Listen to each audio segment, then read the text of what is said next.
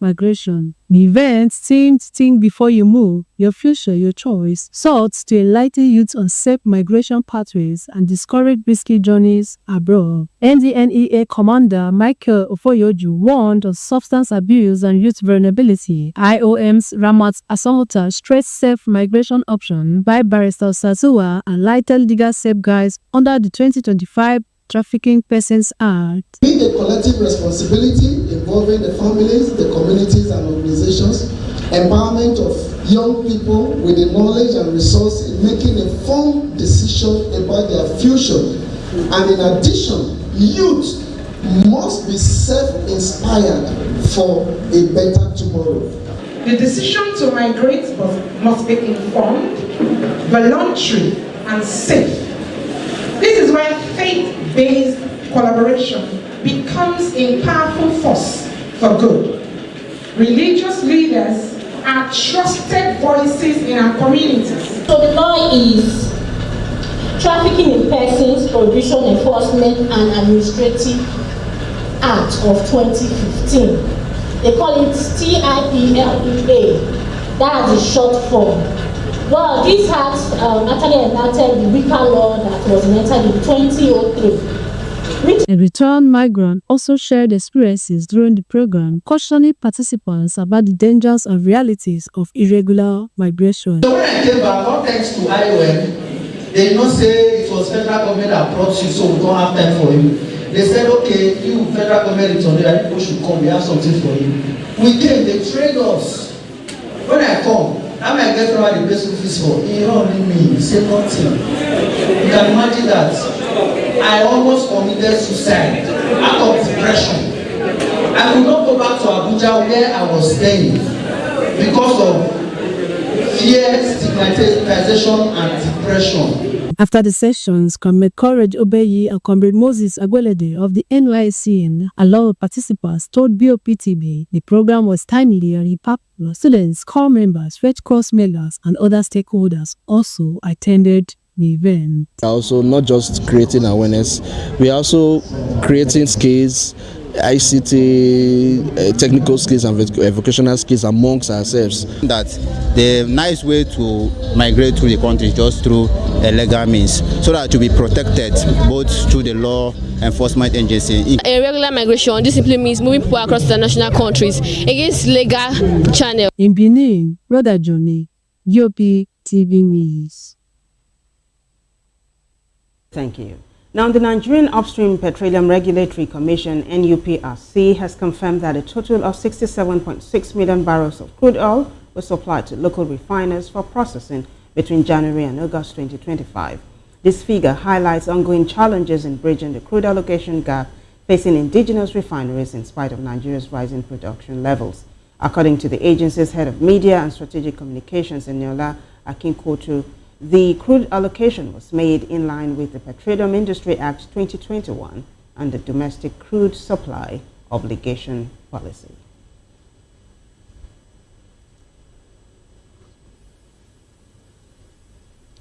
So we'll go for a commercial break now, and when we return, News Hour still continues.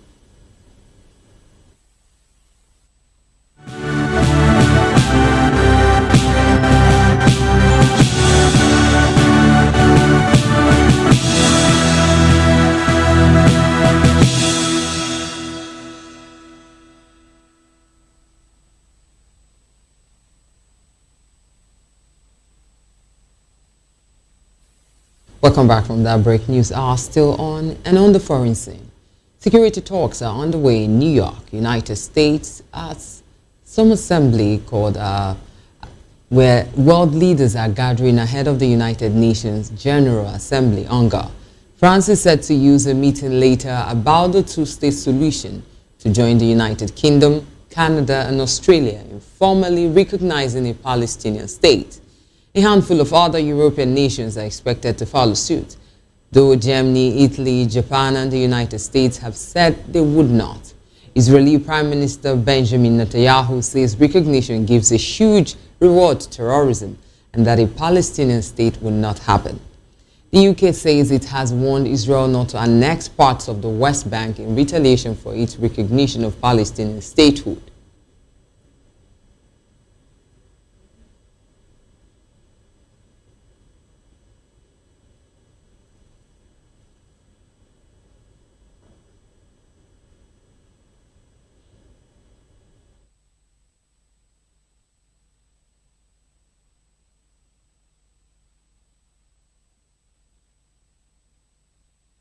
Well, in business news, Nigeria's gross domestic product, GDP, grew by 4.23% in the second quarter of 2025, marking a stronger performance compared to previous quarters, the National Bureau of Statistics, NBS, said. The NBS said in the GDP report released on Monday that the growth represents a 1.1 percentage point increase quarter-on-quarter. This is from the 3.13% posted in first quarter 2025 and an improvement over the 3.48% recorded in second quarter 2024. According to the NBS, the new figures follow a rebasing of the national accounts using 2019 as the base year and aligning previous quarterly estimates with the rebased annual series. In a further breakdown, the report showed that agriculture grew by 2.82%, up from 2.60% in second quarter of 2024, while industry recorded the strongest expansion with 7.45% compared with 3.72% in the second quarter of 2024. Also, the services sector grew by 3.94%, slightly higher than the 3.83% in the same quarter of 2024. It further added that in terms of contribution to GDP, the industry sector accounted for 17.31% in the second quarter of 2025, compared with 16.79% in the second quarter of 2024.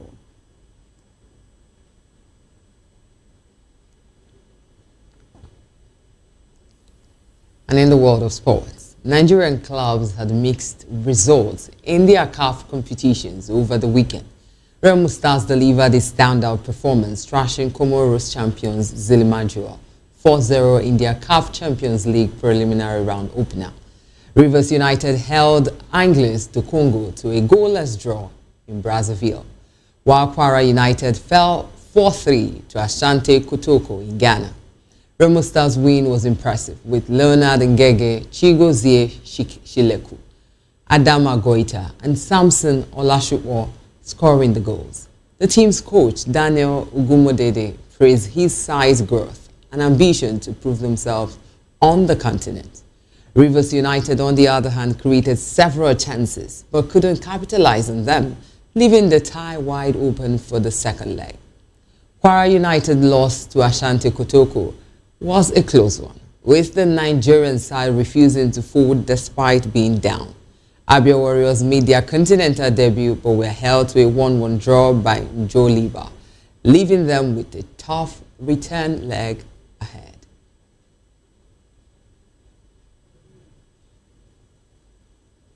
Well, entertainment news is next.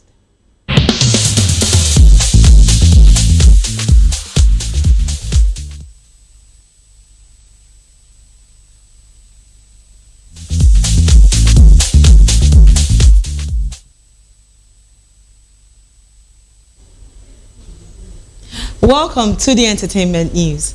Asake has made history as the first African artist featured in the NBA 2K franchise. His hit song Wave, featuring UK rapper Central C, is now part of the NBA 2K25 Season 2 soundtrack. Asake also appears courtside in the game, giving fans a chance to spot him in the virtual crowd. The milestone marks another step in Asake's global rise and highlights the growing influence of Afrobeats worldwide.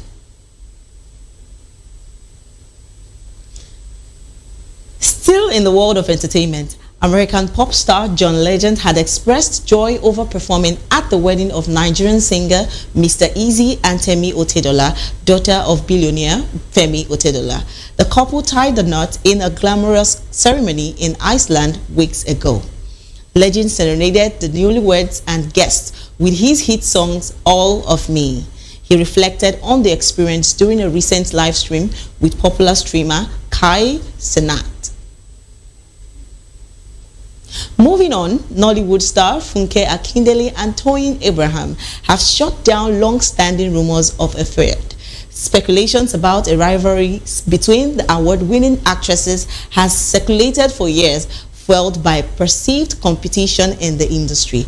But the duo recently put the claims to rest after being spotted chatting and dancing together at the movie premiere of Wunmi Torilola and skit maker Kiki. A now viral clip shows Akindele pausing mid-dance to engage Abraham in a private conversation, prompting playful teasing from Kiki. The public display of friendship follows a recent note from Abraham where she admitted to a past heated exchange driven by a fan, tension, but insisted there was never real animosity between them. And that's it for entertainment. I am Precious Agumanu.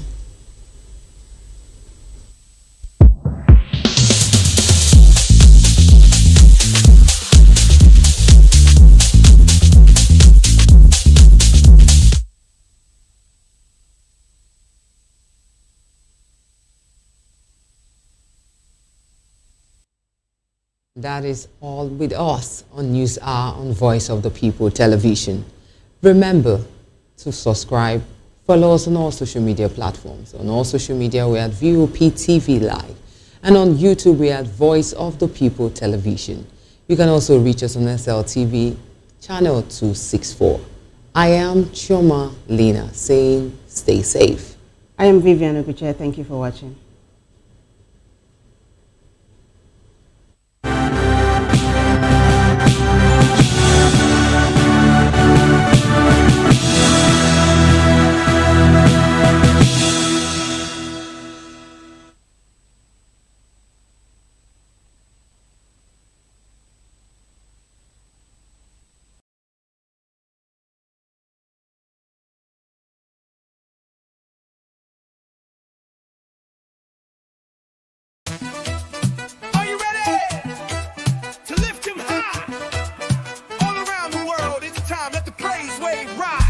It's Praise Wave Live. Oh yeah, the rhythm of grace we testify.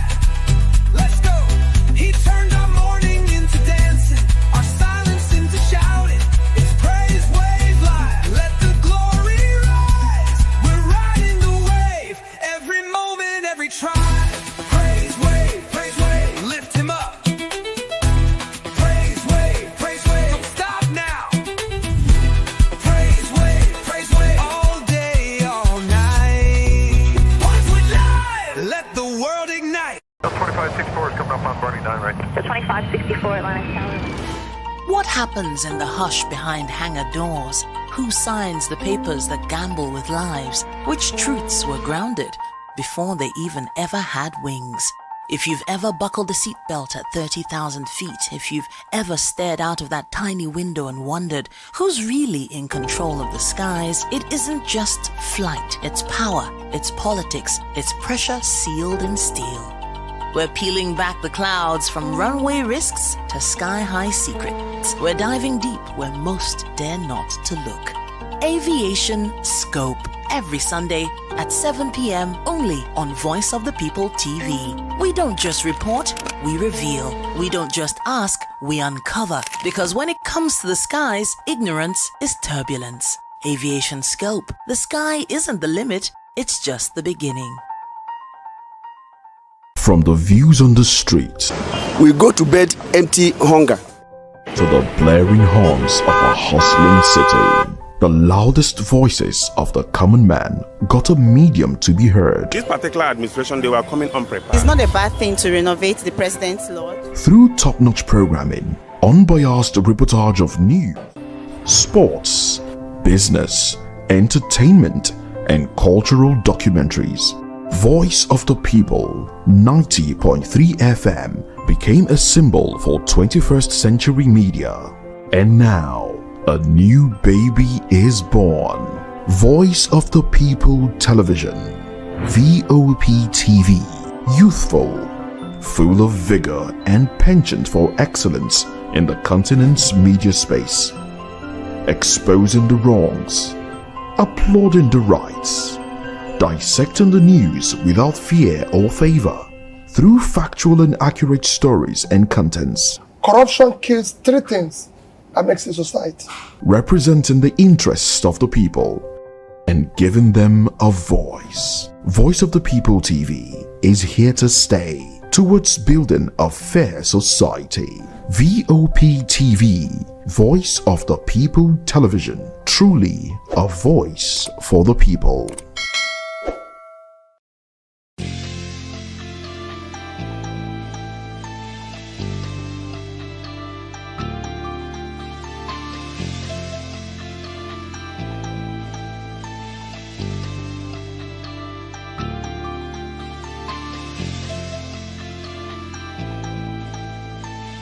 Moses Humphrey. And of course, let's get you into the topics for today. Sowore sues Wike in American court over newly acquired Florida mansions as U.S. says corrupt Nigerian officials may face visa ban.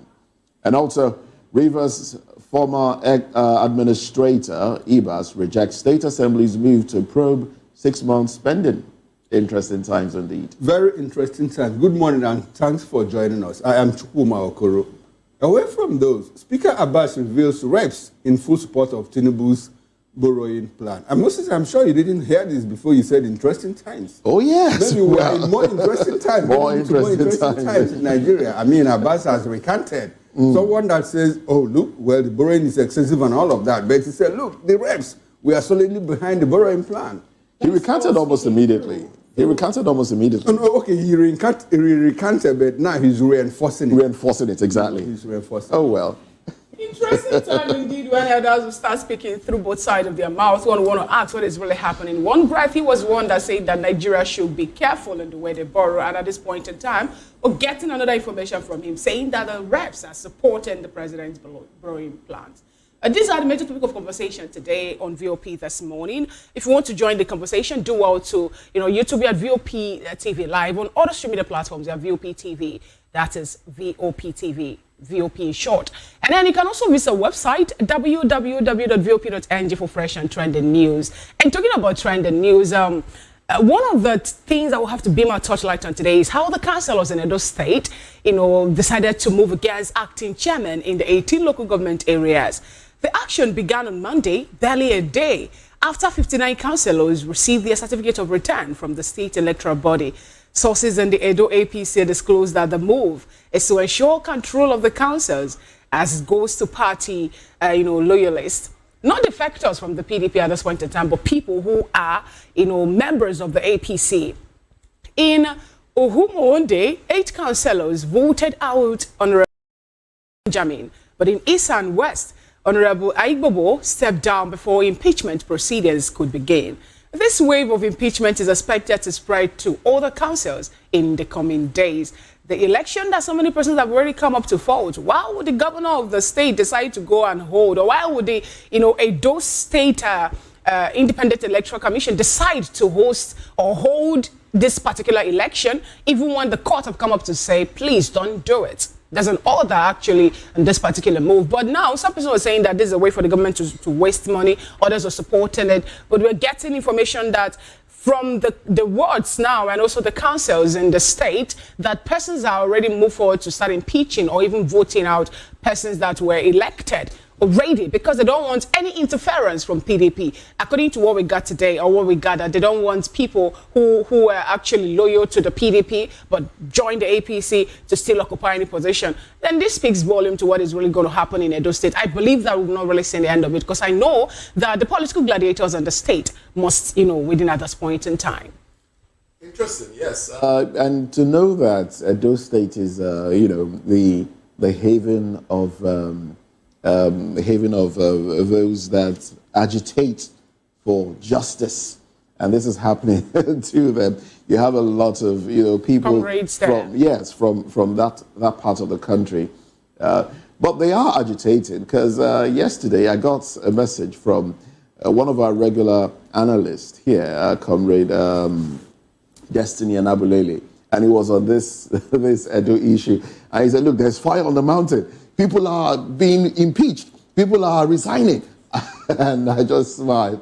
I said, well, we wait to see what happens in the coming days. Meanwhile, the governor took some of his cabinet members to, the UK to start up, to basically launch a project. I think over 200 and something million naira. Well, that basically is the next trending story that we'll be touching on. But you see, we spoke about this yesterday, and there's a lot of disregard to court orders, and it's not getting any better. And it's because people are looking at those at the top. They're looking at the presidency, they're looking at, those at the executive at the top to see how they act. And others, others are following suit. acting in accordance to those at the top. That's what we are getting. Very unfortunate, I must say. Yes, quite unfortunate. Like you said, we talked a bit about this yesterday. And like I said, I don't know what Edo State is turning into. Well, like you also said, which I agree, we have a preponderance of human rights and civil rights activists in Edo State, and all of this is happening. But for one thing, we are still battling with, Edo people are still battling with the disregard to the court order. They don't conduct by-elections in local governments. The state government, through the Edo SEC, went ahead to conduct that. But what I see is a greater problem for Edo people, because the fact of impeachment, why the councillors are impeaching the chairman is because, look, people just came from the PDP into APC and they become chairman and all of that. Disregarding, leaving out party loyalists those that worked, that have been working for the party over time.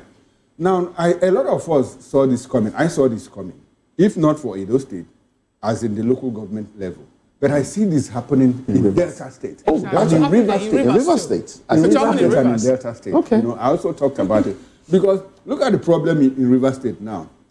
There's already internal crisis in the PDP. Exactly. Because the people that won the APC council elections, the council elections for the APC in River State, practically moved with Wike from the PDP. From the PDP. So there's already internal wranglings in Rivers PDP. And in Delta State, the governor moved from PDP to the APC.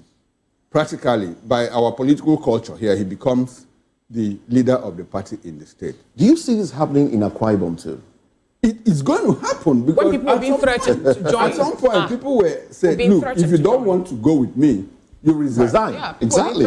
You resign. And I think we saw two or three people that said, look, we are not moving with you. Now, I see why you said yesterday that we shouldn't disregard this talk about a one-party state. We seem to be tilting towards that. Regardless of the fact that there are other parties, but they just might be redundant.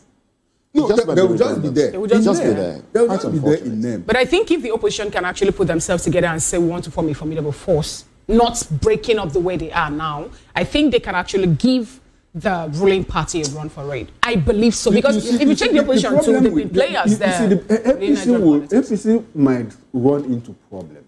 It will improve. Because if you go back in time and look at the politics of the Fourth Republic, PDP, you know, in all their infamy, everything they did in the 16 years, they had what is called internal democracy.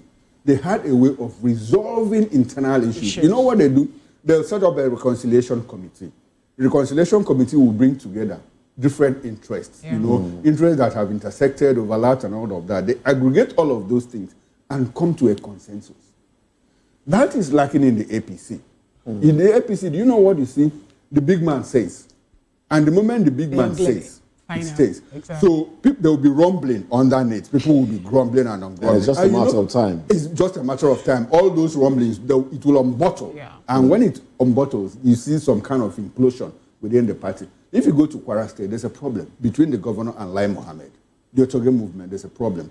If you come to Lagos State, whether we agree or not, there's a problem. There is a problem. In APC. Yeah. If you go to Abia State, where I come from, there's a problem within in fact, they have three factions. OUK faction, Benjamin Carlo faction, Uchoga faction, three of them. And so that is what you have in practical all these states. Because the big man will come and say, look, enough of this. This is the person. And people will just accept it. Yeah. You know, so Edo State is more like a test case. I expect to see more of this happen in other states. Well, the other story that I touched on earlier. It's Nigerians have faulted Governor Monday Okpebholo's idea of holding an investment summit in Glasgow, and it's been described as a waste of taxpayers' money. On X, formerly Twitter, many users questioned why the state government could not hold the summit in Benin, the capital. Instead, traveled all the way to the abroad. Well, the summit, aimed at promoting diaspora partnership and attracting foreign capital into Edo State, drew backlash from Nigerians who question its location and cost. It's not the first time Nigerians are going abroad to host things that concern Nigerians here. And I saw a picture from a journalist friend of mine who is in London, and she took a picture and sent it to me yesterday as well. Said, these are the men holding Edo State together, and then they were all lined up behind her. And I just smiled. There was a Febwa there and a few others, and I'm like, okay, these men are here to launch a summit. Meanwhile, back home, there is trouble. Well, I think it's a matter of time, like we said earlier, before things implode. Destiny Enabulele was basically ranting yesterday. So it's a matter of time. Those dissenting voices are getting louder and louder. And like Chukuma said, I mean, it's just a matter of time. If the presidency can decide to hold the mid-year, into the next 2 years of exactly. Thank you so much more for that. Mid-term evaluation of their activities and the way of governance here in Nigeria, somewhere in abroad. Why won't we go to Scotland for a summit? Yes, if the presidency could move such. Imagine when we want to evaluate how you've governed Nigeria for 2 years and boom, you're doing that somewhere very far away in Europe, and then someone want to set up a summit. And also if the 27 or 29 lawmakers of River State then could be, they flew them abroad for them to have a meeting on how to govern Nigeria or how to govern people of River State well. I don't see the reason the governor of Edo State will not go to Scotland to go and have a summit. This shows more to what we are seeing. It's going to get to a point where people will go abroad again to discuss local government election. It will happen in Nigeria. It's going to happen. And when that actually happens, we will understand what we've done to ourselves. That's all I can say. Okay, that's all you can say. I practically disagree with you and Moses. Okay. I disagree with you. Let me start with you, Fina. The last example you gave, like the president went to, I think, UK, to do midterm evaluation and all of that. I mean, he went to report back because it was also in Chatham House. Now we saw movements here and there between people and powers that be in the UK. We always go to UK, to decide who becomes the next president. So after that, it was worthwhile for the president to go back to them and say, this is what we have done. Are you impressed with what we have done? So that in the next 2 years, we'll keep doing that. But for what Monday Ogbebolo has done is simply business, if you ask me. It's an investment summit. If you go to pitch for a multinational, if the multinational doesn't come to your office, you go to their office, to go and pitch. So Edo Investment Summit was taken to Glasgow, where there's an opportunity for Fortune 500 companies to fly in, from US, from Europe, all parts of the world, Asia, and all of that. Meanwhile, it's very difficult to get a Nigerian visa now if you're outside. So it's easier for them to get into Glasgow. And the governor says, probably I have this solid mineral. I have these, what do you call it? I have, can someone help me now? This thing that they use for coal tar, minerals. Bitumen. I have bitumen. You display it in the table. You have corn. You display it. You have you have palm oil. How many times have we seen those? How many times have we seen Americans and come to Nigeria to hold summits like this, business? Do they want you to come and invest in their country? But we have Nigerians investing there. How much do you invest? We have Nigerians investing. We are looking at somebody who wants to attract billion-dollar businesses. Exactly. So you have to take the word to them. You have to go and pitch for them. It makes economic sense. So he's learning from the big man, if you ask me at this point, because the president also is moving around to foreign direct investors into coming to Nigeria. So he's learning from him. So you don't stay at home. See, if you want to get close, if you want the sun to shine on you, you have to get close to the sun. And then, if you're afraid of heat, don't get to the kitchen. Yeah, interesting. But then, we said this many times. Do you think people will come to a place where they feel the courts are not obeyed? Because that basically is what business will be hinged on. Okay. Law. Now, if they feel their rights will be infringed upon and they won't have justice when they go to court, do you think investors? No, that is the new model of business. Asians will go to a place where they don't wait for you to infringe on their rights. They infringe on their own rights and know that they will get away with it. Are we not seeing in this country? It's happening before our eyes. You know, that's the new model of business. And those countries are making progress. Forget about courts. They go to, look, investors go to where there's a problem. And in providing solution, they cash out. That is business. Didn't they teach you that in business school? I mean, why are you looking at me like that? So, honestly, in all honesty, I don't see anything wrong in what Monday Okpebholo has done. The Alex Oti took... I feel bad for my country. No, you don't have to. I do. It makes business sense. Alex Oti went to Hungary. You know, he went to Hungary with Abba-made shoes. He went and displayed Abba-made shoes. This is what we can do. This is what we can produce. And when people looked at it solid and all of that, and I hear that investors are coming into Abia State, you know, and all of that. So probably Monday Okpebholo, you know, he's just about 8 months in office. So he's learning the ropes from his predecessors, you know. Let's go there, look for foreign investors, come back. After all, in 2023, we were told that we raked in $30 billion in excess, you know, of FDI, foreign direct investment. So you're saying that Glasgow that have just 631,970 persons in population now can bring the FDI back to you? No, a it's country not of about over that. It's about a place where people can congregate, you know, to discuss peacefully. You know, Glasgow is a very quiet place, Yeah, you know, conducive and all of that for business. It is. It just reminded me of it reminded me of Mama who left Nigeria to go to Harvard to teach them on how to make adire. Now Nigerians who have Mama in Nigeria who could not go to Mama to say, teach us how to make adire, now to write exams to go to Harvard to learn how to make adire from the Nigerian Mama. No, So when that's you what talk we're about doing. Mama Nice and one. Harvard No, and this thing, when you talk it's about good. Mama, Harvard, and what comes to my mind is Ndidio Kiriko UK and Aroma Ote, when they were having their back and forth, we did this, I didn't do that. And Aroma said, you know, I finished from Harvard. Ndidio said, oh, I didn't finish from Harvard, I went to teach in Harvard. You know, so I don't know if they are the Mama that you are talking about. Anyway, let's move away from all of that. We talked to business. Now, let's get back to politics. Former Attorney General of the Federation, Abubakar Malami, on Monday revealed that he was invited by the Department of State Services, DSS, over the attack on his convoy in Kebbi.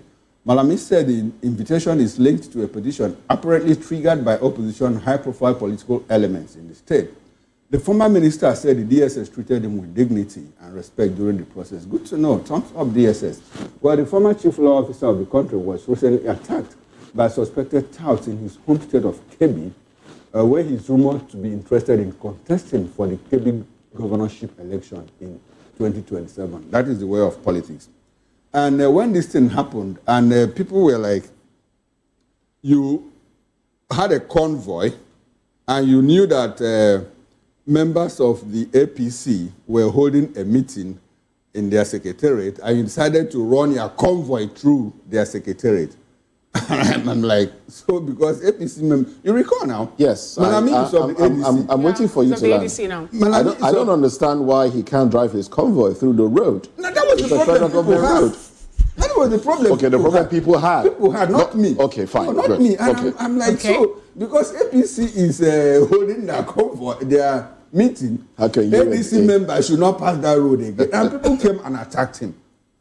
And we also hear that it was even the people that put up a petition against him that he wanted to cause trouble. But he said that, look, DSS treated me fairly, with respect, maybe because he's a high-profile,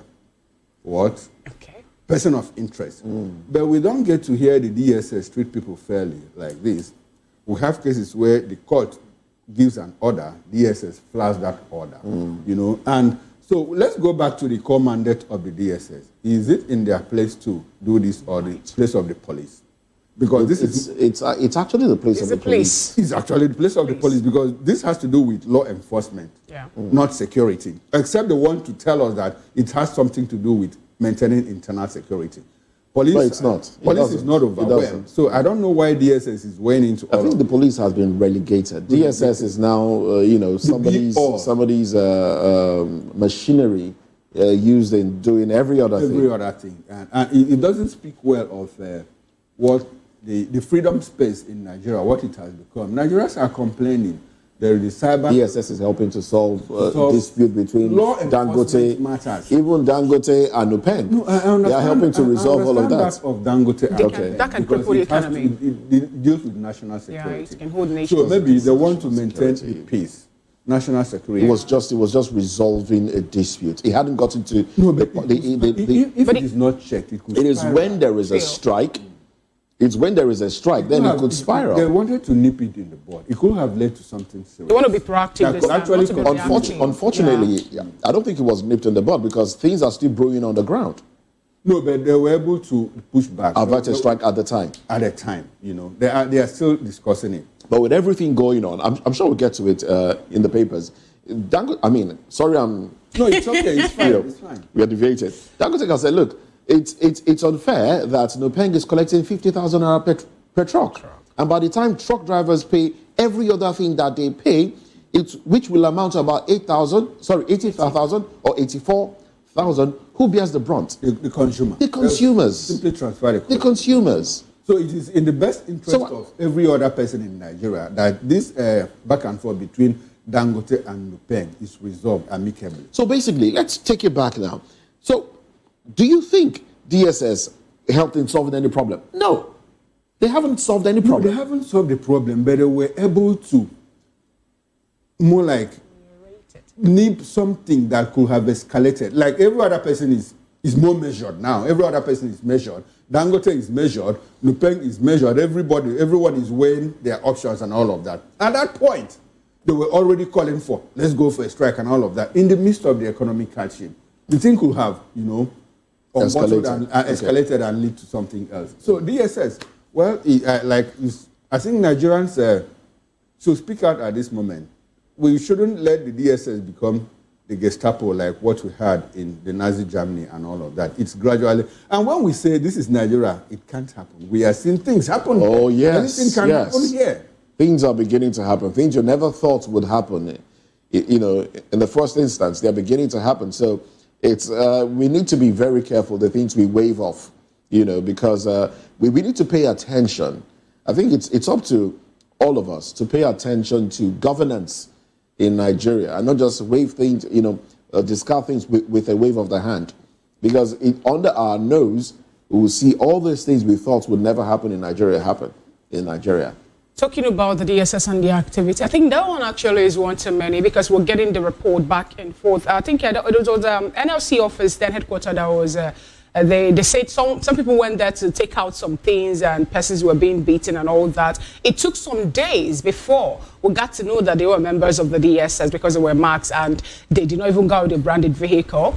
And if you check it bit by bit, you find out that Nigeria's security apparatus is not really the way it should be. Yesterday or 2 days ago, somewhere in the news, we learned that the military were being sent to go and help to maintain law and order in a place over dispute over land in Cross River State. And when I saw that, the first thing that came into my mind is, are we going to see another Okwama scenario where you send military to go and discuss land dispute? Man, I don't understand what is really happening. And these are the persons that were saying that, we are stretching, or they are being overstretched over the fact that they are first working on making sure they cover the issue of insecurity. I'm talking about terrorism fighting and every other thing. And then you're bringing them, reducing them.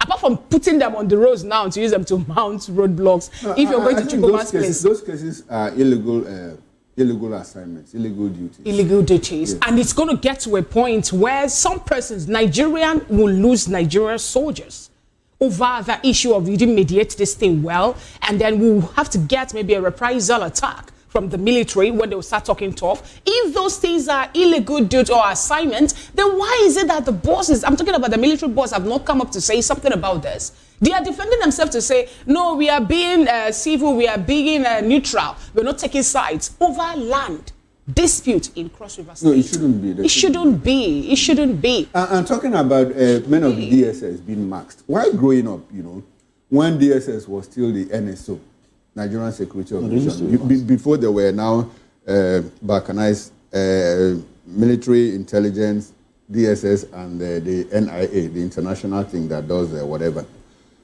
You hardly could. You could be in, like in school. We had DSS as students, but we never knew them. You cannot. In the streets, you live with them, but you never knew them. But this moment, It's become a thing of pride. Before you know it, DSS. So if you just do, and they carry gun in the open. At that time I'm talking about, the police too, they used carry to gun have, in the open. They have, no, police is law enforcement now. Police You know them, they don't No, match but DSS is undercover. They are supposed to be undercover agents. Exactly. You don't get to know them. But now it's very open, you know, and they pride themselves as DSS. If you do anything, they. In fact, you even have politicians who have been escorted by men of the DSS. Quite unfortunate, who have become as a people. Interesting. I think that's how far we can go on talking about the trend and stories. We'll go on a quick break, and when we come back, we'll x-ray the headlines. I'm talking about the national dailies and what made it to their front pages. To stay with us.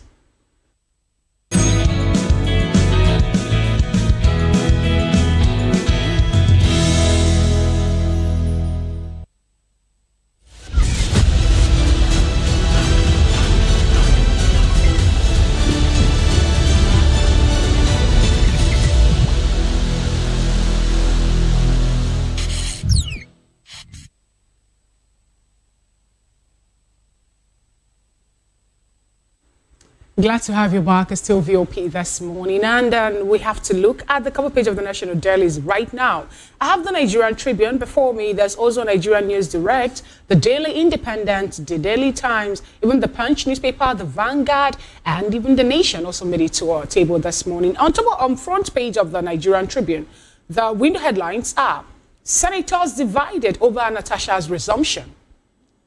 Right after that story, her trial on alleged cybercrime against Akpabio stalled, rescheduled for October 20.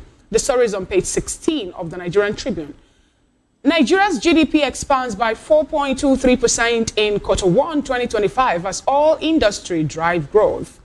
The banner headline: Tinubu Fubara in father-son discussion in Aso Rock. Right after that, governors seek guidance on how to avoid further crisis, and Rivers restates peace with Wike. Bodies of 8 missing policemen recovered in Benue as gunmen kill APC chieftain. 4% FOB levy. LCCI expressed concerns over enforcement despite FG suspension, calls for policy clarity. U.S. threatens visa ban on corrupt Nigerian leaders. I think this one it's for me, I'll tell you it's long overdue, and it's on page 3 of the Nigerian Tribune. Nigeria loses $18 billion to financial crimes yearly. That's coming from Abbas. Court fixes September 29 to hear Osun government motion on withheld LG phones. And on the health sector, inhaling marijuana increases risks of asthma attacks by 44%. And that's according to a study. Some will say inhaling marijuana, so don't go to where they are smoking marijuana so that you don't have asthma. Those are the stories you'll find on the cover page of the Nigerian Tribune today. All right, then. Well, some other papers have advertorials basically occupying their cover pages. So let's just go to News Direct then. News Direct, we have Dangote Refinery. You can only delay change, not stop it. Otedola tells marketers, hails Tinubu's deregulation policy for dismantling oil industry cabals. And then controversy as federal hospitals stripped of equipment to aid Osun University accreditation. I'll take that one again. Controversy as federal hospital stripped of equipment to aid Osun University accreditation. Nigeria's economy accelerates in Q2 2025 as oil production rises. Lawmakers order AGF to account for 2.4 trillion naira paid to contractors. Well, those are the headlines on the cover. Oh, okay. There are window headlines as well. Fubara declares peace after meeting with Tinubu. Senator Benga Daniel flouts due process in constituency projects implementation. Ogun government alleges. Well, those are the headlines. And from the first daily newspaper, beside the nameplate, Fubara declares Rivers crisis over. Says he, Wike working together. Quite interesting. Osun, Lagos lead as INEC registration hits 5.3 million. Corrupt Nigerian government officials risk U.S. visa ban. Now the big story, pure injustice. Governor Diri describes Bayelsa's only 8 local government areas. I'll take that again for emphasis. Pure injustice. Governor Diri decries Bayelsa's only 8 LGAs. And, okay, more news here. Fobara has right to reclaim 6 months tenure, lost suspension. Okonkwo. APC chieftain Eje Ude shot dead by gunmen in Otukpo. Sad one. Air Tanzania opens direct Lagos flight to boost trade tourism. When will Air Nigeria open direct flight to Dar es Salaam? Well, big question. Corpses of 8 missing policemen found in Benue. Wow. And in the world of sports, Ousmane Dembele wins 2025 Ballon d'Or. I hope I got that name. Ousmane Dembele. Ousmane Dembele. Yes, Ousmane Dembele. Okay, wins 2025 Ballon d'Or. Okay, that's it from the first daily. I love that. They were doing the Ballon d'Or. Yeah, I didn't know. Yeah. Oh, yes. Okay, the Ousmane Dembele is African, right? It's plays for France. Plays for France. Okay, so practically it's French that won. Yeah, and I love him for that. I love France Ousmane that won. Oh, it's okay. That's it from the first daily newspaper. And it's a change. It's a change from Messi winning. Messi has always won the Ballon d'Or. And Messi, and Ronaldo. Ronaldo. Yeah. Or any other person coming up. Back and forth, 2 of them now. They have. I think they have the most Ballon d'Or awards. The both of them. They do. Oh well, those are. Let's move away. Let's get into the major conversation for today. One of them, Sowore sues Wike in American court over newly acquired Florida mansion, as United States says corrupt Nigerian officials may face visa ban. Is visa ban enough? Oh well, let's talk about this when we come back. Join us again.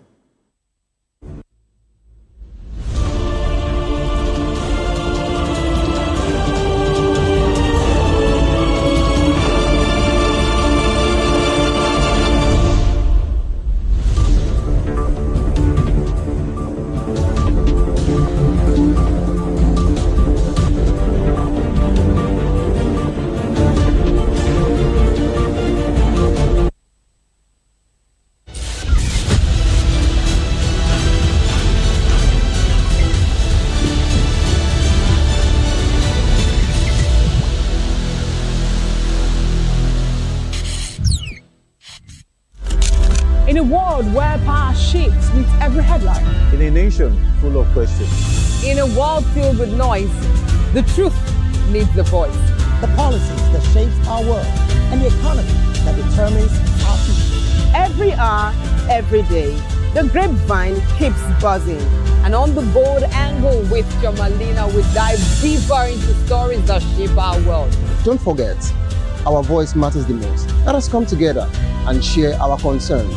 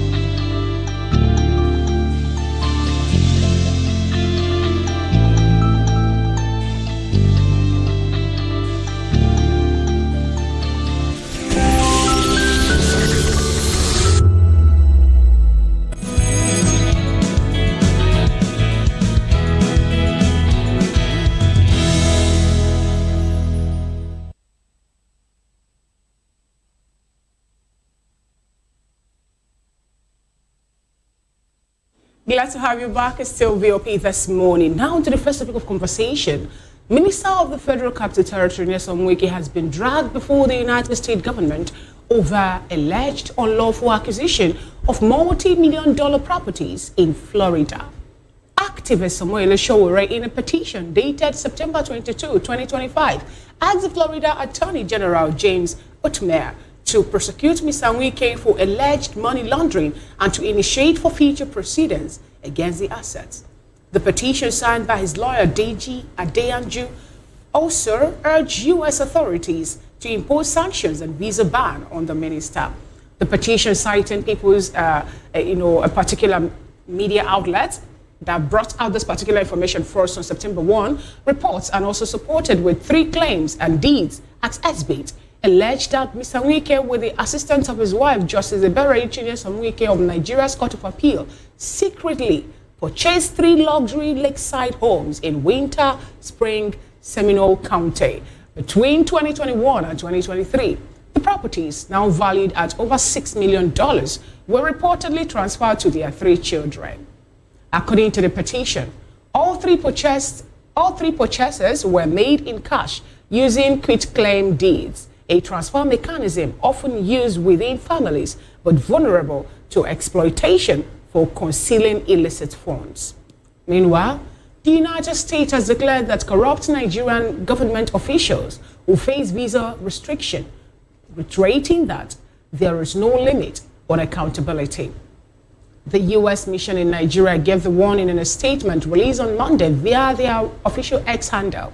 The warning comes just as after Federal Capital Territory, Nyesom Wike, who happens to be the Minister of the Federal Capital Territory, was petitioned before U.S. authorities over alleged unlawful acquisition of multi-million-dollar properties in Florida. We have with us here in the studio to help make sense of this, we have Prince Francis Chilaka. He's a political affairs analyst. And we'll also be joined by Honorable Ejiofor Igwatu, who happens to be former member Anambra State House of Assembly. He's a politician and also a public affairs analyst. And from Abuja, we'll be joined by Edwin Adai. He is an executive secretary, African Institute for Statecraft International, and also a politician too. And we'll also talk to Honorable Dr. Jude Emeka Omobowale Idumogo. He's in diaspora. He will join us. He happens to be the former member, Lagos State House of Assembly, and he represented Oshodi Isolo constituency too here in Lagos State. Good morning, Prince Francis Chilaka. Yes, good morning. Good to have you join today's VOP this morning. Honorable Dr. Jude Emeka Omobowale, good morning, if you can hear me. All right, Honorable Edwin Adai, good morning. Good morning, Nigerians. Good morning, People's TV. Thank you for having me. Good morning. Honorable Ejiofor Igwatu, good morning. Good to have you join today's conversation. All right, Prince Francis, let me start off with you. What do you make of this particular petition by Sowore to the U.S. telling them that they should investigate property acquisition made by, a Nigerian minister, sitting minister? This particular thing, according to what we gathered, was the transaction happened between 2021 and 2023. That was actually what we found this. I think what Sowore is doing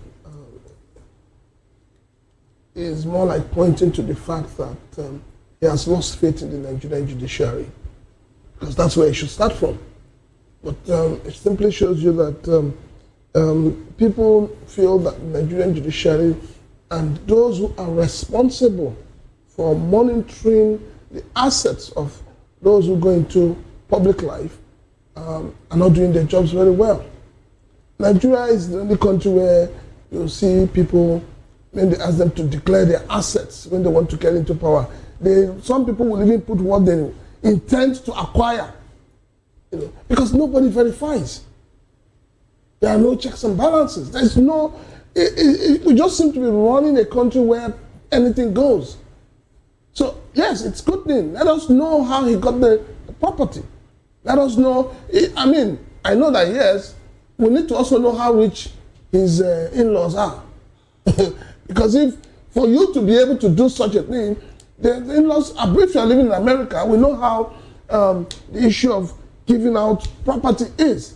So it means that the in-laws must have quite a number of properties that they have decided to give out some to the family members. I needed to ask this question because at what point is it that someone acquiring a new mansion or buying a new car not to be unlawful? I don't understand that. No. We're not saying it's unlawful. What we're saying is that because Nigeria has become a country, found itself where leadership is all about corruption, trust deficit. The people don't trust those who are leading them. So every time you come out and say, oh, you have a new car, everybody's wondering, how did you get the money to buy it? Where is the money coming from? So it brings us back to the question, how much is the governor earning? How much are you earning today as a minister? And then the property we here was bought in cash. And we know that in America, it's a credit society. So how did you gather that kind of cash? So it is a good thing for us to know. I watched an interview where Wike was being asked the same question, and he gave him, the impression he gave is that he doesn't know what his family and his wife is doing, which is totally wrong. When you say he's wrong, before now in Rivers State, I could remember that there was a time a particular man was picked, for questioning over the internal wrangling happening in the state before the declaration of the state of emergency. He gave a different testimony, and the wife was like, "No, this is not my husband." So when you say it's wrong for Wike to say, "I don't know what my wife is doing." Wait, Fina. All right. We know how a husband and a wife relates, and we know how a political wife and a political husband relates. In Nigeria, once you become a politician, and your wife automatically becomes another politician. That's why they say the wife of a sergeant in the army is a field marshal. She's in control. And coming back home, where we have an African tradition where the man is the head of the home. So the man automatically is in charge of his family. He should know what happens. All right. Okay, let's get Edwin Adai into the conversation. Good morning to you once again. Now, what are your thoughts on this? Is this witch hunting, like some have said on social media? Some have said, "Oh, it's because they don't like Wike.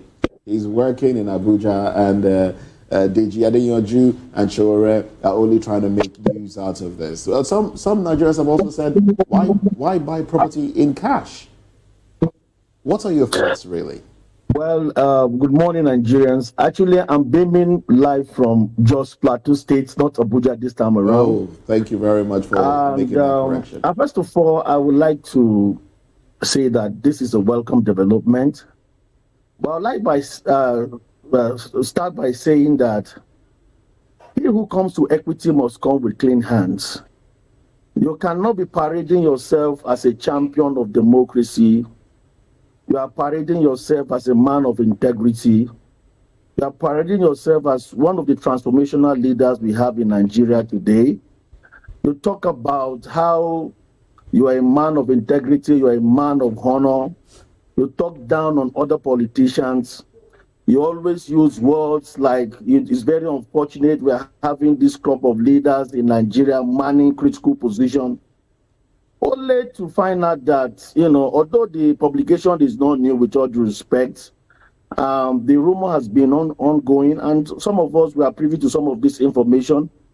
But of course, there is no time that is too late for us to probe into, the activities of our politicians who are in government. So I think it's a welcome development.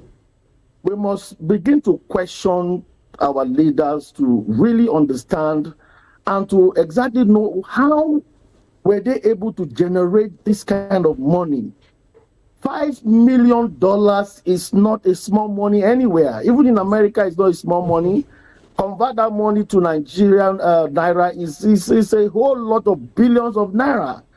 And therefore, if you are a public office holder and you are transacting, in fact, the process of the transaction alone is questionable.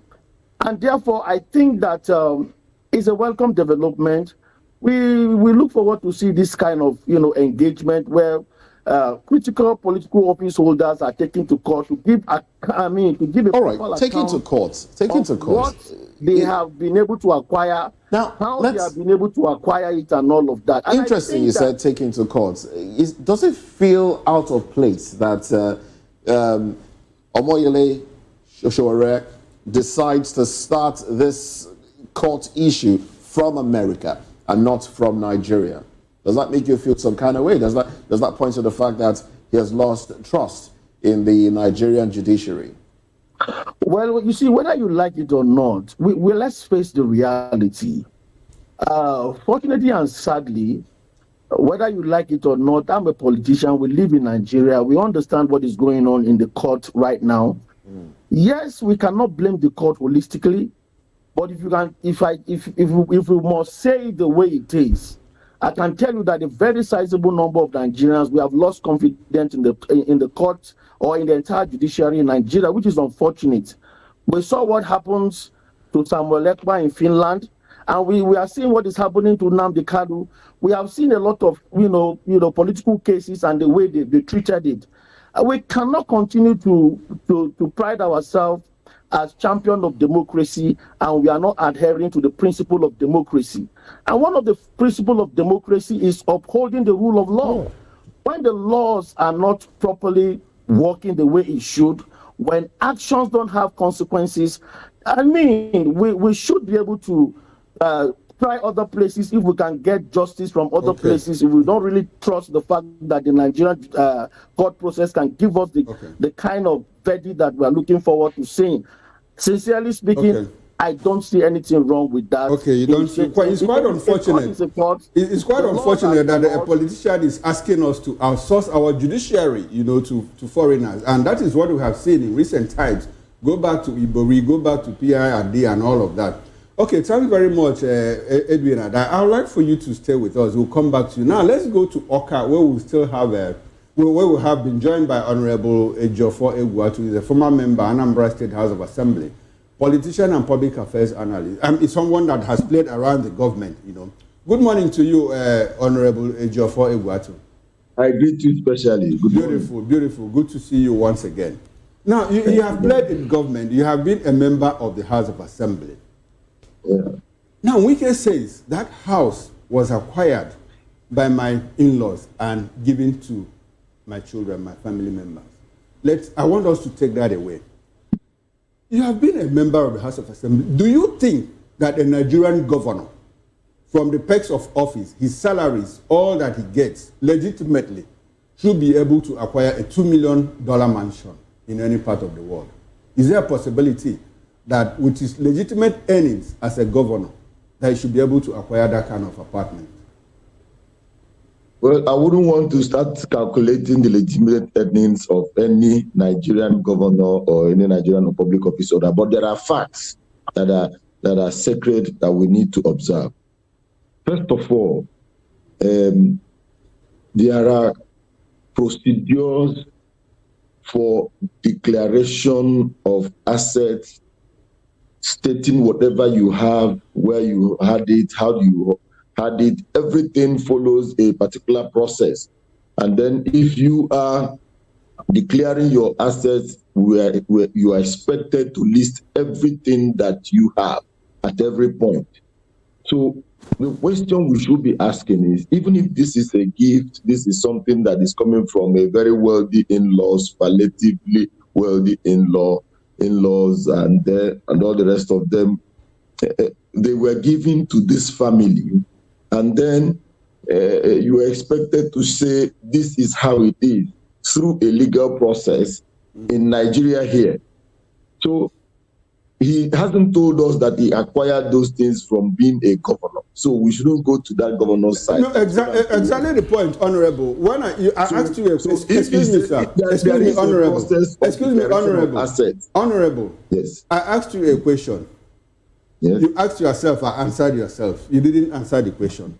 Now we understand all of that, the processes, assets declaration. That is not the question I asked. Maybe you don't want to answer the question. The question I asked do you think that a governor, by his legitimate earnings, perks of office, should be able, we're not talking about Wike now in particular, should be able to acquire a mansion worth $2 million in any part of the world? We are out of Wike now as a governor. You know government, you have been a member. When you make approvals, appropriation, do you think that what a governor receives should be able to get him a $2 million mansion? It depends on when. Okay. It depends on when. Because the rate at dollar is now, it might be too difficult, but whatever. There was a time dollar was almost something close to Naira. So it depends on when. Okay, so that's not really the actual thing about this matter that I really want to talk about. No, I just asked, and you have offered an explanation, you have given an answer. Yes. Now go ahead, sir. Land on your thoughts. Now, well, what baffles me about this is the other side of it, that is the non-reliance on Nigerian judicial system, Nigerian investigative agencies, and all the rest of them. This is a big problem that we need to tackle as quickly as possible. people at the very low level, not just people who want to question government or question governance or government officials, people at the very low level are losing confidence in the Nigerian investigative agencies, the police, the DSS. They feel that these agencies are being manipulated, and people are resorting to all manner of things, all manner of ways to resolve issues. And this is a very big disadvantage to our democracy.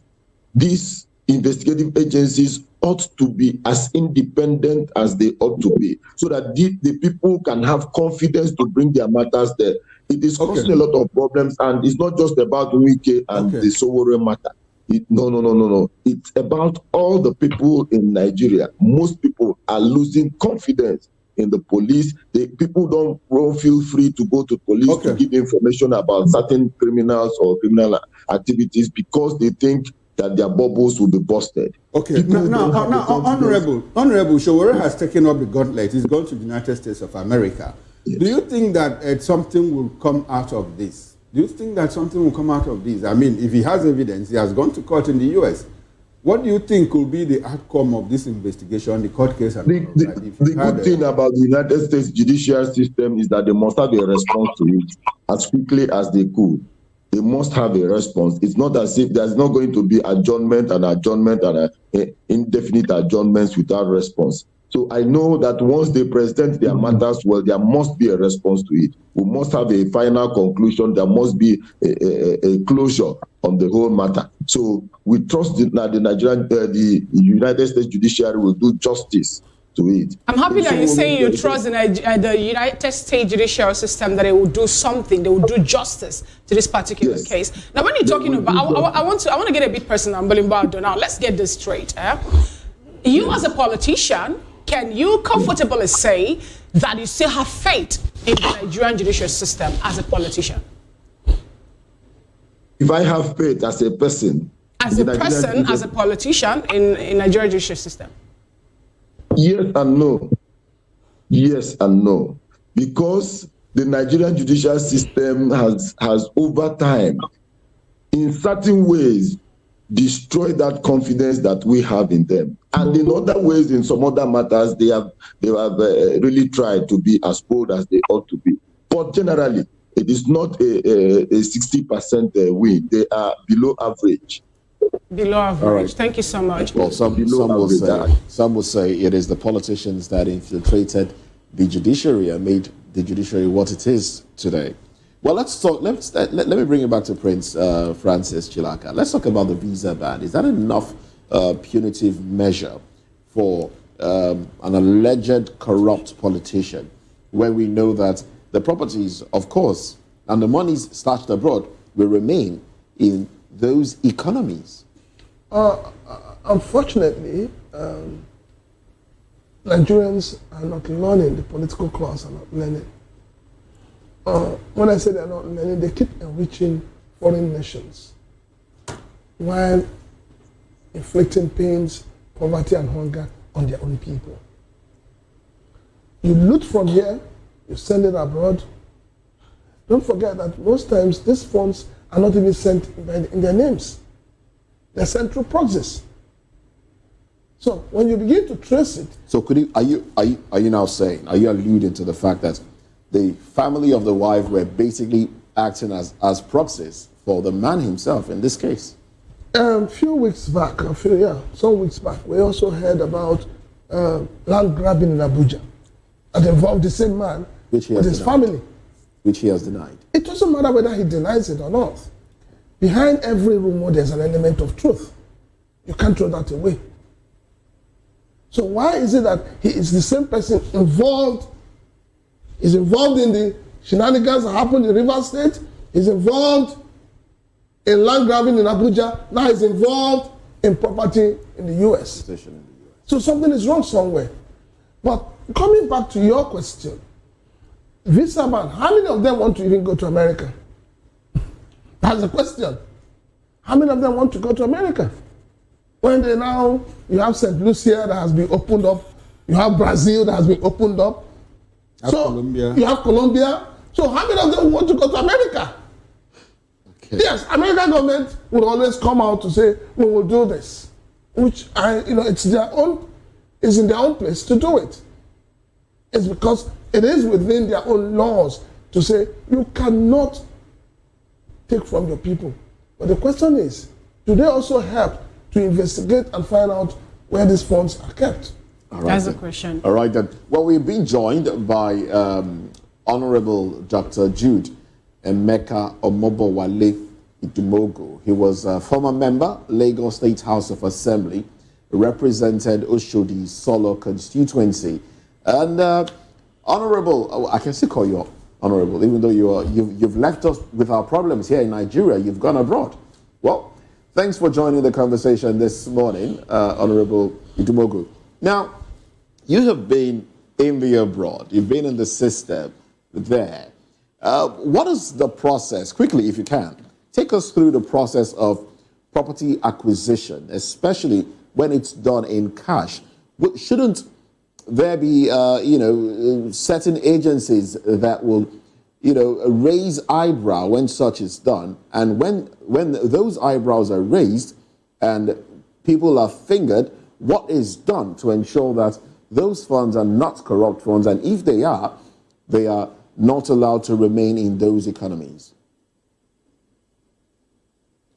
I joined you late, so please, you can pardon me. Let me follow up what is going on before I can comment. I'm sorry.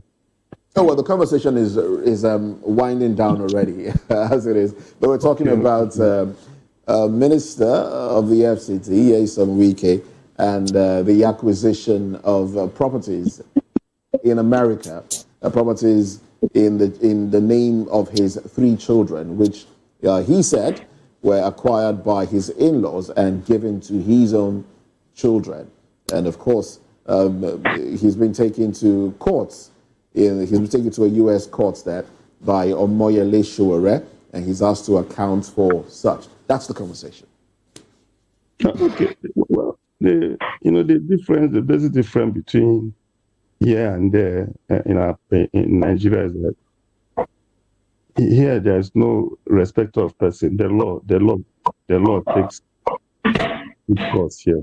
The law takes its course. If you are indicted, in fact, the truth is that you irrespective of who you are, you go to jail. How easy is it to acquire properties, especially to the tune of over $500 million in cash? You must have passed it through some agents. Of course, in everywhere there's always some element, some people who also dare the law, who take the risk, dare the law in whatever they do here.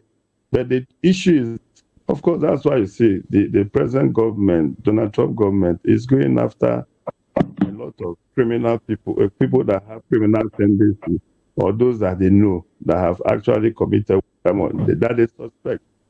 So, but the bottom line is, the police are working, other agencies, FBI are working in this place. So the tendency is that when you are, of course, there's crime everywhere, but the difference here is that when you are caught, of course, going through cash is difficult, but people will always want to make some profit in everything. That when you compare with that, the cash, the money involved also is big. You cannot go through the normal banking system because they ask questions. They want to route it through another way. And like you say, we're all human beings. There are people that want to dare the system. But the difference here is that when you are caught, you pay for it. That's just it. Now, in situations whereby individuals are found wanting, are found to be guilty, do you think a visa ban is enough punitive measure? Can you hear me? Yeah. All right, you seem to have some sort of distraction there. All right, then. Well, I think you're just waking up because that's what it feels like talking about Honorable Jude Idumogu. Well, let's get back to Adai, Edwin Adai in Jos. Now that's where he's talking to us from. Edwin Adai. Now, how do you see this play out? How do you see this play out? Is this an exercise in futility and backed upon by Omoyele Sowore, whom some have also said that he's somebody's lapdog? Some have said some individuals, some people abroad are paying him to do the things that he is doing. How do you see this play out?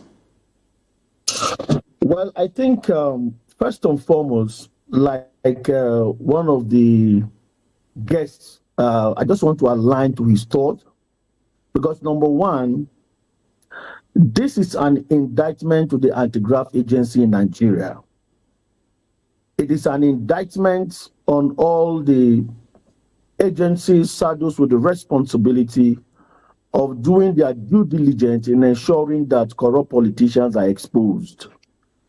We cannot run a system where, how did we even get to a system where a politician can literally amass that kind of humongous amount of money and then launder that huge amount of money undetected? The word is undetected. The money flew from Nigeria and then landed in America, entered American economy. Even the American government needs to be questioned. It is not enough for us to say, oh, it is Nyesom Wike. How did the money, what are the processes, what are the procedures? You and I know that that kind of humongous transaction cannot happen without the aid of the government, without the aid of the banks. And I do not think that the system is so vulnerable, so much so that such transaction will go on without any major agency detecting it. I think it's a thing of concern. It is not enough for us to just beam on Nyesom Wike alone. We must also look at the vulnerability of our economy. We must also look at the vulnerability of our financial institutions. We must also look at the acceptability and the aiding of some of these foreign agencies in helping to launder money from Nigeria to other countries of the world. So this is not about Nyesom Wike alone. We should also question the system. We should also question the American government. We should also question the institution of major banks in Nigeria that aided such transactions. Because Nyesom Wike cannot unilaterally, whether by omission or commission, embark on such a transaction undetected. So for me, it is not enough for us to say, okay, let us look at the pros and cons. But I think it is an eye-opener for us to ask some fundamental questions. And therefore, if Sowore is the person that God wants to use to expose some of this abnormality and some of this vulnerability in our economy and our political system, and also understand, you know, the connections, how, you know, banks and major institutions do illicit business. I think it is a welcome development. For me, it's going to open up a more conversation. You see, when you said this thing to be swept under the carpet, when you we must said do our due diligence in ensuring that this thing does not go down the drain. We must ensure that we do everything humanly possible. The responsibility that this thing does not go down the drain is not on the institutions who are part of it.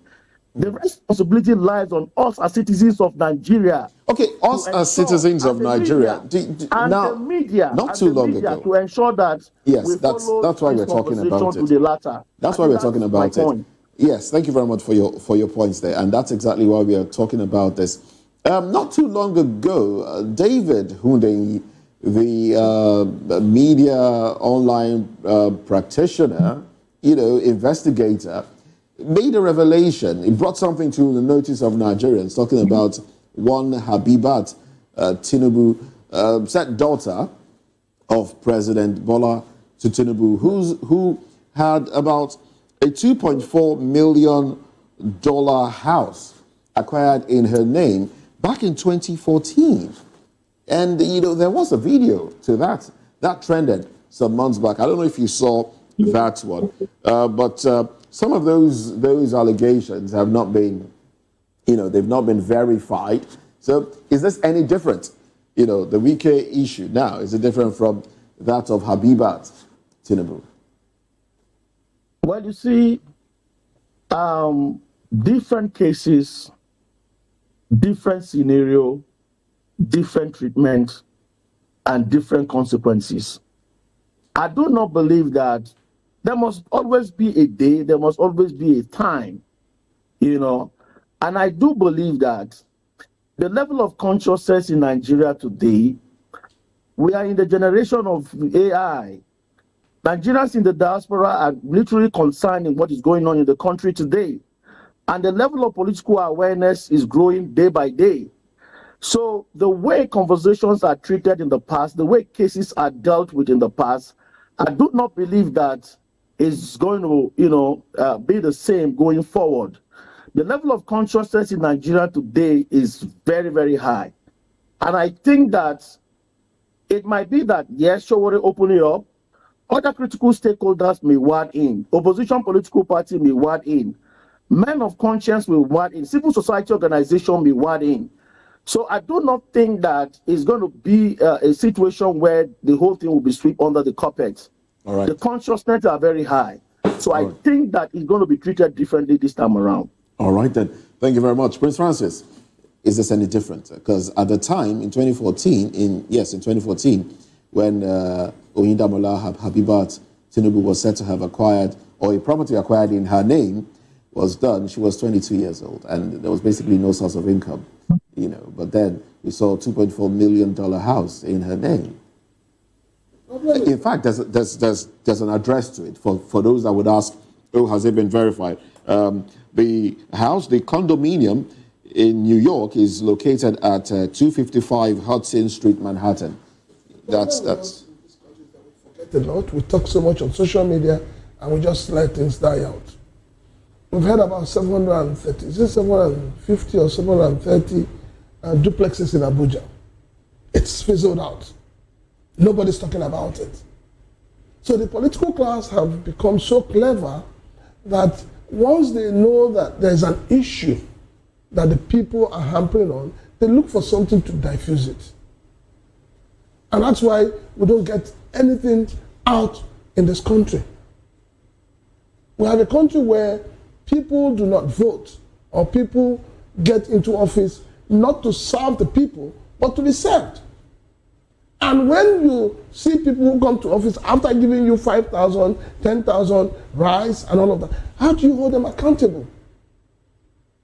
So we need to, for me, all of this thing boils down to the mindset of the Nigerian people. The election is in one day. That 5,000 you're being given, that 10,000 you're being given is just for that day. You've been hungry from day one to the last day, and you think you will die on the last day. Right. So Nigerians must wake up and understand that they are responsible for the kind of leaders we have today. All right, then. Thank you very much. Well, let's get into our next conversation. Rivers ex-administrator Ibok Ibas rejects State Assembly's move to probe 6 months spending. Let's talk about this when we come back.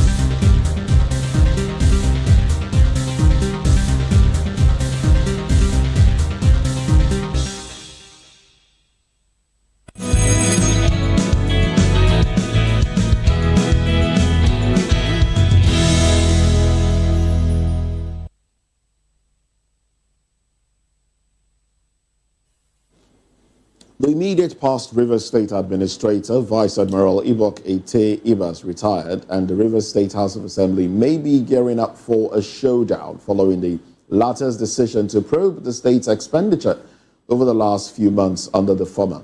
Now, the Rivers State House of Assembly, presided over by the Speaker, Martin Tamewule, during its first plenary after the end of emergency rule, said it would investigate the state expenditure during the 6 months of emergency rule. Now, findings show that Rivers State received at least 254.37 billion naira from the Federation Account Allocation Committee between March and August 2025 under the tenure of the sole administrator. Now, this figure is based on an analysis of fact data from the National Bureau of Statistics and other sources.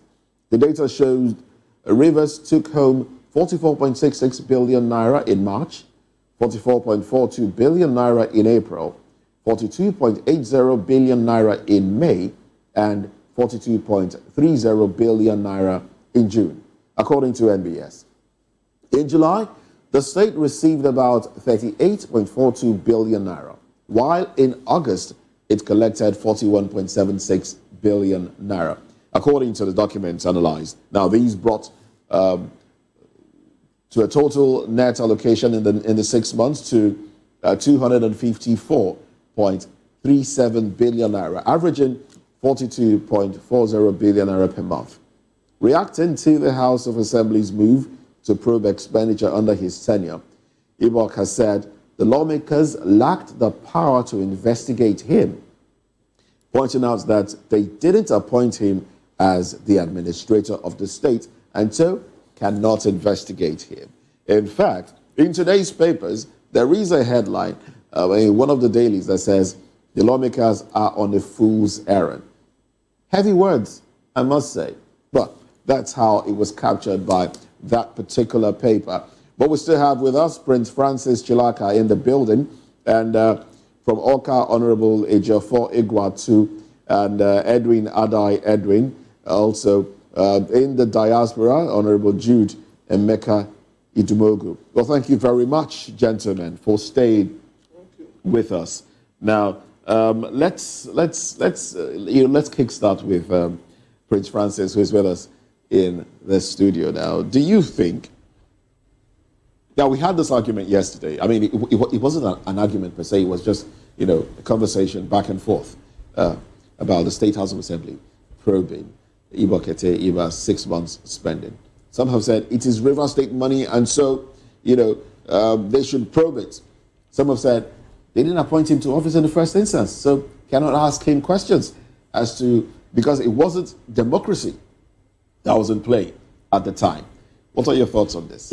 I think the former sole administrator is totally wrong. He needs to submit himself to the constitutional authority, which is the State House of Assembly. He needs to understand that this is not military regime, this is democracy. And in democracy, accountability, transparency, ordinarily should be the watchword. But unfortunately, we seem to be running a system that you can't even define. You can't define what we run in this country today. You don't know whether to call it democracy, whether to call it oligarchy. You can't define it. But you see, it's coming from a point, like I said, and like I keep saying, when you are not instrumental to bringing somebody to power, it becomes difficult for you to hold that person accountable. And that is where he's standing right now. He's standing at that position where the political class will tell the Nigerian people,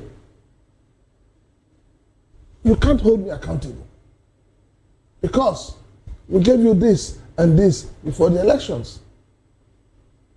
So the National Assembly that supported the presidency to bring him to power should be the ones to probe him. Oh, so you're saying the State Assembly cannot probe him? No, don't misquote me. I said the National Assembly that used a voice vote to put him there should probe him. Well, the National Assembly cannot usurp the authorities of the State Assembly. They usurp that power when they foisted but it was a state of emergency. Unconstitutional government on the people of Rivers. But it was a state of emergency at the time. Let them go, yes. That power they use in a stolen state of emergency, let them use that power to probe him. Okay, now Prince, are you aware that the said appropriation, budget, whatever that were listed, were also approved by the House of Representatives, which at that time had the purview, it was under the purview to make laws for the good governance and administration of River State. So shouldn't they be the one, legally speaking, to probe him, to ask questions? Look, we approve this amount of money. Don't forget that so when... come and tell us how you spend that money. Don't forget that when the democratically elected government in River State was suspended, there was no budget in place. It was part of the problem they had with Fubara. They said Fubara presented budget to 4 members. And when the House came back, they said, we present the budget, which was what the court asked Fubara to do. And that was where the whole drama started falling apart. Now, when IBAS came in, IBAS also presented the budget to the National Assembly, not to the state. To the House of Representatives. Well, that's what I'm saying. Let them go back there. Let them be the ones to probe him. Exactly the point now. So, let them be the ones to probe him. Now, the question is, like you said, let them be the ones to probe him. So, should it be the concern of the Rivers Assembly? They didn't approve the budget. So, what should they probe there? Is the House of Reps that approved it? Shouldn't they, like you have said, they should be the one? It is an aberration.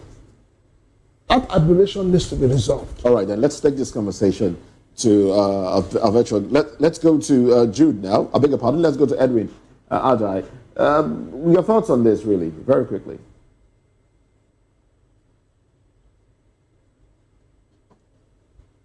It is an ignoramus statement for the sole administrator who supervises the administration and the management of River State for 6 months to say that the State Assembly lacked locals to investigate him. It is an ignoramus statement. We practice democracy in Nigeria.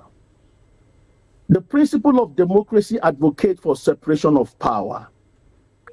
And therefore, the man did not serve in the national level. He served in River State. With authority from the national level. The people of River State to know. He served with authority from the National Assembly. Look, it doesn't matter the authority. He served in River State. Okay. And therefore, the people of River State deserve to know. They deserve to know. They have the right to know. The State Assembly were elected by the people of River State. And therefore, if he administered the affairs of the state in 6 months, and the State Assembly decide to say, look, the principle of democracy advocates for transparency. The principle of democracy advocates for accountability. And the principle of democracy advocates for freedom of information. So it is not a big thing. These are very mundane and normal thing for every sensible people. If even me as an individual, it doesn't have to even be an institution, of government. I have the right to know, and it is his right to actually inform me and tell me how he is able to administer the state for 6 months. Right. Now, do you think that there must be Assembly? It is the right of the people of River State to know. What is the big deal? If you don't have any skeleton in your cupboard, what is the big deal for the State Assembly to request for you to come and give an account of your stewardship in 6 months? Mr. Adai Edwin, Mr. Adai Edwin, Mr. Adai Edwin, do you think there more to this? Because you can recall that it took, I think, double or triple reshuffling before the then sole administrator could appear before the National Assembly to tell them what the money he budgeted for when he went for defense. They invited him over for defense. He couldn't go, but he was in Abuja to attend the FEC meeting and all that. Do you think that we have any more to this particular reason why he's calling the invitation of the State Assembly now a bluff? That action can be interpreted as high-handedness, arrogance, and has nothing to do with the practices of democracy. If you are a leader, what are you scared of? Why don't you want to give account to the people you claim to serve? It doesn't matter how you come into office. Okay. Nigerian as a nation has accepted democracy as a principle of governance. All right, then. But whether by, all right, by thank you. sole administrator or by elected Now, or by appointment. Thank you very much. It doesn't matter the process that you come in. All right, as then. far as Nigeria has accepted that democracy is the principle at which we must govern the people. All right. The principle of democracy must be adhered and All right, followed. thank you. Thank you very much, Edwin. Anything less is unacceptable. Well, thank you very much for your thoughts there. I mean, well, it wasn't democracy that was at play at the time during the 6 months. But let's hear from somebody who has been in a state house of assembly, Honorable Ejiofor Igwatu. What are your thoughts on this? Let's bear in mind also, Honorable Ejiofor, that I'm hearing you. while Ibokete was signing out, those that worked under him were complaining, his aides were complaining that salaries were not paid. So one starts to wonder, what did he do with the funds? So in that regard, and considering other things before us, do you think the State Assembly should go ahead to probe him? Or are they on a fool's errand, as published by some dailies, coming from the man himself? It's not really encouraging for the former administrator to use the word fools. He used one word like that, fools, whatever. Errand, yes. The State House of Assembly, by the Constitution of the Federal Republic of Nigeria, has powers to investigate or cause an inquiry into any area where they have the right to make laws. And one of the areas where they make laws in Rivers State is for the judicial expenditure of the budget and all the rest of them. So whether it happened under the military, whatever, anytime the House of Assembly sits together to look at what has happened in Rivers State, it can cause any investigation to be carried out, whether the man...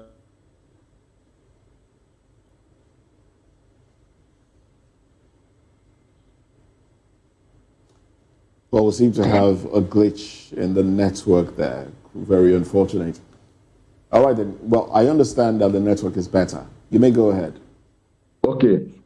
I said the Constitution gives the State Assembly the powers to investigate anything about the funds expended in Rivers State under any guise. Okay. They can cause an investigation. He worked with civil servants. He worked with other people. He's not the only person that was there. There were other people who were given instructions. Monies were spent for the state.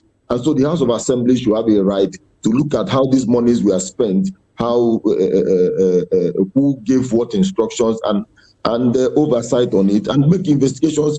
Even if the inquiry does not indict anybody, they should know, they should have a knowledge of what happened now that's under those 6 months. Honorable Ejiofor, now that the former sole administrator have come up to say that they don't have the right to call him in or even invite him for questioning and all that, why is it that the presidency is mum at this point? Recall that it was the president that, after looking at the portfolio made available to him, picked the sole administrator and handed him over to the people of Rivers to say he is going to be in charge for 6 months. And we're talking about 254.737 billion naira here. Why is it that the presidency is more? Question clearly. Can you hear me? Yes, I can hear you. I don't get your question clearly. All right, the question is this. Now that the sole administrator, rather the former sole administrator of Rivers State, have come up to say that the State Assembly does not have the right to call him in for any investigation or questioning at this point, why is it that the presidency is mum? Because we could recall the whole story behind his appointment and him being sent to Rivers State to say you are the one in charge for 6 months. Why is it that the presidency is not saying or doing anything at this point in time? We're looking at about how 250-something billion naira has been spent within 6 months. And no one is giving any account on that. And like my colleague Larry pointed out, even the aides who worked with him closely for 6 months, they also decided to block him from leaving the house, accusing him of not paying them and even trying to take away some, of the state assets. Well, I don't think it is late for the federal government to intervene. What I think should be done is that the legislature, the State House of Assembly, will back their words with action. When they start taking actions, when they start implementing that decision to investigate, they have the powers to investigate. They will call up files. If they have any prima facie case against the man, then the other aspect of it will come into play.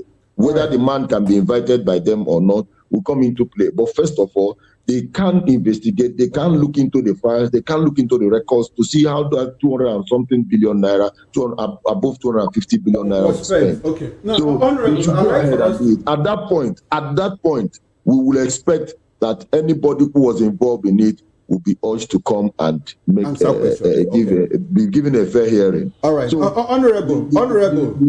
Yes, Honorable, I would like for us to draw from your wealth of experience, as a former legislator. You said something that is quite instructive. It's only the House of Assembly that has the right to make laws for the good governance and administration of the state. The law that is in contention now, which is the state's budget, mind you, was not made by that State House of Assembly. It was made by the House of Representatives, based on what was gazetted after the declaration of the state of emergency by the president. Now, I would like for you to tell us, when you were a legislator, did you at any time make inquiries, investigations into the previous government, not the government that you served, the previous government? Did you at any point get into such an activity? In fact, there were cases where a present matter led us to investigate activities that happened before we came into the House of Assembly. Okay. And also, we had opportunity to make to amend a lot of laws to meet the present needs and time. So it doesn't really matter when these things happen, as far as these are funds accruable to that particular state. The House of Assembly can look into how these funds were expended. They can look into it. Okay. Most times, the investigation, the result of the investigation is always the problem. People will think that once you have an investigation, it will be to indict somebody, and then there will be the court section. Okay. Now, still on your experience as a politician, now not as a legislator, as a politician, with all this back and forth between ABAS and the State House of Assembly, and if you understand Nigerian politics very well, what we are going through, do you think anything will come out of this? Do you think that he will ever submit himself to the House of Assembly in Rivers State? By the State House of Assembly, something good will come out of it. The bulk of the whole matter lies in the ability of the State House of Assembly to look into this matter and see to the end of it. If they decide not to champion, if they decide not to champion the cause of the people, that is it's left for their conscience. But if they are determined to to see to the end of it, definitely so many good things will come out. No, I'm not talking about good thing or bad thing coming out of it. Like you said, the fact of an investigation doesn't necessarily mean that someone must be indicted. We just want to know, come and tell us. Now, if you understand the politics of the state, the declaration of the state of emergency, the president and Nyesom Wike on one hand, Fubara and Rivers people on the other hand, and Ibas, playing on the side of the people that sent him. Do you think, and with the visit of the governor yesterday, the governor visited the president, do you think that Ibas will ever appear before the House of Assembly to answer questions? Do you think it's going to happen? Well, I wouldn't want to be to play God by telling what will happen in future. Okay. But the fact is that there is need for an investigation, and it can be done by the House of Assembly. And all this political rigmarole cannot help anybody when the House of Assembly is determined to make an investigation. Moreover, even though that the constitutionality of the state of emergency is still something that is not clear yet, whether this man was appointed, whether the law allows the National Assembly to take over the affairs of the State Assembly, but it doesn't mean that the House of Assembly's powers is now eroded, is now cleared out, they no longer exist. All right, thank you very much. Thank you very much, Honorable Ejiofor Iguatu. Now let's wrap up. Now let's get back to Prince Francis Chilaka. Now we saw that when the sole administrator was invited by the House of Representatives, budget approval and a few other things, he basically did not even budge. He didn't honor the invitation. I think he honored once and then he didn't go back. So do you think the State Assembly can invite him? And will he, even if they do, will he honor the invitation? Let's get that with your concluding thoughts on this. Honestly speaking, I don't see him honoring any invitation. And from the look of things, from the way Rivers State is today, Rivers State is more like a captured state. Rivers State is in the pockets of Mr. President. And then, as you know, the House of Assembly as well is in the pocket of Mr. President. So it's just for Mr. President to tell the House of Assembly what to do, and they will do it. So all this one they are doing is just trying to, they want to sound like, oh, we are back. But it's not going to see the light of day. All right, then. That would be a good place to anchor this conversation as we keep our eyes on things happening in Rivers State. But as we look at Rivers State, let's also look at the House of Representatives, as Speaker Tajuddin Abbas has revealed that the representatives are in full support of President Tinubu's borrowing plan. This is coming after there was a statement made by Benjamin Kalu where he said, look, this borrowing is too much. But hey, by the speaker himself. Anyway, let's talk about this when we come back.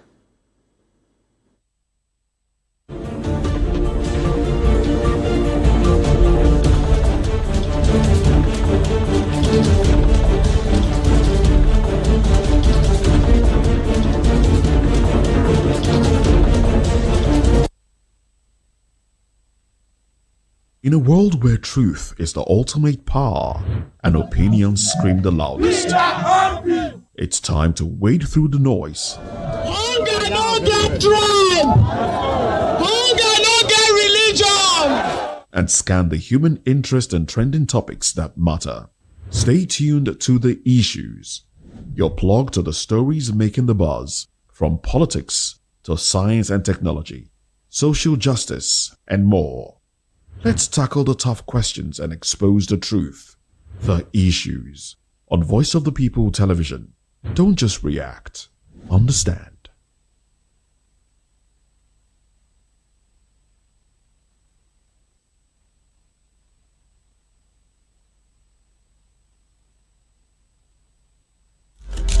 In a world where power shifts with every headline. In a nation full of questions. In a world filled with noise, the truth needs a voice. The policies that shapes our world and the economy that determines our future. Every hour, every day, the grapevine keeps buzzing. And on the bold angle with Jomalina, we dive deeper into stories that shape our world. Don't forget, our voice matters the most. Let us come together and share our concerns.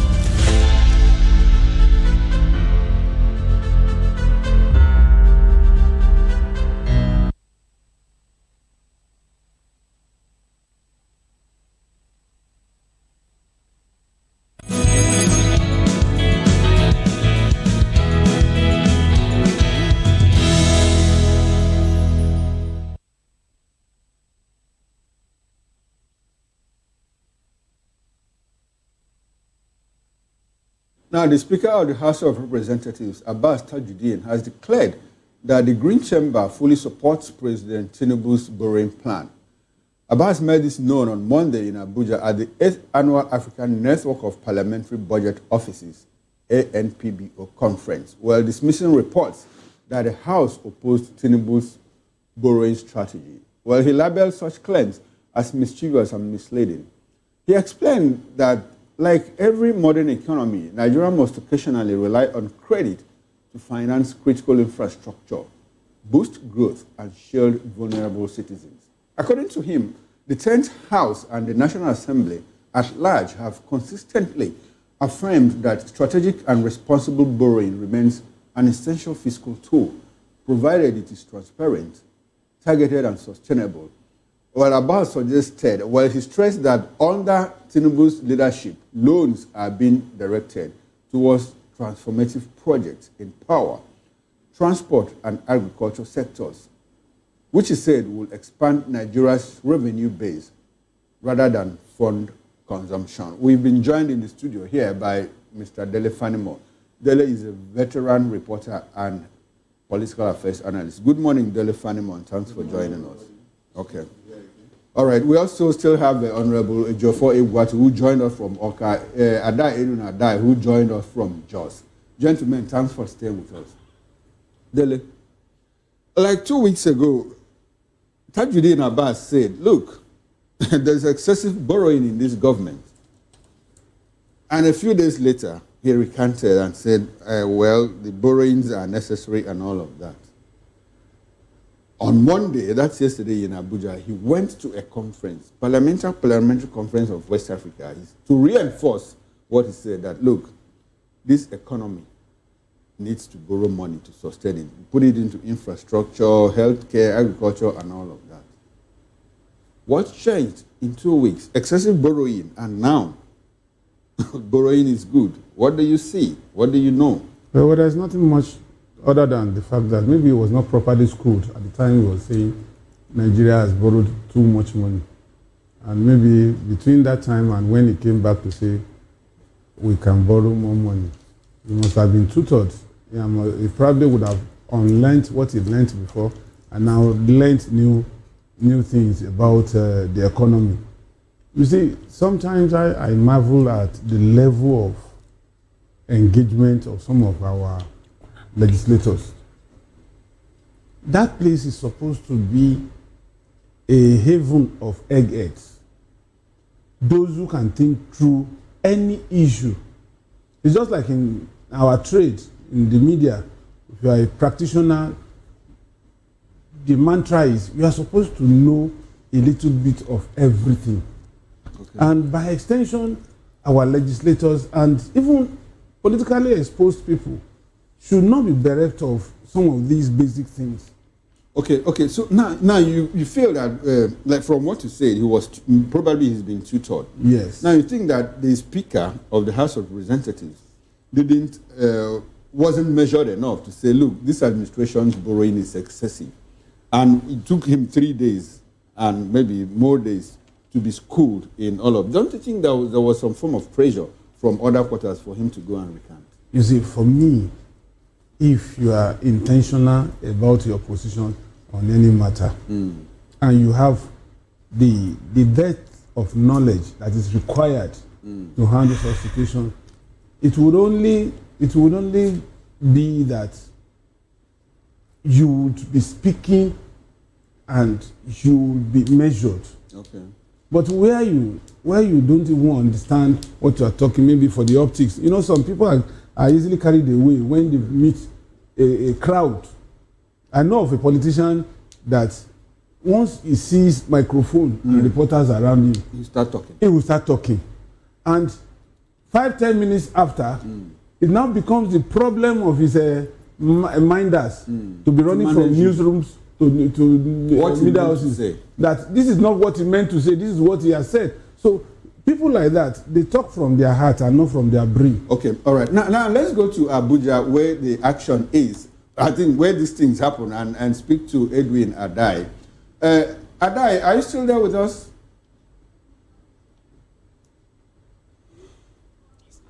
Okay. Now let's go to Oka, where we still have Honorable Ejiofor Egwuatu. Honorable Ejiofor, thanks for staying with us. Now let's look at what happened. Like in a space of 2 weeks, we had the Speaker of the House of Representatives say, "Look, this administration has borrowed excessively. We need to check it." And 3 days later, 10 days later, we still have the same Speaker of the House of Representatives, Harold Chamber, your colleague, by the way, say, look, the borrowings are good. They're intentional. We are deploying them into infrastructure, into agriculture, into whatever, to grow the economy, to boost the economy. What do you think happened? Was he not properly schooled before he said what he said? Do you think that he's been under some kind of pressure from other quarters to say, look, you don't put this administration in bad light and all of that? What do you think might have happened behind the scene? Two things are possible. One is that at the initial stage, the speaker somehow spoke out of order, or he was misconstrued. But whenever public officers speak, especially anyone in power who ought to know, who ought to be the one that is informing the public officially, whenever they speak, it is expected that they speak facts, they speak truth, they speak what is the current situation, and not paint a picture and then later on try to change it. So I had expected that the speaker at the first instance should have been well informed to know what he ought to say and say it clearly, and do not need to have this kind of second opportunity to now begin to have contradictions that will now look as if he's not being very firm, he's not being very clear on what he wants to tell Nigerians. Okay. And another thing is that there might be some political underplay too. It is possible that there might be some political underplay. But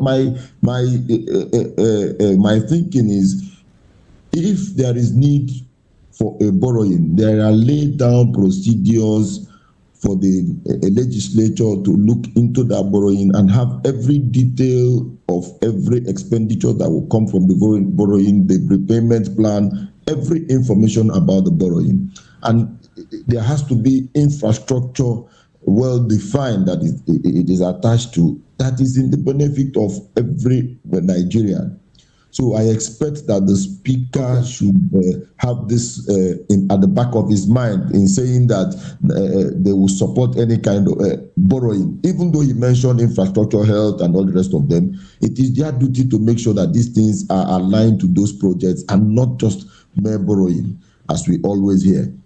Okay, it's good to know that you in your first position, you said that probably it's not what the speaker meant to say, or maybe he was misquoted. He said excessive borrowing. I don't know if there's anything somebody can use to change the word excessive borrowing. That's exactly what he said. Now, the speaker also said the National Assembly is solidly behind the president's borrowing, the administration's borrowing. Does it also speak to the fact that, look, whether the borrowing is in good state, like you have also questioned, or not, that the National Assembly must support it because they want to speak with one voice? What do you think? I think the House of Reps needs to prove to Nigerians more that they are in support of the kind of borrowing that is aligning with the law, the kind of borrowing that addresses the needs of the people. I don't think Nigerians are trusting the House of Reps to do that. I think the Speaker has to do more work. It's not just about talking. You know, he talked about excessive borrowing, which means that he has information that this government has borrowed excessively. Now, excessive borrowing, he didn't tell us where these borrowed monies were spent, where they were put into, where they were charged. He needs to give us further information on that. He said something about the money being used for power, transportation, and agriculture, like the sectors where the money that were borrowed will be invested in. He made mention of those things. Now, the question is, you as a Nigeria, can you boldly say that you're seeing these monies now in the power sector, in the transportation sector, or even in agriculture sector, with farmers, majority of farmers still being in IDP camps? We've learned how, you know, people can't even access their farms over the issue of insecurity in Nigeria. Well, I think the House of Reps needs to do more. We don't trust what they are saying. I don't think Nigerians trust what they are saying too. We don't trust what they are saying in that regard. Because if you look at the monies that have been spent on security and the effect of the security in Nigeria, all over Nigeria, all the 6 geopolitical zones, you will agree with me that there is need to investigate these monies to make sure that they went into the right source. All right, now simple question before we bring it back to the studio, Honorable Ejiofor. Why? And now the question is this: some persons were of the opinion that politicians, are being known, especially Nigerian politicians, are known for speaking through both sides of their mouth. In words of Abbas Tajuddin, he said something about cautioning borrowing alone being not enough. Saying that he's insisting that Nigeria should find a way to curb corruption and illicit financial flows. But we've not heard anytime soon or anytime from the House of Rep members of the National Assembly demanding what the Fiscal Responsibility Act stated, that before ever a new budget or borrowing actually should come on board again, that it is a duty of the executive to first of all give Nigerians a detailed account of how the monies were being spent. Yet they are still approving more funds to be taken in by the executive. Why so, if I may ask? That's why I said we don't trust what he's saying, because we expect the House of Reps to furnish us with every detail. Their processes should show that these monies being borrowed are effectively used in sectors that they were meant to be used in. You see, when he talked about corruption, fighting corruption and all the rest of it, I laughed. I looked at it and I just smiled. Who else will do oversight over expenditures if not the House of Reps? Who else will do investigation into every money that has been budgeted in Nigeria other than the House of Reps? Everything falls on his table. He has not been fair to Nigerians to tell us that Nigerians will fight corruption. How can? When the law gives the House of Reps the powers to investigate everything about expenditures they budgeted. All right, then. Thank you very much. If they approve borrowings, and they feel that Nigeria needs to borrow money, and they are confident that the executive arm has complied with all the regulations in borrowing, they should tell us how these monies were spent. They should find, if there is any corrupt system, they should tell us. They should find it. It is their duty. It is not, they shouldn't pass the buck. It is the Speaker House of Reps that will look into it with his members. So we're expecting more information from him. This one is just the tip of the iceberg. He hasn't said anything. All right, then. All right, thank you very much, Honorable Ejiofor. Now, let's come back to the studio now. Daily, Mr. Fanimo. Now, 149.39 trillion naira monies borrowed so far by Nigeria, not just this administration, but monies. Isn't that one too many? Should we still be talking about borrowing at this time? How well have you utilized, from your perspective as an analyst, how well would we say we've utilized monies that have been borrowed so far in terms of infrastructure, providing infrastructure, and a few other things? Is it justified? You see, you can't really justify the amount of money that is outstanding against Nigeria just opposing infrastructural development in the country. I'll give you an example. Up to today, despite our borrowings, we have not been able to solve power problem. Up to today, despite our borrowings, we have not been able to solve transportation problem. Up to today, our healthcare delivery system is still below par. If you want to do a peer review of some other countries, even in Africa. So, how do we get out of this? Because either we like it or not. If, I've always said it, and it has always been part of me, that it is not the borrowing that assails me as a person, but for what use are we deploying these monies? For instance, there is this innocuous spending. Promoting girl child welfare. Promoting girl child welfare. Who is the girl child? How many have you been able to empower? And this money will just, last time I checked, about 300 billion naira was said to have been deployed for households, the poorest of the poor. And when we subjected it to debate here, what we got was that on the average, despite the fact that we also have opportunities of mingling with people and asking questions, I think it took us time to be able to extract 2-3 people that we know that have benefited from this. 300 billion, for God's sake, is not small money. By now, even in this community, we should have about 100 people claiming to be beneficiaries of this money. So, whatever it is, this humanitarian ministry, I don't understand what they are doing with our loan that we have been taking all over the years. The only thing we get is that they come back to say this minister is culpable, and they never go through trial. So that's why I feel that it is not the money that we are borrowing that is our problem, but how do we utilize it effectively for the reason why these monies were borrowed. All right, then. Thank you very much for your thoughts there. But this is where we will be dropping anchor on the program this morning, VOP this morning. And we must appreciate our guests. We've had Dele Fanimo with us. We've also spoken to Edwin Adai, and Honorable Jude Dumogu, who, of course, couldn't speak for long due to network glitches. We've also had Honorable Ejiofor Iguatu and Prince Francis Chilaka. Now, that's it on VOP this morning. We'll go to the papers very shortly. I am Moses Humphrey. And I'm Fina Okechukwu. Enjoy the rest of your day and endeavor to be a patriotic citizen. And I am Chukwuma Okoro. Thanks for being part of the show. We appreciate you. See you again. Thank you. Bye.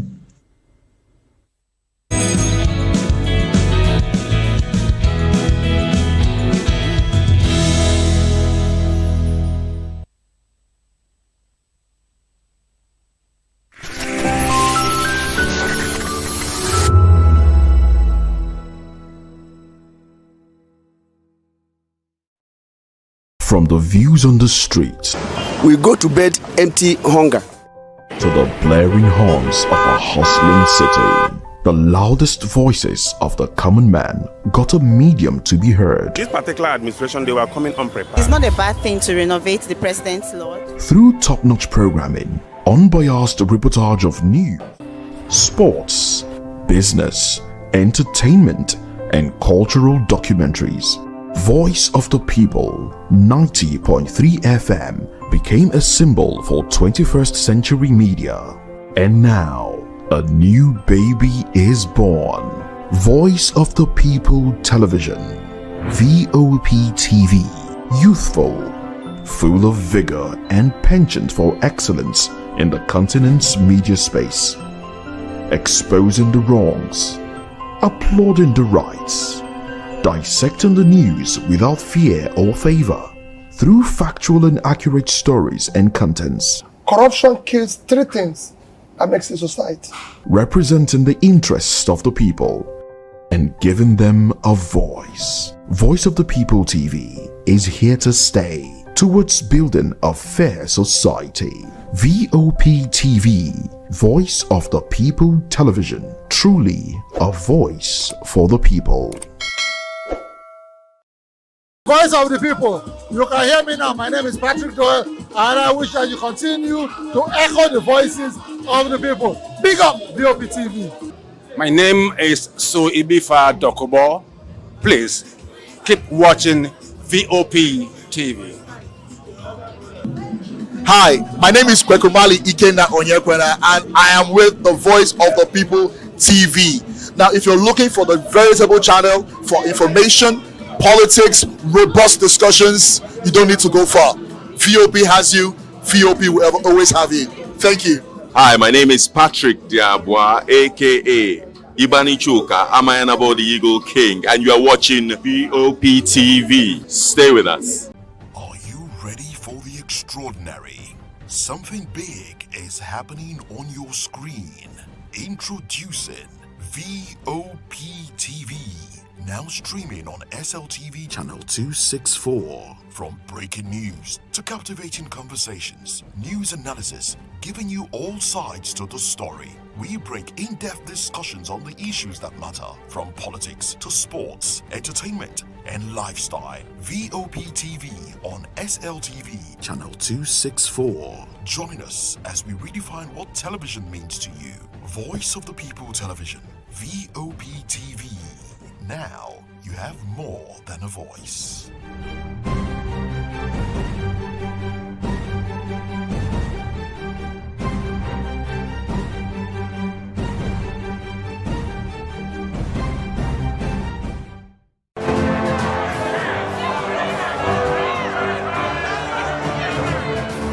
Do you want your voice to be heard? Do you know that you matter in the scheme of things? The People's Voice, the show where ordinary citizens take center stage. as we discuss the biggest stories that affect you and I. With you in mind, we facilitate lively discussions, debates, and interviews on the topics that matter most to you and I, from social justice to economic empowerment, education to healthcare, governance, and more. Tackling tough topics and amplifying your voice. People's Voice, Mondays through Thursdays, 7 p.m. to 8 p.m. Join the conversation and make your voice count. The People's Voice. Make your voice count. Join us as we drive into the world of politics through insightful interviews with prominent political figures, both serving and former governors, ministers, senators, legislators, party chieftains, activists, and analysts. Get first-hand information into the decision-making processes that affect our daily lives. Highly engaging 1-hour program that brings political discourse into focus. I am Chukwuma Okoro.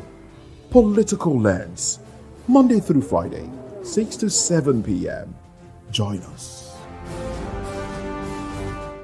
Former Vice President Atiku Abubakar has cautioned the federal government against mismanaging the $1.7 billion allocated to the health sector in the 2025 budget. In a statement on Sunday, Atiku urged transparency and accountability, warning that the past claims of missing public funds linked to animals like snakes, monkeys, and termites must not repeat. He called on President Bola Tinubu's administration to provide a clear framework on how the funds will be spent, stressing that every kobo must be used to strengthen Nigerians' healthcare system. As Voice of the People TV, we're on the streets to bring you the opinion of citizens regarding the situation. Experience have shown us from time immemorial, we have had different governments. So I will not be surprised if such happens again. It does not really mean that animal, it means those people that will handle the money, that they should use that money as they ask them to do it. They should not divert the money to another sector or to their pocket. If we start lying on our government that the money of a thing is being taken away by tiger, lion, monkey, at the same time lions and termites, at the same time snake, we are all lying to ourselves. We all know where that money is going to. And that's the post of people on the street. While some believe the youth should focus on self-improvement, others argue that accountability lies with those in power. With Atiku's concerns raised, Nigerians remain watchful, hoping that this administration will deliver on its promises. I'm Oyindamola Olukuto reporting for Voice of the People TV. The red carpets, awards, the razzmatazz, music, fashion, interviews, and more. Spotlight on Voice of the People Television. Let's feed you with all the juicy stories in the global entertainment space, bringing you the glitz and glamour as it is hot. Stay tuned to Spotlight, 1 p.m. Monday to Friday. Spotlight on VOP TV. Entertainment like never before.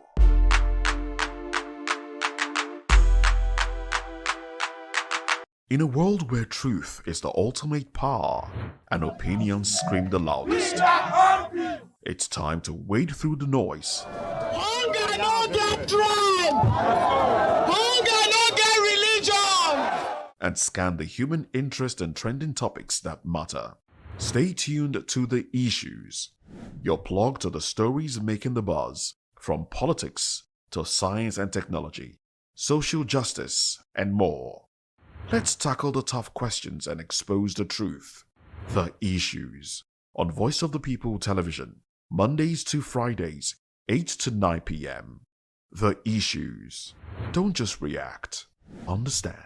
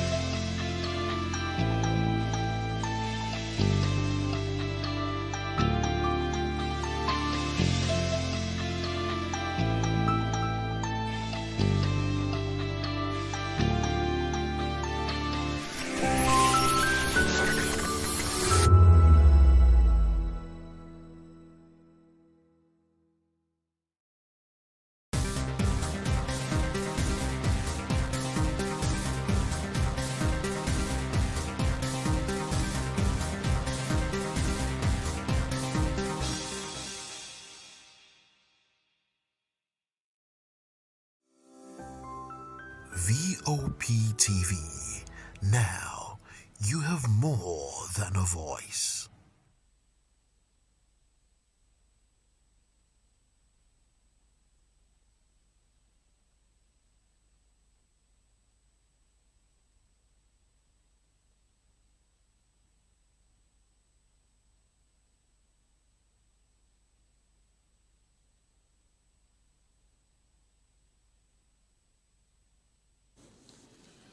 Well, thank you very much for joining us. Good morning to you if you are just joining us. This is VOP This Morning, and we welcome you to the program. This is Newspaper Review. I am Moses Humphrey. And I am Chukuma Okoro. And of course, we have Daily Fani Mosi, a reporter with us, and Barrister Darlington Agomo is also in the building. Well, good to have you, gentlemen. Good morning. My pleasure. Good morning to you. Well, let's dive into it. Let's get to the papers. Let's look at the headlines that we're working with this morning. Fubara is on one with the president, one of the dailies that's talking about this day newspaper, and the writer there, right beside their picture together. Well, underneath it says, Tinubu welcomes Fubara to the villa.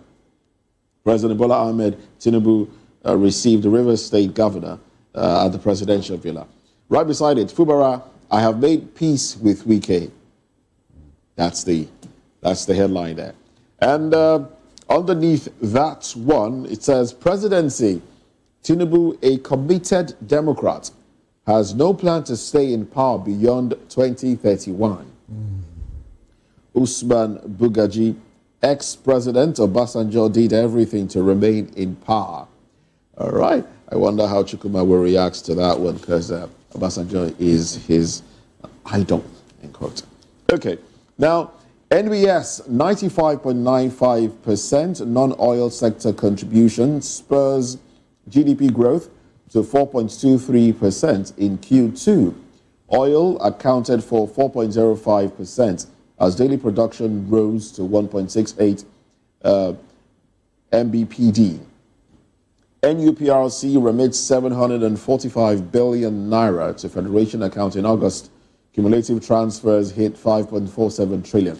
Well, those are the headlines on the cover page of this day newspaper. So let's start off with the big story on this day. It's on Rivers State.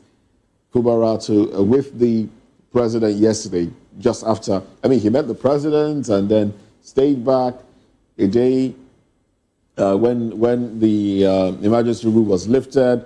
And then he came back a day after, settled down in his state, went back to see the president and said, look, we've made peace. We've made peace. He's been speaking peace. He also said the costliest peace is better than the cheapest war. I won't be surprised that Fubara is coming to that Aso Rock to come and take directives. I will not be surprised. Because that is what is going to characterize his governance. Many days in office. Sorry? No, I'm just reiterating what I thought you were going to say. His remaining days in office. Yeah, he's going to take directive because knowing Wike for whom he is, I don't think he's the type that takes prisoners. So they would have collected every power from Fubara. They would have made sure that he would no longer breed on his own. With Wike's men surrounding him. And other condition that he was ordered not to even talk. That man is seriously in bondage, but he will not tell anybody. Do you think he might decamp to the APC? Well, it is either he decamp or they impeach him. You think they might still impeach him? If he wants to assert himself, that's the next thing. And when they impeach him like Balarabe Musa, that's all over. Those houses of assembly members, do you think they are happy? They are taking directives also from the Oga in Abuja.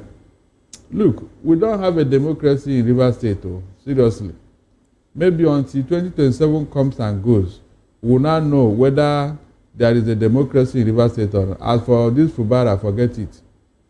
He's just trying to play to the gallery. All right, then. Let's get your thoughts. Well, for me, there are no options for Fubara other than to toe this path. Because if he had the state assembly, at least, I recall that when Akeredolu wanted to instigate the House of Assembly to impeach Agbola, when the fight got to a point that it became irreconcilable, Agbola held on to 9 of the legislators. And Akeredolu needed 2 from the 9 on his side to put the rug under his feet. But Agbola was so tenacious about it that he held on to those 3 until those 9. You know, he finished his term. So okay, so the House couldn't impeach him. They couldn't impeach him. Okay. Let's check. But yeah, you have 27. Well, when you now have 27 against 4. Well, they're actually, is it 31? In total. 31 in total. 31 House. Anything here resigned. Okay. The 4 now, the 4 is with Fubara. But it's still, if not for this crisis, they would have had election to bring in the 31st member. But the point is, there is no way Fubara can survive this. The only way is to become Mr. Gentle and earn his pay. As a matter of fact, if he wants to eat, he has to take order from the state assembly. Yeah, and they'll tell him what to eat. And they will determine what to eat. Otherwise, because no matter if the whole of River State gather in Port Harcourt and say no, the moment those 27 members are in that chamber with the maze, whatever anybody does outside that chamber is null and void. With security backup. With security backup. So it's a helpless situation for Fubara. I'm telling you. And so the best bet is for him to just koto and allow for so time. He's a conquered man. I mean, not just conquered. He dug his own grave from beginning. Is it compulsory that we must be governor at all costs? Okay, now for me, the situation is this. Mostly started with an opening line. You know, he said that when the state of emergency was called off, for 24 hours we didn't see Fubara, but we got information that he was in Abuja. He went back to Port Harcourt, resumed office, and now went back to Abuja. So you can see, of course. And Barrister also said, I want to put the bits and pieces together. Barrister said something that there is no democracy in River State. Yes, I agree with you, but I would like to expand it. What is going on in River State, believe me, happens in more than 2/3 of the states in Nigeria. Yeah. The governors take clearance. The governors take approvals from one person. No, it might not be from the president. It might not be from the president. But the way it works is that if I'm leaving office, I put you there. So you have to do my biddings and cover my acts. You could say that the Lagos state governor probably takes directive from someone. The person in some of the states in the southwest, Edo takes from somebody. You know, practically all the states. So democracy is, I mean, what we are practicing, according to Barrister, is not democracy. A situation where somebody is bold enough to say, I made you governor. I made you governor. I made you senator. The statement sickens me. You are in the House of Representatives. All thanks to me. You were not able to produce a all thanks to or me. you were not able to produce a successor. Not democracy. In the case of Rivers Mr. Okoro, the man is now serving 2 masters at the same time. No, he's one master because the other 2 masters are in the same room now. No, it's 2 masters because the president is there and Wike is there. They are on the same page. They are on the same page. Wike and the president. No, what Wike wants may not be what the president wants. I doubt that. No, let me explain. Let me explain to you. Okay. When the state of emergency was called off, did you remember what Wike said? What did he say? That if he wanted, he can extend the state of emergency. So who actually imposed the state of emergency? Well, I didn't hear him say that. Oh my God. He said something in that like that. They wanted to make more trouble. They wanted to make trouble to ensure that state of emergency continues. They would have. The man is, and you know, so it's like an attack dog has been unleashed in River State. No, like the river situation, like one analyst said, Nigeria is an unusual place, and we see unusual things happen. River State is one of them, and I hope that we don't see another state get into all of that, because once there's a problem between Godfather and Godson, this is exactly what happens. What happens? Oh well, we have Comrade Destiny and Abulele join the conversation. Comrade, good to have you this morning. Yeah. Good morning from Edo. From Benin to very precise. Good to have you. Good to have you. Yeah, same here. What's your take nice to be here. What's your reaction? Let's take that one before we get into another story. On Rivers. Yes, on Rivers. My brother, you see, I have looked at the whole scenario. It is becoming unbecoming of us as a people. But for us, it seems that we are crying more than the bereaved. We're very sincere, because the man at the saddle or at the signature of all eyes as it relates to the Imbrogio rivers is at peace.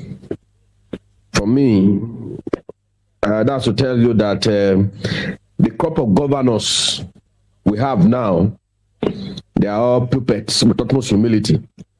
Because if you try to equate it with 1999 to 2007, you will see that there is a complete departure. There is a complete lacuna. As a governor, as the name implies, what you have now during the reign of Bola Ahmed Tinubu as a Lagos state governor, there's no way you can cajole or you can coerce him to do what is not within, or perhaps ordinarily that he will not, you understand. But for us, the ones we have now, it be played out even in what's it called, Akwa Ibom. You see, we have bottle feeding governors across board. I must be very frank. There is no governor in this country today that can boldly confront the status quo, that can confront the president or the presidency. Do you think all of this has to do with the parties increasing their nomination forms and expression of interest forms, making it unaffordable to those that ordinarily will be their own persons, but then having to, kowtow to someone who purchases the form on their behalf and basically puts them there? Do you think the problem cannot be dissociated from the parties themselves? My brother, it is not. Like all these persons, all these governors that you have seen before their emergence as governor, they are multi-millionaires in dollars. Oh, really? They are multi-millionaires in dollars. One time commissioner, one time this, one time that. A serving senator. You want to say a serving senator is like a council chairman. I have been a council chairman. You want to say a serving senator? No. Well, a House of Rep member. No. You see, there's no way you can give what you don't have. There's no way. Like in Edo State, for instance, like what we have here now. As we speak very just now, we're doing an economic summit in Glasgow. We're coming to Edo State because you and I had a conversation yesterday, and I also saw pictures from friends of mine in Glasgow. Pictures taken. Unfortunately, I can't bring the pictures up here. I probably should bring the pictures up here in the course of the program. But let's go to The Guardian. The Guardian, leads us into Edo State. The headline here from the Guardian newspaper says, tension in Edo LGs as acting chairman receive impeachment notices. What is going on in Edo State? Talk to us about it. Mr. Moses, Sir, I'm right, sir. This with utmost humility, let me call it spade a spade. This INEC and the Supreme Court governor presiding over Edo is, he said it some time ago. Whether he said new sheriff in town, not sheriff, new sheriff in town.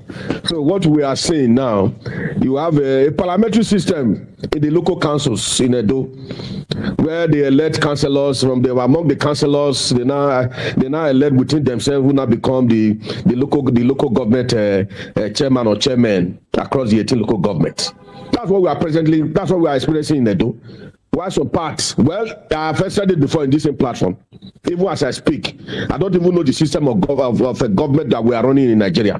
Some say it's a liberal, some say it's a presidential, some say it's a quasi, but whatever. But in Edo, there is a new twist where they practice in the state, but in the local councils, you have councillors elevating to becoming a council chairman. You see, where we find ourselves at a crossroad, at a very precarious situation that we cannot help ourselves. That is the gospel truth.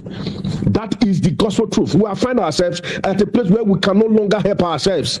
As we speak now, Edo, administratively, in all facets of human endeavor, we are not finding it easy anymore. Is it security? Is it the area of education? Is it the area of the way they govern the people? You can see now we are confused as a people. The local government system is different from what you have in the state. We are confused. Edo is confused, including my humble self. It is confusing me, but not like that of the INEC governor. As you are seeing it, he said it from his Abin issue. He said it that it will give us insecurity. He said it in trying to present budget. That it is indeed confusing me, and you can see the administrative, system we have in Edo is confusing all Edolites, including the professors. I had a chat with a professor in University of Benin yesterday. The man was he was perplexed.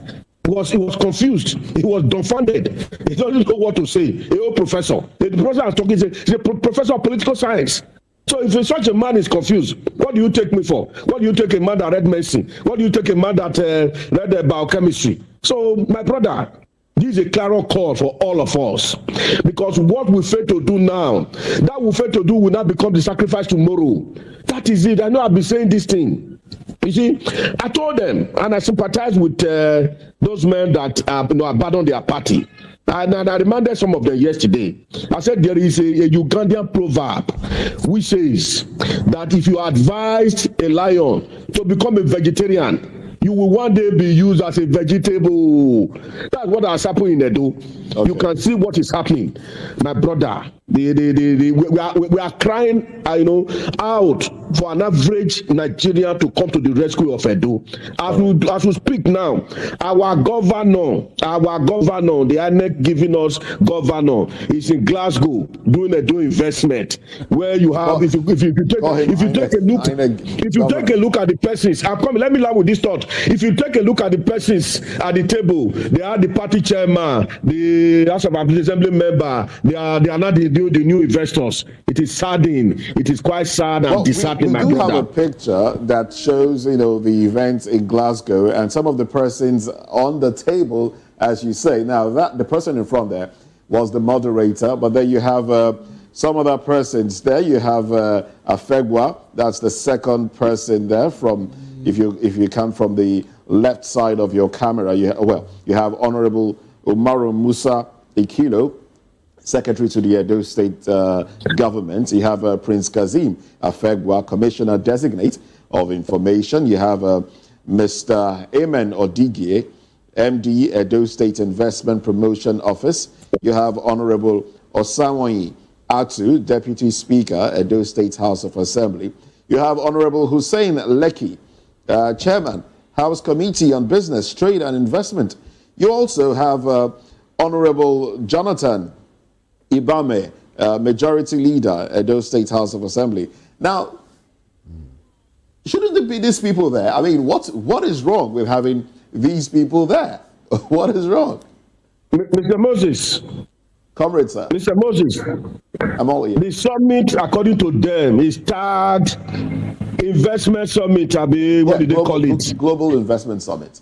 Yes. Can you see any investors in that table? No, that is my question before you. It's very simple. The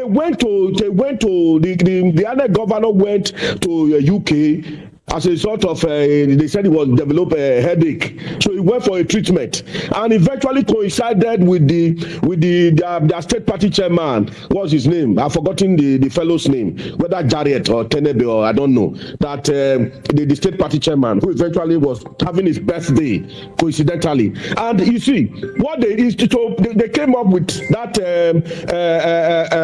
initiative so that they can retire. They can retire the money spent on the exercise.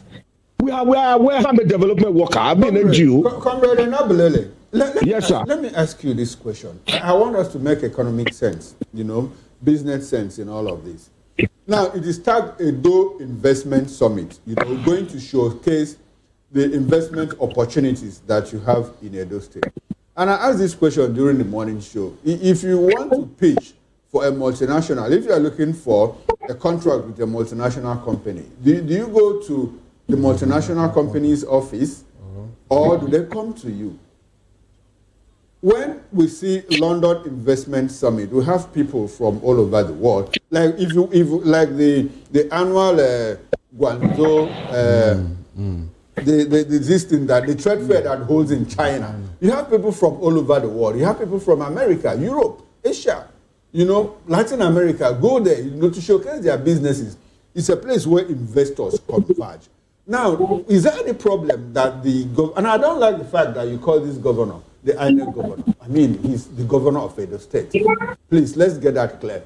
And when the governor goes to UK to say this is Edo Investment Summit, and he has on the table maybe solid minerals, palm oil, palm kernel, all the investment opportunities in real terms on the table for investors to come and take a look, and you tell them, look, this is what we have. We have fertile land, we have free space, the judiciary is working, there is security and all of that. Is there anything wrong with that? Because if you do it in Benin City, who is going to come? From Europe, from America? Mr. Okoro, you've answered part of the question. Okay. You said when China, Singapore, even the United Kingdom, where they are having their summit, have you seen them bringing their summit to Nigeria? China, I think this colonial mentality, this enslavement, this,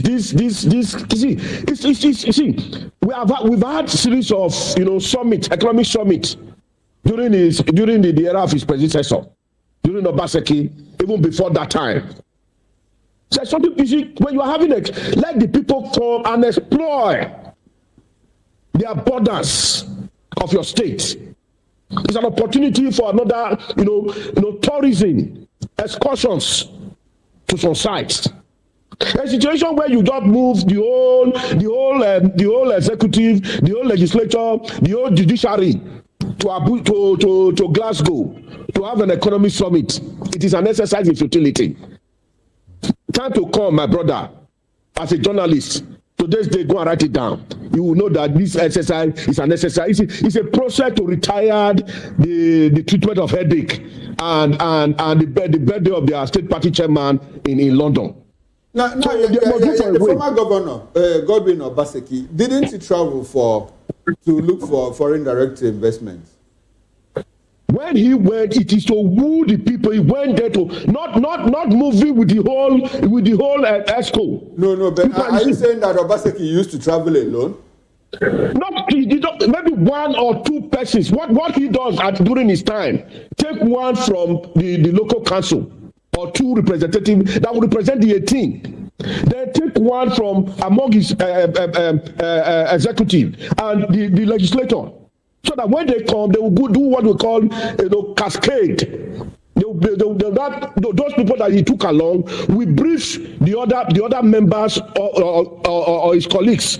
That's exactly what is done. Now that we are saying there is an economic that all is done very well with us financially. And we are not having this homogous, according to my son, this bogus amount of moving the whole entourage of Edo Executive Council and part of legislators and part of the judiciary to go and study or to go for an investment summit. My brother, it is laughable. It is an exercise in futility. As I said, It is a process to retire the headache treatment in UK and to retire the expenditure of their state party chairman betting in the United Kingdom. All right, then. Well, thank you, Comrade Destiny and Abilene. Let's hear from the gentleman in the studio. Barrister. Why are you surprised? You can't give what you don't have. We said it. It started when some people went to Asorok and there was a discussion and they were asking, somebody asked them, do you want me to give you Edo State? And they said, yeah, give us Edo State, give us Edo State. So they gave them Edo State and that's the result. From inception. Is it the person that asked them to go to Glasgow and hold investment? Hold on now, Mr. Okoro. When you have a bad leader, somebody who have no close idea of leadership, and you put him to lead, these are the things you see. No focus, no direction, no ideology. He couldn't even campaign, Mr. Okoro. Oshomole was teleguiding him, telling him what to say. His own budget, he couldn't read it. Everyone has a mentor. So Which mentor what? I don't think mentor to tell you what to say. No, mentor to tell you what to say in a campaign ground. Your English, even a primary school. Let's not speak about it. When you are, that's the result. When because it's possible to slip. It's possible for one to have a slip of tongue. You see, let me advise you and Okoro. You are playing the devil's advocate for too long. Not when I'm around. You can't play that. This man is a grown man who have a master's according to them. There are certain things expected of him for somebody who claims to have been educated. Not all those sleep here and there. Okay. The fact of the matter is we can't all have the same view. I know, I'm not saying to, but this one you are doing now, you are trying to play the devil's advocate. That's what you are trying to do, because it was clearly wrong. For your own budget, the man was struggling with figures. I believe that can happen to anybody. It cannot happen to anybody. It can happen to anybody. After that, this other one that I will give you security. There's a fee I write and give you to pronounce. After all those things, the actual governance come. Look at what the people are getting. What are they? Let's talk about the. Are they getting the local government? Some people are saying the man is trying. Who are the people? APC people. Let's talk about what is going on within the local governments, the impeachments, the resignation. Oh, yes. Let's talk about that. Because you want to be in control like his Oga. You can't, of course, like father, like son. Moses, the whole idea is politicians play more of politics than governance in this country. And that's where we are today. For me, the moment you become a governor, a president, even a local government chairman, you don't begin to look at the calculations of where votes came from or where you didn't get ordinarily. You should be concerned. But the APC government seems to consider that, because we had former President Buhari say he's got in the second. 95 and 7. Very vindictive statement. And he lived it out. He played it out. Of course. That he was president. And you and I kept quiet. We didn't talk. How much of resonance can our engagement here have impact? How much of impact can? Well, the more we do it, of course, it will. I'm not saying we should give up. But then the point is, these people, they know the limitations of our agitation. They know that once we press, like I always tell my friend, I say, if you have a problem in this country, your prayer point should be, let another problem that is greater than my own happen. Even if it is not greater. Even if it is not greater. So long as it's a national problem. Let it become a national problem. Everybody will just forget. Do you know that if we are talking about Better Edu today, how many people still remember? You are talking about Better Edu. What of Natasha? Resumption is in the queue now until National Assembly, Senate resumes now. And if it doesn't go back, after like 2 or 3, 4, 5 days, Nigerians will move on. That is it. They know the level of political ignorance we have. So the point is, even when during the campaign, you recall that when Yar'Adua wanted to be brought as president, Obasanjo was the one doing the campaign. Nobody saw him. Tomorrow they say you are sick. They say you are dead. No, they say you are dead. Are you dead? Tomorrow are you dead? The man must be very worried with that statement. So even this election that we're talking about that brought up everybody, how many times did he mount the microphone, mount the rostrum, and begin to talk to Edo people? Oshiomhole did almost the campaign. So, and how do you interrogate somebody who wants to lead you for 4 years? The same thing for the PDP. Obaseki did almost all the campaign for Ighodalo. Ighodalo, that's what I'm saying. It was about the same thing, so I don't think there's anything. I'm looking at the way things play out. It's not the same. It's not the same. How is it not the same? It's not the same. You know, as for Ighodalo, fine gentleman. Campaign. I'm not talking about his eloquence. I'm talking about campaigning during the campaign ground. Yes, now like the president goes to campaign for all the campaigns. You know, Moses. He spoke by himself. He spoke by himself. The incumbent has a lot to protect more than the person that is succeeding him. And so you must make sure that your baby gets there so that you can watch your back. And that's what is playing out. So are we going to see an implosion in Edo State? It's likely. It's likely because whenever there is evil conspiracy like this, it is not sustainable. I'm telling you. I am looking at Edo State, I'm looking at Imo State. At least. What has God is revealing. No, talking about looking at Imo State. Did you see the picture where the president was shaking hands with Fubara? Of course. Yes. Did you see the picture? Yes, I saw a picture. I think it is Hope the man that ushered him into the president's office. Look at that picture very well. The man that stood behind him. Happens to be Hope Uzodimma. All right, I think Comrade Destiny has a contribution. Go ahead, please. Moses, you see, the issue that whether Asolime and it wasn't on the same pedestal at all, not on the same level. Up to 85% of the campaign of the September last year, it was up to over 85%. Asolime was in charge. You can do your own findings. There is no way, even as a city governor, I must say this. He was given the back seat. I was with Asolime from the beginning as an aspirant to this minute. So there's no way you try to marry both. With utmost humility, I wouldn't want to mention the Senator Okpewolo's name because Okoro said just now that he's a governor. Well, that's a topic for another day. So for me, we must call a spade a spade. See what happened. You see, I'm coming. Let me land with this. You see, you can see what they are doing now. They are coercing some to resign. They are some are resigning voluntarily because of the last Saturday elections. Yes. That the court kicked against. And it went ahead to hold. And they still went ahead to conduct that election. You see, when some of us said that this crop of persons, the president and his co-travelers, they are likely to lose the 14. Some persons say, Destiny, I'm going too far. I'm not going too far. When you cannot longer respect your law, the court, then there is a fundamental problem. Well, I don't blame them because the court, again, are not being what Ighodalo will refer to in a state of filaga filogo. That is the state we find ourselves in the court and the judiciary in this country. Okay. Honorable Comrade Destiny, you see, we've had a lot of activists come from Edo State. Why are they not speaking at this time?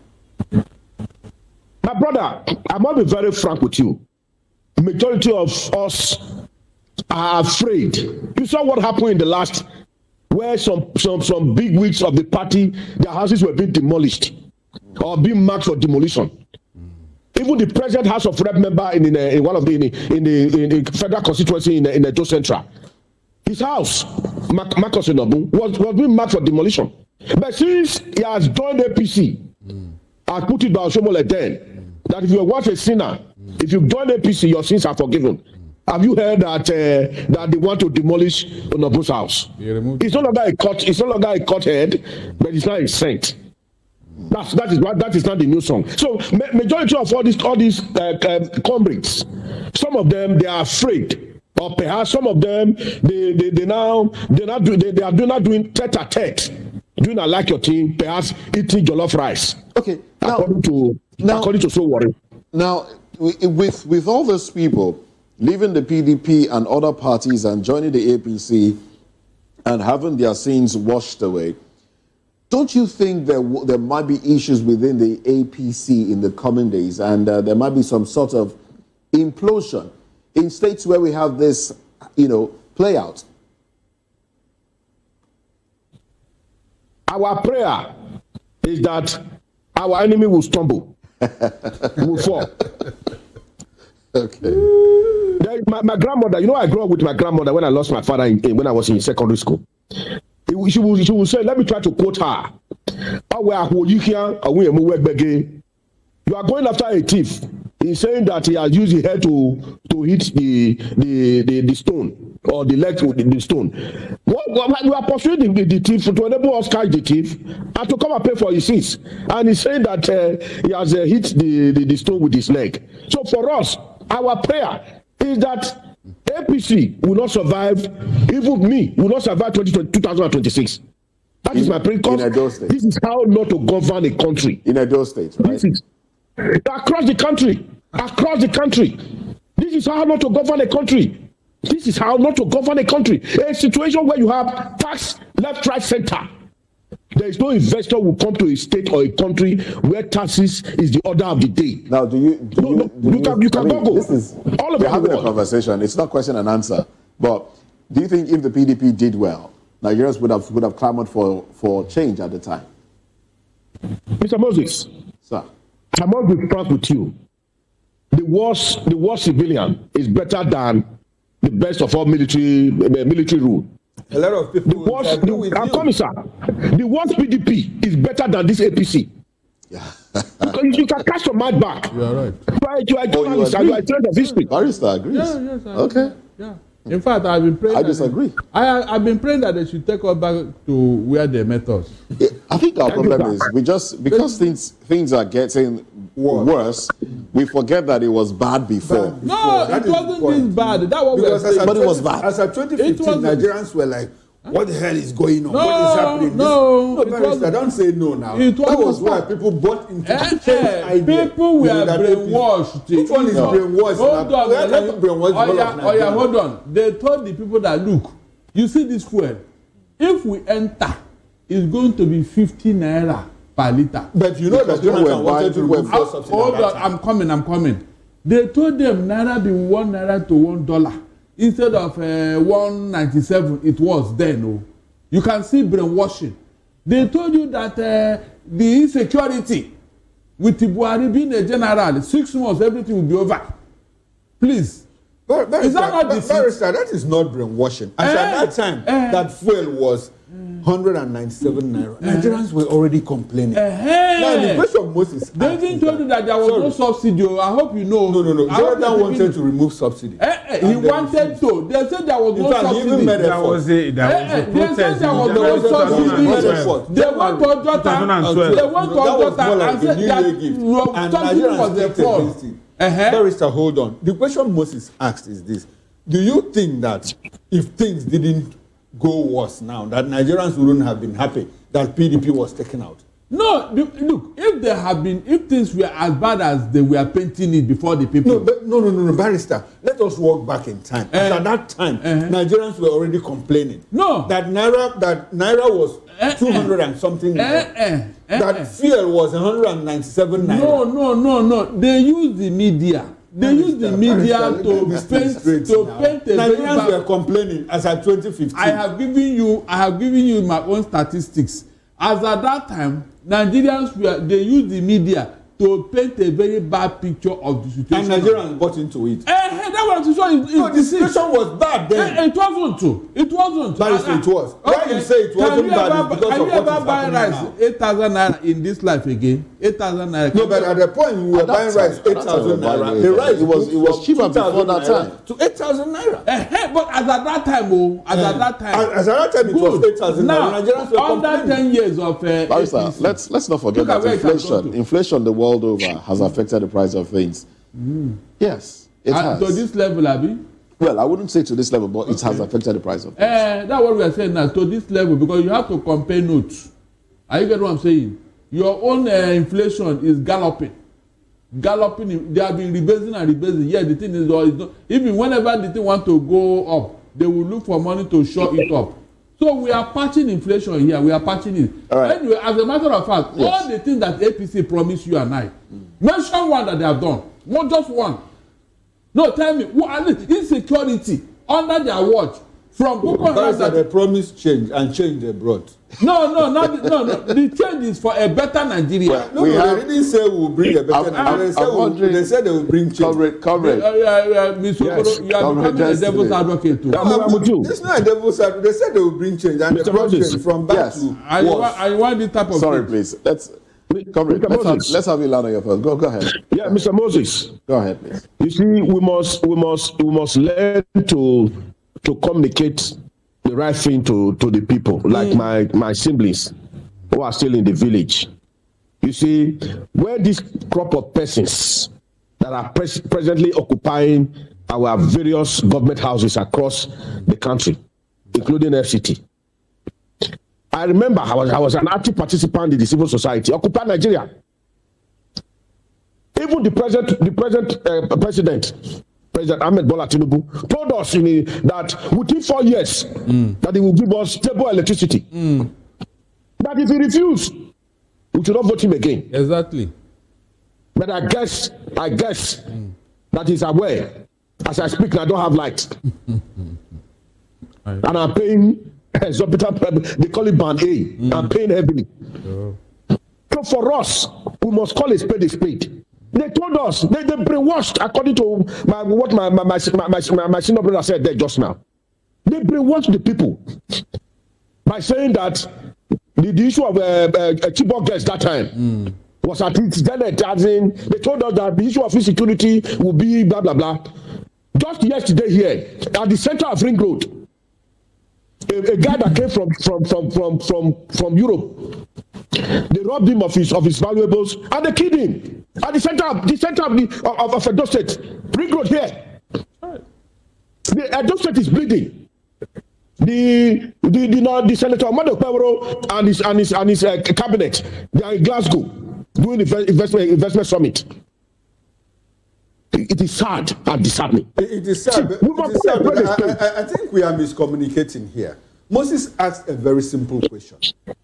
If things had improved, if things got better under the APC administration, will we be asking for PDP to come back now? And the simple answer is no. No. And it is just that, unfortunately, APC couldn't manage the economy and it got worse. Now, my position is that as at 2015, that Nigerians were already complaining. Barrister, don't say it. No, he has the right to I also have my right. Yes, so you express yours. APC. It was not APC. Nigerians were complaining. It was not rice was 8,000 naira back. No, it was. Has rice always been 8,000 naira back? It was not Nigeria. It was APC people and their propaganda. That did what? Propaganda? Okay. It was the propaganda that moved rice from 4,000 to 8,000. When they went to protest in Ojota, was it Nigerians? Was it not APC people? Barrister, you know Nigerians that make up APC. All right, let's move away from... all the things they promised, have they done any? Okay. All the things they promised. They're running out of time. I don't want to believe that. No, I don't want to believe that. I know that, look, APC has taken us to, like we say in our local parlance, you carry us to go where we know no. APC is taking us where we know no. But it doesn't, remove the fact that, look, as at the time PDP was in government, that Nigerians were already complaining of hardship. It's just unfortunate that, APC couldn't manage the situation. That's my position. All right, let's take some more headlines. When you grab something by I'm wondering why you've been quiet. I really kept quiet because... it's part of them. Well, if you say I was part of PDP, then yes. Then being who now? You understand? Part of APC now. No, that's the lie. that you hold on to. But the point is, you see, we easily forget things. Now you are talking about APC. By 2012, if it was possible for an average Nigerian to go to Aso Rock and take Jonathan and throw him back to Otoke, Nigerians would do it. There was nothing that, to the point that they said Buhari should bring his NEPA bill in place of certificate. Suddenly we have just forgotten now that it was that bad. Money was spent as if it would go out of circulation during Jonathan's era. At the point, that's why they said he was clueless at that time. Suddenly now, you are now deodorizing him as if it's the best thing that ever happened to Nigeria and Nigerians. That's why I kept quiet and I said, yes. So if tomorrow comes now, somebody will come here and begin to praise APC again. That we thought APC was bad, but APC was better. Nobody will praise APC. We will wait. A lot of people forget that it was under APC that we had the likes of Design and Alison. I wonder that is still on the run. As yes. It was under what? Who was what? Under PDP. Well, look, I have told you here. If you compare what is going on now and what PDP did in office, in fact, PDP was a saint. Yes, we agree. We agree. They were sent in office. I said we agree. Can we move on? Yes, agree with me for once. Okay. We don't agree with you. But we will move on. We agree to I'm move only on. conceding without agreeing. We agree to move on. Okay. Well, let's probably touch agree on... too. I agree. You agree? Thank you, my brother. Thank you, my brother. Okay. Well, let's look at... I don't know if we have time for another issue, but the issue of electricity is on the cover page of The Guardian. It says 24 states backpedal on electricity decentralization over tariff, debt, risks. And there's a breakdown of it there. And, well, that's one very important issue. We have 4 trillion naira subsidy backlog on paid losses on Genco's books. 4 trillion naira. I saw this coming. I saw this coming because when states, quickly rose and said, look, they started enacting their own state regulatory laws and all of that. When you don't generate, you don't even distribute. You don't distribute. You don't even have a distribution company. I wonder. And there are certain tariff for the distribution company that has a cluster of about 5 states. They will simply take the light from you, they take the power from you and give it to a state that doesn't have that law. Yes. Go to any state and see what is happening. Because Peter Mbak came up, made that law and tariffs came down and people in the state were happy. Now, what did the DISCO do? The DISCO quickly, no problem. They'll take the power meant for you and give it to another state. So pay the bill now. It is through the national grid. It's still through the national grid. That will so before states are able to get into all of this, they must be able to generate their own, transmit on their own. If they don't transmit, they get into partnership with TCL so that they can also acquire facilities of the TCL to transmit and now distribute. Do you see that in all of this, they don't even have the licenses to do all of this. So why are they enacting laws that they can't enforce? The why I says a lot of them from the law empowers them to do all these things. But you should have put certain things in place before you enact the law now. You enact the law. Now, let me tell you, this thing is deliberate. What? They increase this tariff just to pull the rug from under the feet of the states that want to give us correct pricing of electricity. How can you denominate what you don't own? Hold on, I'm coming. Look, a committee was set up who studied all these things to remove the excess money any ERC are making. They are making excess money. ERC is not making any money. They are making a lot of money. They are making. They are the one imposing all this. So how are they making money? How are they making money? They are the one imposing all the tax. Because how are they making money? They are the regulator. That's their job. They supposed to regulate this. Do you go into business? What is that? What? In the course of regulating, do you go into business? What they are doing is not what they are supposed to be doing. That's what I'm telling you. The only thing NERC is getting is if some of these discos or Genco, if they run foul of the law, they will impose fine. They have. In fact, they have never obeyed any of the regulatory guidelines given to them. Is it the fault of NERC to penalize them? The one they penalized them, did they adhere to it? They didn't now. Even if we say Where is that they penalized now? Because at the point, NERC say, look, any good disco, you have overbilled consumers. Yes. So refund 8 billion naira. Yes. And which they did. So they refunded to. So did they refund to NERC? All the other discos was such a law imposed on them too, like Ikeja. And Barrister, I'm surprised that you are taking this position because you have always insisted that government should, regulate Dangote's prices. When did I tell you that? No, you have always insisted. No. The government should tell us. Hold on, leave Dangote out of this party. We are absolutely out of time. What happened? We'll continue this conversation. You are now buying 1,000 naira for Barrister, we'll continue this conversation. So when you make a law as a Lagos state, how do you, for what you don't do? Gentlemen, I must say a very big thank you to everyone. Comrade Destiny and Abuleli, you want to say something? It will get to a head. Well, we must say a very big thank you to Comrade Destiny and Abuleli who joined us from Benin City. And Barrister Darlington, thank you very much for your time. Delif Animo, thank you very much for your time. Chikuma Okoro comes back at 6 p.m. You want to share? Yes, I'll be speaking with Barrister Ladi Johnson, the spokesperson of the NNPP, and he's going to tell us about the movement or not of Kwakwanso to APC and all that is happening within the NNPP. All right, and it promises to be quite interesting. All right, at 6 p.m. For political lens. But at 11 o'clock will be time for sports with Kizzy K. Well, that's it on the show. A newspaper review. I'm Moses Humphrey. Have a lovely day.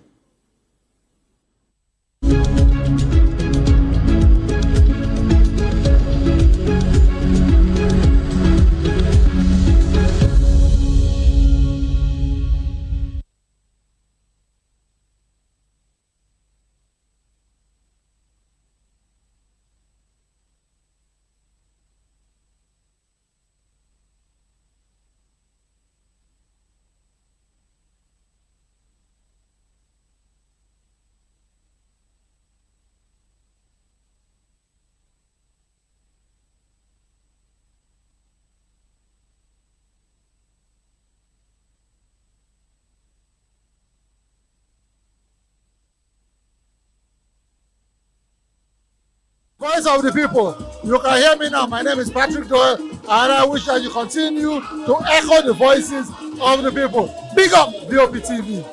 My name is Sowore Dokubo. Please keep watching VOP TV. Hi, my name is Kwekumali Ikenna Onyekwena, and I am with the Voice of the People TV. Now, if you're looking for the veritable channel for information, politics, robust discussions, you don't need to go far. VOP has you. VOP will always have you. Thank you. Hi, my name is Patrick Diabwa, aka Ibani Chuka, Amayanabo the Eagle King, and you are watching VOP TV. Stay with us. Are you ready for the extraordinary? Something big is happening on your screen. Introducing VOP TV. Now streaming on SLTV channel 264. From breaking news to captivating conversations, news analysis, giving you all sides to the story. We break in-depth discussions on the issues that matter, from politics to sports, entertainment, and lifestyle. VOP TV on SLTV channel 264. Join us as we redefine what television means to you. Voice of the People Television, VOP TV. Now you have more than a voice.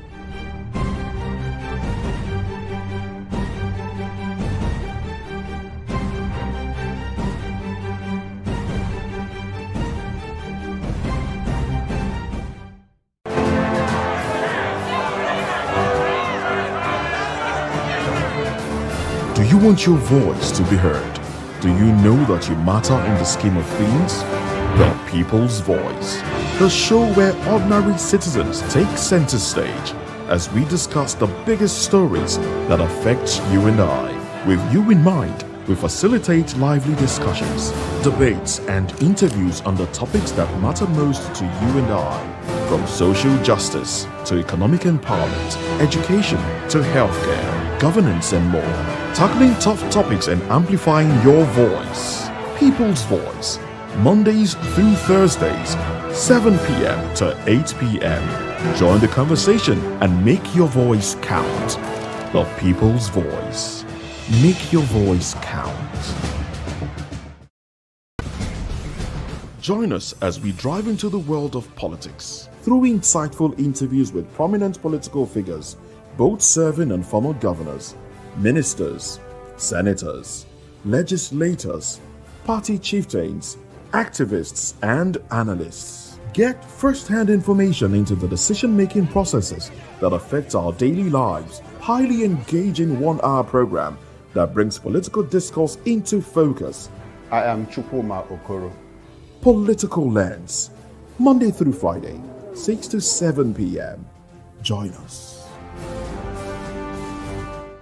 Former Vice President Atiku Abubakar has cautioned the federal government against mismanaging the $1.7 billion allocated to the health sector in the 2025 budget. In a statement on Sunday, Atiku urged transparency and accountability, warning that the past claims of missing public funds linked to animals like snakes, monkeys, and termites must not repeat. He called on President Bola Tinubu's administration to provide a clear framework on how the funds will be spent, stressing that every kobo must be used to strengthen Nigerians' healthcare system. As Voice of the People TV, we're on the streets to bring you the opinion of citizens regarding the situation. Experience have shown us from time immemorial, we have had different governments. So I will not be surprised if such happens again. It does not really mean that animal. It means those people that will handle the money, that they should use that money as they ask them to do it. They should not divert the money to another sector or to their pocket.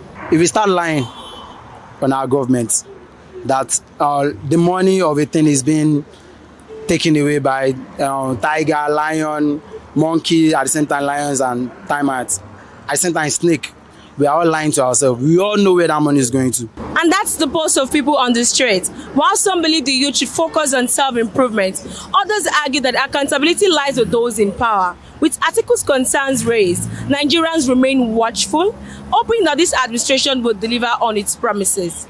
I'm Oyindamola Olukuta reporting for Voice of the People TV. The red carpets, awards, the razzmatazz, music, fashion, interviews, and more. Spotlight on Voice of the People Television. Let's feed you with all the juicy stories in the global entertainment space, bringing you the glitz and glamour as it is hot. Stay tuned to Spotlight, 1 p.m. Monday to Friday. Spotlight on VOP TV. Entertainment like never before.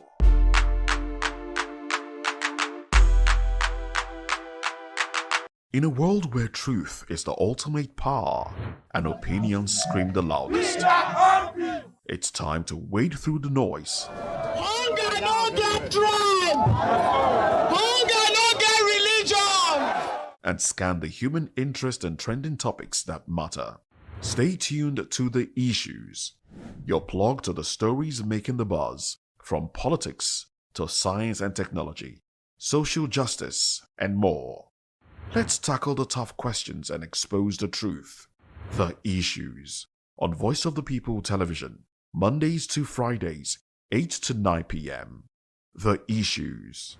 Don't just react, understand. 2564 is coming up on 49 right. 2564 Atlantic Tower. What happens in the hush behind hangar doors? Who signs the papers that gamble with lives? Which truths were grounded before they even ever had wings? If you've ever buckled a seatbelt at 30,000 feet, if you've ever stared out of that tiny window and wondered who's really in control of the skies, it isn't just flight, it's power, it's politics, it's pressure sealed in steel. We're peeling back the clouds from runway risks to sky-high secrets. We're diving deep where most dare not to look. Aviation Scope, every Sunday at 7 p.m. only on Voice of the People TV. We don't just report, we reveal. We don't just ask, we uncover. Because when it comes to the skies, ignorance is turbulence. Aviation Scope, the sky isn't the limit, it's just the beginning.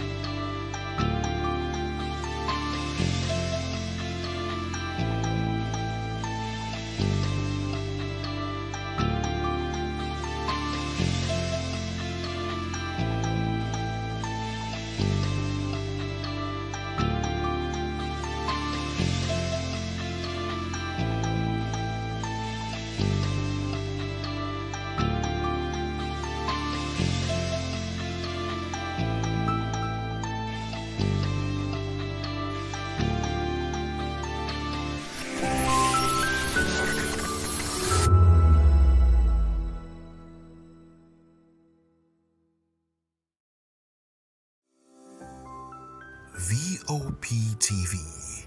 Now, you have more than a voice.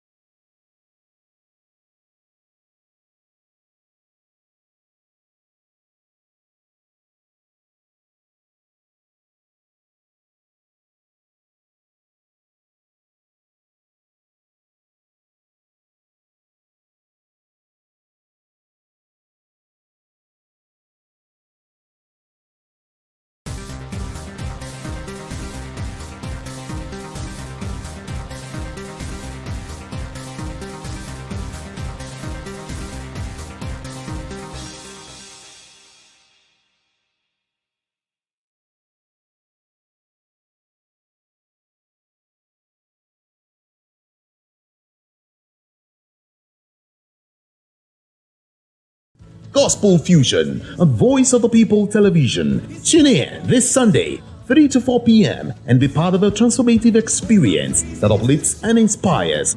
Join us as we explore the transformative power of gospel music and its ability to uplift spirits and unite hearts. Tune in this Sunday, 3 to 4 p.m. on Voice of the People Television. Gospel Fusion. Let's fuse our hearts in praise and joy.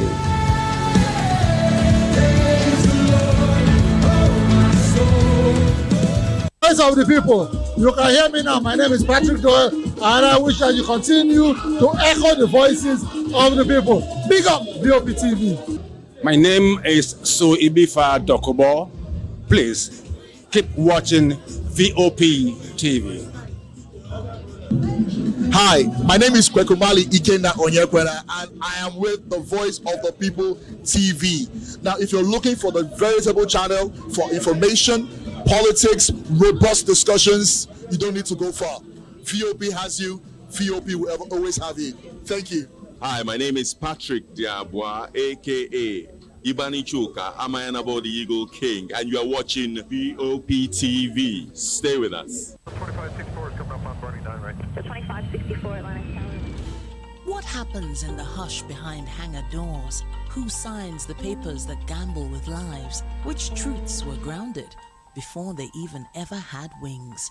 If you've ever buckled a seatbelt at 30,000 feet, if you've ever stared out of that tiny window and wondered who's really in control of the skies, it isn't just flight, it's power, it's politics, it's pressure sealed in steel. We're peeling back the clouds from runway risks to sky-high secrets. We're diving deep where most dare not to look. Aviation Scope, every Sunday at 7 p.m. only on Voice of the People TV. We don't just report, we reveal. We don't just ask, we uncover. Because when it comes to the skies, ignorance is turbulence. Aviation Scope, the sky isn't the limit, it's just the beginning. Good morning. It's the start of a beautiful day. Or start your day right with a healthy dose of news, fun, and inspiration. Join us on VOP.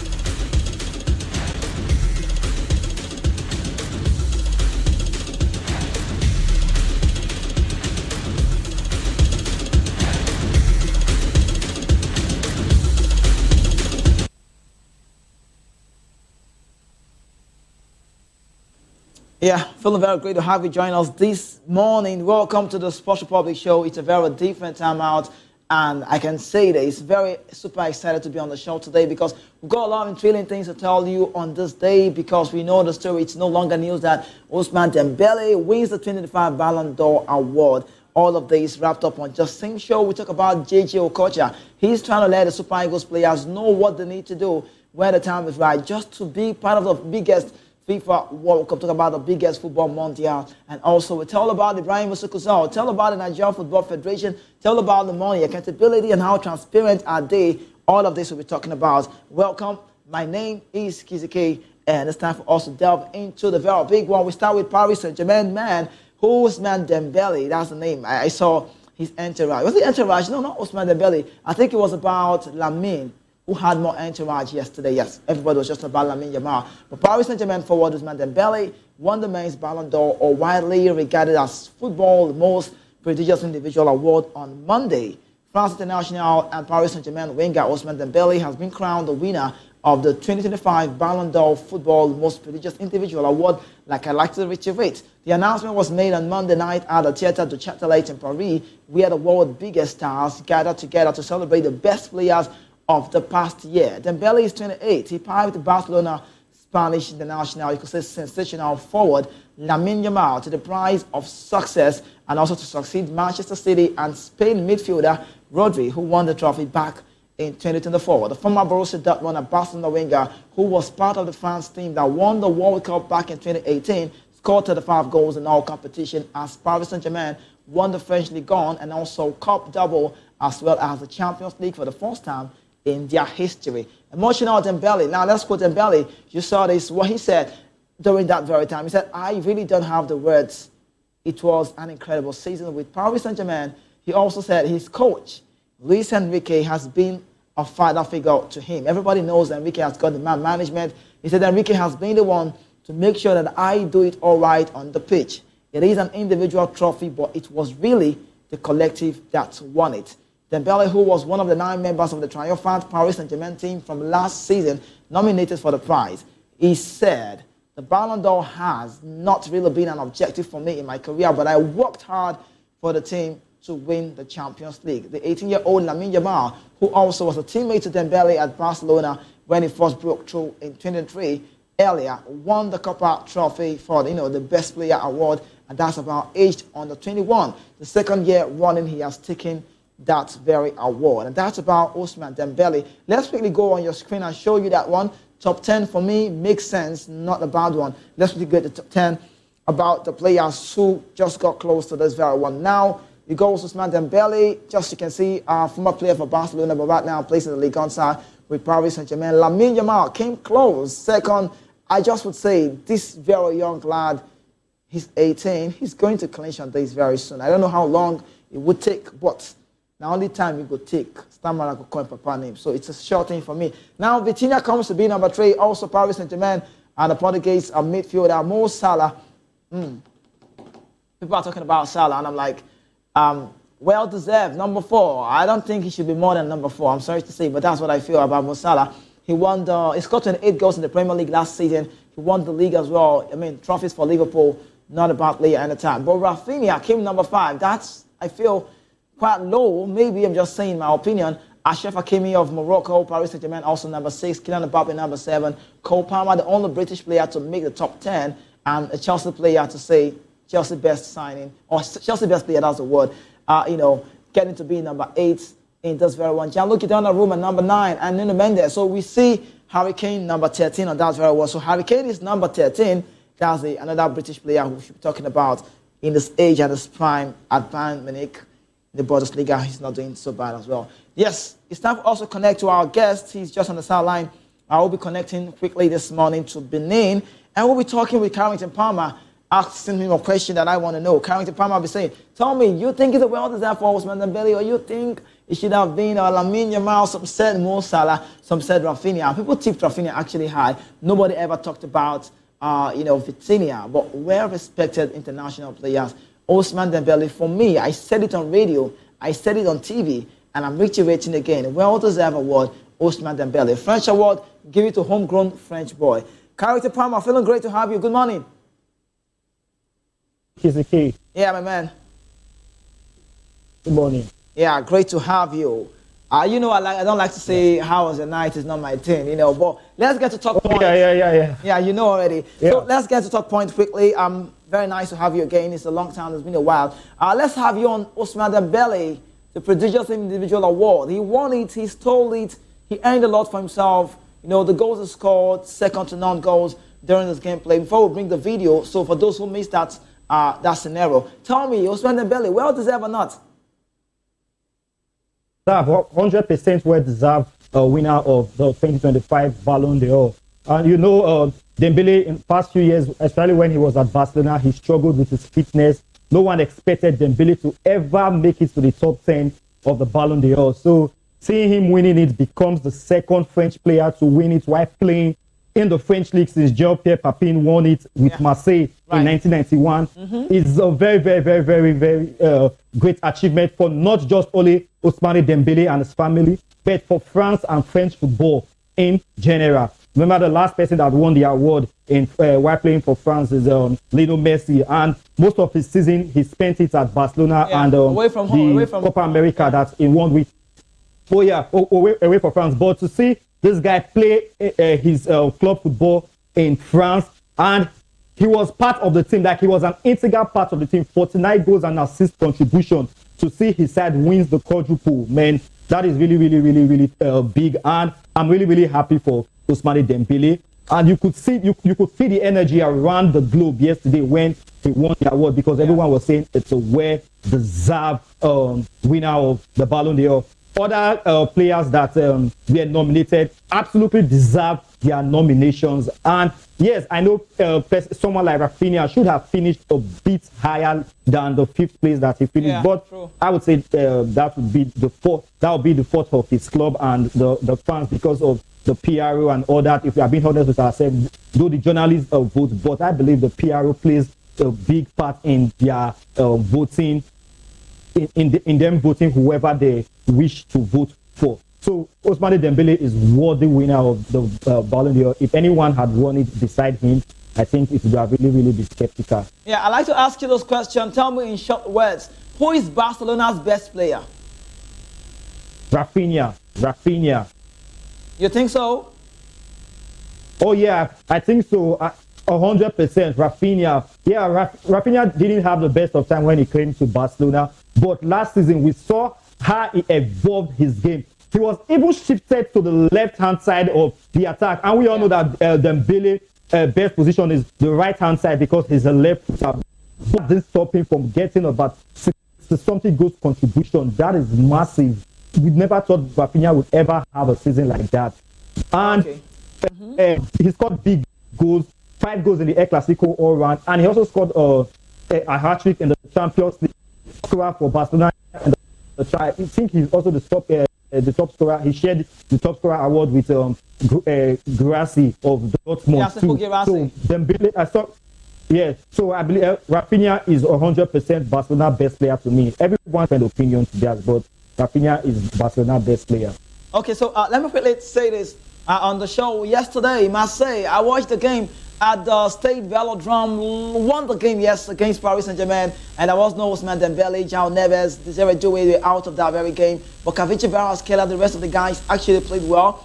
But Enrique, you must give him credit. You know why? I just like the 4th or the 5th time, I stand to be corrected. I think 4th or 5th time that he has lost a game since he became the manager. And the 3 times out of the 5 or out of the 4 that he lost was during when Paris Saint-Germain already won the league. Now let's talk about Lamine, just in a quick one. He's been close. Like, he can't continue winning the Copa, whatever. Let's talk about Lamine Yamal. Do you think is it well-deserved to be the number 2 for Lamine? Being number 2 on that log and not a Rafinha. Don't you think that says a lot? Big entourage yesterday came with the Barcelona star. Oh, yeah. Lamine Yamal, I won't lie, he's a great starter. He's going to be a great player. Like, I can't wait to see what that young man has for the world of football. I just hope he has an injury-free career, because the guy is really, really, really good. But I felt that he shouldn't have been in the top 2. I believe Rafinha shouldn't have been where? Shouldn't have been where? Should have been number what? What number? I think he should. Probably number 4, number 5. Yes, number 4, number 5. Okay. Rafinha should have been in number 2. To me, because Rafinha's season is a worthy Ballon d'Or winning season for him, because the goals and assists that he has, man, it's really, really, really incredible. But Lamine is a great player. He becomes the first player Copa trophy back. I don't know if anybody is ever going to win that Copa trophy back. And he's just 18. He still has time. He will definitely win the Ballon d'Or someday. His father has different opinions, say that Lamine is the best player in the world. Like the quality that this young man has. and he's definitely going to win the Ballon d'Or. But should I say the PRO and the little hype around is really not that. Oh, you're saying PR. You keep saying the PR. You said PR. So you said Lamine Yamal, the PR. So it's a different PR from Lamine and Rafinha. You think so, right? Yeah. Oh, yes. And take nothing away from Lamine. He's a very, very good player, and he's also a very great player. But I believe Rafinha deserves to finish higher than the 5th position that he finished, probably maybe in 2nd position. And I believe the Champions League that Paris Saint-Germain won played a huge role in Ousmane Dembele winning the Ballon d'Or.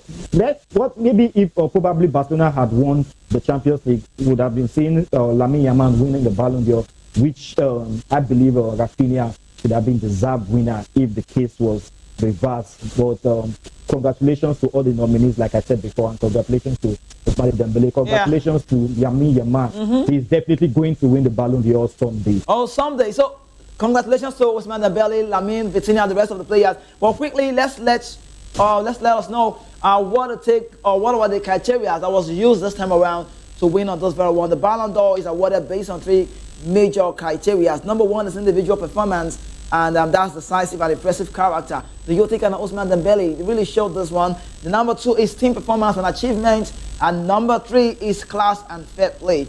That is just the criteria for winning the Ballon d'Or. Before we shift attention elsewhere, let's bring you a post. I mean, that's about Frank Ribery, very quality player during his days.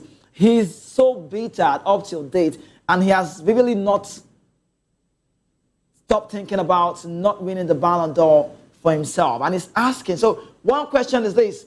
Carrington Palmer, tell me, would you say winning the Champions League is a very big yardstick? Because Ribery posted something and said, so you need to win the Champions League to win the Ballon d'Or. He won the Champions League. Ronaldo did not win, and then what happened? So the Ballon d'Or has been an award that is not going to end. Like we always see someone that would feel like, oh, he doesn't deserve to win it, but eventually gets to win it. We always see that happening. Ribery winning the treble in 2013 and also going on to win 2 other trophies, making it 5 trophies in 2013, not winning the Ballon d'Or. I don't know what or how that was taken away from him. Yeah, I missed it. Yeah.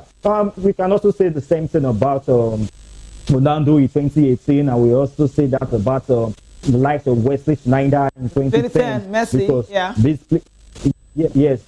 But I believe Messi and Ronaldo, whenever they are competing for the Golden Trophy, they are always going to win it because these men, let's leave the trophy aside. You see, without them, their team is like next to nothing. The way they carry their teams, and they are always, if they are not scoring, they are assisting their teammates to score, and they are a big part of in fact, they are the team. They are not just, we say a tree doesn't make a forest, but with these 2 players, 1 tree do make a forest with these 2 players. So, I would have loved to see Ribery win the Ballon d'Or in 2013, and same up to other players that didn't win it before in their career.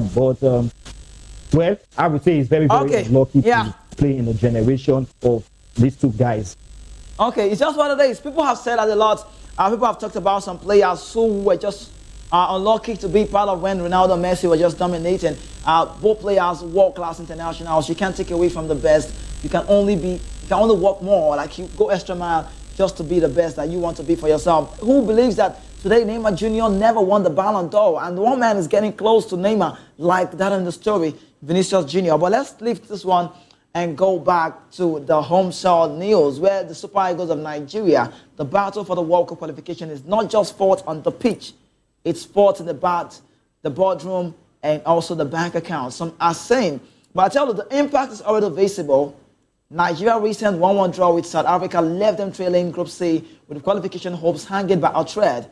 Captain William Troost-Ekong on goal and Calvin Bassey's equalizer were dramatic in Bloemfontein. However, behind the scenes, the morale every day is grumbling.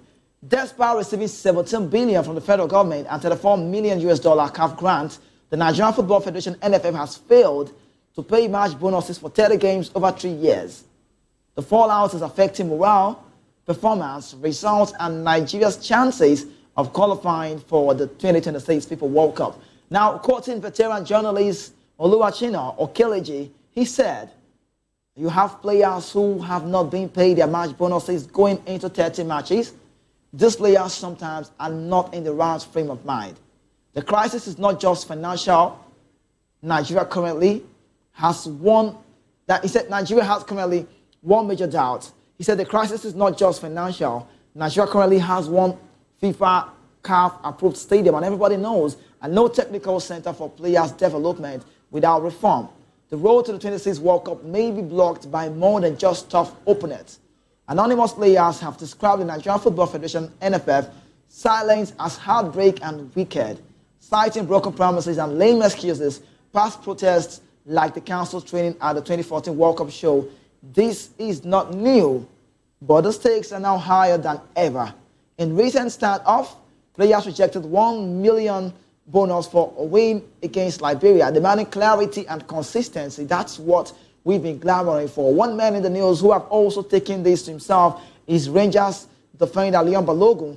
He has also publicly acknowledged the backlog of unpaid bonuses in a bold interview that revealed a lot of shortcomings and failures of the NFF. Nigeria football legacy deserves better. Players, the fans, the journalists and stakeholders must demand accountability, transparency from the NFF. Now, Carrington Palmer will be looking into some scenario on this one, so I'll be asking you some of the questions. Questions like, where is the money going? Why are players still unpaid despite record funding? What reforms will ensure accountability? Because now Nigeria's fate now hinges not just on their own performance, but on a mix of results, goal difference, publicly, and also possibility, even FIFA sanctions against South Africa for alleged players' eligibility issues. This is what we'll be looking out for. With qualifications still mathematically possible, just maybe, Nigeria have to rely on South Africa losing their remaining 2 games. I don't want to say it's impossible, but it looks impossible. It looks impossible, that's the word. Against Zimbabwe away and then Rwanda at home, while winning their own games against Lesotho. But I love the news that says South Africa will not play all of the games home again. I like the news that says, I like the news that says it's a different ballgame. I don't know if it's a Patrice Motsepe trying to change the scenario, because I used to respect him and I still haven't stopped respecting him. But what he has done and the record he has kept, his legacy on this job, for me, I'll say outstanding for Patrice Motsepe. But one thing is clear, if you're on this job, you wouldn't want to dent your white, because winning their home games for Nigeria against Lesotho and then Benin Republic is one to be looked out for. If Nigeria finish second, they could still qualify via CAF playoff. Top 4 runners-up across all 9 groups entered the minimum tournament. There's also an intercontinental playoff. People are asking, how does it go? Winners of that tournament faces teams from other continents from a final World Cup slot. However, this road is highly competitive and uncertain. Failure to qualify for the World Cup could cost Nigeria over $100 million in lost revenue. That's how bad it is. Sponsorship, partnership, and global exposure. With the clock ticking every day and tension rising, the NFF faces mounting pressure to resolve the crisis before it sabotages the country's footballing future. Now, I'll leave you with the news, and I'll leave you back to this one again. Carrington Palmer, let's talk about accountability. Let's start with the first one. And that one says, he says, where is the money going? Maybe you know from Benin. Tell me. Where the money is going to at all. Definitely you also don't know where the money is going to. I don't know. The question should be, the question should be channeled over to the NFF. I think that money is going to someone's pocket. Someone is enlarging his pocket and enriching himself and his future generations. That is that is so bad that is happening everywhere in Nigeria. The corruption in Nigeria is so bad that it has eaten down to not just from the federal government or to the state government. It's going to other sectors of the country, and that is very, very, very bad. We see people coming out to say, oh, this is how the money was spent, and they are not being done anything. Someone might just, you can ask the NFF president, oh, where is all this money going to? And we just say that, one house ate all the money, and he won't be held accountable for it. He won't be arrested. The next day you see him giving a national award and being celebrated. Why, if all these things keep happening and nobody is being held accountable and nobody is asking the right questions, these things are not going to change, because we see tomorrow you will see someone who is very, very, very corrupt being handed over a very top position in Nigeria football or in other sectors of the country. And we really need to reform these things. Like, we really, really, really need to change these things. We also saw that in CAF before. How CAF was really, really corrupt and almost dead. Team Patrick Musepe came into the CAF presidency. And I was telling someone before, I said there's a difference when someone who has money is coming here to do a job that he knows he wants to do, and someone who is not worthy, someone who is looking for a way out, and you're giving him that kind of position, he will definitely want to stay, especially when he has that thing in his skin or under his skin or in his blood. So the Nigeria football, the Nigeria government really needs to step in. The Nigeria Sports Commission really needs to step in, reform the NFF body, ask the right questions, hold them accountable. Like, oh, if you don't do this job, or if you don't make the money available, you are going to be asked. And if you don't give a tangible reason for why this money is not being used the way it should be used, then you have to pay for the consequences of your actions. No punishment, no crime should go on, should not go on, should be left unpunished. Everyone should be held responsible for whatsoever they do. And if that doesn't happen, my brother, I'll tell you for free, Nigeria football will continue to go down than the way it is already. All right, so away from the World Cup, still about the accountability and transparency. That's what we've been clamoring for. That's what we want to see. We want to see a federation that does the job. I mean, they should know the job, not just about the game, administration-wise. Now, let me ask you this. I'd like you to tell me in short. Is Nigeria Football Federation a corrupt place? Are they corrupt? Obviously, yes, 100%. And I'm not going to start explaining one thing or the other. No, yes, I'm not going to explain it. They are corrupt. This thing has been happening right before I was born, and it's still happening. We used to see, Wike came out to say that, oh, I was the one paying for hotel bills and feeding allowance for my teammates. Yeah, the Rio de Janeiro Olympics. And we also saw JJ saying the same thing in '96. Come on. Within 20 years, something happened twice, and nobody was held accountable for it. Like, why? Obviously, everyone in the Nigeria Football Federation is corrupt, because if nobody is coming out to say anything, then all of them, they are benefiting from it. Seriously. Okay, I like it. I like your sincerity. Let's talk about the other one. Why are players still unpaid despite record funding? I don't want to believe that the reason why some of our players are not playing well, I don't want to believe that, because I feel like I'm a very different being. And for me, I like to say passion comes, but something motivates passion. People have lost it when they say, I love this job, and you're not paying me well on the job. I mean, it's a different ballgame now. Back in the time, I would say, I just love to do this. But if you're paying me well, then why not? I give you my best. One thing drives me. That's the passion. Now, a lot of people are saying this set of boys, they don't even know what it takes to wear the Federation jersey. They don't know what it takes to play for the badge. They don't understand that you're playing for millions of Nigerians watching you. And like I like to say, one thing unifies us together. The government shows, you talk about the political news and the rest of that, it's a whole lot. We take it back to NSAS, Nigeria. We're so very, very upset about that. We talk about the end bad governance. But when it's a football game, the beautiful game, right? It unites people. The game is beautiful. That it doesn't recall, it doesn't know where you're coming from. It's Shekiri, it's so cool. You be any person, not concerned. You be from Ogun State. No, I mean, we are just together. Now, that's what I'm trying to say, talk about the passion and what you play for. But I still want to know, because you cannot come and play a game. At the end of the day, you're not paid for what you're supposed to be paid for. Now, Osimhen got injured, he left. People are saying, why did you follow go South Africa? Blah, blah, blah. But at the end of the day, we've seen players who got injured on the national team that the NFF failed to take care of them. Well, we say club players end every Thursday, every week, then they go back to their club side and they cater for them. Why are those players still unpaid despite record funding? Why?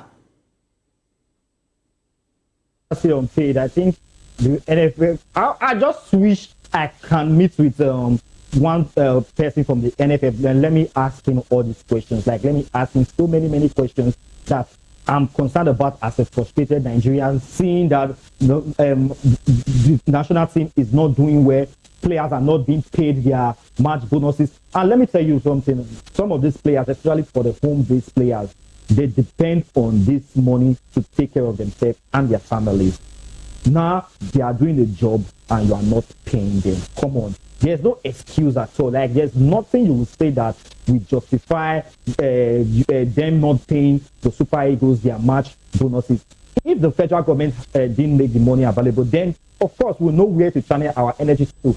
If CAF didn't make the money available to them, we also know where to channel our energy to. But now they are being paid. It's a record funding and nothing has been done about it. They are still being owed for over 3 years, over 30 games. And you don't expect someone who is not happy that, oh, his employee did not pay him to be happy doing his job. Come on, no, now. We always say that, oh, we see our showing passion when they are playing for their club side, that they want to bleed. We see this one running, chasing after every ball, running after defenders and midfielders and attackers, putting himself in a very bad spot just to save his club side. But when it comes to the Super Eagles, he's not doing anything. Come on, if you had put yourself in the shoe, oh yeah, you want to say football is a game of passion, but now it's a business.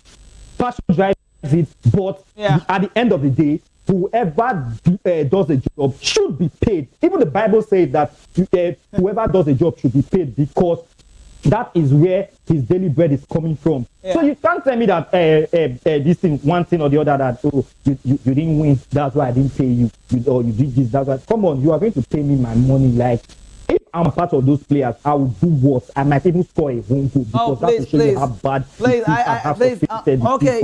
All right, I know, that's enough. I say you sound so pained. And don't go is an option. It's not an option. Please, let's keep that on the sideline.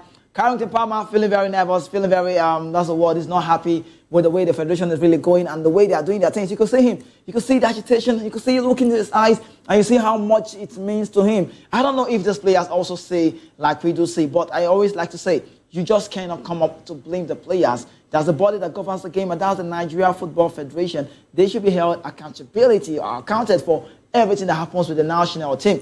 Now, questions are these. Are we going to make it to the World Cup? We've seen federations, we've seen countries where people fail. I keep saying this, and guess what? They resign, not just about because they want to resign, because they know they failed, and one thing is at stake, integrity. They want to keep it, so what do? They let go of the job, they resign. They say, we're down here, we're not doing it anymore. But this Nigeria Football Federation, they came, and the way they are turning the game into is looking like, for every time we miss out, there's another advantage. For every time we get a new coach, there's something that comes in.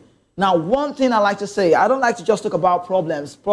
You prefer a solution. That's the question. What do you need to do to put things together? Let's talk about what reforms will ensure accountability. Carrington Palmer, is there anything that can be done? Because with what I'm saying, if we don't even make it to the World Cup, which is quite slim, I think I'm done giving up. If we don't make it to the World Cup, are we going to see a federation to come and say, oh, we failed Nigerians, we missed the 22 World Cup, and the next month, we're missing it, we just have to resign and get different people? What can we do to see that they can give us a very suitable account just on the job?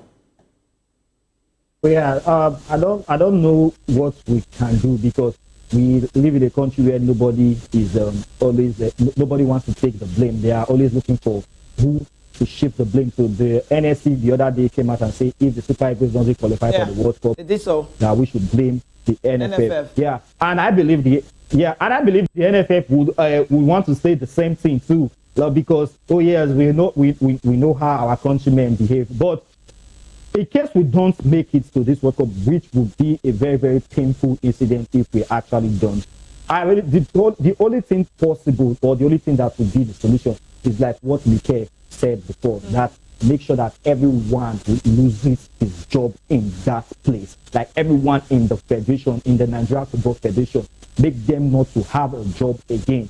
Because when you start holding people accountable, who is coming in to say, oh, if I don't do my job well, I will be held accountable, I will be sacked, or I will even be jailed. So if we don't start doing all these things, if we don't start seeing things like this, we've seen it before in other European countries, and even in African countries, whereby their team will do well. Then you see the president coming out to say, oh, I take the blame and the fault for this thing not doing well, and I am going to resign. And yes, they do resign. I really want to start seeing former Super Eagles players being NFF, like probably one of them be the president of the NFF. Look at Eto, the reign of the Cameroon FA presidency. They have been doing very well, and they are also attracting good players to their side. They are attracting good players that should have been swept aside by the European side to the Cameroon national team. We need that in our country. We have good players outside that European countries are ready to pick up any time, any day, and nothing is being done to stop it. It's when you can't even blame them, because what they are saying, whereby a player is not being paid his match bonus for over 3 years. If you are the one, definitely you won't want to come and play for such a side. So okay. Yeah. They are being held. Yeah, I know. I get it right. I'm so sorry I had to cut you off on that very part. Carrington Palmer always killing the show when the time is right. But quickly, let's shift attention elsewhere and talk about still Nigerian news, where a former captain, so good that they need to name him twice. Like, he's that so good, he needed to be named twice. JJ Okocha has urged players in the current squad to show better levels of what? Commitment, desire towards donning the national jersey. I like to say this. I'm not sounding because I never won the Nigerian jersey. I only did the Nigerian thing. Represented Nigeria to a level on the 17 and 16 category was great. But I never did some of the national team, just like Super Eagles jersey. I never won it. I never wore it before. So, but he's saying there's a different ballgame when you're wearing the Nigerian jersey, and you need to understand what it takes to be there. The former Eintracht Frankfurt of Germany, Fenerbahce of Turkey, Paris Saint-Germain of France, and Bolton Wanderers of England, JJ Okocha has said a lot, pointing out that making sacrifices for the team is the biggest show of desire that could be expressed by any player. He took his mind back to a development that played out before the 1996 Olympic Games in Atlanta, USA, as the players had to pay. Can you imagine? They had to pay for accommodation at their hotel camp when then Nigeria Football Association, NFA, failed to settle the bills. The Emperor, who also was tagged so good that he needed to be named twice, recalled saying, "It's special to me because of what we went through. People only see the end product, but they don't really see the process. The process was tough." Quoting JJ Okocha this morning, that's a picture of 1996 Atlanta Olympic, and I like to talk about this. He said, "We were in camp in America, and we woke up one day to see that our team boss was gone because the FA hadn't paid for it." And he said, apart from that, for like a week, the hotel was giving us the same menu, rice and sauce for a week. I don't feed the shop one food, just the shop. I don't feed, even myself, I don't feed. Maybe rice don't grow for your head. You the shop one food every day. It don't make sense. You reason with me. He said, so we went to them and asked, how come you are charging and changing our menu? They said, we should be glad that we still used to see more food. We should be glad that we were still there because our FA had not paid for the accommodation.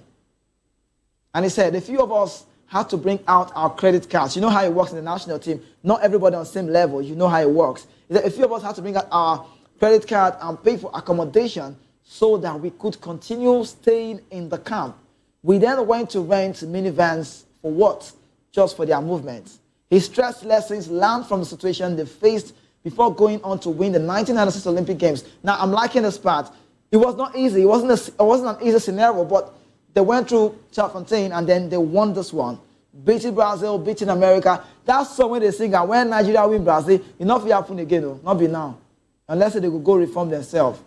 I like to sing that song. Well, they give me balance. He said, before we faced on this very one, went to Olympic Games and we won this one. He also reiterated that being able to withstand the torrid situation in camp and they even pay the bills with their own money was an example for the current arrays of players to emulate. As he recalled, this show, the desire we had was just a passion, and that's why we won this. Now, aside JJ Okocha, I talk about 96 squad. I think Brazil had quality players, the Amaral, the Bebeto, the Romario, the Ronaldo, the Lima. Quality team out there. They had a decent Roberto Carlos. But you talk about the Super Eagles players, Obieku, Teslin, what's the name?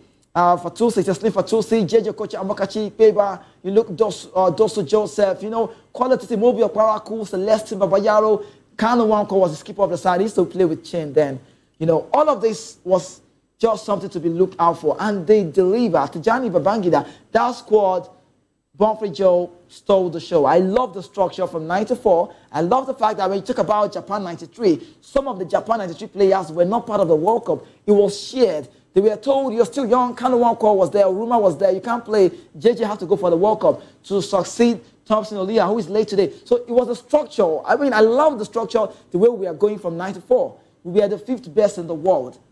Westerhoff, you know what he did against Bulgaria. You saw a team that has Stevie Kesha of blessed memory. He was a skipper. He wasn't getting starts because he was injured.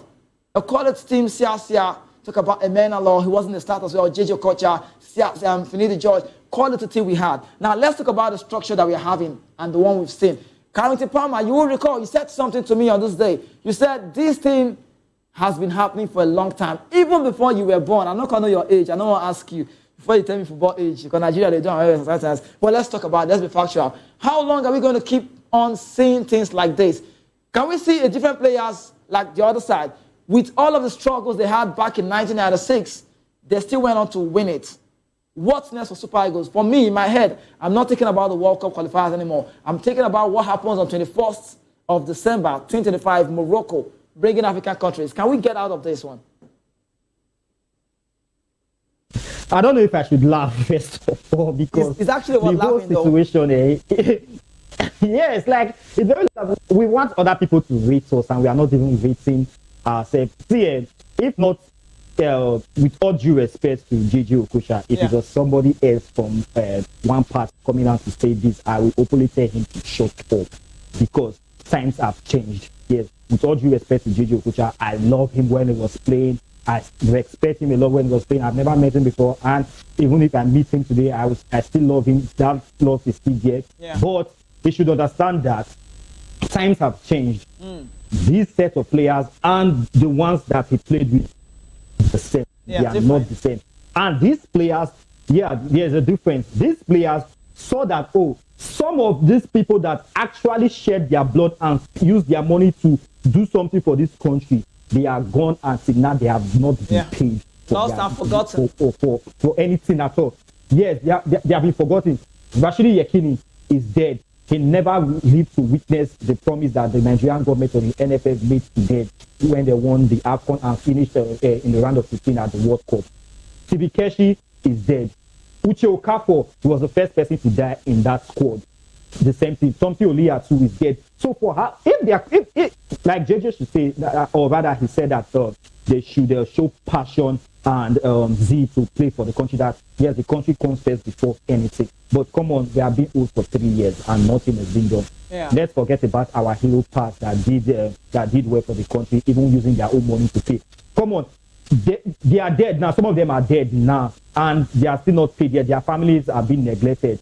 If we should do the same thing, who will come and rescue us later on in life? Would this money be paid to us when we are still alive? Or if we die tomorrow, will it be paid to our families? So these are the questions that I believe everyone should be asking themselves in the Super Eagles camp. Of course, yes, I want to see the Super Eagles of Nigeria play where I play in different tournaments, and also in this in Morocco, this AFCON now, which our focus is very, very much on, because like this now, all our focus is divided for this World Cup qualifiers. We don't even know if we are, like most of us, we have moved on from the World Cup. We just want to watch the Super Eagles play at the AFCON. So now, I believe if they don't start getting it right from now before December, we are still going to see a very, very poor performance from the Super Eagles. All right. At the AFCON. I think for that to happen, actually, but let's just be realistic. It might happen if this thing doesn't change before now, or if they don't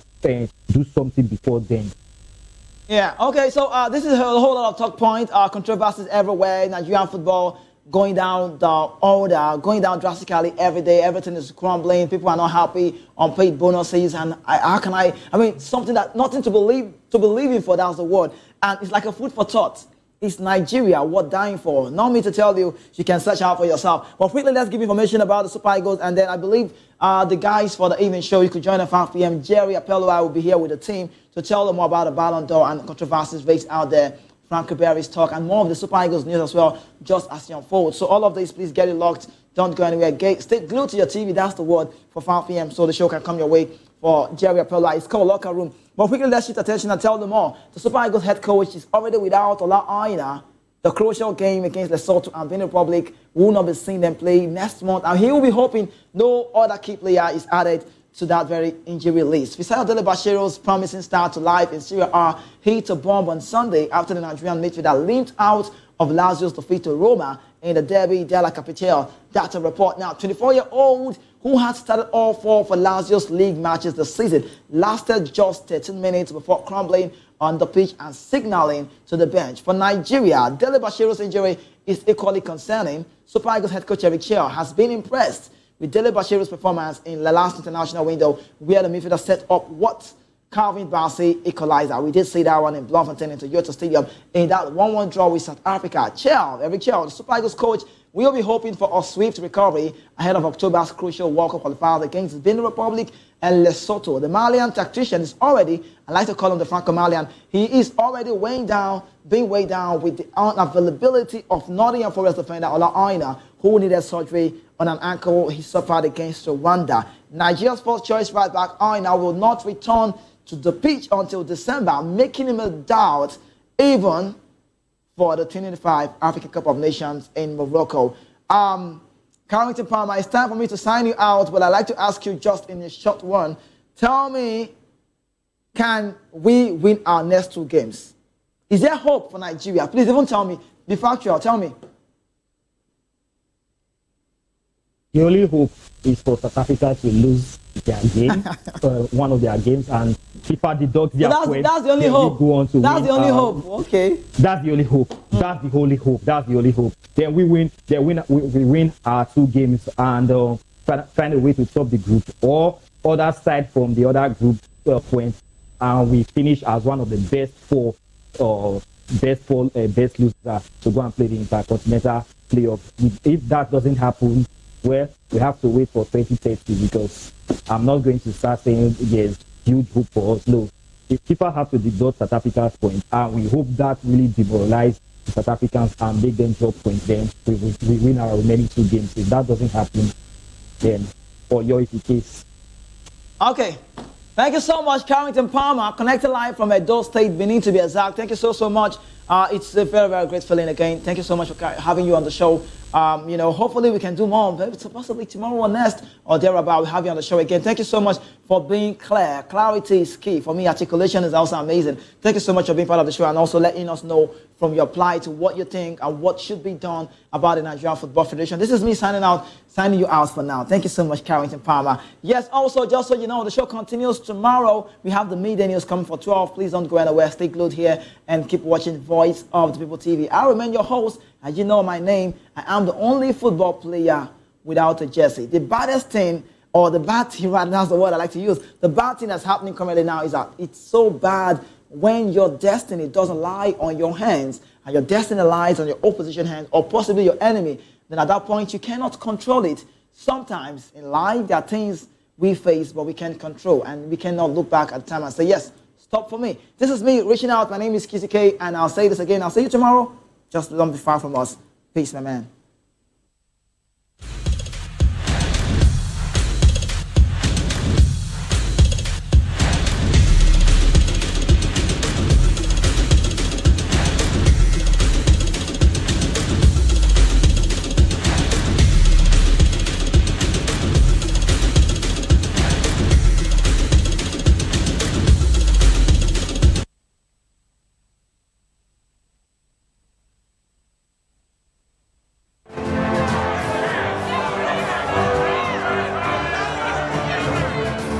Do you want your voice to be heard? Do you know that you matter in the scheme of things? The People's Voice, the show where ordinary citizens take center stage as we discuss the biggest stories that affect you and I. With you in mind, we facilitate lively discussions, debates, and interviews on the topics that matter most to you and I. From social justice to economic empowerment, education to healthcare, governance, and more. Tackling tough topics and amplifying your voice. People's Voice. Mondays through Thursdays, 7 p.m. to 8 p.m. Join the conversation and make your voice count. The People's Voice. Make your voice count. Join us as we drive into the world of politics through insightful interviews with prominent political figures, both serving and former governors, ministers, senators, legislators, party chieftains, activists, and analysts. Get first-hand information into the decision-making processes that affect our daily lives. Highly engaging one-hour program that brings political discourse into focus. I am Chukwuma Okoro. Political Lens, Monday through Friday, 6 to 7 p.m. Join us. The red carpets, awards, the razzmatazz, music, fashion, interviews, and more. Spotlight on Voice of the People Television. Let's feed you with all the juicy stories in the global entertainment space, bringing you the glitz and glamour as it is hot. Stay tuned to Spotlight, 1 p.m. Monday to Friday. Spotlight on VOP TV. Entertainment like never before.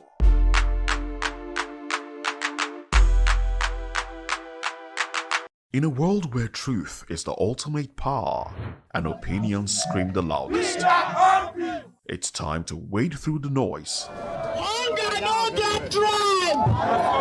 Hunger no get religion. And scan the human interest and trending topics that matter. Stay tuned to The Issues, your plug to the stories making the buzz, from politics to science and technology, social justice, and more. Let's tackle the tough questions and expose the truth. The Issues on Voice of the People Television, Mondays to Fridays, 8 to 9 p.m. The Issues. Don't just react, understand. 2564 is coming up on Barney 9 right. The 2564 Atlantic Tower. What happens in the hush behind hangar doors? Who signs the papers that gamble with lives? Which truths were grounded before they even ever had wings? If you've ever buckled a seatbelt at 30,000 feet, if you've ever stared out of that tiny window and wondered who's really in control of the skies, it isn't just flight, it's power, it's politics, it's pressure sealed in steel. We're peeling back the clouds from runway risks to sky-high secrets. We're diving deep where most dare not to look. Aviation Scope, every Sunday at 7 p.m. only on Voice of the People TV. We don't just report, we reveal. We don't just ask, we uncover. Because when it comes to the skies, ignorance is turbulence. Aviation Scope, the sky isn't the limit, it's just the beginning.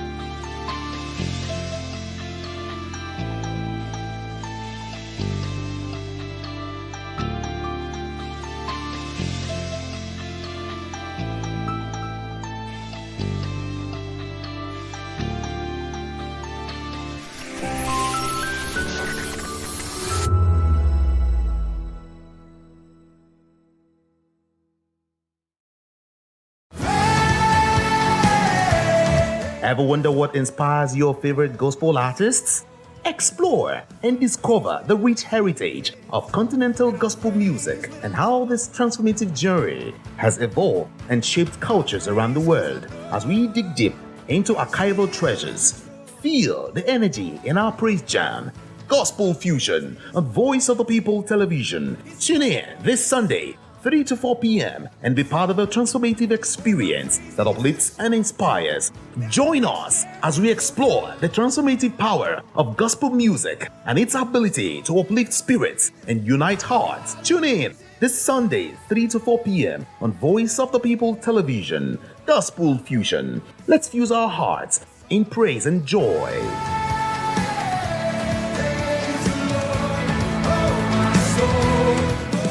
My name is Esther. They call me the Oga Patapata of them, and the general overseer of them all.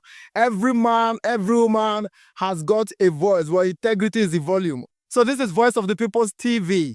Voice of the People's TV. So this is the people's voice.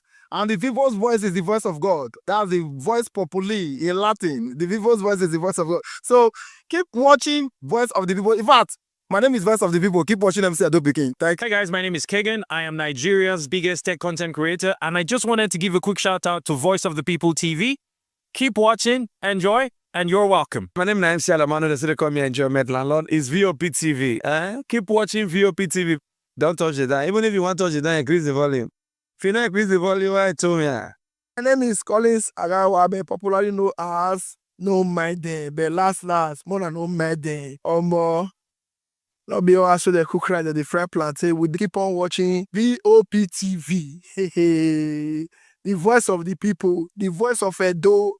If you now want to get the authentic news for Edo, the way it be, that's why they show and all they cut anything come on. At VOP TV.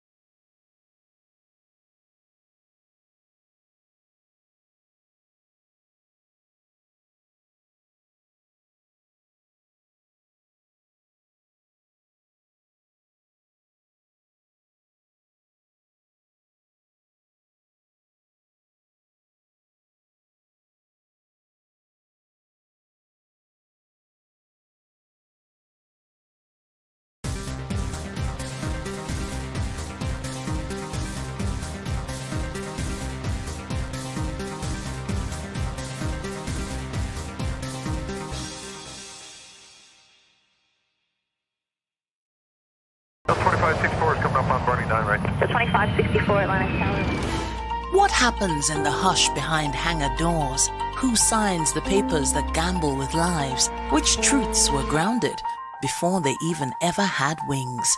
If you've ever buckled a seatbelt at 30,000 feet, if you've ever stared out of that tiny window and wondered who's really in control of the skies, it isn't just flight, it's power, it's politics, it's pressure sealed in steel. We're peeling back the clouds from runway risks to sky-high secrets. We're diving deep where most dare not to look.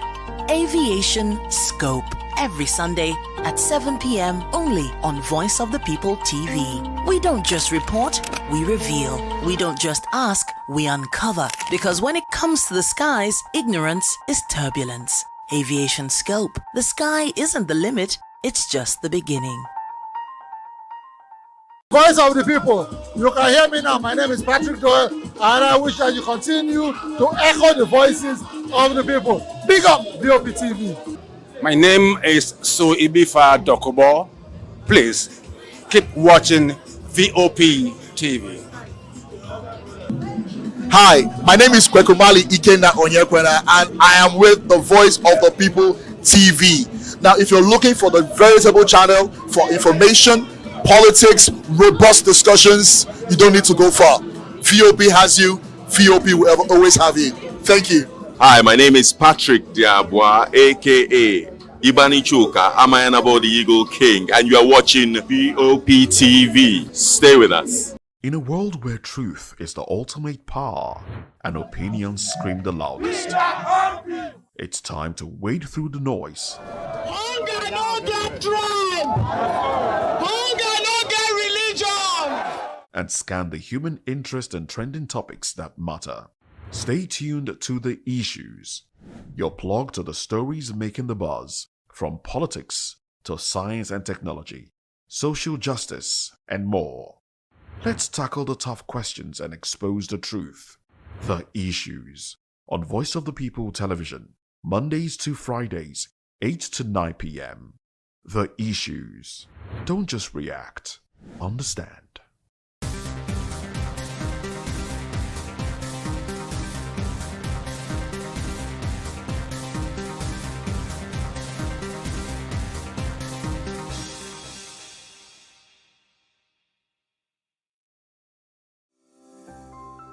VOP TV. Now you have more than a voice.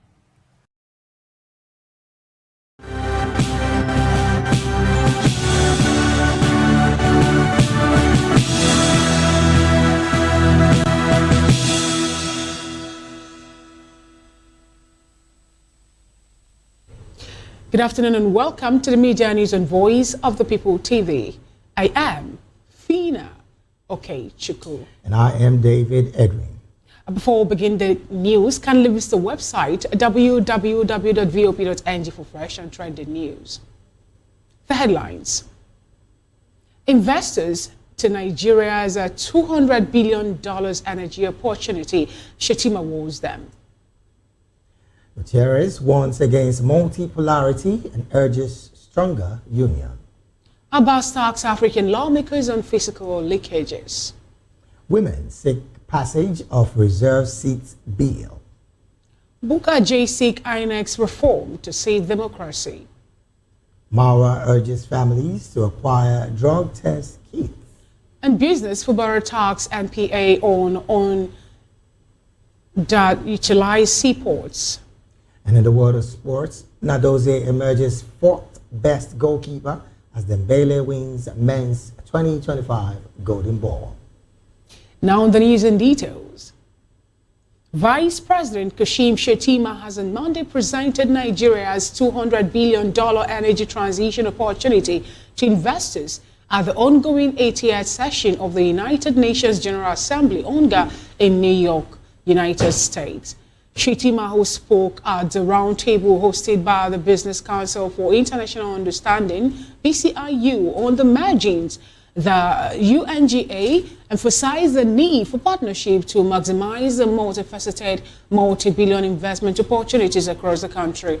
Representing President Bola Tinubu at the UNGA, he noted that Nigeria's sovereign rating by Fitch and Moody's implies that Nigeria was positioned as a natural hub for the $3.4 trillion African Continental Free Trade Area market. The Vice President further drew the attention of investors worldwide to the current multi-billion, multifaceted economic reset across Nigeria, noting that the country is West Africa's largest economy and Africa's largest consumer market with a current population of about 236 million. He added that beyond being a demographic giant with a median age of about 17, over 58% of whom are under 30, Nigeria is home to one of the deepest talent pools in the world. United Nations Secretary General Antonio Gutierrez has expressed concerns over the global move towards multipolarity without strong multilateral institutions, stating that it creates risk similar to those that Europe faced during World War I. Speaking at the UN 80th anniversary in New York, United States, Gutierrez warned that the institution faces unprecedented threats to its founding principles. He noted that the principles of the UN were under assault as never before, citing ongoing crisis where civilians are targeted and international law trampled in Gaza, Ukraine, Sudan, and beyond, while poverty and hunger rise globally. He further highlighted the adverse changes in climate, stating that the planet burns with fire, floods, and record heat rages through climate chaos. According to him, addressing these would require not only defending but also strengthening the UN. Meanwhile, the President of UN General Assembly, Annalena Baerbock, described the UN Charter signing on June 26, 1945 as a pledge not to deliver humans to heaven, but to never again be dragged into hell by the forces of hatred and unchecked ambitions. Away from that, Speaker of the House of Representatives, Abbas Tajuddin, has called on African parliaments to enhance budget scrutiny by strengthening fiscal oversight, plugging financial leakages by adopting modern technology. In his keynote address at the 80th African Network of Parliamentary Budget Office (ANPBO) conference in Abuja, Abbas noted that corruption and illicit financial flows were draining billions of dollars needed for development across the continent. According to him, Africa, with its 1.4 billion people, stands at a crucial crossroad and must align government's budget with the continent's aspirations under the African Union's Agenda 2063. Abbas further expressed concern that Africa loses over $587 billion annually to capital flight and illicit financial flows, with Nigeria alone losing about $18 billion each year to procurement fraud. In another development, Speaker of the House of Representatives Tajuddin Abbas says the National Assembly fully supports President Bola Tinubu's borrowing policy, insisting that borrowing is a legitimate tool for funding infrastructure and driving sustainable growth. Abbas spoke in Abuja during his keynote address to the 8th Annual African Network of Parliamentary Budget Offices Conference, organized by the National Assembly in partnership with the National Assembly Budget and Research Office. His clarification followed media reports suggesting that the legislature was uncomfortable with the administration's debt strategy. This was particularly after concerns were raised at the 11th Annual Conference of the West African Association of Public Accounts Committees over Nigeria's debt to GDP ratio of 52%, which is above the 40% statutory threshold.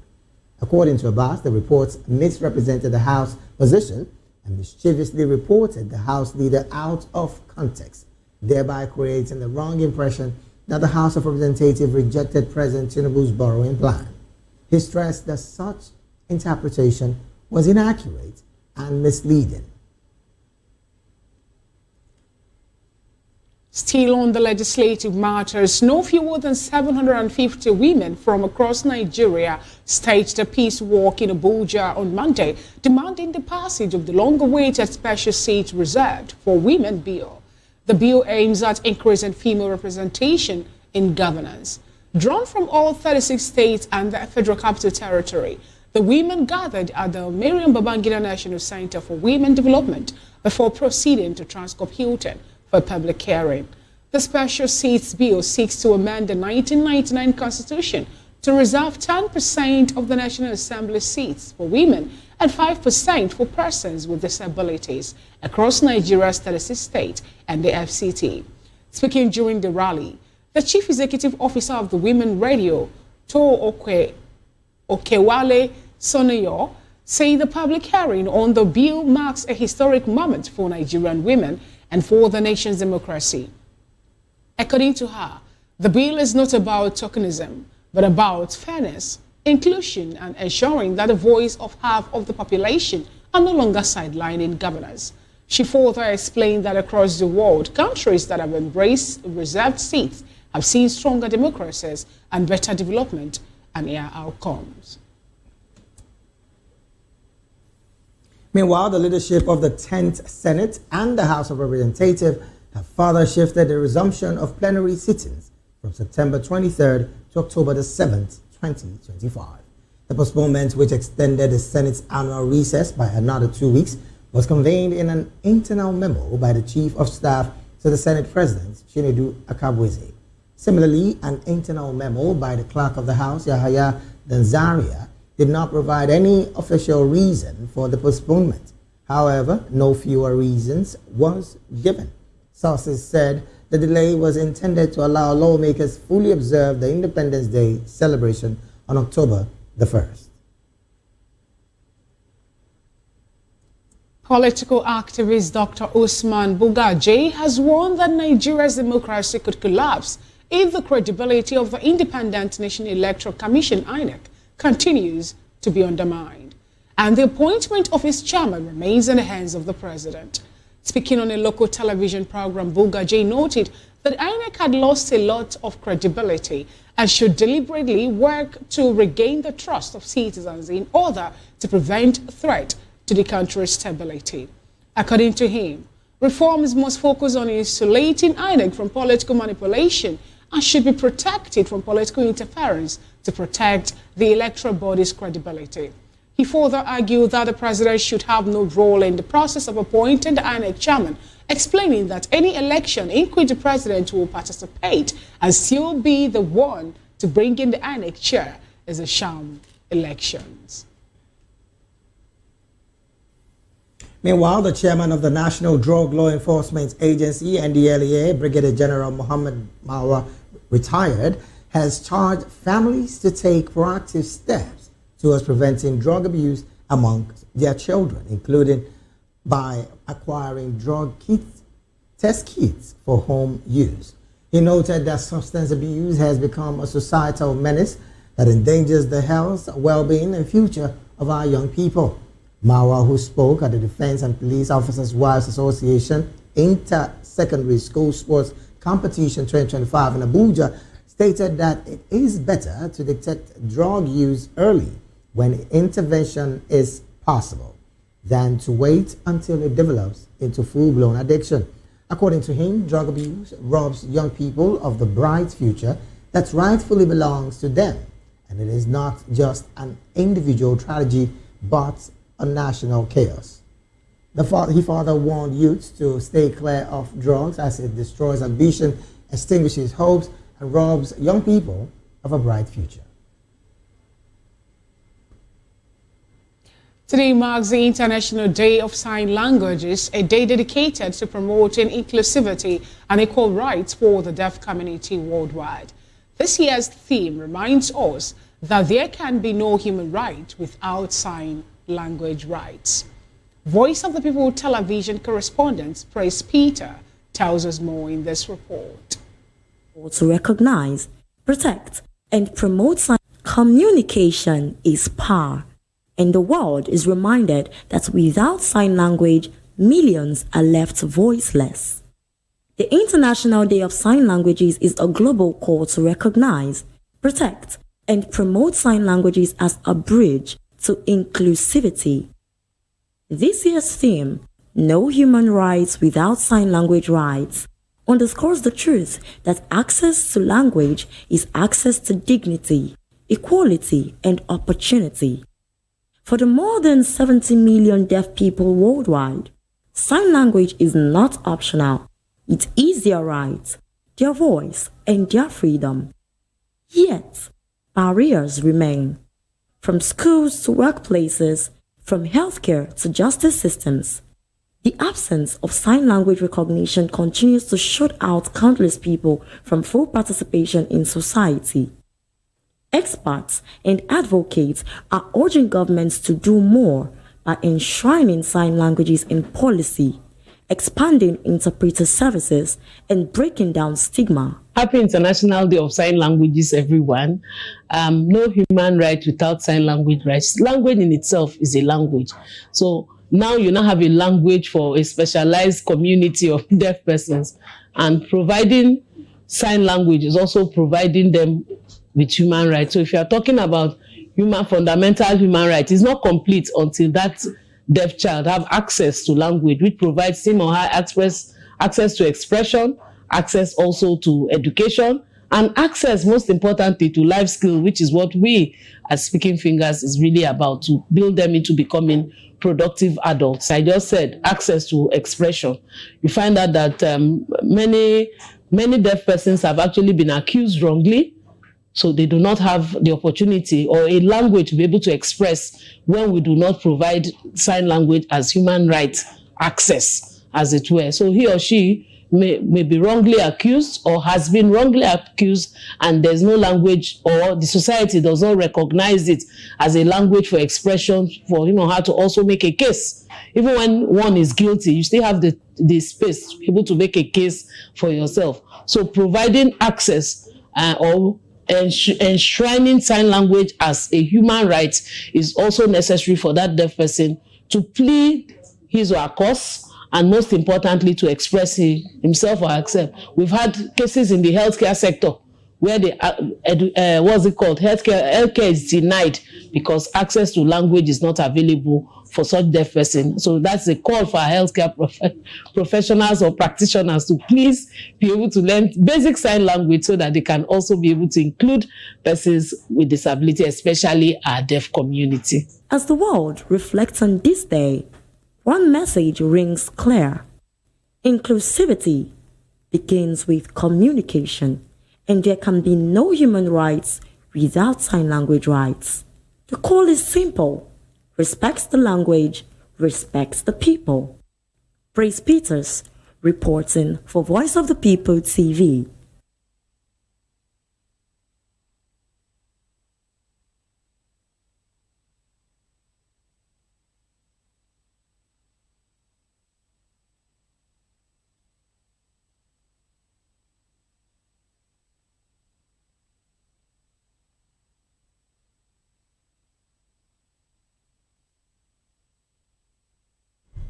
Thank you so much, Praise Peters, for that wonderful coverage. Away from that, Nigeria's food price remain under the spotlight as the country's agricultural import bill soars to over 2.22 trillion naira in just 6 months.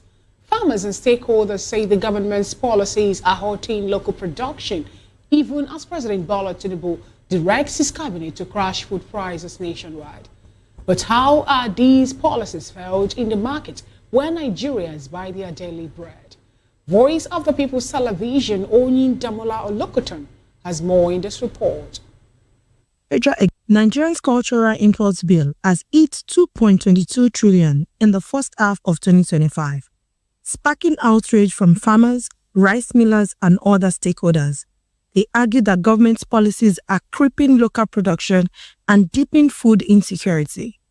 Amidst the backlash, President Bola Tinubu has directed a Federal Executive Council committee to further crash food prices nationwide. Minister of State for Agriculture, Sabi Abdullahi, disclosed this in Abuja, explaining that the government will ensure the safe passage of food and commodities across the country. Present now, we are selling pack of spaghetti, we are selling 19.2. We are selling rice, small rice, we are selling 65,000.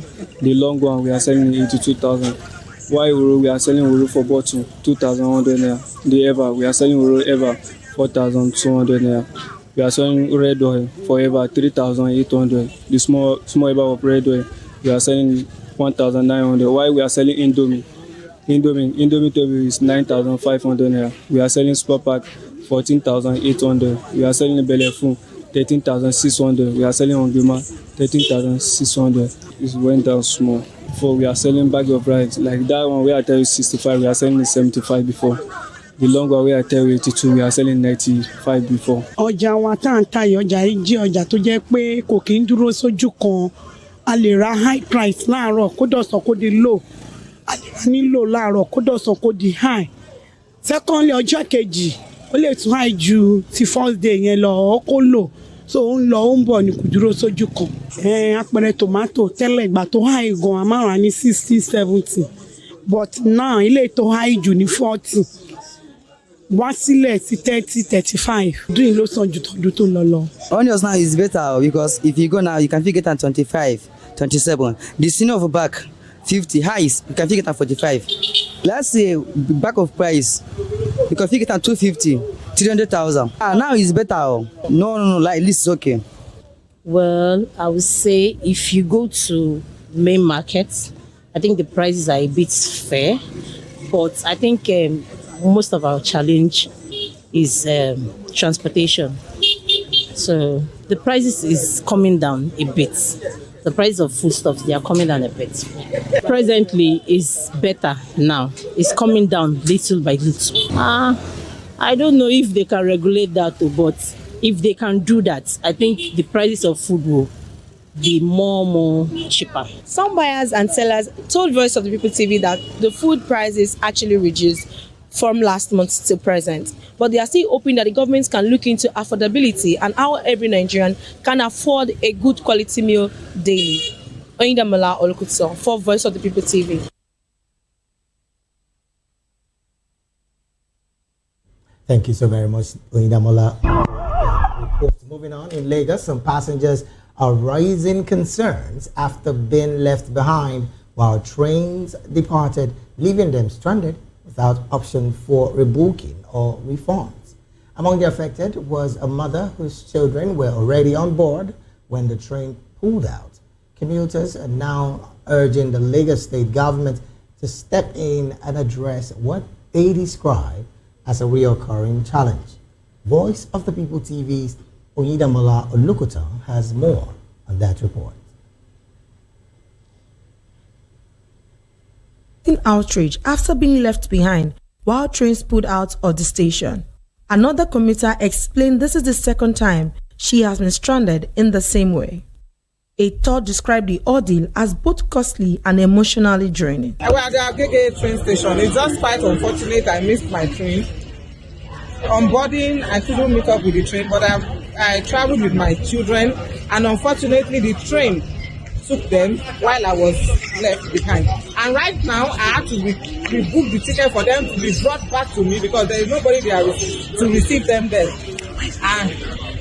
And this is a trauma to me as a mother. You can imagine your child being taken away and you still standing looking at the train like this while your child is being taken away. So that's why I've been here for the past 3 hours.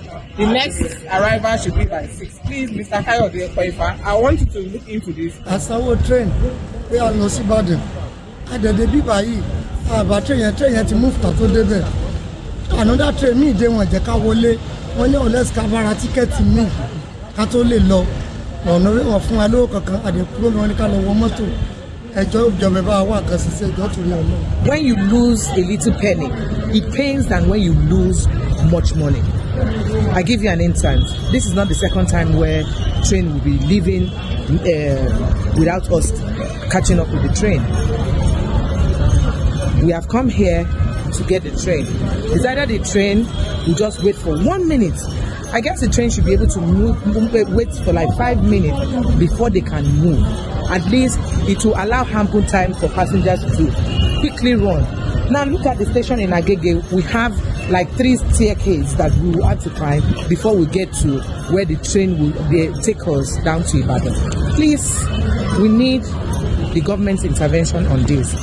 Secondly, I feel we should run a rescheduling of when you miss your flight. We should reschedule it to probably the next train that is going to come. Yes, I know it's going to take a lot of work, but the better we do this, the better for the commuters. The passengers argue the real issue is the lack of rebooking or refund options that are now calling on the Lagos State government to act quickly and introduce policies that protect commuters. Oyindamola Olukutso for Voice of the People TV. That's a good report from Oyindamola Olukutso as regarding the train and the passengers and all the activities here in Lagos State. And that is it. The first layer of the Media News and Voice of the People television. It's time for the Media News analysis. And joining us today in the studio to help make sense of the stories we've listened to the Media Tour Bulletin thus far is Barrister Darlington Agumore, a political commentator. Good afternoon, Barrister Darlington. Good afternoon, Finan. How are you? I'm good. Good to have you join today's conversation. Yeah, David. How are you doing? Fine, very well. Thank you.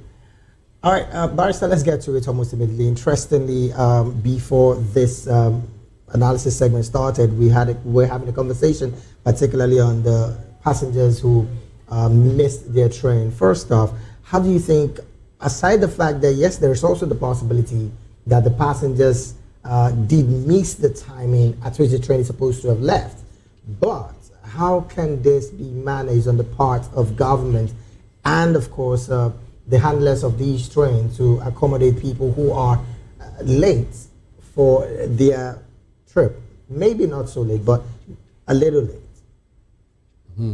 I don't think the train managers need any apology, because that train is on a scheduled trip, and so we cannot wait for you You are supposed to wait at the train station and board your train at the right time.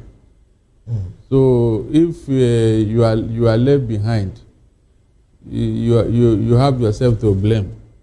I don't think the train managers have any blame here, because Africans, we have our own time. We are not used to time. You cannot continue because we are talking of moving forward, not backwards. So commuters should stick to the time. Departure time. Exactly. What is there on their tickets? Okay. Because it is written there. So I don't even think they have any cause to complain at all. They don't have to. One of the passengers of the opinion that the train would have waited for at least 5 minutes before taxiing out, so that will give them ample time for them to board and everything. The world can implode in 2 minutes, not to talk of 5 minutes. What are you saying? The world cannot wait for you even in a minute. Everything is time to precision. Why should somebody say that he should have waited for you for another 5 minutes? For what? Then the other person will now come and say, you would have waited for me for 10 minutes. All right, then. So what's the guarantee that that 5 minutes will be enough for them? In other words, commuters should stick to their time schedule. Exactly. As in fact, left to me, or nobody should refund anybody.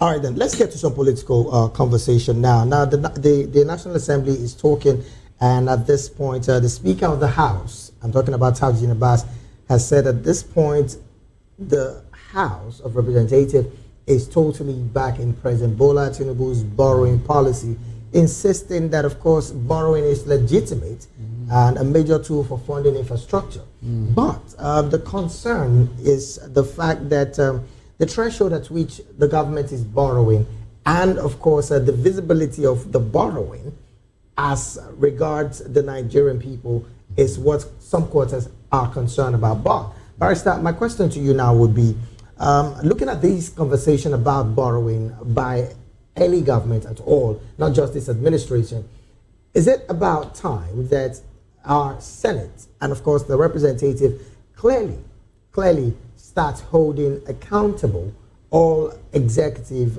what amount of borrowing they've gotten in any dispensation at all?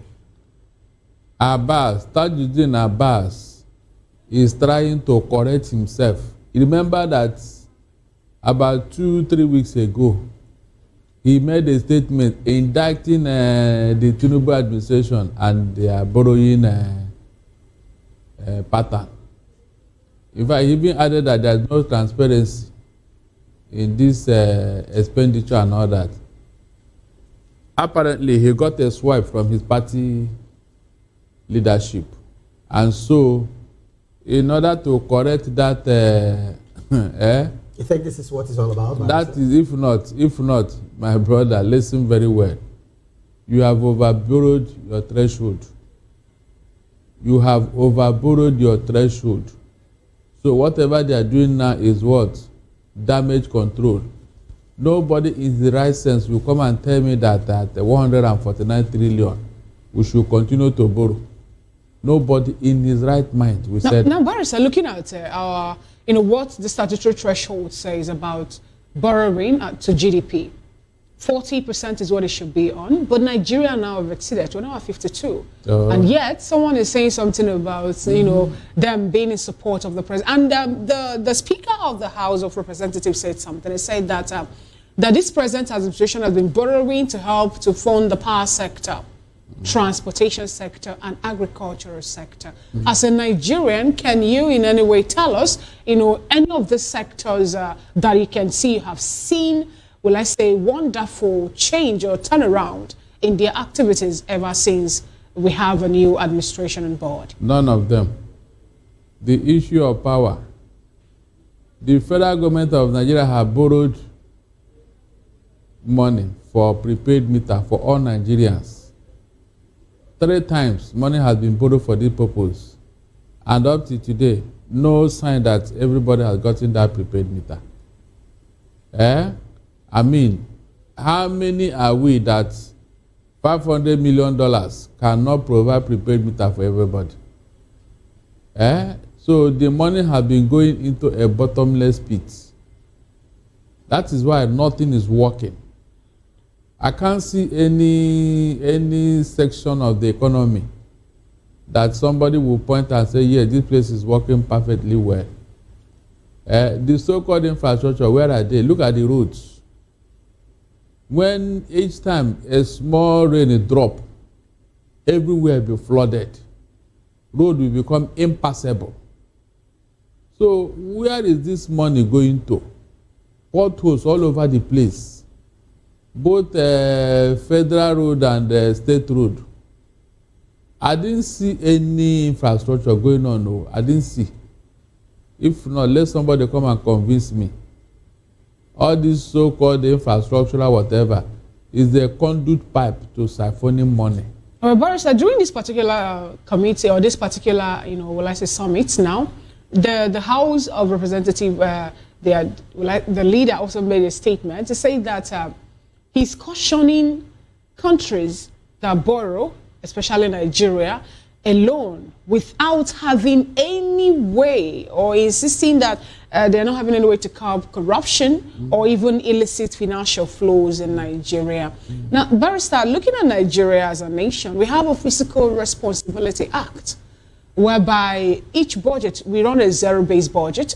Before you borrow another money or before you implement another budget, you're supposed to give us a breakdown account, a detailed account of what to do with the money initially. But we're not seeing from this present administration, especially the member of House of Representatives now, questioning the executive on how they spend this money. What does this really portend? Because we or Nigerians were hoping that at least before they will approve for another money to come in, they would have actually seen or received a breakdown of how the ones borrowed before have been spent. What it portends is financial danger for all of us. How do you mean? Yes, because by the time you overborrow to the extent that you can no longer pay back this loan, what happens? The economy will implode. There will be problem. In fact, our creditor will come after our assets all over the world. The embarrassment is already there waiting. Remember what happened with our presidential jet somewhere when China went after it. So more will be coming if we are not careful. Well, Barrister, a huge question that keeps bothering me is it a crime to borrow as a government? In Nigeria, it is. How do you mean? Yes, it is a crime to borrow in Nigeria because we don't have the capacity to pay back. And the money you borrow, you don't put it into use. You only share it. When you say we don't have a capacity to pay back, Barrister, that means we would have run into maybe loan default or debt default at this point in time. But we're still borrowing. IMF is still ready to give us funds. World Bank is still giving us money. We're still signing MOU. So when you say we are not viable to borrow, help us work on that. You see, they are looking at your assets. Something they can hold on to, your oil. And you know that oil is the mainstay of this economy.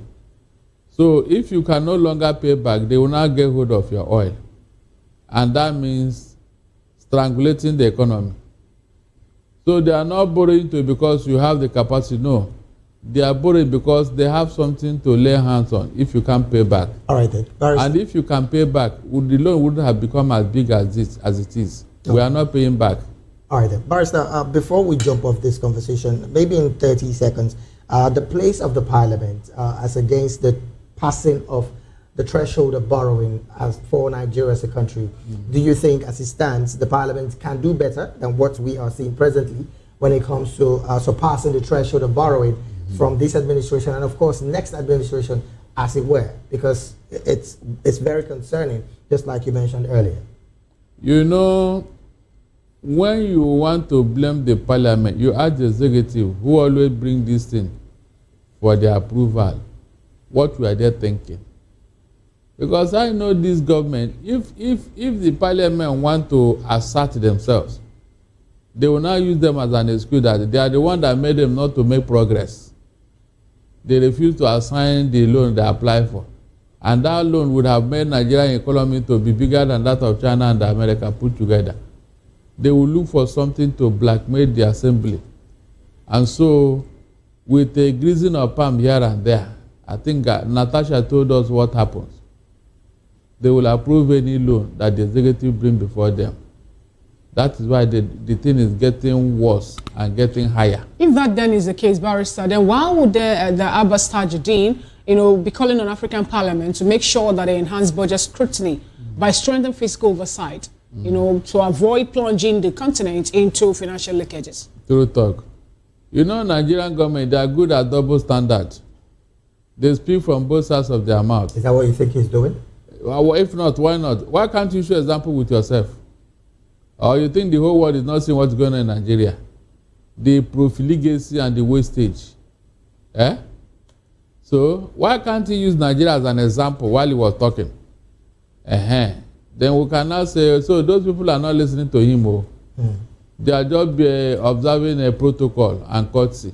All right then, but Barrister, still staying in the Parliament. Interestingly, no fewer than 750 women did stage a peace walk in Abuja, particularly on the fact that the long-awaited special seat reserved for women bill has not been passed. Concerns are being raised about the amount of people with disabilities and even females in the Legislative House. From your perspective, Barrister, why do you think this bill is being stalled? Because that is what these protesters are clearly saying, that this is an act of practically not wanting to include enough women in the Senate, which again might possibly bring a different perspective to our legislation in Nigeria. Why do you think there's been a major stalling of these particular bills? Like every other laws in our constitution, that particular law is on paper. In reality, it will never see the light of day. Never. Because why do you say so? Nigerian politicians and men, they are too selfish and too ambitious. They wouldn't want a woman to take their place. That is the truth. So they have made the law quite all right, but to what end? Are you not aware of so many of our laws that are there, nobody is observing them? So is it this one that a man will allow a woman in his constituency? But Barrister, do you think that this particular bill is more like going to take Nigeria to the right direction? I'm talking about giving 10% exclusive seat to women and 5% to people with disability.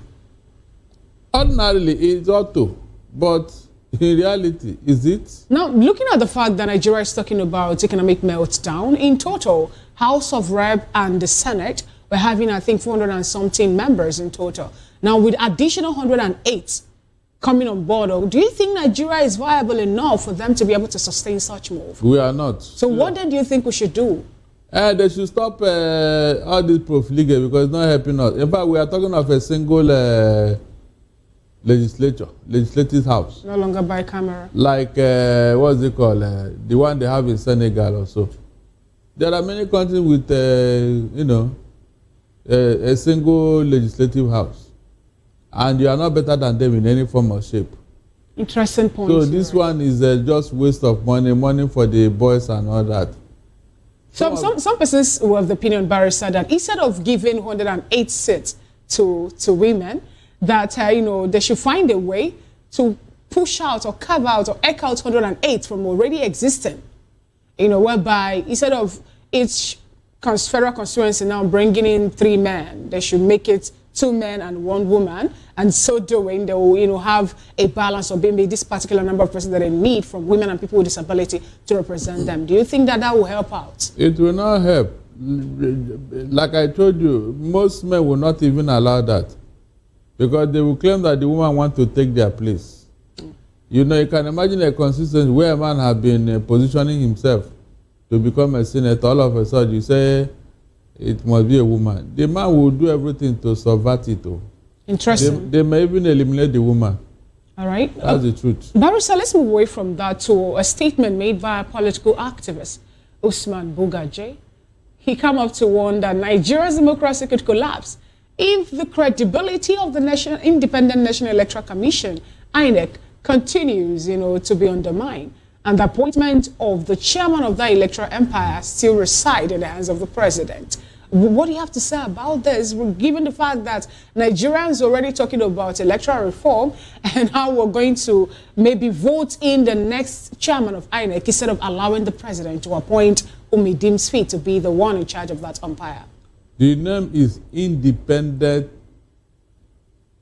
National Electoral Commission. National Electoral Commission, INEC. Right. But are they independent? You can see that some of this nomenclature is on paper. In reality, it is not practice. It can never be practiced. That is the problem of Nigeria electoral system. We deceive ourselves and the whole world, thinking that we are clever. We are not clever. They are seeing through what is going on in Nigeria. Look, no matter who is going to be appointed or elected, as long as the Nigerian politician or the ruling party does not want free and fair election, it will never happen. They must find a way to untwist the INEC chairman. They must find a way to subvert it. They must find a way to have their way. As long as that sincerity is not there, there's nothing you can do about it. Whether the man is appointed or elected by people and all that, it doesn't hold water. The ruling party will want to use their muzzle to have their way. And that is the truth. That's the fact. So it's not, after all, these other people that that were elected, what is going on there? Your governors, were they appointed? Are they not being teleguided as we speak? Look at what's going on in Rivers State. So but Barrister, before I jump to another conversation, less than 30 seconds, how do you think the Independent National Electoral Commission can fully be independent, aside the fact that as it stands, the reforms, as clamored by Nigerians on the electoral body, is not being looked at by the legislators? What do you think can be done right? Yes, it is left for you to go to National Assembly, impress it on them that, look, you need this electoral reform. IREV and BVAV should become legally binding on INEC. They must. It will now become a law that any vote that did not come through IREV and BVAV is null and void. So that, let me see how they will now go and import votes that are not there. So unless you do that as a citizen, they will not listen to you, because the people that are enjoying the status quo, they wouldn't want it to change. That's the truth. You are the one who's supposed to fight for this change. Okay. As it's done all over the world. But if you sleep on your right, nobody will wake you up. Nobody.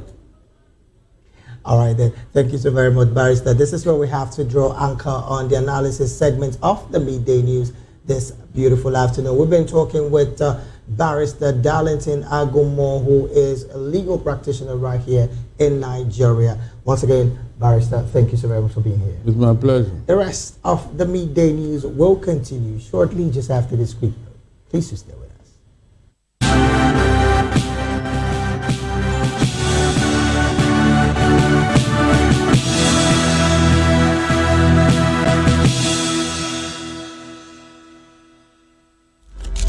In a world where power shifts with every headline.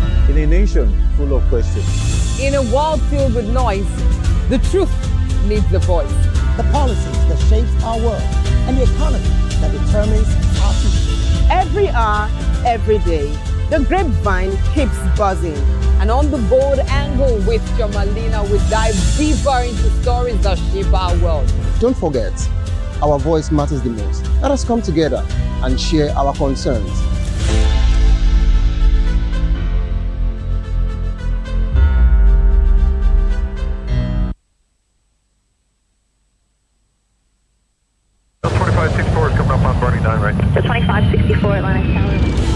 What happens in the hush behind hangar doors? Who signs the papers that gamble with lives? Which truths were grounded before they even ever had wings? If you've ever buckled a seatbelt at 30,000 feet, if you've ever stared out of that tiny window and wondered who's really in control of the skies, it isn't just flight, it's power, it's politics, it's pressure sealed in steel. We're peeling back the clouds from runway risks to sky-high secrets. We're diving deep where most dare not to look. Aviation Scope, every Sunday at 7 p.m. only on Voice of the People TV. We don't just report, we reveal. We don't just ask, we uncover. Because when it comes to the skies, ignorance is turbulence. Aviation Scope, the sky.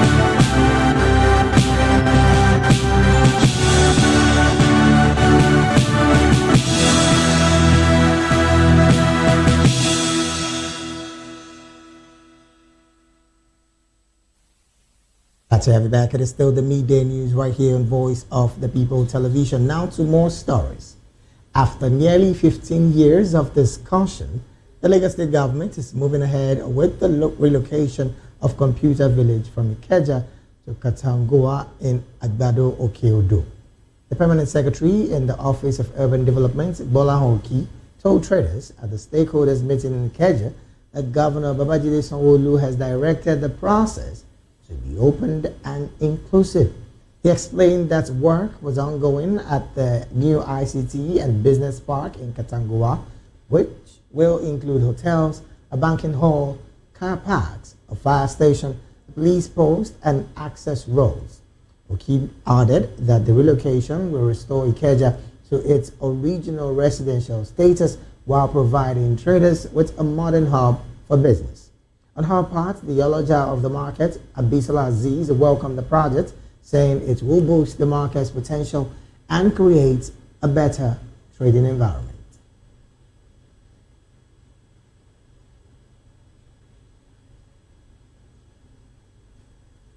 A joint operation by the Lagos State Task Force and the Kick Against Indisciplined Kai officials turned violent at the Narco garage on Tuesday morning, leaving neighborhood residents injured and vehicles damaged. Eyewitnesses say the raid began when officers stormed the garage, attempting to seize goods from traders. What started as a struggle quickly escalated as officers fired tear gas while bottles were used in retaliation. An elderly man who was repairing his vehicle nearby sustained injuries in the chaos, just as a woman suffering from asthma fainted after inhaling the tear gas and was only resuscitated after the officials had departed. The clash also left several buses with shattered windscreen, compounding losses for the already struggling transport operators. Residents and traders are now questioning the timing and location of the enforcement. They argued that while the government often warns against roadside trading, attacking sellers inside the garage shows a lack of empathy, especially in a biting economy. Meanwhile, community voices have also called on the Lagos State government to review its enforcement strategy, stressing that safeguarding lives and livelihoods should remain priority.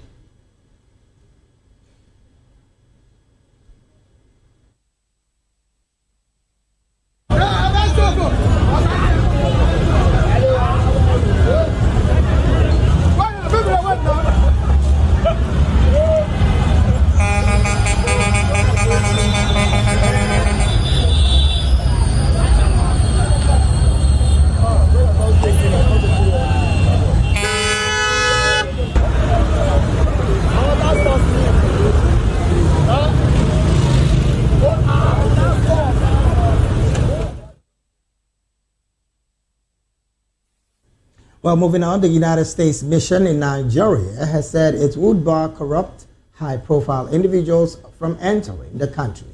In a post on X on Monday, the mission warned that its resolve to fight corruption would not spare anyone and that high-profile individuals would engage in corrupt practices would be barred from entering the U.S.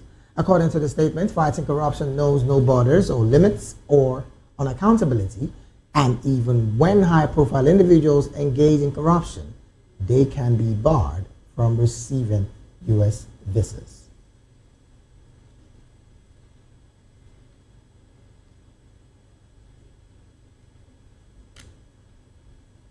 Moving on to the business segment of the midday news, River State Governor Similai Fubara has lamented the enormous economic opportunities lost to the underutilization of the two seaports in the state.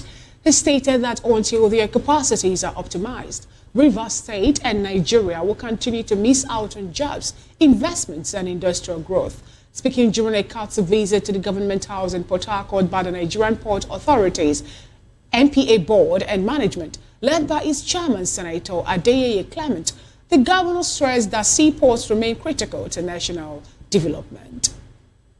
He added that maximizing the capacity of both ports will attract industries and seeking proximity to export facilities, reduce logistic costs and boost confidence among manufacturers.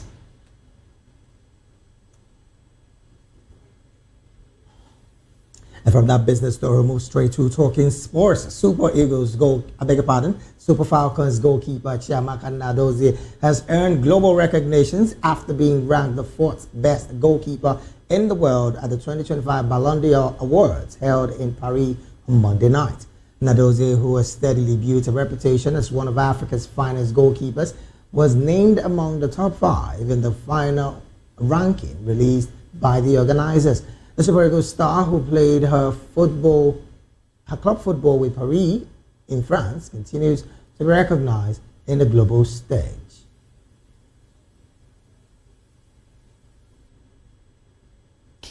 And that is it on the Media News and Voice of the People television. Do also subscribe to our YouTube channel on YouTube. We are Voice of the People TV, and on all our social media platforms, we are VOP TV Live.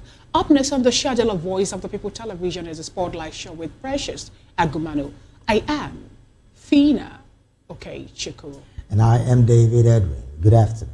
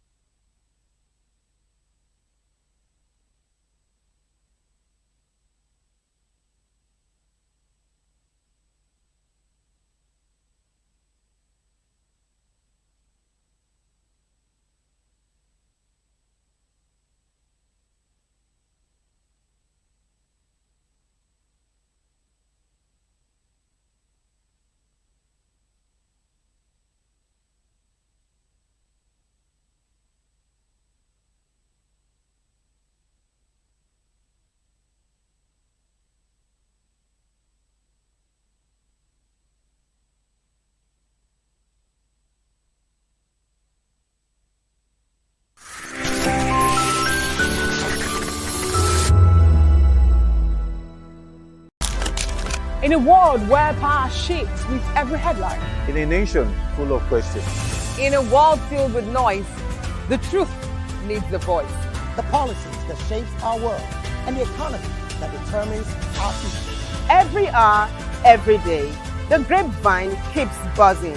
And on the bold angle with Jomalina, we dive deeper into stories that shape our world. Don't forget, our voice matters the most. Let us come together and share our concerns.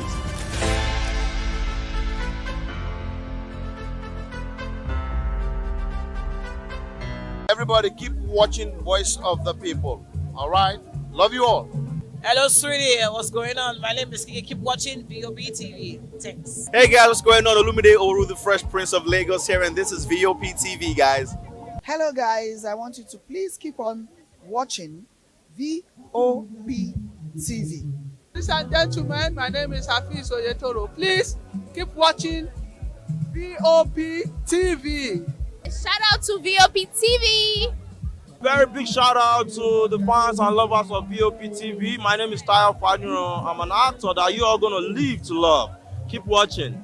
Cheers. Hi everyone, so shout out to VOP TV. Open up,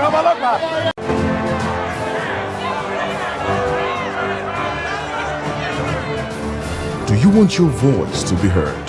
Do you know that you matter in the scheme of things?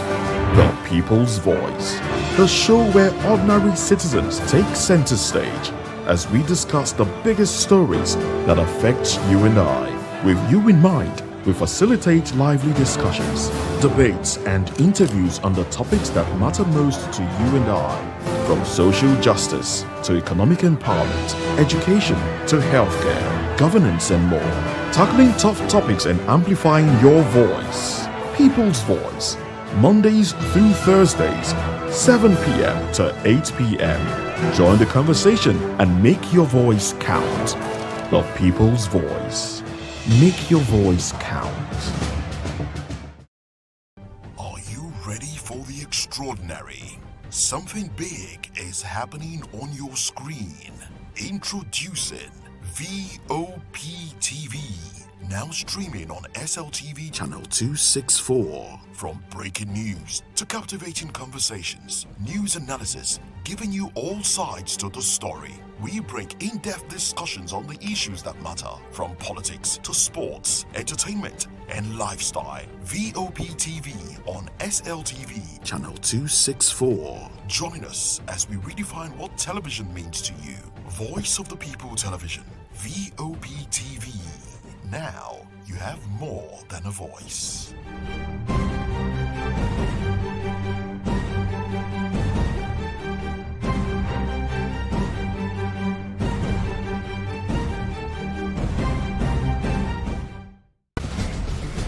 Join us as we drive into the world of politics through insightful interviews with prominent political figures, both serving and former governors, ministers, senators, legislators, party chieftains, activists, and analysts. Get first-hand information into the decision-making processes that affect our daily lives. Highly engaging one-hour program that brings political discourse into focus. I am Chukwuma Okoro. Political Lens, Monday through Friday, 6 to 7 p.m. Join us.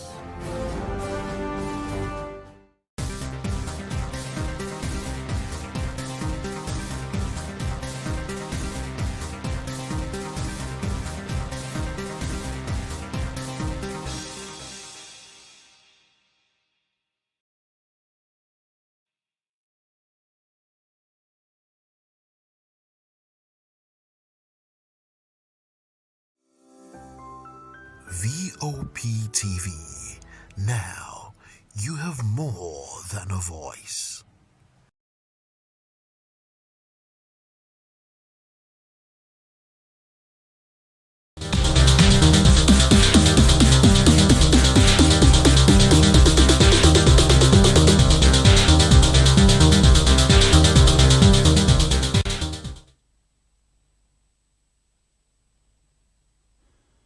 Hello, beautiful people. Welcome back to the show Spotlight. And don't forget, I'm your girl, Precious Agumanu, aka Call Me Prezi.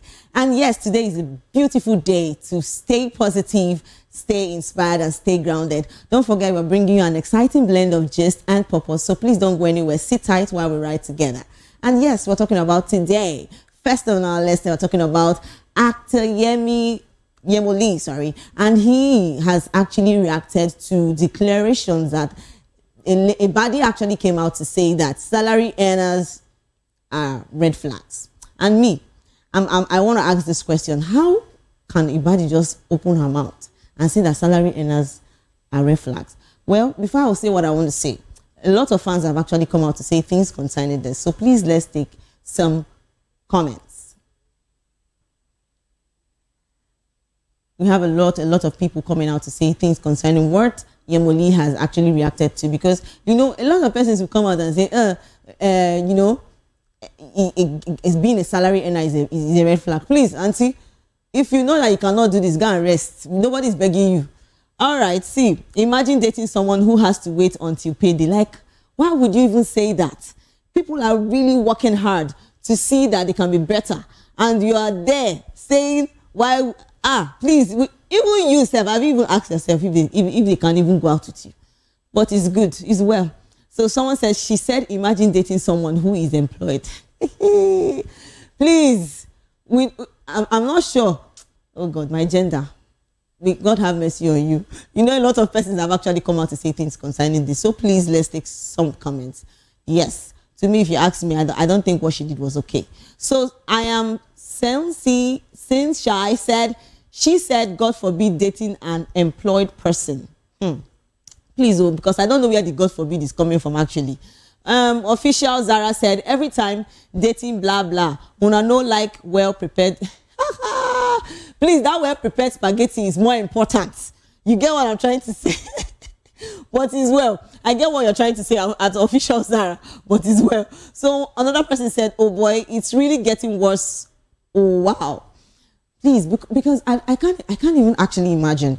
You see someone trying to work out every day. A man try to work, get paid, and see that he tries to take care of you as a lady. And yes, you come out to say, that is a red flag. Please stay in your house. We don't even I'm speaking on behalf of some ladies, because I know that thing that she's saying is not from her heart. Even when all these people that even my own question is that all these people that say these kind of things, forget it's only on the internet you see them. Real life, they won't be begging for money. Oh Lord. Please, someone else said, waiting be this guy, real title now businessman or actor or the other ones. Confusion from government to social the consumers is well. At Pri said, now God go shall help us. We salary earners. So my dear, at Pri, God will surely help us. We salary earners. So Kendra said, it's okay.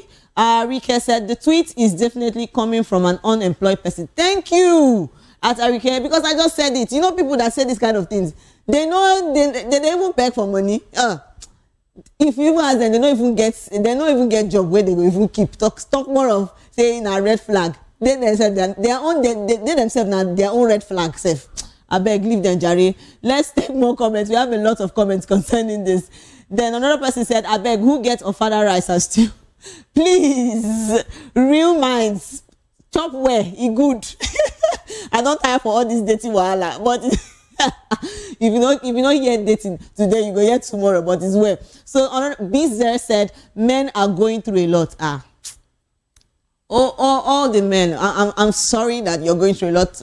Likewise us, we go through a lot too, but it's good that you're seeing it so that So mommy girl said, make all these girls, they speak for themselves. So these things are getting too embarrassing.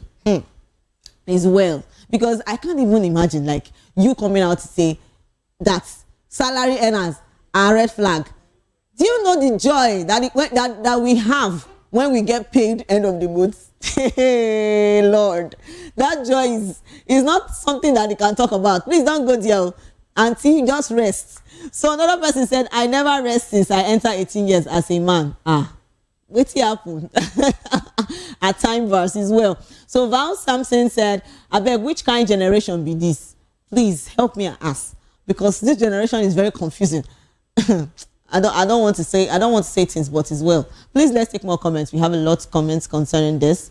All right, someone said, "Abeg, who gets ofada rice? Please eat very well. It's very important, especially when you're dating. It's very important to eat because breakfast, they serve breakfast every day, but God is your strength." So someone said men should stop going after jobless and vain women. Please, Olusegun, come for us. So this is so plain. So someone said very soon them go say men that make money daily are red flags. We'll have to end every second. Is well. I still pray that as you're saying that salary earners are red flag, that God will also help you so that you will have your own money and you will not be a red flag to other people. In Jesus' name, amen. So Fatima Fatai said, "I get 3 brothers and every day of my life I dey pity them." Hey, you can imagine having 3 brothers and every day you see them work so hard. Do you know what it means? And they do all sorts of jobs to get themselves. Like, do you know what it means to go out every day, get jobs, and they are doing well, come out and still give you will be the woman, they will still give you the money. Like, they will still give you the money and you go there happy and you open your mouth. They tell us, say, salary earners are red flags. You they try well, but I'm not sure that you're among our, you are not just among our gender, because I cannot explain what is going on. All right. Another person said, all right, we have a lot of comments, so please let's take more. We have a lot of comments. So I am King Dinoro said, "Mr. Andrew, day for you. It's well. Every time dating this, dating that. Ofe spaghetti." So that Subaru said, "Once them born you as a man, you are in a very big trouble." How? I don't understand. As Dax, have you, since they born you, don't begin to enter trouble. Forget this thing. It's not only you that will enter the trouble. Women too will they enter. So, but don't worry, not so. Know how to manage them. A day for Pamo said, "Even people in oil and gas." It's well. All right. I don't know what you feel about that, but me, if you ask me, I think that lady is, I'm speaking out on behalf of, my gender and some other ladies. Please, salary earners, they should leave us alone. We are not red flag. Nobody is any red flag. Dating anybody that is a salary earner is not any red flag. Father, they are working so hard to see that they can actually, be okay and good. You're saying it's a red flag. Please, don't say that. But that takes us to another gist, and that happens to be Cubana chief priest expressed deep frustration over hospital. Popular nightlife entrepreneur and socialite, Cubana chief priest has expressed deep frustration over the deteriorating state of healthcare in Nigeria. In a recent social media post, he revealed that he is currently unwell and visited a local hospital for a medical checkup, but was met with poor services and unprofessional conduct from the staff. Disappointed by the experience, he opted not to proceed with any tests and not only picked up some medications, declaring that healthcare is a joke in this country. He added that he is now considering traveling to the UK for a proper medical evaluation. Concerning over the business health have been growing with public observations of his physical appearance, sparking discussions online. This follows earlier revelations during a court case where his legal team disclosed that he suffers from heart palpitations, partially linked to his weight. His recent outcry adds to the broader conversations about the inadequacies of Nigeria's healthcare system, particularly for individuals with serious health concerns. And seriously, it's not something to be happy about. See, good health is actually underrated. I'm telling you, you're okay. You wake up in the morning, your system is good. You're smiling. You're happy. You have strength, and you think it's a joke. Just don't pray that you get to the hospital, because it's actually. I'm not basically talking about the hospital itself now. I'm talking about you yourself, because it's something that you can't even just bear. A lot of people are going through a lot. Trust me, a lot of people are going through a lot. And now, Nigerian system of the kind of hospitals we have, some of them are not even helping us. But his words, you know, a lot of fans have actually come out to say things concerning Chief Priest and Cubana Chief Priest. So please, let's take some comments. And yes, concerning the hospitals, the states of the hospitals we have in Nigeria. So Safari said, no be this man go kneel down for vice president. Why he no tell him? Well, it's good. I don't know why he didn't tell. Safari, don't worry, we'll ask later. So Mr. Desmond said, good food, exercise, and good sleep is the key for good health, my people. Yes, good food, exercise. You exercise more, you have enough rest. Because, I don't know, you work every day and you don't even have time to rest. Remember, your health too. A person way they healthy, now they find money. If you know they're healthy, you know go even find that money. So always make sure that you are okay. Always make sure that you have time to rest. Please, let's take more comments. We have a lot of persons talking about this. And someone said, Helen, what have you done? Hey, please, Ehams, leave Helen alone out of this. Don't even bring this lady into this conversation. Cubana Chief Priest is talking about his health, and you are talking about another thing. Nancy. Hey, okay. Someone else said, if you are seeing my username, check. All right. Someone else said, CP, just lose weight. Well, it's also good, yes, that you exercise a lot. You know, gaining too much weight is not it's not advisable, if you ask me. Yeah, gaining a lot of weight, like how can you, even me when they even gain weight self, like sometimes I even find it very difficult to lift myself because it will affect you, you know. So a lot of persons have actually come out to say things, and someone always big deal said, CP, no one die. Hey, God forbid, that is not anybody's portion in Jesus' name. At always big deal, be coming down. So go away, better medical system is there. Hope is working. All right. CP will see that definitely. So Treasure Child said, no die you. Helen never get her share of your wealth yet. At Treasure Child, you not just get you just well, I won't say anything to that. So Sherry said, on the mandate, you shall continue to stand as well. So Big Fred said, you go wait tire before you see Dr. Sef. For UK, except you go private hospital. Yes. Well, I don't know, but I feel that the hospitals we have in Nigeria should actually do better. If people are sick or they are seeking for medical attention, it should be given to them. And let there be adequate hands that can help out. Because why would people come to the hospital and then nobody will help them? A lot of things are happening and it's not funny at all. Seriously. But it's okay, it's well. We wish Cubana Chief Priest quick recovery concerning his health.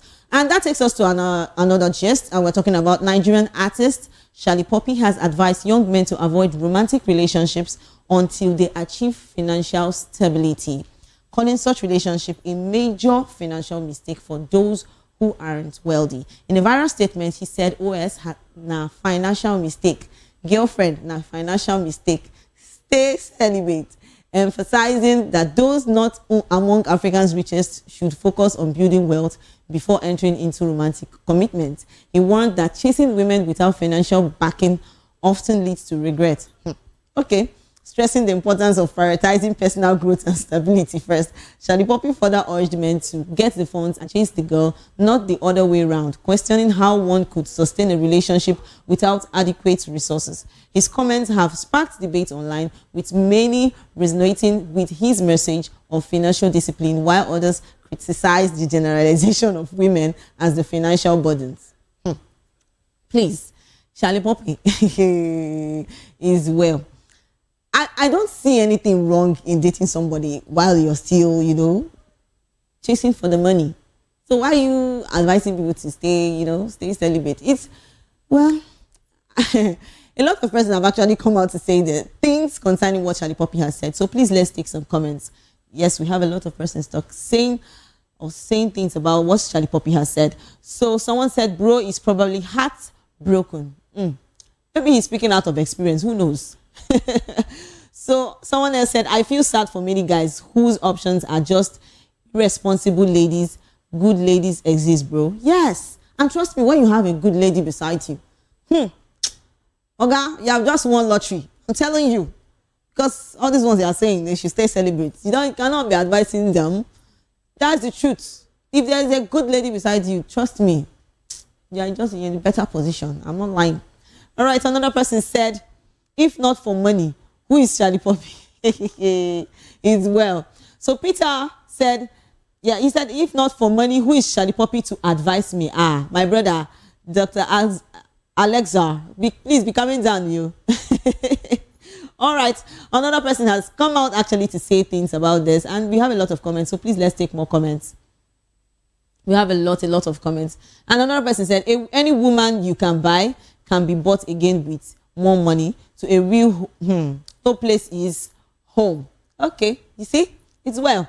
So Dex said, be like Charlie Poppy, don't wash her is well. Another person said, your babe or both of una decolo be coming down at King Rainmaker. Please relax, don't be fight. Ugly Port Harcourt boy said, noted, greatest philosopher. Another person said, official boot said, facts. Well, either you believe it or you don't believe it. Your own option is your own. What you see or how you view it is concerning you. But me, if you ask me, I just feel that it's not a bad thing. Yeah, if you have a good lady beside you, definitely you're good to go. So that takes us to another gist, and that happens to be Sophia Momodu has actually responded to admirers concerning what she had admirers confused about after she was asked if money was required to win her heart. So though she didn't directly respond to whether money is required to win her heart, her statement strongly suggests that wealth and emotional connection go hand in her view. Her comments have ignited mixed reactions online. Some praised her honesty and self-worth, while others criticized her perceived materialism. Still, Sophia remains unapologetic.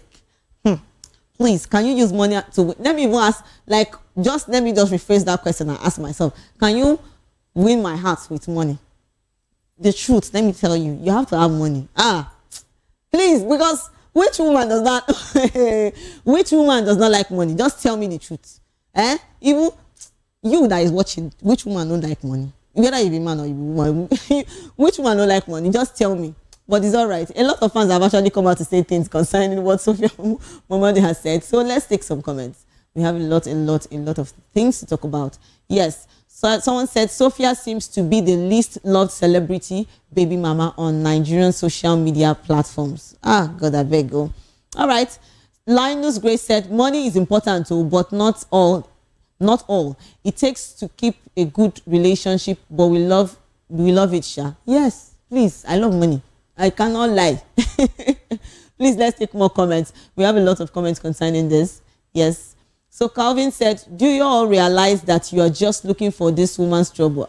She'll be doing her stuff on her snap, and then you bring it on here just to bash her. A lot of you are better off. It's true. When people come out to actually say things, instead of people to just, comment and live in peace. But no, you want to comment the bad way. But it's well with you. See all these comment people on my comment section is well. We move regardless. Another person said, as a Gemini, absolute yes. So yeah, you didn't disappoint. Okay. So someone else said, just love her picture. My beautiful queen. She said what she said. Yes, please have money. It's very important. Because I don't know how you want to come and, win my heart without. Because tell me, when you try to get your lady some gifts, ladies love gifts. They love gifts. They love money. You give them, show them that love. How can you not? Even Davido, I don't tell you, Davido even don't sing her for his song. When money enter, love is sweeter. When there's plenty money, the love is sweeter. Please, if there's no money, I don't know what you're talking about. All right. Another person said, just love her picture, my beautiful queen. She said what she said. All right. Stella said, you've answered already on Real Housewives of Lagos. Well, all right. Another person just came and said, Sophia has moved on from that David, but una no one move on from her. Anything about herself she posts, una go drag David name enter. Why? Please help me and ask them. But it's well, you see, that's what I'm trying to say. When people try to post something about what they have achieved, or it's not even basically what Sophia has said, though. Basically, when people try to post things about themselves, about how they move, about their testimony and stuff, instead of people to come and say, auntie, uncle, congratulations, so we are happy for you. But no, When I will come and they talk plenty things. Don't worry, God will help you people. No, I just pray that when you go post your own testimony, to make them not tell you the same thing. So you will feel, you know, you will have that feeling of how you have been doing the things you've been doing since, but it's all good. You know, that takes us to another gist, and that happens to be Nigerian singer and entrepreneur Mr. Easy has revealed that he once lost 19 million in a failed diesel supply business at the age of 19. According to the artist, the funds which he raised from his uncle and a friend's father were invested in a deal to supply diesel to telecom giant MTN. However, shortly after securing the diesel, a sudden in fuel prices caused the market to crash, leading the collapses of the deal. As a result, Mr. Easy was forced to sell the diesel at a significant loss, marking a major financial setback early in his entrepreneurial journey. He has since spoken about the experience as a turning point that taught him valuable lessons in business and risk. See, at the age of 19, that is where, you know, when people now start having that business mindset, it's something to be, Lord, please, what are we not saying? But even though he actually, you know, he wasn't successful, but that move first, it says a lot. Please, we have a lot of persons coming out to say things concerning this. We'll take a lot of comments. Yes, please. A lot of persons have actually come out to talk about the business Mr. Easy went into at the age of 19, and yes, and how he lost everything. So see, working on yourself is important. You know, the kind of mindset you have, you want to make this money, you have to have that mindset, okay? Until you're gonna get that mindset to make that money. And yes, he has already started making that at the age of 19. Do you know what it is? A lot of them will be thinking about how to, you know, when they even get money or do something, they'll be thinking about how to flex their life and stuff like that. But it's well. Please, a lot of persons have actually come out to say things, so we'll take some comments. And yes, Kenny said, your story gone de plenty. Is well. Welcome to the business. At Nell's office is well with you. So Middex Sachs said, who one day, all right. Someone else said, I see why these people always win. If not me, I no go agree. Try them again. Because at that age, do you get what I'm trying to say? It's such a young age and you're trying to make that money. And you don't really get that kind of mindset. Say, this is what I want. Please. Another person said, now bet Nigeria, you use and play. Blessing. You know, just get joy. Plato said, at 22, my uncle promised me a job at Chevron. Now that year, I know say he no get any connection. I still never hear from him. Please, it's well for me. It's well at Plato. Another person said 19 million at 19. He reached to shout that one more long because another person said all of una no start from scratch, Jerry. Queen Bash, how you take no? I take no saying no start from scratch. All right, no one is talking about the value of 19 million as at that year. Yes, I'm telling you, that's huge money. But it's good. It's all good. Don't worry. God will help us all. And yes, we'll take a short break. And when we come back, we have someone joining us today. So please, don't go anywhere. Don't move. Don't shake. Don't move till we come back.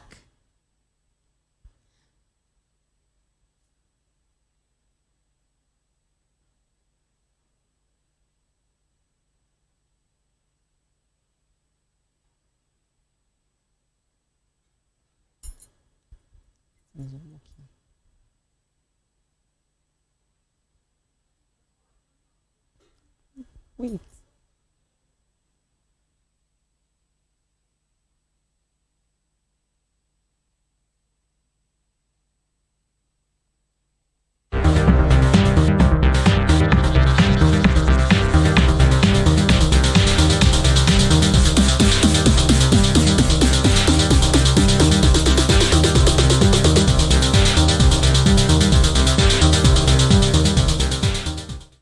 Of the people, you can hear me now. My name is Patrick Doyle, and I wish that you continue to echo the voices of the people. Big up VOP TV.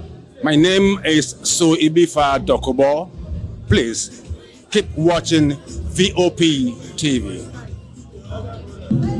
Hi, my name is Kwekumali Ikenna Onyekwena, and I am with the Voice of the People TV. Now, if you're looking for the veritable channel for information, politics, robust discussions, you don't need to go far. VOP has you. VOP will always have you. Thank you. Hi, my name is Patrick Diabwa, aka Ibani Chuka, Amayanabo the Eagle King, and you are watching VOP TV. Stay with us.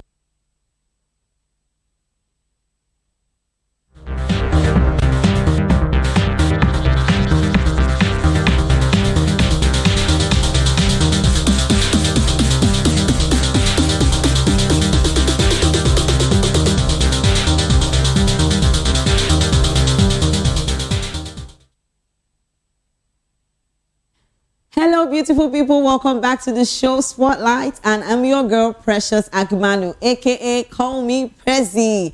And yes, today we have been talking about a lot of things. And yes, we have a guest joining us today. And joining us is a film producer, sound designer, and entertainment entrepreneur with over a decade of experience spanning the US and Nigerian film industry. With a background in Hollywood sound and a bachelor's degree in recorded sound and sound design. Alongside a master's in entertainment business, he brings both creative expertise and business acumen to every project. He's the founder of Atunjewe Entertainment Limited, a Lagos-based company building a first-of-its-kind film city that combines film production, facilities, education, tourism, and business infrastructure to elevate Nollywood onto the global stage. And trust me, he develops high-profile films and TV projects, including Afro Skies, a groundbreaking Afrobeat musical drama set between Nigeria and Ghana, alongside international co-production, distribution, partnerships, and training programs for the next generation of African creatives. He has worked extensively in sound for film and television with a passion for solving the sound challenges that have long prolonged Nollywood productions. He is teaching masterclasses and consulting helps raise industry standards, making Nigerians' content globally competitive.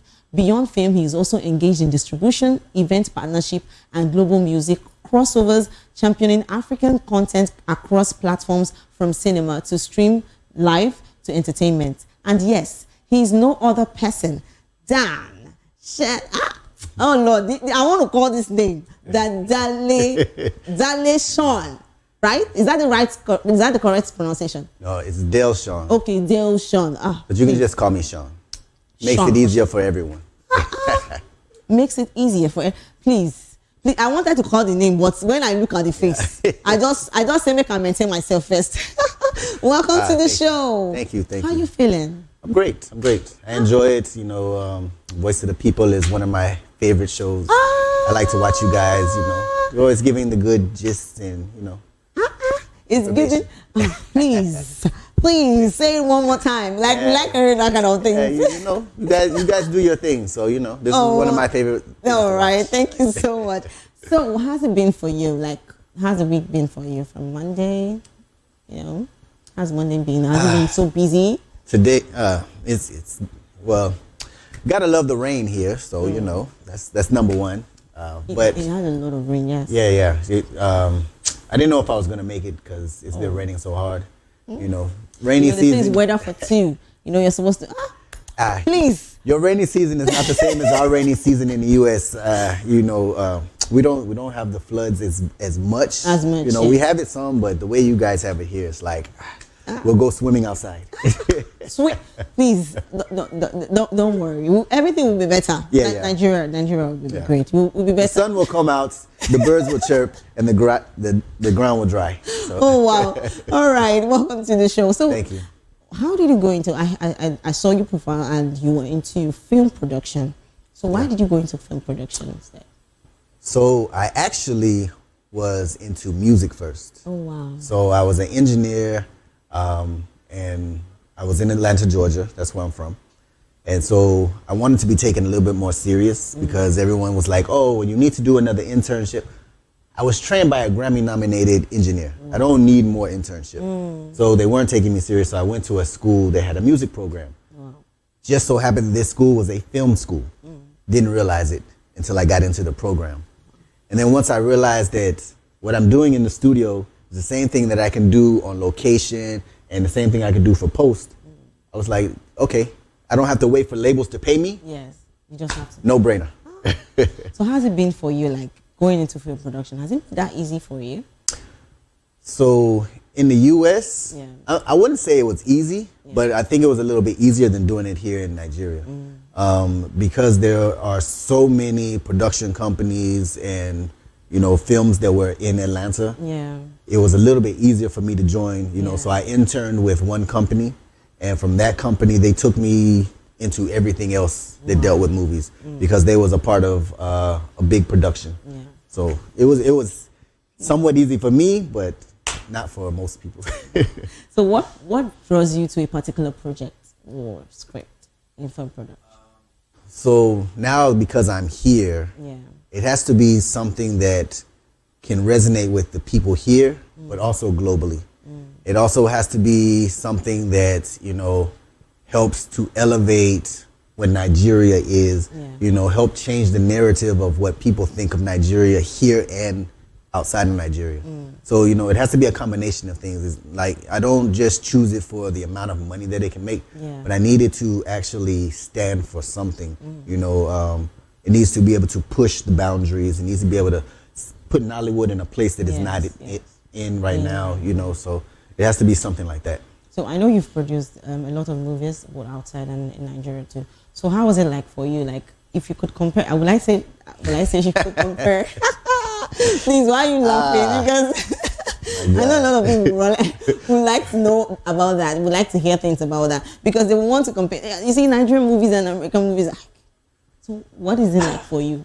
What can you? I know you've been in that position where you're doing the two. So So because I started in Hollywood, and then I come here, and you know, you guys are still in your infancy. You know, so even though you're doing great things, you're still trying to build. So me coming from the structure of Hollywood, I think there's a higher. Since Hollywood started the business, you know, everything is based off of what they do. And you know, I go on these sets and I look at how things are run, and I'm just like, I can never do this back home.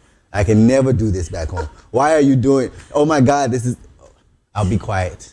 I'm not the arrogant American. I will let them, you know, I'll whisper some things, but it's like, so you guys are doing what you can do with what you have. I'm just in the way you're reacting to that. How do you react on set? Like, how do you react with your team? How do you do that? Because a lot of persons might be like, I don't think he's a good. They might feel bad because of the way you react. So I try not to. So my thing is, I don't laugh at anyone because I understand where you guys are. So especially me being a sound person, I go and talk to the mixer, and I explain to him what it is we do, how we do things in Hollywood, and how he can better what he does here. You know, so I kind of go into teaching mode because I don't want anyone to feel like I'm belittling them or I'm talking down to them, because that's never what I want to do. So I go in there and I teach them, you know, hey, if you do this thing, you'll get this better quality. You know, if you use this, it'll help you out. You know, so and then I bring my tools. So like I brought my sound. Someone who talks, I want to be able to show.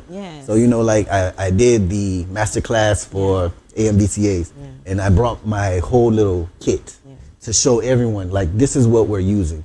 You know, this is why you can't use what you're using to get to where you want. You know, and you know. So couple of movies you've actually produced, like, what would you say about them? Like, how has it been for you? Do you feel that when people watch those movies that it is what you really pour your into it?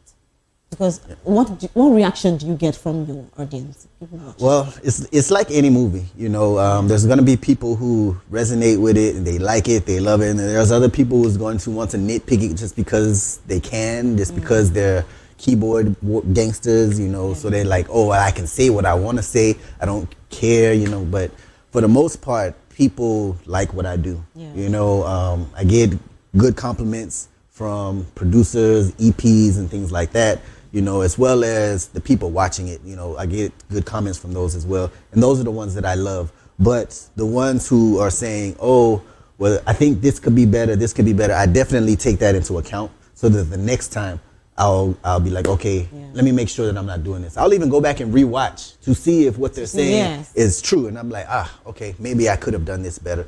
You know, because continuity is one of the biggest things in Hollywood and Nigerian film. Yeah. A lot of Nigerian film continuity is, you know, we're working on it. We're working on it. We're getting there, you know, we're growing every day. Oh my. So in most of your movies, like, can you walk us through, were there any challenging time for you, you know, doing film production? When was there not a challenging time in film production? Like, if you go into film production and expect it to be easy, then you're going into the wrong job. Because that is not what this is. It's all about project management. It's all about solving problems on the fly. You know, when I was taught to be a sound person, they told us that you have to be Johnny on the spot. You have to know other people's job. You have to have things that other departments need. You know, so when they come to sound, hey, do you have any of these things? Yes, I sure do. Here, go ahead. You know, can you help me with this? Yeah. You know, even sometimes I have to help camera with some of their things because they don't necessarily know the camera. They just know how to shoot. So I have to kind of know their job. I have to know their own equipment. Like, why do I need to know your equipment? You should know. I should be able to come and give you this, and you can put. You're like, hey, okay, there goes camera. Go put it on. Like, let me go figure out this camera real quick. But you know, I love it. I love it because I'm a natural problem solver. You know, so when it comes to those kind of things, I'm a people person, so I generally am able to fix these things in a way that it doesn't make people feel bad. You know, and that's the best thing I think about being a producer, like me personally, is I make sure that I uplift. I don't just talk down. And I've been through, like, doing movies in the US. I've been with those producers who just talk down to you like you're nothing, like they're so much better than you, but they don't even know your job. So I try to make sure that I'm not that guy because I came from that side. So when your film production has finances actually been a challenge to you anytime? And how did you manage budget, schedules, and logistics? Because I know a lot of that you did them. Yeah. So when it comes to financing, it doesn't matter where you are in the world. Financing is a problem. It's an issue. Everyone has to figure out how to get that done. You know, there are some people who have family that has that kind of money to spend and throw away. Good for them. But people like me, I have to go and I have to scrape. I have to, you know, sometimes we do these passion projects out of our pockets. Sometimes we can find investors who believe in the project and is willing to be a part of it. You know, and everything is like.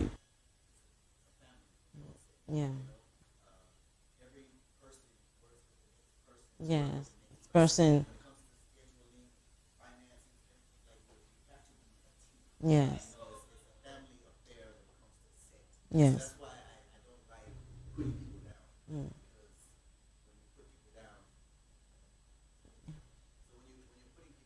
Yeah. Don't want to do it for you anymore. Yeah. You know, it makes people not as enthusiastic about what the project was anymore. You know, I've been on plenty of sets where, you know, actors were yelling, you know, because things weren't going right, you know, and they can't give their best performance if their mind is on something else. So you want to keep everything moving as smooth as possible. Keep all of the actual issues away from those who don't need to be a part of it, you know, and keep people calm because it's a lot of people in one place for a long time and tempers tend to flare sometimes. People are passionate about their jobs. So you have to step in as a mediator. It's like, okay, separate. Let's talk. Calm down. Lunch, everyone. We're going to lunch early. I love the lunch part because, you know, when I'm working and you know, when you've not eaten when you're working, it drains you. Yes. It does a lot. Yes. So when you have that break, you need a break when you're working. It's very important. Like I was saying before, there was a gist I was talking about that people work like. But Chief was talking about his health, and a lot of persons are actually coming out to say he needs to take care of himself. You know, rest. When you work a lot, you also have time to relax. You rest. Yes. So it's really important. So I'd like to ask this question. I know you've been on a lot of sets. So which particular movie would you say that you really poured your all into, and when it came out, you were like, it was emotional for you, like you felt good about the particular film? Probably the very first one I was on. Wow. Because it was my credits. Yeah.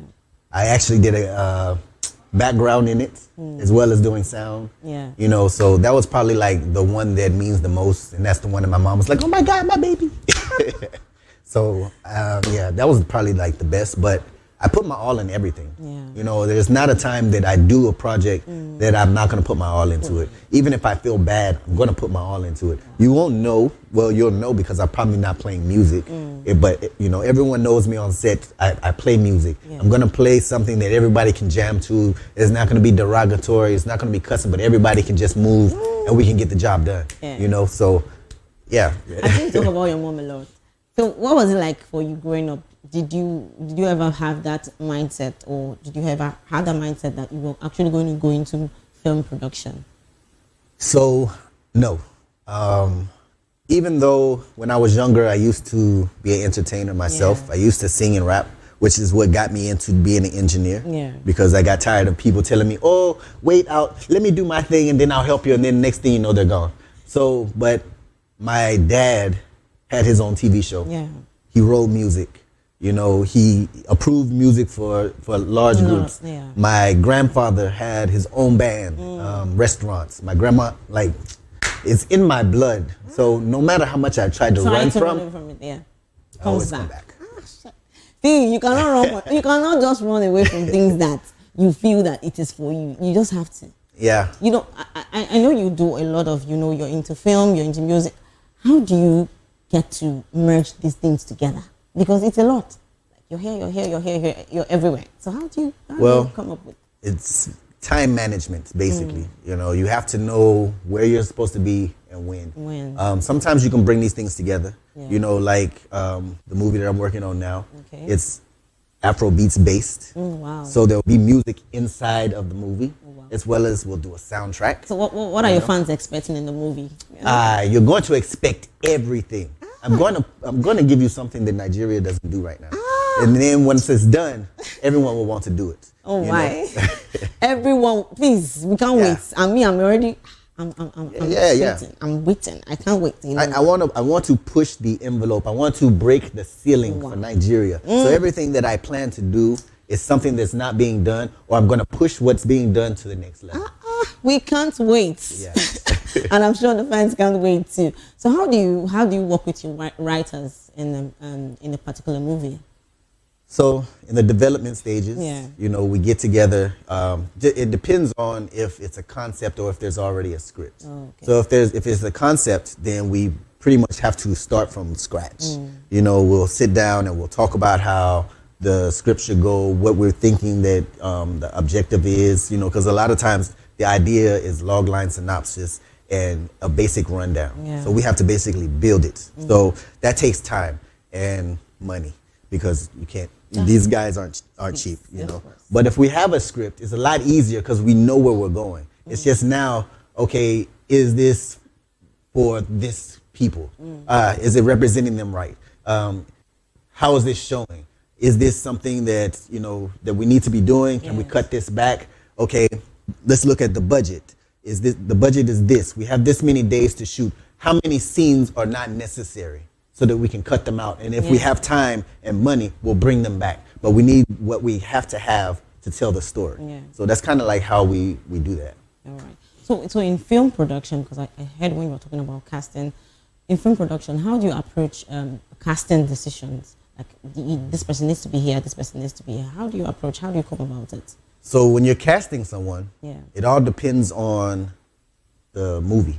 Okay. So once you have that script and you read that script, then you'll know like the type of characters. So you do like a character Bible, which tells the characteristics of each character. Yeah. You know, whether they're moody, they're happy, you know, they're, you know, whatever. Yeah. So then those are the kind of characters that you look for. So when you go and do the casting auditions, you'll say, okay, I need you to film for such and such. Yeah. And then they'll come in, whoever's giving you that attitude, that's who you pick.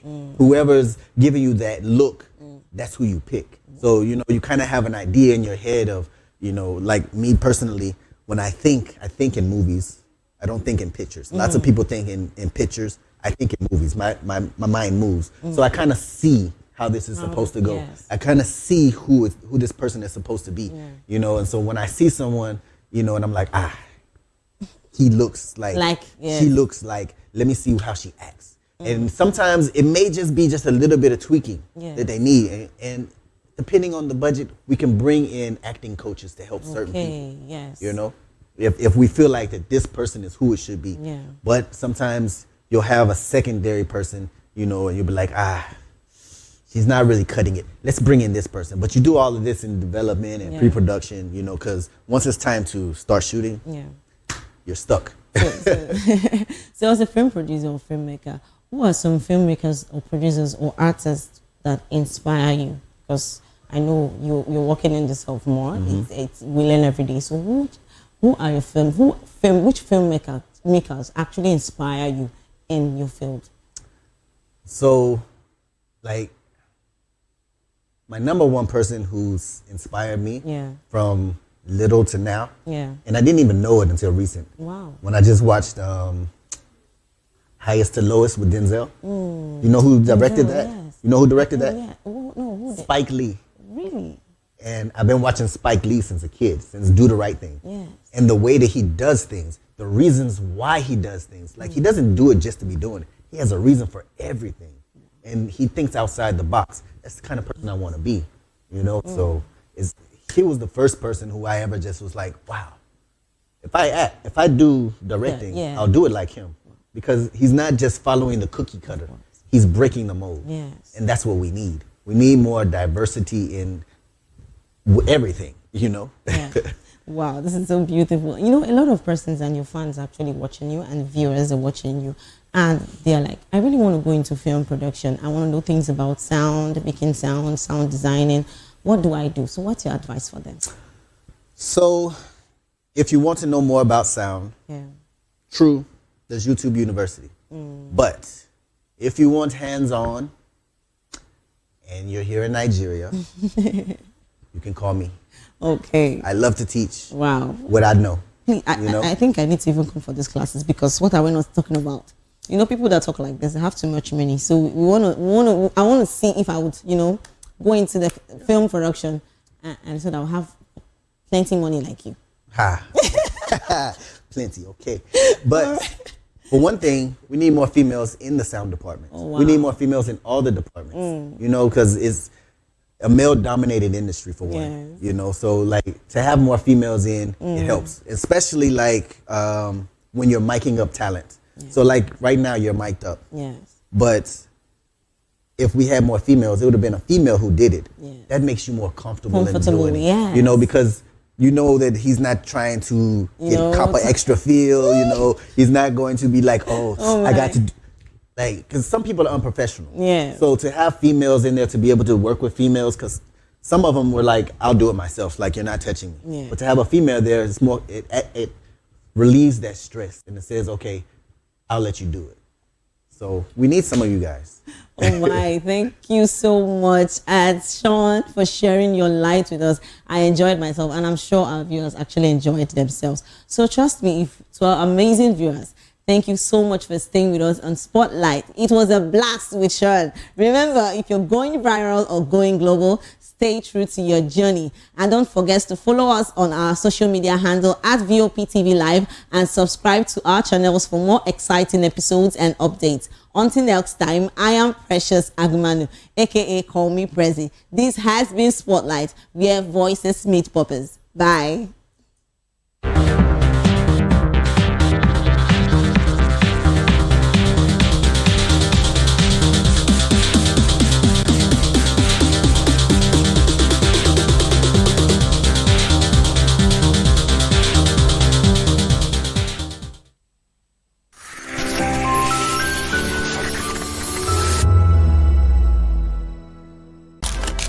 In a world where power shifts with every headline. In a nation full of questions.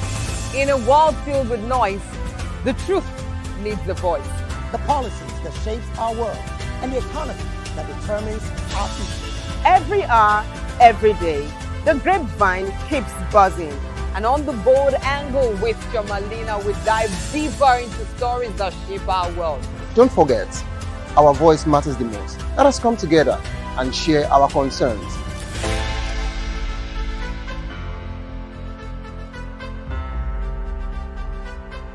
Everybody keep watching Voice of the People. All right?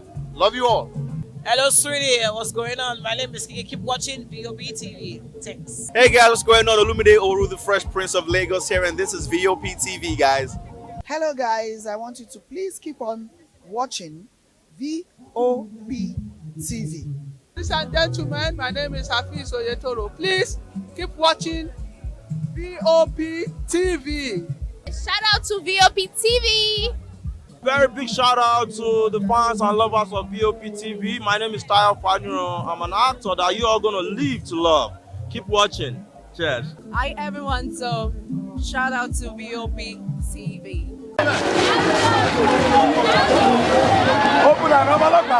From crowded city streets to rural communities, from riverbanks to oceans, individual families and organizations are joining hands to rid our planet of waste. Plastic pollution, litters, and unmanaged waste have become major threats to both human health and biodiversity. But today proves that the collective action can bring real change.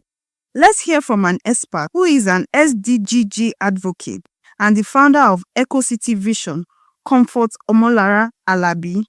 The World Cleanup Day is a global movement that brings millions of people together to take actions against waste.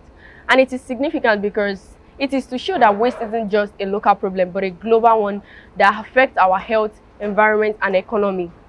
In today's world, where 2 billion tons of waste are being generated every year, it is important to raise awareness concerning this, encourage collective responsibility, and inspire long-term behavioral change towards a cleaner and more sustainable future or planet. Poor waste management has caused a lot of environmental challenges like flooding, which is due to the blocked drainages, air pollution from open burning of waste, contamination of water, which has led to increase in diseases like cholera and malaria. It also contributes to climate change because decomposing of waste releases greenhouse gases like methane, CO2, and these gases trap it in the atmosphere, which causes natural disasters like flooding and Ukraine. In Nigeria, some major challenges we faced when it comes to waste management is the inadequate waste collection system. We don't have enough of waste collection services, and this has led to uncollected waste. And there's also low public awareness. People don't even know about the importance of proper waste disposal. And one problem again is the poor recycling facility. There are not enough facilities, and this has led to so many waste going to the landfill, and it has brought upon pressure on the landfill. And also lastly, the indiscriminate dumping, whereby people just dump their waste anywhere, and this has led to so many environmental challenges. It is important we take care of our environment because there are a lot of things happening in our environment that we are not aware of, and waste is something that is very harmful to the environment, and which many people don't even know about the harmful effects. We have a lot of people going through health challenges, but they don't know that the things happening in their environment are actually the one causing it. So I feel like if you are hygienic and then we are taking care of our environment, it is going to like bring more of like good health, and we don't have to spend money on taking care of our health every time. The aim of this day is not just to pick up trash, but to raise awareness about the danger of plastic pollution, poor waste management, and unsustainable consumption habits. According to the United Nations, about 2 billion tons of municipal waste are generated each year, much of it ending up in the ocean and landfills, threatening wildlife and human health. We also spoke to the assistant of the EcoCity Vision, Okoyemi Boluwatife Afuwakwe. So globally, it started in Estonia in 2008, where everyone has to like rush in to clean up the community in less than 5 hours. Then from there, we started locally at Nigeria, where over 60 million volunteered annually to clean up the community. And this is where EcoCity Vision comes in, where everyone, both the community-based cities, the NGOs, the students, and group of people came in to clean up the community. This is what happened daily, I would say.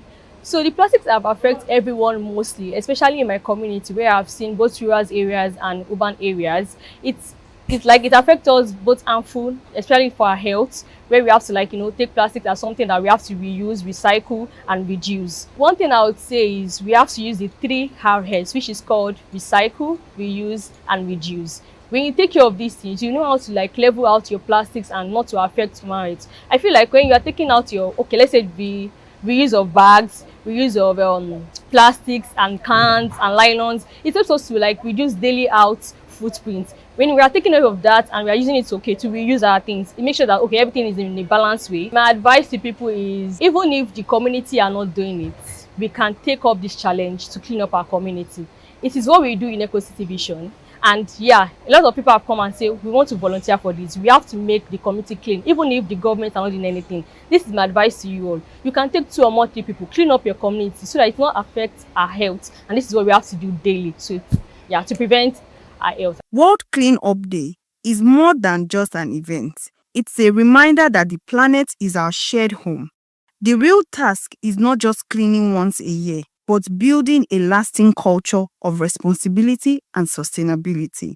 Victoria Ogbaki for Voice of the People TV.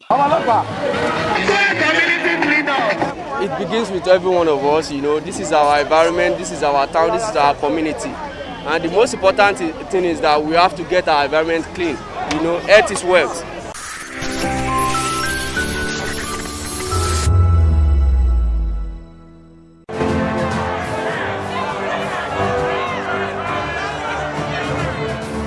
Do you want your voice to be heard? Do you know that you matter in the scheme of things? The People's Voice, the show where ordinary citizens take center stage as we discuss the biggest stories that affect you and I. With you in mind, we facilitate lively discussions, debates, and interviews on the topics that matter most to you and I, from social justice to economic empowerment, education to healthcare, governance, and more. Tackling tough topics and amplifying your voice. People's Voice, Mondays through Thursdays, 7 p.m. to 8 p.m. Join the conversation and make your voice count. The People's Voice. Make your voice count. Are you ready for the extraordinary? Something big is happening on your screen. Introducing VOP TV. Now streaming on SLTV channel 264. From breaking news to captivating conversations, news analysis, giving you all sides to the story. We bring in-depth discussions on the issues that matter, from politics to sports, entertainment, and lifestyle. VOP TV on SLTV channel 264. Join us as we redefine what television means to you. Voice of the People Television, VOP TV. Now you have more than a voice.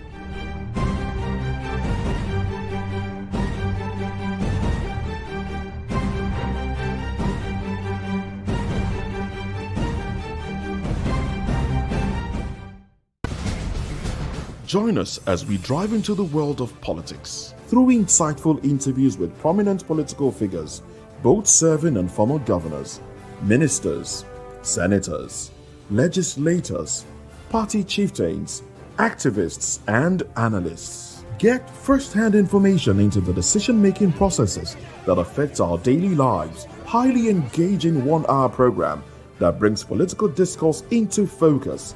I am Chukwuma Okoro. Political Lens, Monday through Friday, 6 to 7 p.m. Join us.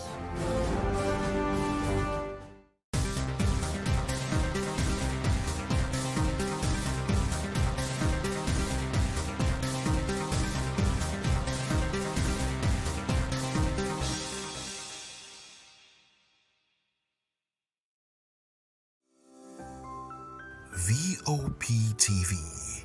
Now you have more than a voice.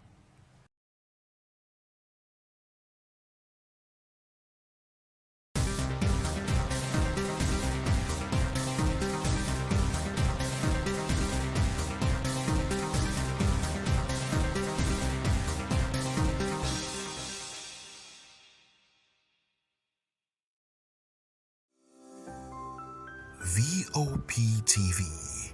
Now You have more than a voice.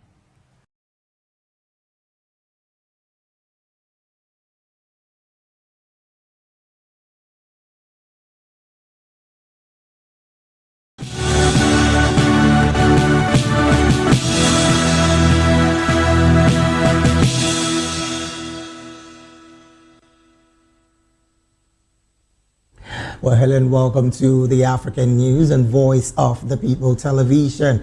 I am David Edwin. Before we begin the news, we would urge you to kindly visit our website, www.vop.ng, for fresh and trending news stories.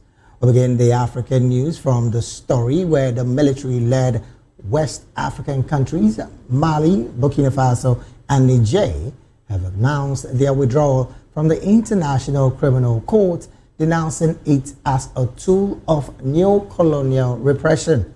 The announcement in a joint statement published on Monday is the latest example of diplomatic upheaval in West African Sahel's region following 8 coups between 2020 and 2023. The 3 countries are ruled by military officers, have also already split from the West African region bloc of ECOWAS and formed a body known as the Alliance of Sahel States. They have also curbed defense cooperation with Western powers and sought closer ties with Russia. Mali, Burkina Faso, and Niger have been members of the ICC, located in The Hague, for more than 2 decades. But their statement said they viewed the court as incapable of prosecuting war crimes, crimes against humanity, crimes of aggression, and genocide.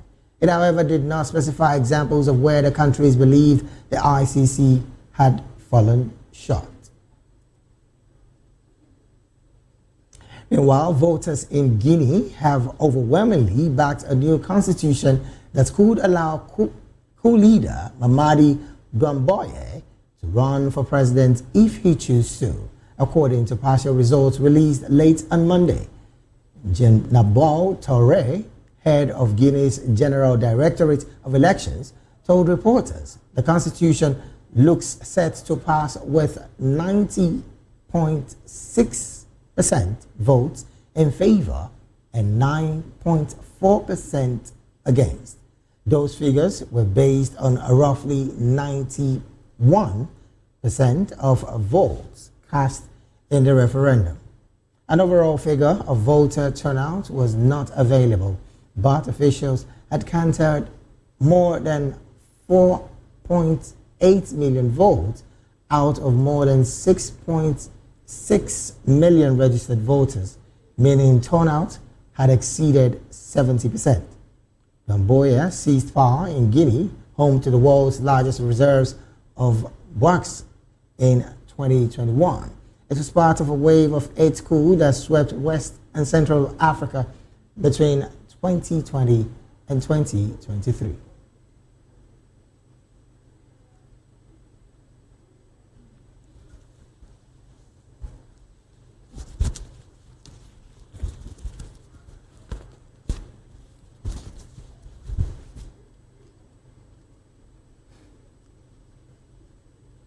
Moving on, we bring you updates on the presidential polls in Malawi. Malawi's former president, Peter Mutharika, has built a commanding lead over incumbent Lazarus Chakwera.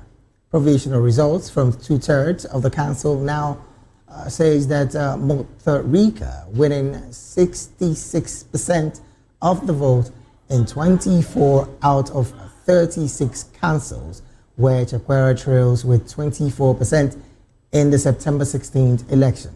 A candidate needs to secure more than 50% of valid votes for an outright win, otherwise there will be a second round of voting.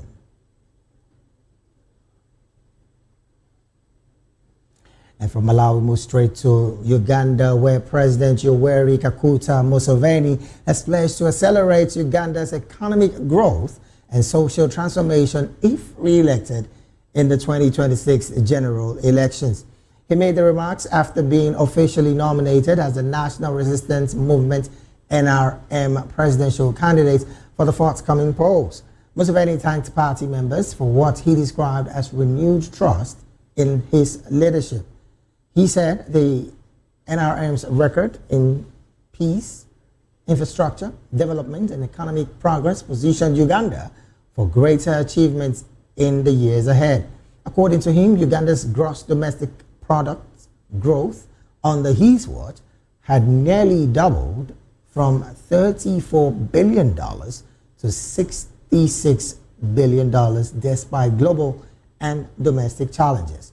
The president attributed Uganda's progress to investment in peace, electricity, road, telecommunications, and human capital development.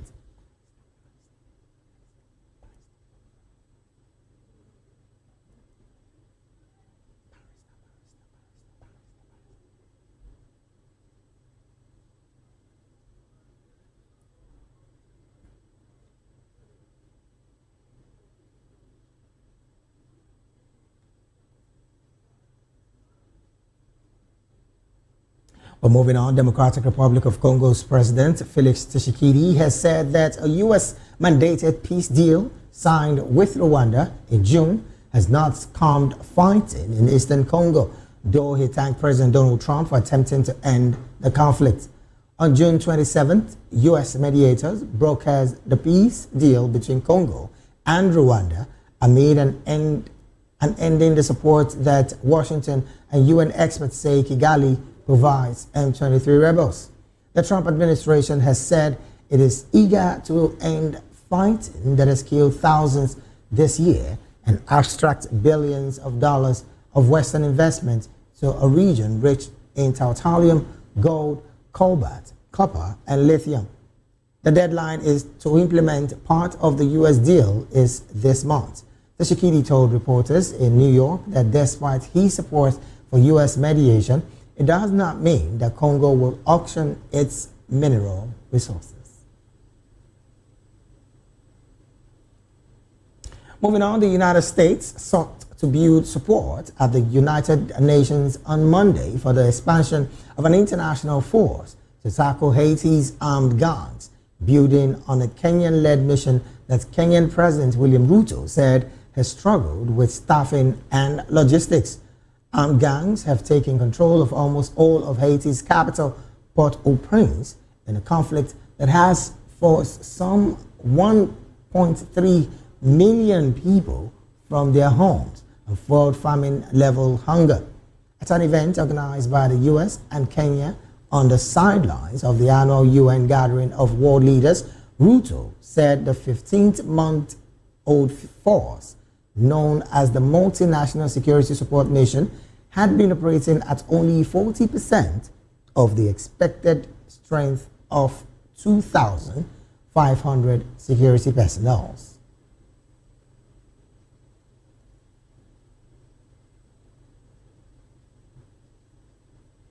Still talking matters from Kenya, Kenyan Aviation Workers Union, KAWU, on Tuesday gave 7 days notice for strike actions demanding the resignation of the Kenyan Airport Authority Board in response to labor disputes and the fallout from a cancelled airport leasing deal. The planned industrial action could disrupt operations at Kenya's main international airports, one of Africa's busiest aviation hubs. KAWU Secretary General Moses Ndiema declined to specify when the strike would begin, saying it would start at any time after the notice period had expired. Workers at Jomo Kenyatta International Airport held a day-long strike a year ago over concerns about a plan to lease the airport to the Adani Group, an Indian company led by one of Asia's richest people, billionaire Gautam Adani.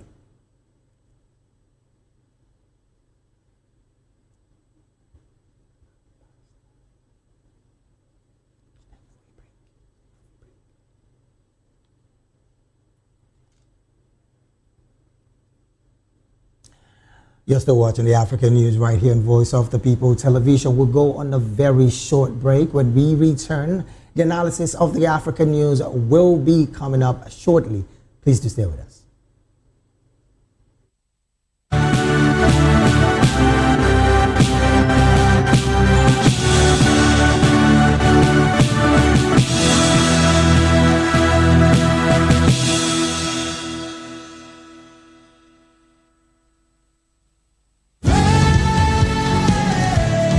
Ever wonder what inspires your favorite gospel artists?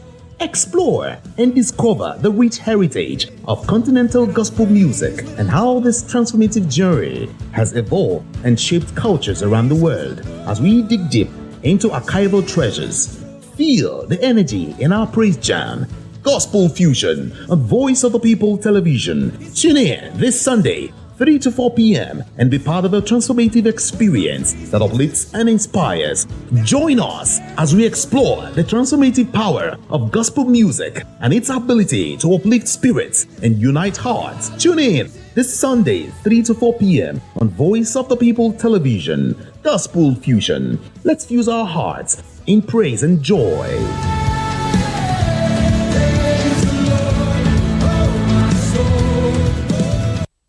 Voice of the people, you can hear me now. My name is Patrick Doyle, and I wish that you continue to echo the voices of the people. Big up VOP TV. My name is Soibifa Dokobo. Please keep watching VOP TV. Hi, my name is Kwekumali Ikena Onyekwena, and I am with the Voice of the People TV. Now, if you're looking for the veritable channel for information, politics, robust discussions, you don't need to go far. VOP has you. VOP will always have you. Thank you. Hi, my name is Patrick Diabwa, aka Ibani Chuka. I'm Ayanabo the Eagle King, and you are watching VOP TV. Stay with us. 2564 is coming up on Barney 9, right? The 2564 Atlantic Tower. What happens in the hush behind hangar doors? Who signs the papers that gamble with lives? Which truths were grounded before they even ever had wings? If you've ever buckled a seatbelt at 30,000 feet, if you've ever stared out of that tiny window and wondered who's really in control of the skies, it isn't just flight, it's power, it's politics, it's pressure sealed in steel. We're peeling back the clouds from runway risks to sky-high secrets. We're diving deep where most dare not to look. Aviation Scope, every Sunday at 7 p.m. only on Voice of the People TV. We don't just report, we reveal. We don't just ask, we uncover. Because when it comes to the skies, ignorance is turbulence. Aviation Scope, the sky isn't the limit, it's just the beginning. Good morning. It's the start of a beautiful day. Or start your day right with a healthy dose of news, fun, and inspiration. Join us on VOP this morning for the latest news, trending topics, and uplifting stories to set your day on the right vibe. From news and current events to lifestyle and entertainment, you are covered. VOP This Morning, 8 a.m., Monday through Friday.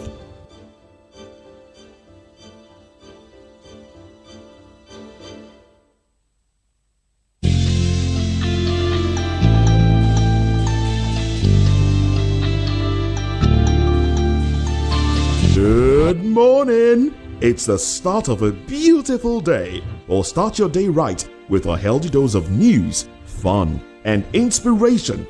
Join us on VOP this morning.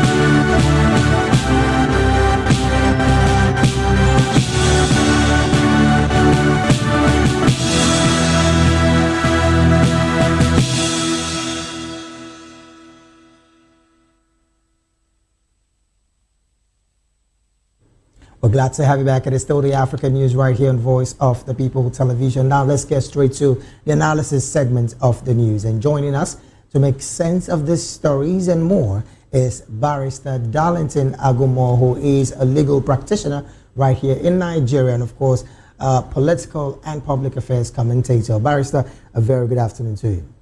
Good afternoon, David. How are you? I'm fine, very well. Thank you, Barrister. How are you doing as well? I'm okay. All right, then.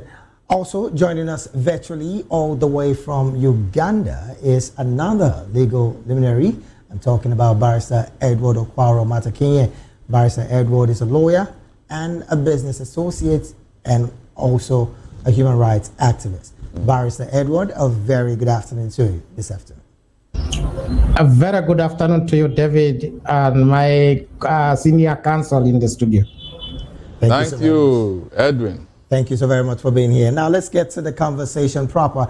And I really want to start off from Uganda, where a particular story that emanated last week, and I wanted your view on it. And I'm talking about Barrister Edward. Interestingly, your President Yoweri Kaguta Museveni, has vowed to push Uganda towards first world status. In fact, he has pledged to accelerate Uganda's economy's growth and social transformation if re-elected in 2026. Most importantly, last week a video emanated of him saying that this will be the last time he will be competing or vying for the presidential seat. First off, you are in Uganda. What is the body language of Ugandans, particularly on that statement by the president? I'm talking about President Yoweri Kaguta Museveni, who spent 40 years already as the president of that nation.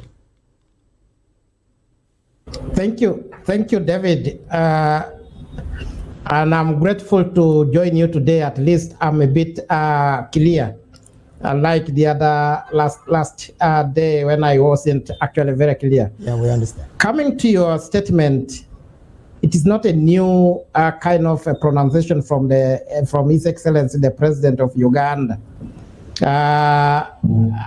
For sure, if you ask yourself, Museveni has been in power for decades and is almost now entering 90 plus. Actually, he's 90 years old in power.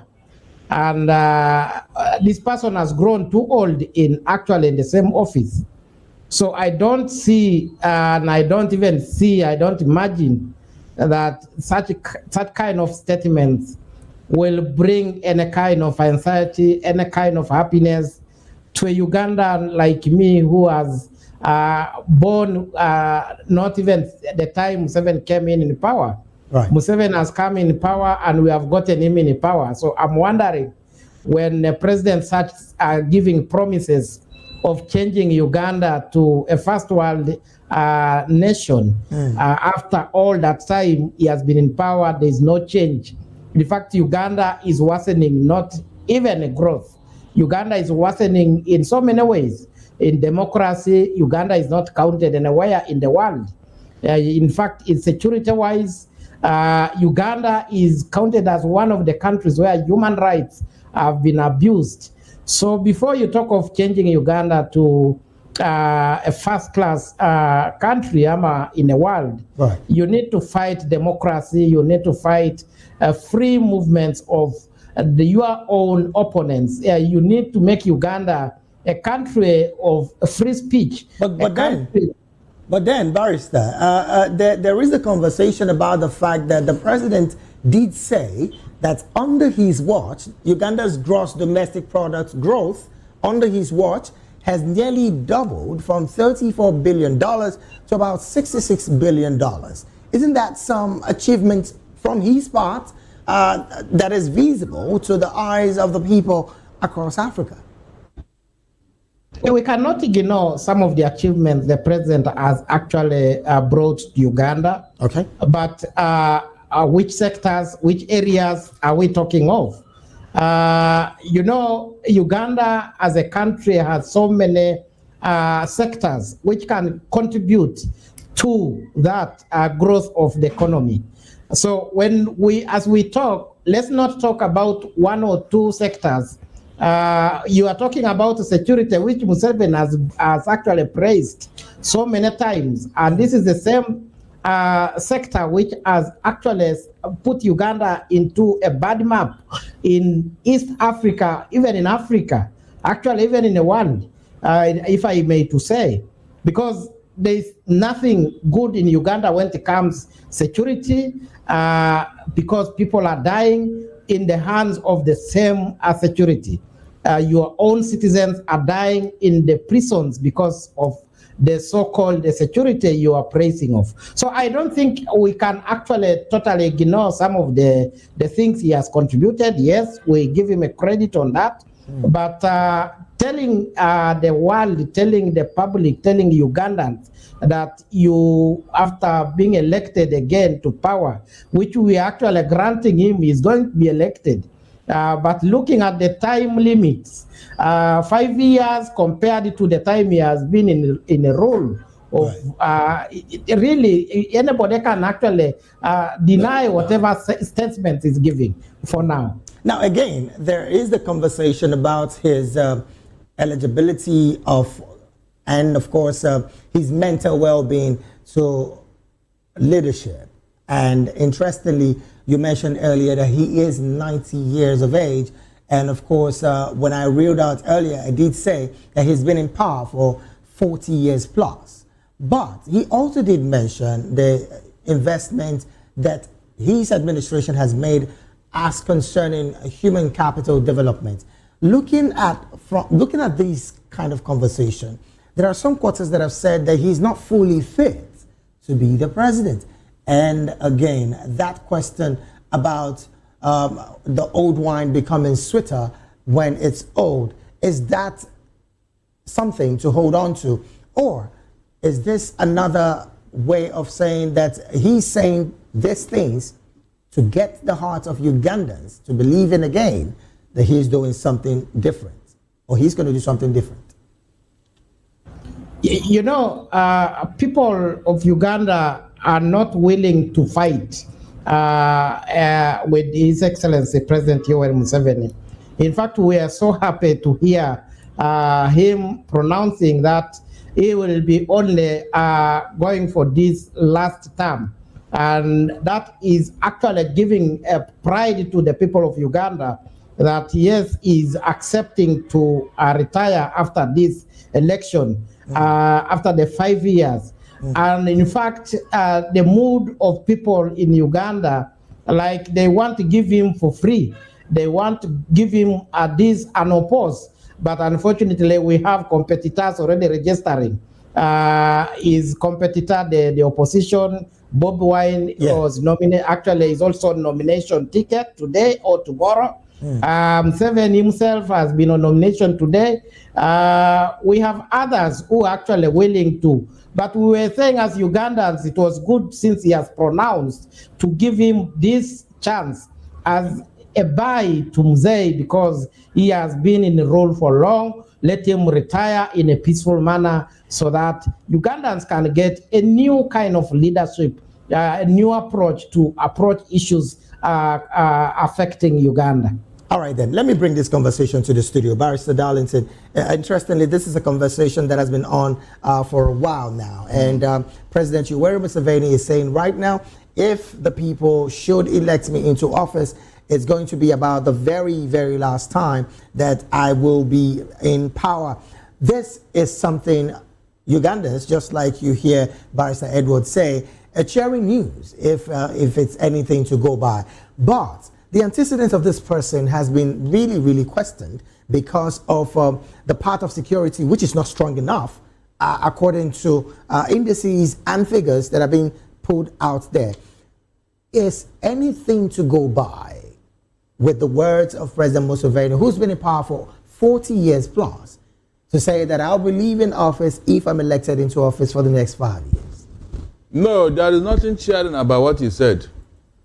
You know, these octogenarians in Africa, it's like they have a meeting somewhere. They have a club where they conspire on how to lead their people. The one in Cameroon just told us that his best is yet to come at 92. Paul Biya. He said it. And I said it on this platform that, look, there's nothing coming. No best is coming. No best is coming because you can't cheat nature. At that age, what best are we expecting from you? As for Museveni, he knows that he's now at the departure launch. That is where he is now. In fact, it's like they have announced the departure flight. And so he knows. That is why he's begging them to give him this chance. That means if we manage to go through this 5 years, that means he'll be 95 years. Is that not true? Right. At 95, please, what are you going to do that you have not done when you are 40, 50, 60, 70, 80, 90.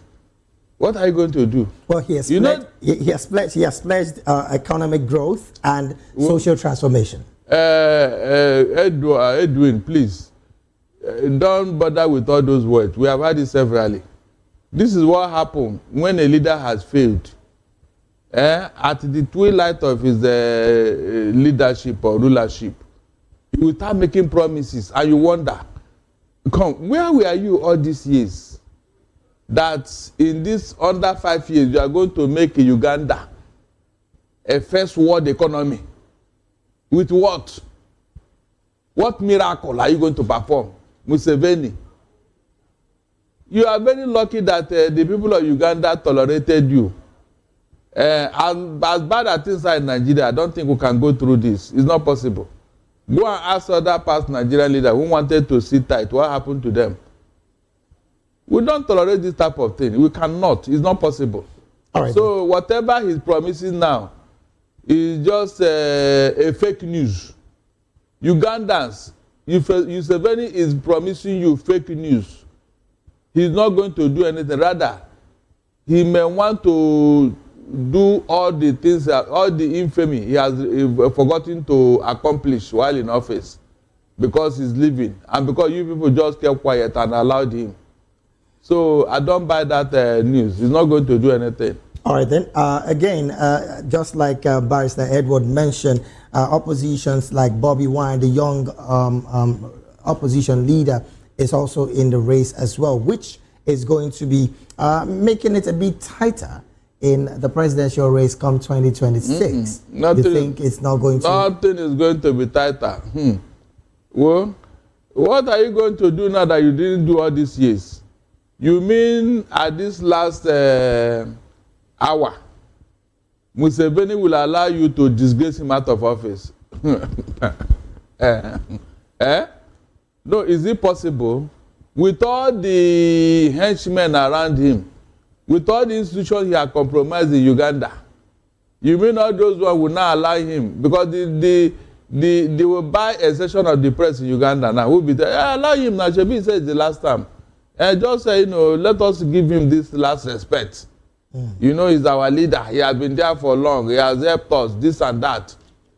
And these are the things we are going to hear among the public. So, nothing is going to be tighter here. Nothing. He will not allow it. Oh, well, let's bring a major information out here for the benefit of our viewing audience. As it stands in Malawi, the presidential polls that did happen on Tuesday, that started last week, I think, last week, yes.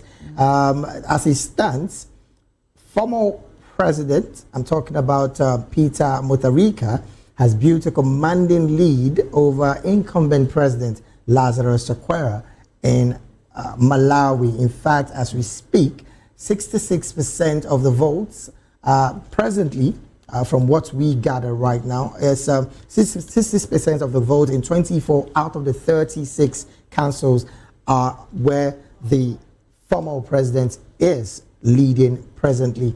But looking at these, Barrister Darlington, is this some cheering news for Malawians, if this is anything to go by, if it ends like this? Please, why is the presidential election lasting this long, since last week? Yeah, sometime in the weekend. Voting went a bit late and they had to start counting. This is awkward, seriously. Very, very awkward. You don't think it's possible that... No, they are not making progress. Late? The electoral system is not making any progress at all. Why would an election of that nature last for 1 week plus? And they are still counting and all that.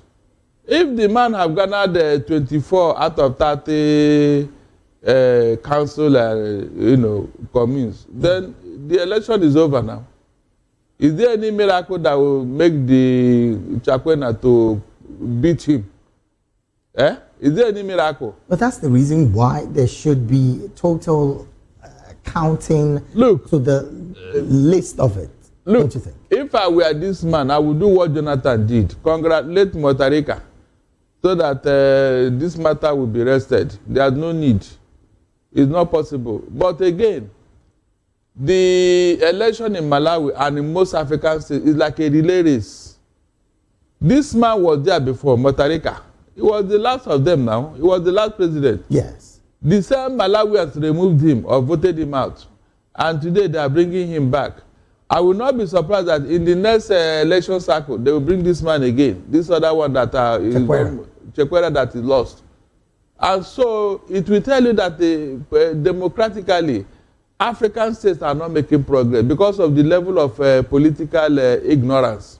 How do you mean, Barrister? Because in Ghana, there is a John Dramani Mahama who was re-elected into office by the Ghanaian people. Yes, because they don't have any other choice among these political gladiators. Progressively, he's doing better from what they have economic indices. I am sure there are 10,000 people who can do equally better. I am sure. Okay. But because these people have garnered a lot of resources by being in power at one time or the other, they have made a lot of money. And with that money, they continue to feature in the political space. All right. That's just the truth. If not, these two people cannot be the only people in Ghana or in Malawi.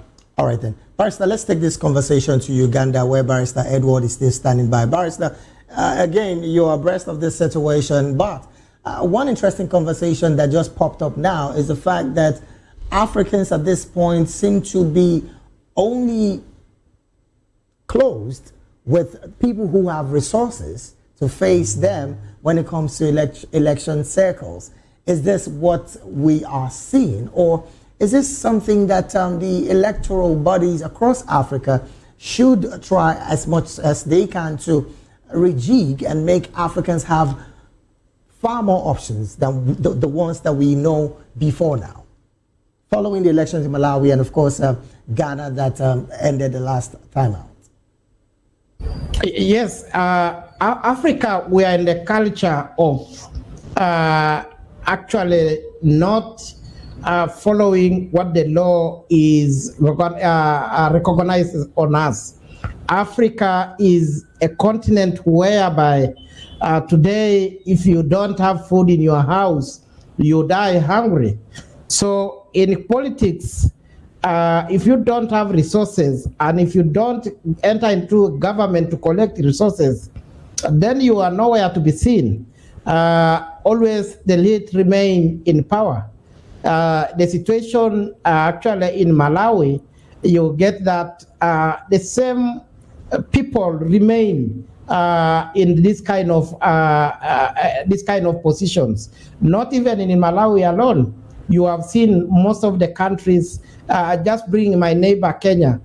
Kenya is a country whereby only the elite who actually occupy power. You have seen the retired prime minister getting out from opposition, joining the government, right? And just to purposes of collecting resources, so that they will remain strong in politically. They remain relevant in politics. So I for sure Africa is one of the continents which we need God to come and intervene when it comes like leadership, such positions of a president. We need Africa to be prayed for. We don't have leaders. You cannot come as a peasant and come and campaign to be a president and win elections peacefully. The democracy in Africa is dead. Africa is totally out of hand when it comes like a democracy. Well, Barrister, is this about the democracy, or is it about our electoral commissions or electoral reforms not being up to date, particularly in the parts where people say there has been no independent candidacy all across Africa or even the world, because these people do not have the financial muscle to wade in when it comes to election period? Is it about election reforms or Africans not holding on to democracy, as it were? It is indeed both the policies we make, because you have seen examples of countries whereby even parliament itself is actually taken up by the executive. Executive becomes more superior even in the legislation. So even the laws which are made in Africa today should be matching to the leadership of, matching the current leadership. In Africa is the only continent where you get a president can invite legislators to State House and take coffee. And in that discussion, what do you expect? Electoral Commission in Africa is where you get the president nominates Electoral Commission chairperson. Now, what do you expect that such a person to in democracy? So those are issues which are supposed to be addressed, but they cannot be addressed in Africa. It can only be addressed by the people of Africa by denying whatever is happening today, and we need to see where Africa should be. All right then. Well, from that particular story, because again, I am concerned about it if it's about democracy, because the ones who have moved away from democracy because of coup are presently talking tough. And I'm talking about Mali, Niger, and of course Burkina Faso. Clearly, as it stands, these three countries have exited from the ICC, and they have made a major statement denouncing it and calling it a tool of neo-colonial repression. Barrister Edward, your take on this decision by, these three Sahelian states? In fact, Edwin expects more to join them because they want it in their bedroom. They don't want to be answerable. Expect more African countries to join those three who have decided to move away from ICC because they know better. They will not be answerable to anybody. And Africa, that's the leaders in Africa, that is how they want to stay. I don't support the idea of you moving from such a court. But ICC has been taken as a court which is actually targeting Africans. But that is not the case.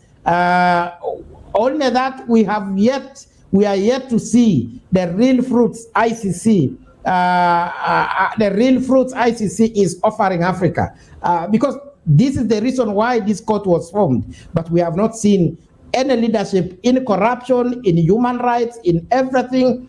They are not being held liable. So we pray one day, one time, that we shall get the fruits before these people decide to run away from this kind of a court. All right, I'm still going to come back to you, Barrister Edward, but let me bring it back to the studio. Barrister Darlington, interestingly, the Sahelian states have decided at this point we don't want to have anything to do with the ICC. And the statement saying that the court has not been incapable of prosecuting war crimes, crimes against humanity, and crimes against aggression is something a lot of persons will be wondering, where is this coming from? But what is your position about the exit of these three nations from ICC? You would recall as well that they've left the ECOWAS even before now. Some of these international organizations created by the UN body is to check the excesses of most leaders. Okay. Especially in Africa. Right. Where you and I know very well that human rights are being violated right, left, and center, without any sanction, without any, reprimand.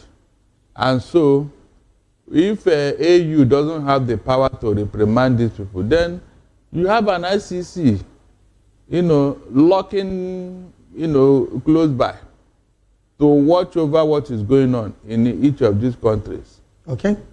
And if you ask me, most of these violations are common in Africa, where you have wars, where you have leaders destroying democracy, destroying human rights, disobeying court order, acting with impunity and arrogance.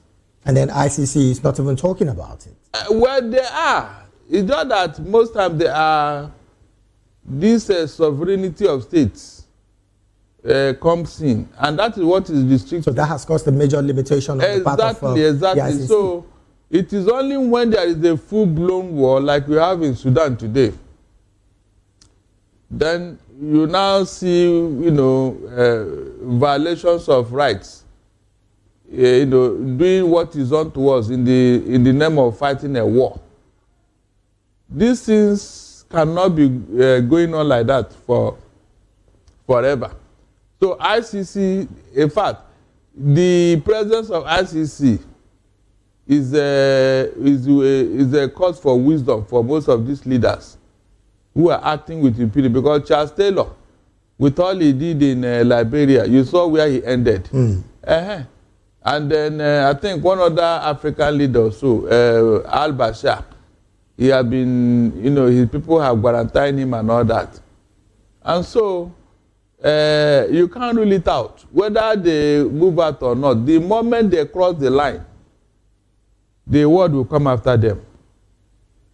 The worst that can happen is that they will remain a recluse in their country. They can't travel out, because anywhere they go, they will be wanted. But then again, Barrister, is the decision by these three Sahelian states justifiable enough to wanting to exit the ICC? Because according to their leadership, they're saying that the ICC has not waded in on any of the crimes that has been committed in their countries before they took over as dictators in the country. Yeah, yes. So is that justifiable enough to wanting to leave the ICC? Yes. In a democracy, they are not quick to judge any democratic government, no matter what happens there. Okay. As long as it's a democracy, ICC will not begin to prognose or intervene.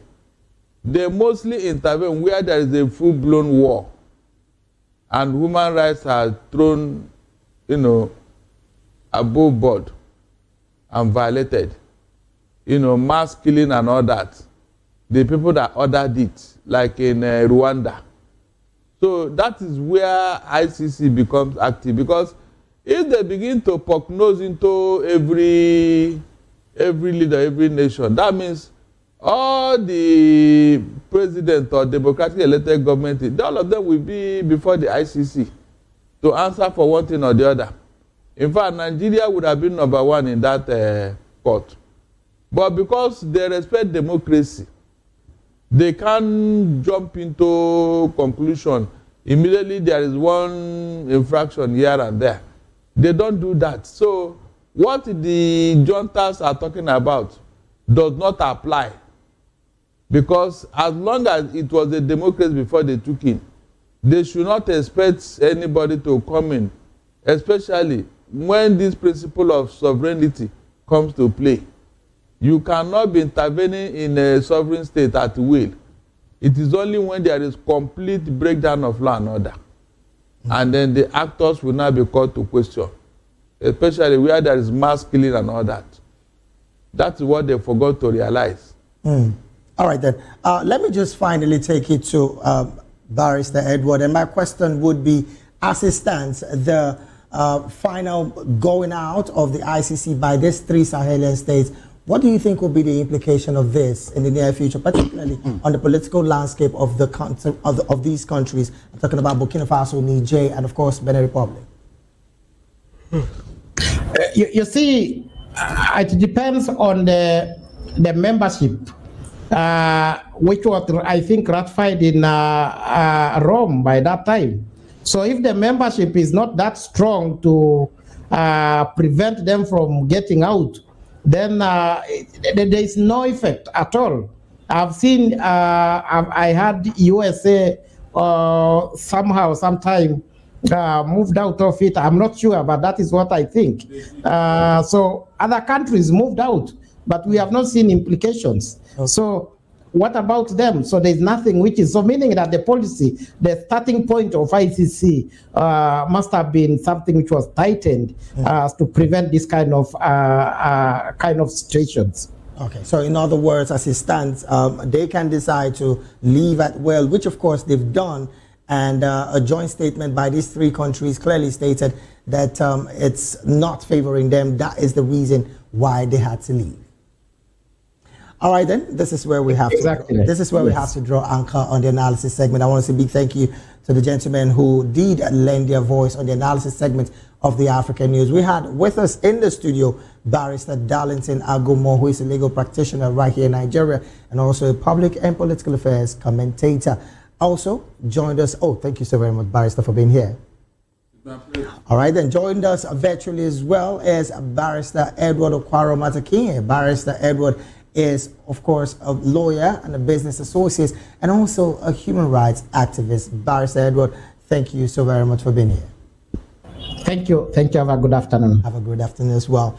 Well, you're still watching the African News right here on Voice of the People Television. We'll go on a very quick break right now. When we return, more stories on the news will be up next. Do stay with us.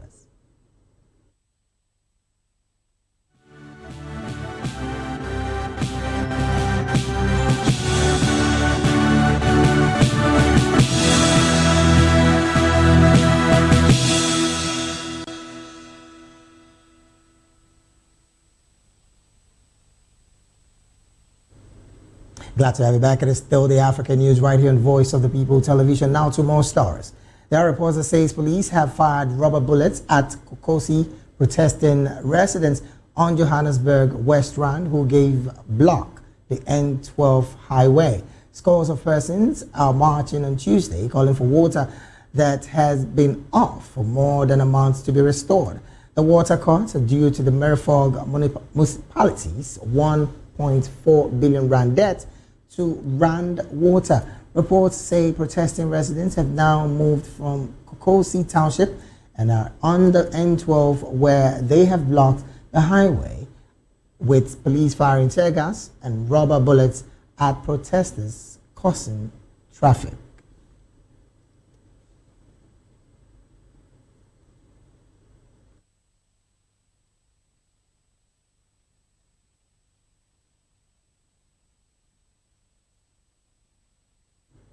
And to more stories, the trial of South Sudan's suspended first vice president, Riek Machar, has opened under tight security in the capital, Juba, with his lawyer arguing the court lacked jurisdiction to hear the case. Machar's detention under house arrest since March has ignited fears of a renewal of a devastating 2013 to 2018 civil war between the ethnic Nuer forces and Dinka fighters loyal to his longtime rival, President Salva Kiir. Machar's SPLM-IO party rejects the charges against him and 20 others, which include murder, treason, and crimes against humanity for their alleged involvement in raids by the Nuer-dominated White Army militia in the northeastern part of the country.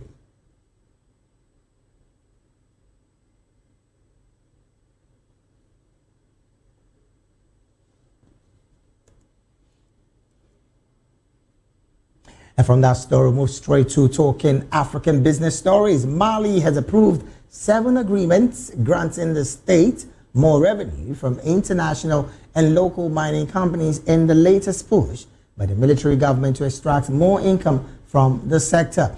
The exploitation and exploration agreement approved by the Council of Ministers gives Mali a guaranteed non-reducible stake in the mining projects with priority access to dividends. The agreement applied to gold mines, including the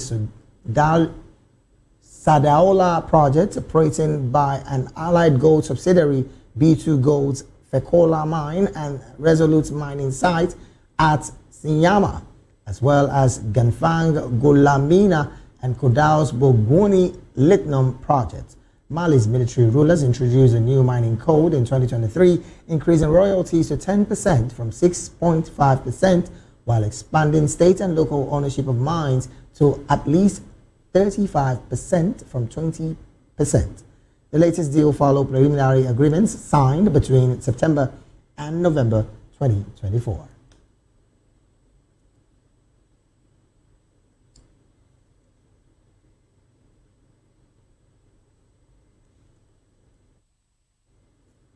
And from that business story, let's just go straight to talking some African sports story. Botswana has declared a public holiday to celebrate its team's gold medal in the men's 4x400 meter relay race at the World Athletics Championship in Tokyo to become the first African winners of the event. Botswana's president, Duma Gideon Boko, announced the public holiday on September the 29th, the day before the country's Independence Day, to honor Colin Kabinatshipi and his teammates Bikempilo MP, Lesile Tobogo, and Bayapo Ndori. Colin, who also won the individual 400 meters, ran a superb last leg to snatch victory in driving rain on Sunday as Botswana edged out the United States and South Africa in a thrilling race. Still talking sports, Kenya is toasting a golden generation of female track stars after they led the nation to second place in the medals table behind the United States at the 2025 World Athletics Championship. Female runners won 6 of the East African nations' 7 gold medals in Tokyo, sweeping top spot on the podium in every event from 800 meters up to the marathon. That remarkable run of victories culminated in a stunning upset as Lilian Odira won the 800 meters on Sunday, shattering her personal best by nearly 2 seconds, as well as a 42-year-old championship record in the process.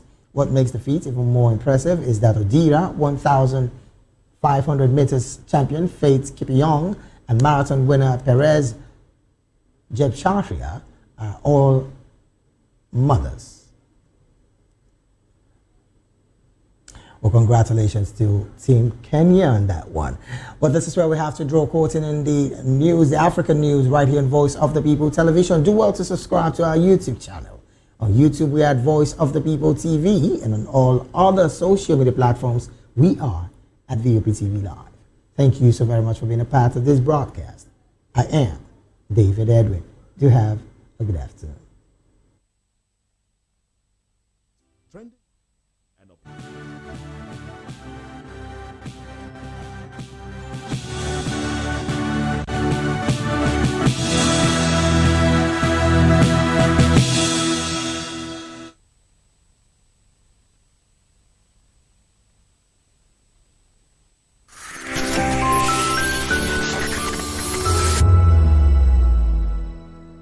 Voice of the people, you can hear me now. My name is Patrick Doyle, and I wish that you continue to echo the voices of the people. Big up VOP TV. My name is Sowore Dokubo. Please keep watching VOP TV. Hi, my name is Kwekumali Ikenna Onyekwena, and I am with the Voice of the People TV. Now, if you're looking for the veritable channel for information, politics, robust discussions, you don't need to go far. VOP has you. VOP will always have you. Thank you. Hi, my name is Patrick Diabwa, aka Ibani Chuka, Amayanabo the Eagle King, and you are watching VOP TV. Stay with us. 2564 is coming up on Barney 9, right? 2564 Atlantic Tower. What happens in the hush behind hangar doors? Who signs the papers that gamble with lives? Which truths were grounded before they even ever had wings? If you've ever buckled a seatbelt at 30,000 feet, if you've ever stared out of that tiny window and wondered who's really in control of the skies, it isn't just flight, it's power, it's politics, it's pressure sealed in steel. We're peeling back the clouds from runway risks to sky-high secrets. We're diving deep where most dare not to look. Aviation Scope, every Sunday at 7 p.m. only on Voice of the People TV. We don't just report, we reveal. We don't just ask, we uncover. Because when it comes to the skies, ignorance is turbulence. Aviation Scope, the sky isn't the limit, it's just the beginning.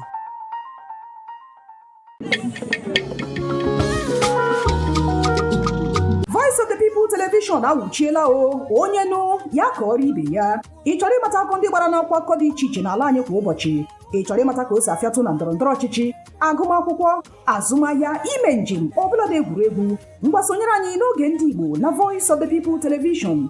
Anyị nwere ndị ọbịa bụ ọkachamara, bụkwa ndị ga-enye aka tapịa isiokwu ndị anyị jiri bịa kwa ụbọchị. Anyị ga-eji ka o siri gbaa n'akwụkwọ akụkọ dị iche iche wee malite tupu anyị akọzie n'uju n'ubi onye anyị bịara na nke ya. Ịgbamụrụ nzem ọzọ kedu ka o si aga ya gaziere onye ukwu ma gaziere onye nta. Mkparịta ụka tọrọ atọ ka anyị ga-ewetara gị bụkwa nke ga-eme ka ịmata ka ihe si aga n'ala anyị bụ Naịjirịa ọbụladị na mba ofesi. Oge oge ndị Igbo na Voice of the People Television ga na-abịara gị site n'ụbọchị Mọnde ruo Fraịde na SLTV Channel 264. Ekwekwala ka akọrọ gị ya akọrọ. Chetakwa na ọ bụ na SLTV Channel 264 ka ị ga-ekiri Voice of the People Television. Voice of the People Television, ugbu a iwere karịa olu. September 15 marks the International Day of Democracy, a day set aside to celebrate democratic principles and promote democratic values around the world. First observed in 2008, the day serves as a reminder of the importance of freedom, participation, and the rule of law in building fair and just societies. It also highlights the role of citizens, institutions, and government in safeguarding democracy. As nations face challenges such as political unrest, voter apathy, and threats to freedom of expression, this year's commemoration is a call to strengthen transparency, accountability, and inclusiveness in government. Talking of democracy, we don't have democracy here in Nigeria. In fact, if you ask me more, I will tell you everybody to find their way. Divide the country. Let everybody be. As you can see, everybody's agitating. People from the eastern are agitating for Biafra. Some from west are agitating for Odua. I believe up north, some are agitating for Arewa. So, talking of democracy, for me, Nigeria, we don't have it yet. So, the best thing that will bring peace, if at all, is everybody to go their way. Release of Nnamdi Kanu will make everything work out. If Nigeria will still continue, fine. If it doesn't, so be it. Well, there are so many things that are bad about the country right now. Things are getting out of hand. Imagine fuel of yesterday. It's now almost 800 and something naira. Diesel is not something we cannot even talk about. The country on its own is too poor. Our naira note is very poor, so everything about the country is too poor. We need the leaders to step up and do the betterment for this country. Democracy that one don't have a speech. There's no freedom of speech. My brother, I don't think we are in democracy. We are a military regime. This is not democracy at all because you will not allow to talk. You will not allow to protest. So I don't understand. If you reduce the price of fuel, subsidy should come back. Then our naira should rise up and defeat the dollar. That is it. Nothing more than that. It should bring down the economic. Let Nigeria economy be stable. Now we will be buying rice for 80,000, 80-something. Unless you want to eat stone rice, that's why you will be going for 40,000, 50,000 rice. So that is it. The United Nations urges everyone, from leaders to everyday citizens, to work together in defending democracy, ensuring that the rights and voices of all people are protected. Oyindamola Olukutan for Voice of the People TV. Are you ready to lift him high? All around the world, it's time. Let the praise wave ride. It's Praise Wave Live. Oh yeah, the rhythm of grace we testify. Let's go. He turned our mourning into dancing, our silence into shouting. It's Praise Wave Live. Let the glory rise. We're riding the wave. Every moment, every tribe. Praise wave, lift him up. Praise wave, don't stop now. Praise wave, all day,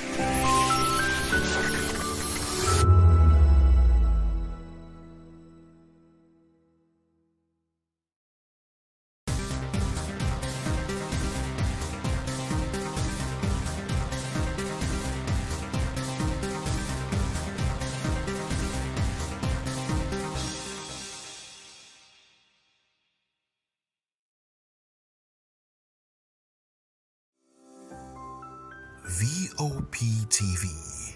Now, you have more than a voice.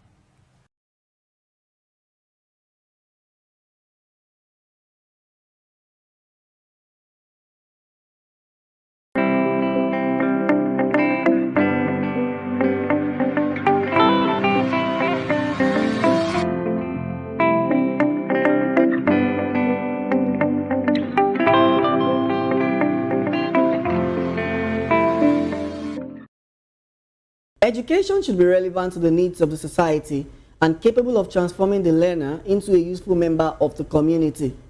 Those are the words of Nigeria's former Minister of Education, Babatunde Fafunwa, which underscores the importance of aligning learning with the real challenges of the society and ensuring that education produces not just graduates, but problem solvers and nation builders. Welcome to another beautiful edition of Edu Dialogue on Voice of the People Television, where we bring you insightful conversations, policy breakdowns, and thought-provoking discussions on the state of education in Nigeria and beyond. I'm Matthew Ogunswada. Today on the program, our spotlight is on a very important development. NECO releases 2025 SSE results, recording 60% pass rate, 38 schools caught in exam malpractice. But also ahead, we will be touching on the federal government's new directive mandating that all teachers in Nigeria must obtain a license from the Teachers Registration Council of Nigeria before 2027 if they are to remain in the classroom. But first, let's dive into our main story. The National Examination Council, NECO, has officially released the 2025 Senior School Certificate Examination SSE internal results, exactly 54 days after the last written paper, which held from Monday, June 16 to Friday, July 25, 2025. Announcing the result at a press briefing in Niger State, the NECO registrar, Professor Ibrahim Ushishi, revealed that out of the 1,358,339 candidates who sat for the June-July exercise, 818,492 candidates, representing 60.26%, scored 5 credits and above, including mathematics and English. In terms of state performance, Kano State led the ranking, followed by Lagos in second place, while Oyo secured third position. The registrar also disclosed that 38 schools across 13 states were involved in mass cheating during the examination, and those schools will be invited for discussions, after which inappropriate sanction will be applied. Meanwhile, NECO has confirmed the major shift in its examination model, moving away from the traditional paper-pencil test (PPT) system to computer-based test (CBT) model. Both private and public schools will be included in the first phase of this transition. To help us break down this conversation, we'll be speaking with Lawal Ekundayo, an educationist, and of course, Godsent Ugbebo, an educational rights activist, who will share insights on the implication of these results and the future of Nigerian examination. Thank you so much for joining me on the program, Mr. Lawal. Good afternoon to you. Good afternoon. All right, so let's begin with this conversation. What is your general assessment of this year's NECO results? Well, to be frank, I didn't do adequate monitoring, but to me, it's not bad. It's not bad. I use the word "it's not bad." I'll just put it as a fear, because examination is not a true test of a student's ability. We know that, so we should not be putting too much emphasis on this general examination. So what is the true test of students' ability? No, that's what we call a continuous assessment. When you say continuous assessment, majorly you have to talk about the skills, because we have 3 areas of the human aspect. We have the cognitive, which has to do with intelligence, like calculations, what you can. We have the affective, which has to do with how you appreciate your environment. And then we have the psychomotor, which has to do with what you do with your hands. All right. So all of these ones fashion into that continuous assessment. That's why if you go to in drafting philosophy of education and policy, you now see the direction where you want your education to go. Then you now see which one you are giving more priority to out of all of them. Like China now, that's why China is very good technically. You see, manufacturing is booming there because they put more emphasis on the skills. That is the psychomotor. They put more emphasis on that. So putting more emphasis on that, that will direct your learners to that area, and then they acquire the skills, and then you develop. So when you have that continuous assessment, certain percentage for what you can do. Let me give you example of biology and agric. Biology, we have is divided into 3. Biology is divided into 3. Yes. We have the one you do on the board, you have the one you do in the laboratory, and then you have the one you do on the field.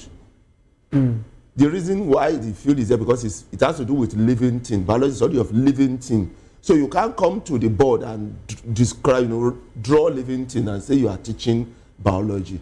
It's absolutely not right. So where does alternative to practical comes in biology? The other alternative, what they assume is that you are familiar with it. You've already done Wike. You familiarize yourself with practical, with every necessary thing. So what we want to test is just what you have familiarized yourself with. You have undergone. That's why they call it alternative. To practical. Thank you so much. Mr. Godsend, good afternoon and thank you so much for joining me on the program. Yeah, good afternoon, sir. All right. So with only 60.26% of candidates passing with credits in mathematics and English, how would you rate the performance of NECO compared to the previous year? Okay, thank you very much for that question, Mr. Matthew. I would actually, sometimes when we talk about stuff like this, we should actually check it intrinsically, all right? Because to me, I feel the reportage prior to the release of this NECO 2025 results has been disingenuous, actually. In what way?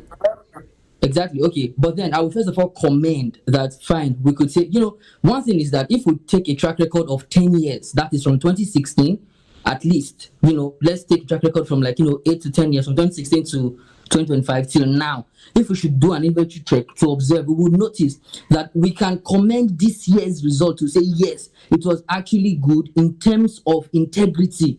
And I know that integrity is something that sells. Integrity is something that you can take to the market and they will use it to withdraw even beyond the balance you have.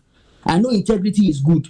And we can also attest that, okay, yes, this 2025 release of NECO results can also, we can give them credit for the examination process. You get, but aside that, I wouldn't say it was a good result based on percentage, but it's a good result based on integrity and the academic performance. But over 60% of candidates were assumed to have passed, obtaining 5 credits in English and mathematics. 60%. To give you statistics from 2016 to date, right? Now, if we should check, the success rate in 2016 was 85%. That's 85% having, the 5 credits in maths and English. Then, see, what I notice is there's a volatility, and by that, the result is not stable based on the success rate. If we should want to really attest and give a thumbs up to what NECO is doing, we can give a thumbs up for this year based on integrity. But now, check it again. In 2017, it was 77%. In 2018, it was 72%. Then in 2019, it dropped. In 2019, it was 48.5%. Now watch, I'm trying to explain the volatility level of this result. That's why I find what some of the media houses are reporting prior to this result, prior to the the 2025 NECO result, as disingenuous. Now in 2019, it dropped to 48.5%. Now take a look at it now from 2020, it increased again to like 66 or 67%. Then in 2021, it increased again to like 61%. Then in 2022, it dropped again. In 2022, it reduced to 60.6%. All right. I know we are happy that, okay, this season was around 60.26, just 26. But if we should look at it again, now, having said that, there's a volatility level from 2019 to 2022. We could see how it dropped. 2019, it was 48%. 2022, it was around 60.6 or 7%. Then 2025, we're having 60.26%. And we want to hail and give credit that, okay, this result, the release of the result was perfect. It is good based on integrity. Integrity is something that can set a nation. Now, given even the academia, yes, it's something that can set us forward. Okay, yes, we have integrity, but in the eyes, if we should really check it, look at it with the ego's eyes, we will tell that based on success rate, based on the percentage of pass or success, it is not really so sophisticated. All right, so talking about integrity, which you of course mentioned now, How serious is the issue of examination malpractice, given that 38 schools were implicated? And what kind of sanction would you even recommend for schools caught in this act? Okay. Now, based on this, I would also come again with statistics. I mean, when I saw this, the release of the results, NECO 2025, I was pumped up. I was happy and I was ready, preparing myself for anything that would happen to like, an open air or ground where I would need to share my views and really, need to bring Nigerians to a plane and a point of sincerity and tranquility. All right. Now, prior to this, now let's talk about this examination malpractice. I would say, now something happened. The malpractice reduced. Yes, let's give them credit for that. That is now based on integrity and the process of the examination. And about 38 schools were caught in the act. And do you think it's still reduced that way? I'll give you statistics right now. The thing is that yes, overall around 38 schools were attested to, like, okay, yes, they were involved in malpractice. But let me tell you the truth and based on statistics, it was the percentage reduced in number this 2025 in 3,350 something numbers based on malpractice. Now, it reduced drastically in the sense that the percentage is 61.6%. Now, let's look at it. The percentage of malpractice in 2024 was 10,000, over 10,000. 10,000 malpractice rate in 2024. That is appalling. That is bad. That's why I would say that I can commend NECO that, okay, yes, based on integrity, they tried. But talking about, is this result good? No. But we can still say, okay, they are trying. But in integrity, they tried. 3,000, almost 4,000, 3,000 plus, based on numbers, were involved in malpractice. But in 2024, it was 10,000.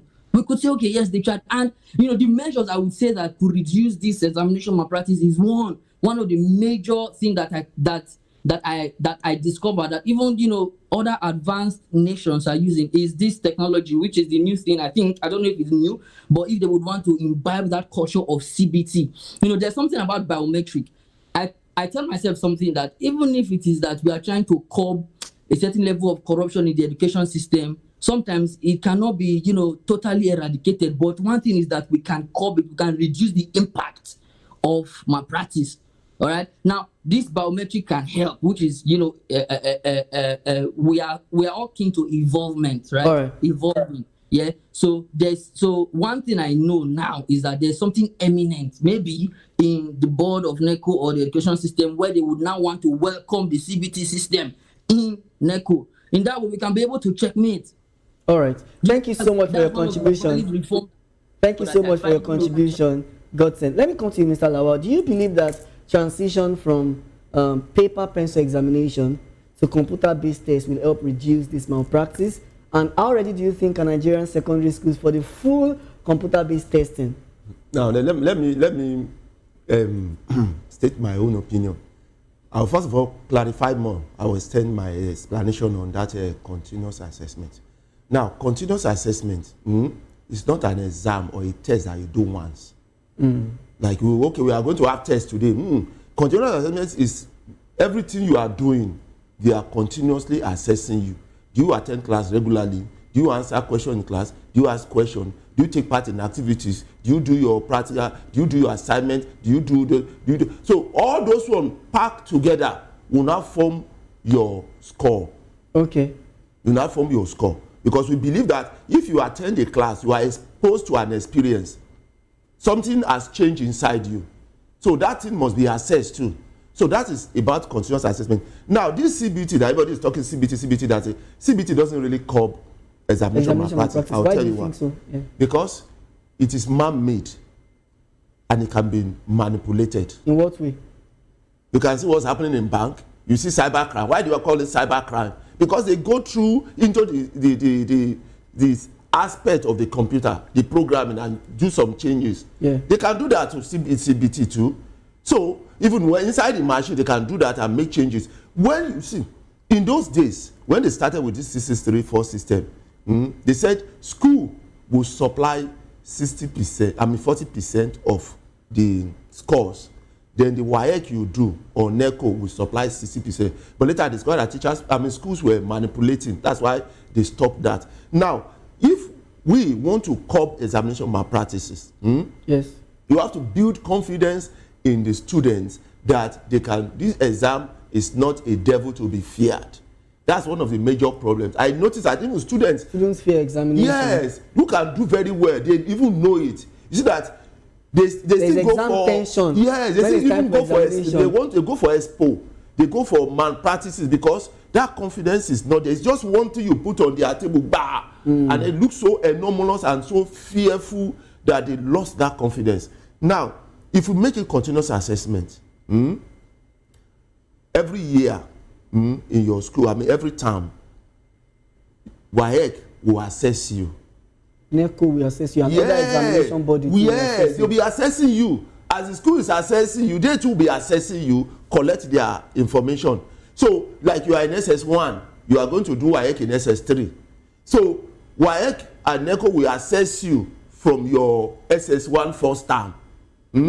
They too will have a means of assessing you, even if it's something small. If it's something to build, if it's something to do, if it's you are in science, they come and assess you in practical.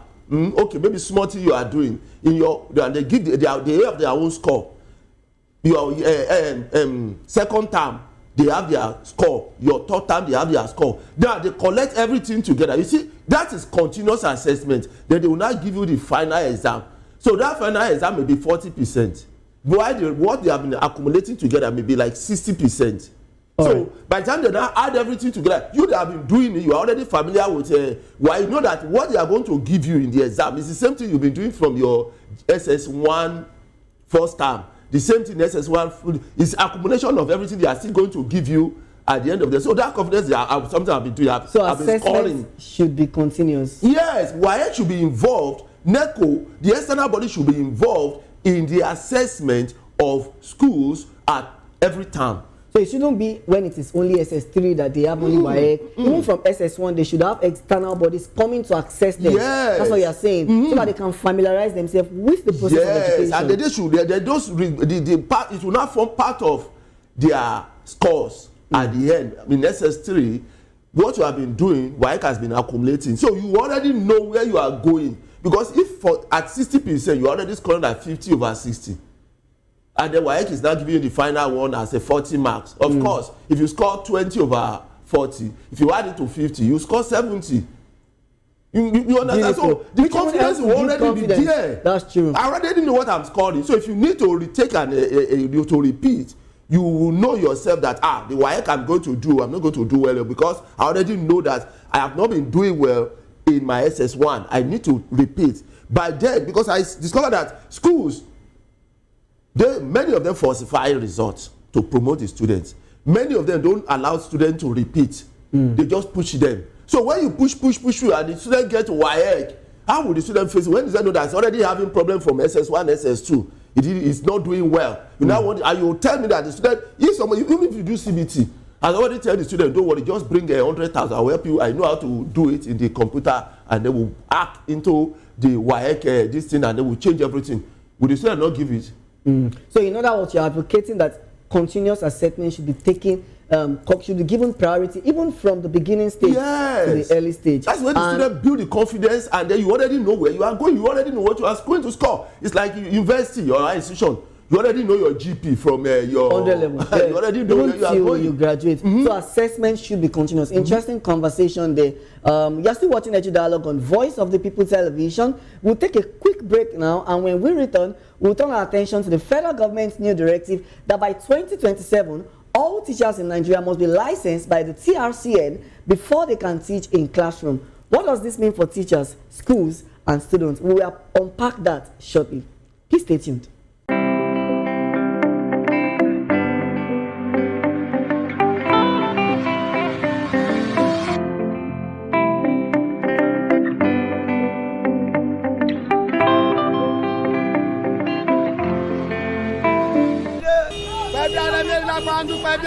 Good morning. It's the start of a beautiful day. Well, start your day right with a healthy dose of news, fun, and inspiration. Join us on VOP this morning for the latest news, trending topics, and uplifting stories to set your day on the right vibe. From news and current events to lifestyle and entertainment, you are covered. VOP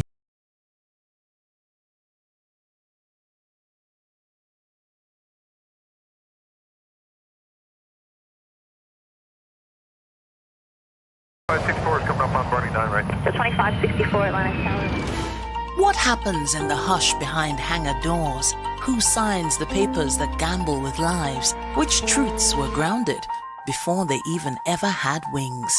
If you've ever buckled a seatbelt at 30,000 feet, if you've ever stared out of that tiny window and wondered who's really in control of the skies, it isn't just flight, it's power, it's politics, it's pressure sealed in steel. We're peeling back the clouds from runway risks to sky-high secrets. We're diving deep where most dare not to look. Aviation Scope, every Sunday at 7 p.m. only on Voice of the People TV. We don't just report, we reveal. We don't just ask, we uncover. Because when it comes to the skies, ignorance is turbulence. Aviation Scope, the sky isn't the limit, it's just the beginning. Ever wonder what inspires your favorite gospel artists? Explore and discover the rich heritage of continental gospel music and how this transformative journey has evolved and shaped cultures around the world. As we dig deep into archival treasures, feel the energy in our praise jam, Gospel Fusion on Voice of the People television. Tune in this Sunday, 3 to 4 p.m. and be part of a transformative experience that uplifts and inspires. Join us as we explore the transformative power of gospel music and its ability to uplift spirits and unite hearts. Tune in this Sunday, 3 to 4 p.m. on Voice of the People television. Gospel Fusion. Let's fuse our hearts in praise and joy.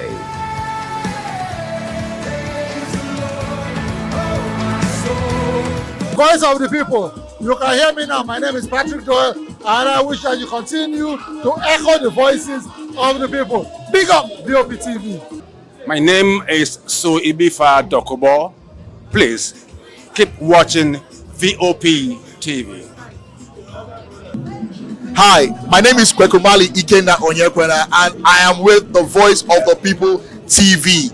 Now, if you're looking for the veritable channel for information, politics, robust discussions, you don't need to go far. VOP has you. VOP will always have you. Thank you. Hi, my name is Patrick Diabwa, aka Ibani Chuka, Amayanabo the Eagle King, and you are watching VOP TV. Stay with us.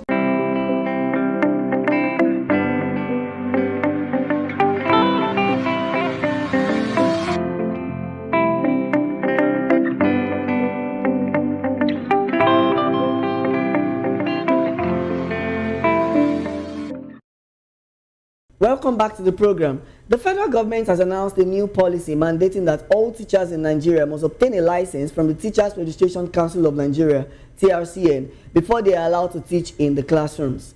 This directive, issued by the Ministry of Education, is aimed at raising teaching standards, improving professional development, and ensuring quality education nationwide. Unveiling the framework in Abuja, the Minister of Education, Dr. Tunji Alausa, said no teacher will be permitted to teach without TRCN registration and certification, warning that uncertified teachers and non-compliant schools risk losing accreditation. From 2027, both public and private schools will only be accredited as examination centers if their teachers hold valid TRCN certification. The government says the reform is designed to professionalize teaching, boost accountability, and restore public confidence in Nigeria's education system. TRCN is not a bad idea, right? So many teachers have actually keyed into it. But as much as they are trying to make it compulsory for teachers to do it, they should also make it, they should fine-tune it so that it can also look at ways teachers can key into it. Because we had a lot of programs. Teachers are not just teachers. They are busy. They are parents. We have a lot of things going on for us. So they should make it, if possible, do like a research, ask teachers what they need or how they can key into it to make it easy and simple. Because I also hear that it is very expensive now. Formerly it was, very affordable, but now it's too expensive. And the way Nigeria is, people will first of all look at basic before they jump into. So it's a good one. It's a professional course. It helps you and it gives you edge. So why not? If not, teachers should key into it. It's a good one. It helps teachers to be the 21st century teacher. When you are not a 21st century teacher, you find it difficult to impart knowledge to these ones. If this is one-on-one teaching that they are using before, if you try to use it for children now, you won't pass knowledge to them. You won't pass, and it's only a 21st century teacher that could actually impart into these ones. You need to come down to their level, and for you to have such teacher, you need to do that such professional course. Do you understand? So it actually bring out the best in the teacher. It's good, yes, but my challenge is for about those teachers that they didn't read education. Like myself, I did mass communication. I didn't do education. I didn't have anything about education, which is a very difficult for me to do. I can't apply for it. If only I will go for my, PGD, and I did education in my PGD, then I will able to apply for it. So they should look into it. It's good, but consider some they didn't read education and they are teaching. I actually find fulfillment in what I'm doing. I can't even see myself in any other professional course than this teaching job. I'm fulfilling it. So, do you understand? And we are talking of money here. For my PGD, after my PGD, now apply for the, the course and all of that. TRCN is actually a good council because it speaks about professionalism, making people to be professional in what they are doing, majorly the teachers. And as wherever you are, you must be professional. You must do everything you are doing, whatsoever has been committed to your end to do professionally. So I would say what they are doing is right, but if I may suggest, they might still give schools more time so that all teachers can get certified instead of, because since 2027, this is 2025 already, that's 2 years. So to get everybody certified, I would suggest they give more time. They have to give all the teachers a kind of a time to be able to certify themselves, because it's a good thing. If an accountant have an ICANN and the lawyers has they have to go to the bar before becoming a barrister, something like that. So teachers should also have a license program that will also make them a professional in their field. But they should also make it work a kind of soft landing, friendly for the teachers. The last time I did mine, for me to be able to acquire the material I read, it was not readily available. So we have to start calling friends, calling people, and at the end of the day, because there's no school where you have to go, for that professional course, you have to read on your own. So they have to give you material to read on your own, and you're going to be examined. So they also have to make it soft, and I learned that the prices has also, on a high side now. So if they want many teachers to queue into that very noble, idea, they have to also make the price, reduce the price so that more teachers will, queue into it. I feel the government should also assist, because running that course is quite expensive, as I heard. And if they think they want to mandate schools to be registered under the TRCN, it's not really going to make teachers, it's not really going to make teaching very easy, and it's not going to be easy for schools, because it's not everybody that can afford it. I believe this teaching thing it's all about the mindset. Sometimes the certificate doesn't even work. Some people have these degrees and they have nothing to show for it. Why some, they are just, they don't have any certificate, but they have a lot to deliver. So I feel the government should help in slashing down the price, so that every teacher will be certified. Still with me to unpack this conversation are seasoned educationist Lawal Ekundayo and of course God-sent Ugbebo. Let me come to you, Mr. Lawal. How do you assess the federal government decision to make TRCN licensing compulsory for all teachers? It's funny. Anyway, my own is that it is not TRCN that makes a teacher a professional. It's your qualification. Because without that qualification, you can never be part of TRCN. So qualification in what sense? Education now, you must do education throughout your university days or maybe college of education. You must be exposed to education in that area before you now get registered. It's not the TRCN that makes, because TRCN doesn't do teaching practice. You don't do the practical. Who are those that even do TRCN? How do you even get license for TRCN? Are there schools, are there training institutions? Yes, what they do is that you just you go for an exam. Okay. And then when you pass the exam, you'll be certified. With the TRCN certification. Yes. All right. So does this negate those that have educational background, or irrespective of you having educational background, you must do TRCN? No, it's for those who do not. Yes, who did education. Okay. In school, as qualified as they did education in school, like maybe College of Education. Yeah. You graduate from Faculty of Education. In universities. Yes. So do you not think that this reform will improve the quality of teaching in Nigerian schools? One thing, it's not that TCM will not improve the quality of teaching. But the thing is this. The focus should be the method. TRCN itself need reform before they can do this policy. You mean the Teachers Education Council? Yes, it needs reform because I have not really seen what makes that TRCN professional body for now. Because you can't use exam only to make somebody a professional body. And because give certification. One, education is not about what you know. It's about how to impact it. Education is not about what you know, how to impact it. Yes, you may be very good. You may score, you may be best student in the whole of the world. But when it comes to what you know, getting it into the head of somebody else, that is what education is about. You have to transfer what you know to this person. So how do you make this person that did not know it to know it? That is what education is totally about. It's not what you know. We call what you know your subject matter. But the methodology to impact it is what makes you a teacher. So in other words, the methodology is very, very important. Yes, that is the key to education. So it's not about you are asking me what is my subject. That doesn't make no, you are not. No, you are not. It is when I come and demonstrate the skills to be able to impact it that makes me an educationist or an educator. So when you now go to TRCN, you see that apart from the exam, they don't do any other thing. They don't do teaching practice? So, but teaching practice is a requirement if you're in the university. Yes. If you study any education course, TP, I think it's a requirement. Yes. It's a major requirement. Because that is the aspect that makes you the teacher itself. Not the book alone. That's it. It makes you the teacher. So to impact it. Now, TRCN needs to be reformed itself to make it a true professional body in the area of education. For example, you have to emphasize on this teaching methodology. You do conferences, you do seminar, you do research, you do you develop. Like there's a reform. We have a reform in the curriculum.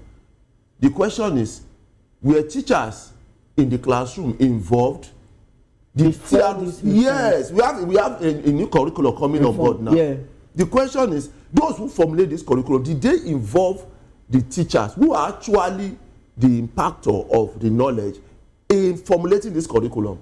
The TRCN made it mandatory for government to involve teachers in policy formulation in education. We should ask yes, because these questions are fundamental because the teachers are the one to impact it. Now, I have issues which I've been complaining seriously. If you look at the curriculum, it's overloaded. You can't complete within that short time this curriculum, and we know this since, but they are not looking at that. They keep expanding, adding to it. The question is, those who are impacting this knowledge to students, they are the end users. And they are telling you that those making those policies. Because the policy is not restricted to those making those policies. It boils down to the teachers, even at the grassroots level. Because they are the one to implement it, and they are telling you that they are having issues. You are not listening to them. You call them for conferences. The TRCN involve them in this thing, and then you now come back and say you are a professor. How are you a professor? How do you protect teachers? All right, let me come to you, Godsense. What challenges do you foresee for this implementation of the policy? And do you think that 2027 deadline would give enough time for full compliance? Okay, yeah, thank you very much. So, well, the one of the prominent challenges I foresee is, first of all, I would see TRCN, as something or a body that is, so engrossed in transitional level. All right, so some problems or challenges are actually eminent. They are not a mystery. Now, one thing is that prior to how can you now be able to obtain or get into the TRCN is that you must yes, you must sit for a particular exam called the PQE exam, which is the professional qualifying examination. Now, the thing is that I don't see that as a major criteria to now, claim or bestow upon someone that you are now a professional in this field. Just an exam. Just an exam to state and to herald that, okay, Mr. So and so, you are now qualified. It doesn't, the intended benefits, if such thing should happen, would be more of theoretical benefits and results that would come in. But the real thing, which is the practical and stuffs that could happen in the real time class would be down. Do you get? It's going to be downwards. We're going to experience a decline rather than the curve to be we experience certain increase, because all these things, I feel one major thing here is that when we are trying to bring laws or regulations or reforms, it should be that we're actually checking at different areas to ensure that, okay, we are doing this, okay, what can we do that would actually make this not to be so effective? Because if you look at it now, based on your second question, the time frame is till 2027. Now, yes, and the registered teachers, according to statistics that we have, is like about 4 million. Nationwide. 4 million. Yes, nationwide. And TROCN brought a report that 2.4 million have already registered, like they've gotten the certification stuff. So we still have about 1.6 million. Yeah. Are you following up? So, you're right, so I mean, what are the stakes? I mean, to what end? If we are trying to do this, okay, yes, the 2027, duration is okay. I mean, it's fair enough somehow if we should want to look at it, because we have like 2026, the 2027, and a little bit of 2025. So okay, fine, it's a good mark. But the intended benefits are going to be more theoretical than practical. I even wanted to ask, how do you think this policy would affect schools already struggling with shortage of qualified teachers? I was even coming to that, because it will surely affect them. There will be this. Now we first of all, let's address the economy and situation of the country. Now you are telling these teachers, some of these teachers, we could say that they are there based on passion, and we know that sometimes passion is not enough. So when you have passion for a thing, it should be that you should go to a place where you should be well schooled about that thing. Now some of these teachers are passion driven, not really. Okay, let me do this professionally, and now you are bringing you are stiffening and bringing certain rules to make it kind of difficult, to make everything hard. Teachers, some schools would definitely, they would experience low turnout of teachers. Teachers will leave some schools because of TRCN, because they do not have TRCN certification. So how might this reform impact students' performance and learning outcome if you are saying that teachers will leave some schools? Teachers will leave some schools. Now the impact it will have on students is that the truth is that we are in a world where we can be self-learned, and not everybody can actually do that. Not everybody have the ability to be self-learned, that is to learn by yourself, because we have tools and apparatus everywhere around the world, and even in the internet that can aid one. But the thing is that it should be that learning should not just be around what you can do by yourself or what you can do at home or in your community. It should also transcend to what you can get from the education system, which is in school. Now it would affect some students because they may not now be able to perform at top or peak level anymore. Because take a look at it. Some of these students, they may have favorite teachers, who might as well not have the capability TRCN licensing, which may be good, but may not have TRCN licensing. So when we talk about professionalism does not equate the saying that a certain exam called the PQE examination to now make you be certified that you are now a professional. No, I don't see this body or these things as something that should be so highly glorified. Okay, fine, we could say that, okay, we're having something like, when it comes to journalism, we have professional courses that you can take. Of course. When it comes to Nigerian Union of Journalists, Nigerian Institute of Public Relations, you want to specialize, Advertising Regulatory Council of Nigeria, if you want to do advertising, and others. One should also go about, to be a chartered accountant. There's something that it is that you can relate it with based on, a prominent or a very high standard certification. Now we can give it a plus that, okay, fine. TROCN, they are trying. That's why I said it is more like a transitional phase. They are trying to, that's why I feel the 2027 duration they gave is quite fair enough, given that we have those 1.6 million teachers, registered teachers that are who are yet to gain their certification. And to sum it all up, I would say that most of the benefits or the result that we will see can, in quotes, be more of theoretical. rather than, we seeing results happening in the lives of students, because impact is what matters. It's not about you knowing a thing. It's how, just like the guest said with you there in the studio, it's not about how you know a thing. It's about how can you be able to bring that thing out so that people or students can understand. Because one thing I know, in sourcing information, one thing I know is that communication is not for argument. Communication is for understanding. So how can you now be able to communicate what you know so that people can now be able to understand which is the student? Do you understand? So this PQE examination and TROCN, the thing they're trying to do, may not really be so much of, something that would hold water, that would be so strong to say somebody is now qualified to be a professional teacher or something like that. I don't know, but left for me, I would say that I can perceive, some things going on under the carpet, and not to deliberate more on it, So I think All right, thank you so much. So, Mr. Lawal, let me come to you. What reform beyond licensing do you think are needed to transform Nigeria's education system? One, we need to go back to the policy. The policy of education is outdated. It doesn't conform to modern standard. We need to go back to that policy. We need to redraft the policy. We need to reshape it to what we want this country to be in the next 200 years. We need to reshape it to that and then begin to steer it to that area. One. Second, we need experts regularly to continue to look at education.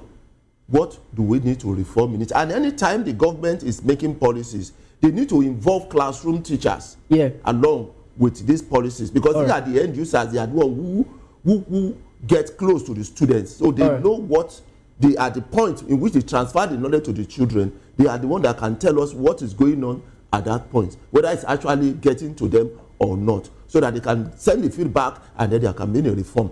Second, we need to work on our education system. All this exam, the trials, whatever. If the moment the school, our institutions are well standard, are well monitored, their product will be very good. Yes. Their product will be very good. So from there, they are passing out. You're already a member of TRO. So all you need to do is just get registered. Even from the university. You don't need to start doing another exam, because you've already gone through all the exams, you've done all your tests and everything. The school has already certified you. So the moment you get your certificate, you just register. You are just automatically a member. All right. Thank you so much for your contribution, Mr. Lawal. Thank you very much. All right, Mr. Godson, thank you so much for your contribution on the program. Thank you. All right. You're still watching Edgy Dialogue on Voice of the People Television. We'll take another quick break now, and when we return, we'll bring you top stories from Nigeria's education sector. Please stay with us.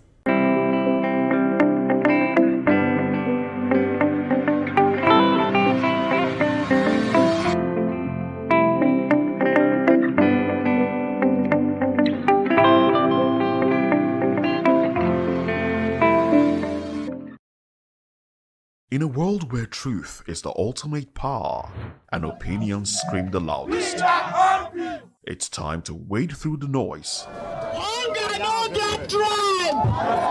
Hunger no get religion! And scan the human interest and trending topics that matter. Stay tuned to The Issues, your plug to the stories making the buzz, from politics to science and technology, social justice, and more. Let's tackle the tough questions and expose the truth. The Issues on Voice of the People Television. Don't just react, understand.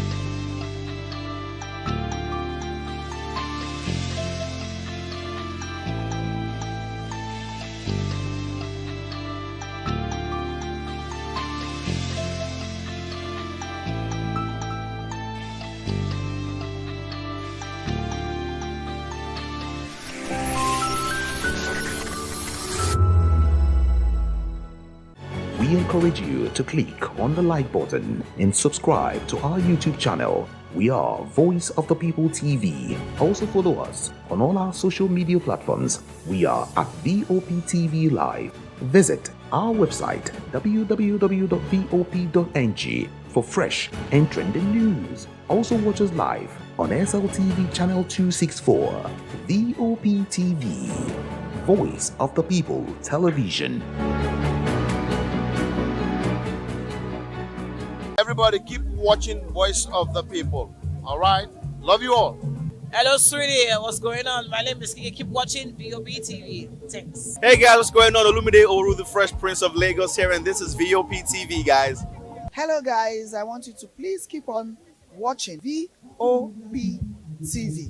Ladies and gentlemen, my name is Hafiz Oyetoro. Please keep watching VOP TV. Shout out to VOP TV. Very big shout out to the fans and lovers of VOP TV. My name is Tayo Faduro. I'm an actor that you are going to live to love. Keep watching. Cheers. Hi everyone, so shout out to VOP TV.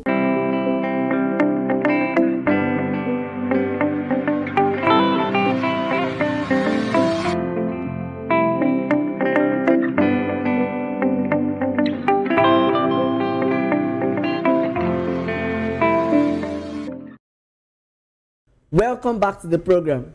The Joint Action Committee of the Non-Academic Staff Union of Universities, NASU, and the Senior Staff Association of Nigerian Universities, SANU, has issued a 7-day strike notice to the federal government. In a letter addressed to the Minister of Labour and Employment, Mohammed Dinyagi, the unions gave government 1 week to resolve pending labour issues or face industrial action. The letter, signed by NASU General Secretary Peter Adeyemi and SANU President Mohammed Ibrahim, listed grievances including 50 billion naira in earned allowances without salaries, unpaid arrears of a 25 to 35% salary increment, and the stalled renegotiation of the 2009 Federal Government of Nigeria NASU-SANU agreement. The unions alleged that while university staff received allowances, members in inter-university centers were completely excluded, while accusing the government of sidelining non-teaching staffs in the renegotiation process. The union said that if their demands are not met, NASU and SANU will embark on strike action. The Vice-Chancellor of Osun State University, Osun, Professor Odunayo Clement Adeboye, has announced that 49 students will graduate with first-class honor at the institution's 15th convocation ceremony scheduled for September 22 to 23, 2025. Speaking at a pre-convocation press conference in Osogbo, Adeboye said a total of 2,851 degrees and diplomas will be awarded. This includes 2,505 first degrees, 1 postgraduate diploma, 283 master's degree, and 62 doctoral degrees. The Vice-Chancellor noted that the convocation will also feature the commissioning of new university projects, including the Senate building, a Faculty of Computing and Information Technology building, and lecture theaters across campuses. And to wrap up the news, let's tell you that Mandarin, the official Chinese language, has been included as one of the international languages to be offered in Nigeria's senior secondary school under the newly reviewed curriculum. The announcement was made by the Education Secretary of the Federal Capital Territory Administration, Dr. Danladi Ayu, at the inauguration of a Chinese corner at Government Secondary School, Tudun Wada, Abuja. The project, sponsored by China Civil Engineering Construction Corporation, brings the number of such centers in the FCT to 14. Ayo said that the initiative has enhanced cultural and educational exchange between Nigeria and China, noting that Mandarin is now widely recognized as a language of commerce, education, and tourism. That is where we leave it on this week's edition of Edu Dialogue on Voice of the People Television. Join us next week as we continue to unpack the policies, challenges, and opportunities shaping the future of learning in our country. Do well to subscribe to our YouTube channel. On YouTube, we are Voice of the People Television, and across all other social media platforms, we are at VOP TV Live. If you witness news happening near you, we want to hear from you. So send your eyewitness reports, event coverage requests, photos or videos directly via WhatsApp to 0814-606-4057. You can also reach our newsroom via email at news@vop.ng. I'm Matthew Ogunsoada saying thank you for watching, and until next time, remember, a nation that invests in education invests in its future. Bye for now.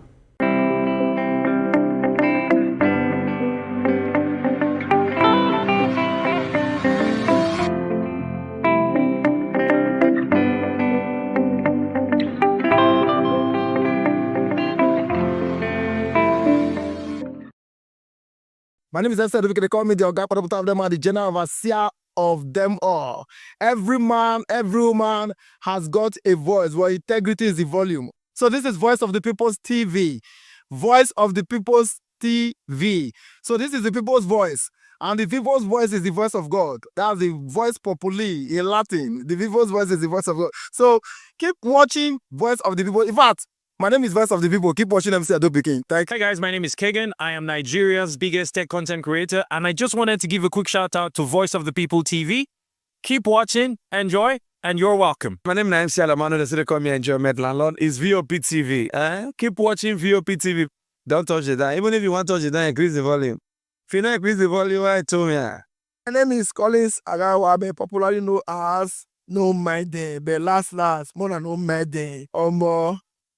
Not be all so the cook right at the fry plantain. We keep on watching VOP TV. The voice of the people, the voice of Edo. If you now want to get the authentic news for Edo, the way it be, that's why they show and all the content anything come on at VOP TV.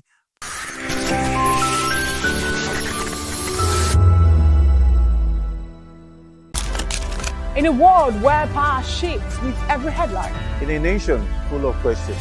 In a world filled with noise, the truth needs a voice. The policies that shapes our world and the economy that determines our future. Every hour, every day, the grapevine keeps buzzing. And on the bold angle with Jomalina, we dive deeper into stories that shape our world. Don't forget, our voice matters the most. Let us come together and share our concerns.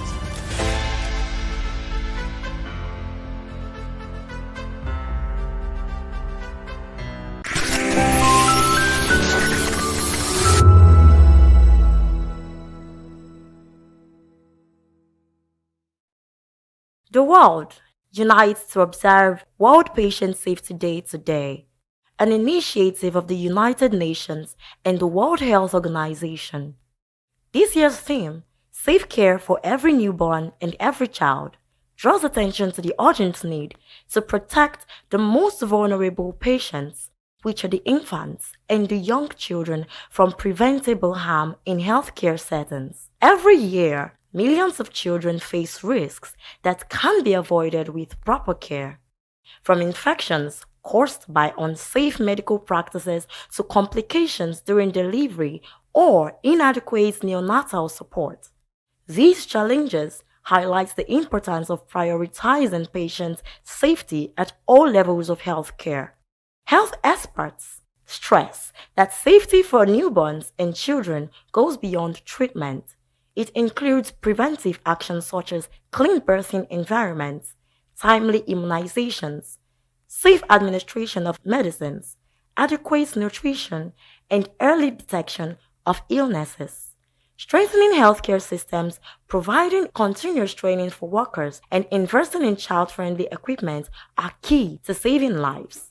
Patient safety is critical, especially for newborns and children, because of their unique biological, care-related, and psychological vulnerability. Now, what I'm trying to say in essence is that for patients, for babies and children, there are communication barriers. You do not know, they're not able to tell you what is actually wrong with them. You just need caregivers to be able to tell their distress mode when they actually need something. And also they need them as higher risks because of their organs and their immature body, their parts, their movement, their kidney, their lungs, and also little mistake can also cause long-term consequences or a long-term impacts. Hospitals and clinics can strengthen their safety practices for children by, first of all, staff training. Staff should be updated on how to attend to these patients, to know the medication to give, and always moving with the trend. We also have infection control. There should be vigorous hand washing. Aseptic techniques should be used when attending to the patients. And for babies, we are following medical pediatric charts. I think that should be pediatric medication practices. Yeah. following medical pediatric practices to attend to these babies, and also strict patient identification. We can make use of ID band for them, making sure that you're surely knowing that this is the patient to attend to before attending to the patient, double checking calculations before administering medication to the patient based on weights. So these are ways we can actually strengthen our safety towards our patients. It builds a safety culture where everybody and every member working there, every staff, is actually looking towards the safety of the patients, avoiding risks, and also updated medical equipment. When the medical equipment, it does not give room for medical errors or low quality procedures done on that patient. So yes, those are the rules it plays, and it keeps skills fresh. You're getting updated with the new trend, the new ways, better, safer ways to attend to the patients and the babies. In my own experience, the little things that I think we can do to actually improve patient safety, especially in the hospital environment, is actually we have patient identification, working more on how we be able to identify our patients. If we can use code colors or ID band to be able to identify our patients, involving the families at every step of the way to be there. Whatever is happening, they should be updated. And also, double checking of medications with whoever you're working with to be certain that you are giving the right medication, the right dose, at the right route to the right patients. And also vigorous hand hygiene before getting close to any of the patients. And I think for babies, they're basically supposed to have their own things like stethoscope, thermometer. Those things should just be for them to avoid cross infection. The advice I would give to my colleague and policymaker on World Patient Safety Day is for us to work together to commit to delivering safe care through vigilance practices, proper training, and a system that prevents harm. As the world marks this day, healthcare professionals, from doctors and nurses to midwives and pediatric specialists, are being called upon to reaffirm their role as guardians of safety for children. Praise Peters for Voice of the People TV. Ever wonder what inspires your favorite gospel artists? Explore and discover the rich heritage of continental gospel music and how this transformative journey has evolved and shaped cultures around the world. As we dig deep into archival treasures, feel the energy in our praise jam, Gospel Fusion on Voice of the People television. Tune in this Sunday, 3 to 4 p.m. and be part of a transformative experience that uplifts and inspires. Join us as we explore the transformative power of gospel music and its ability to uplift spirits and unite hearts. Tune in this Sunday, 3 to 4 p.m. on Voice of the People television. Gospel Fusion. Let's fuse our hearts in praise and joy.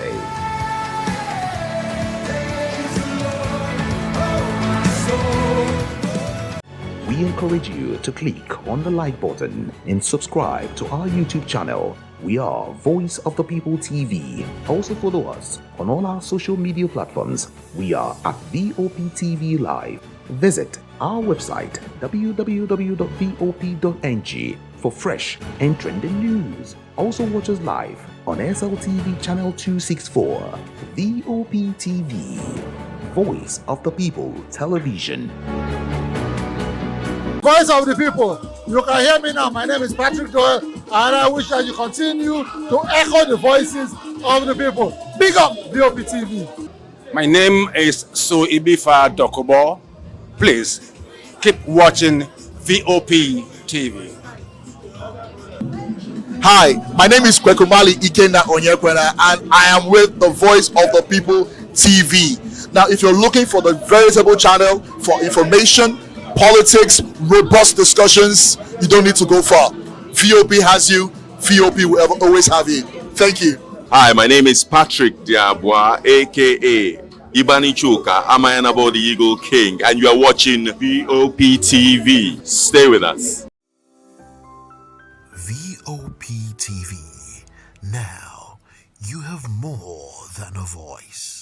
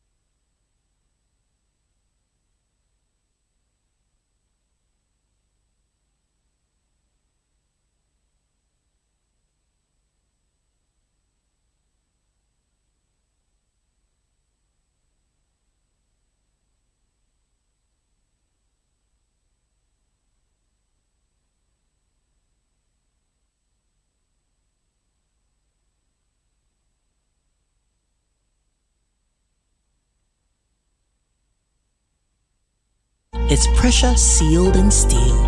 We're peeling back the clouds from runway risks to sky-high secrets. We're Aviation Scope every Sunday at 7 p.m. only on Voice of the People TV. We don't just report, we reveal. We don't just ask, we uncover. Because when it comes to the skies, ignorance is...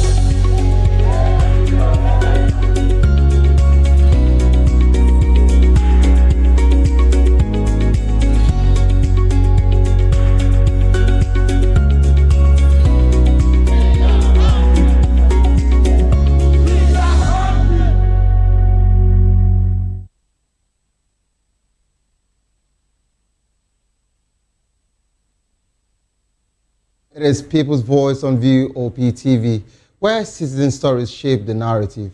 Today, we're dissecting a major story that is dominating the headlines and sparking conversations across the nation. Senator Natasha's cybercrime trial stalls. Join the conversation with expert insight and citizens' perspective. Share your thoughts with us. I am Saviour Udo. Other news stories with details. Nigeria's democracy at risk. Prominent political activist Dr. Usman Bogaje has warned that Nigerians' democracy faces a collapse if the credibility of the Independent National Electoral Commission (INEC) is not restored.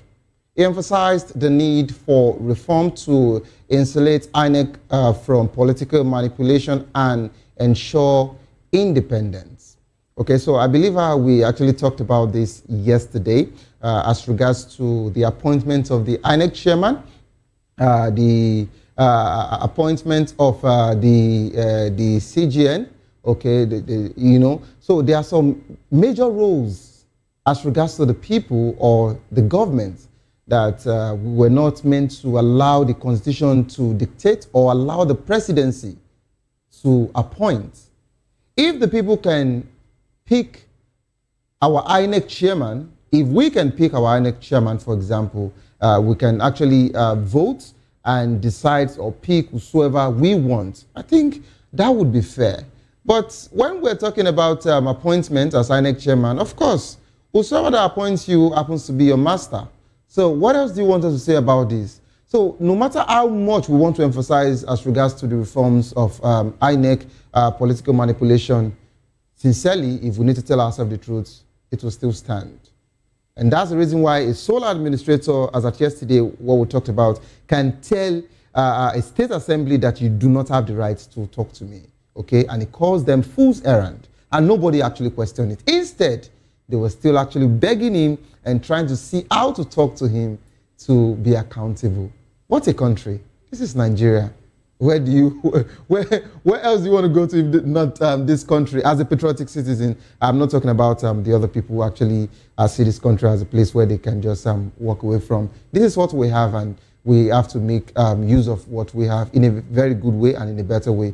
But please, I think at this point, or since this happens to be the election transit where politicians get to listen a bit or to an extent to Nigerians' plea, I would want us to look at this INEC appointment, holistically, and for us to make a proper reform. If the presidency can actually be barred from appointing the next INEC chairman, and let the people pick or vote for the new INEC chairman, then I think we'll be getting that right. Otherwise, anything is possible because everybody's actually standing on the mandate now. This is how far I can actually go as regards to that particular one. Fubara declares peace with Wike after meeting President Bola Ahmed Tinubu. Rivers State Governor Similare Fubara has declared that peace has been restored between him and his predecessor, Nyesom Wike, after a closed-door meeting with President Bola Tinubu at the presidential villa in Abuja. The meeting, which took place on September 22nd, which was last night, marks a significant step towards resolving the prolonged political crisis in Rivers. He actually said more than this. Aside from the peace restoration or what have you that he mentioned, he said he came to seek a fatherly advice. Man, Nigeria is our country where executive arm of a state does not even understand the position he acquires or the position he is or the position he actually picked up as an employment from the people. If they actually voted in, if the people of Rivers actually voted you in, you are the executive arm of that particular state. Now you are going to thank Nigeria. I don't want to say this is a joke, but this is the country we have. And that's the reason why the sole administrator would never take the people of Rivers serious or the Rivers State government. Away from that particular one, Agune Chamber faces criticism for human rights abuses. The Agune Chamber security outfit established by Governor Charles Soludo to combat insecurity in Anambra State has been accused of prying on citizens instead of protecting them.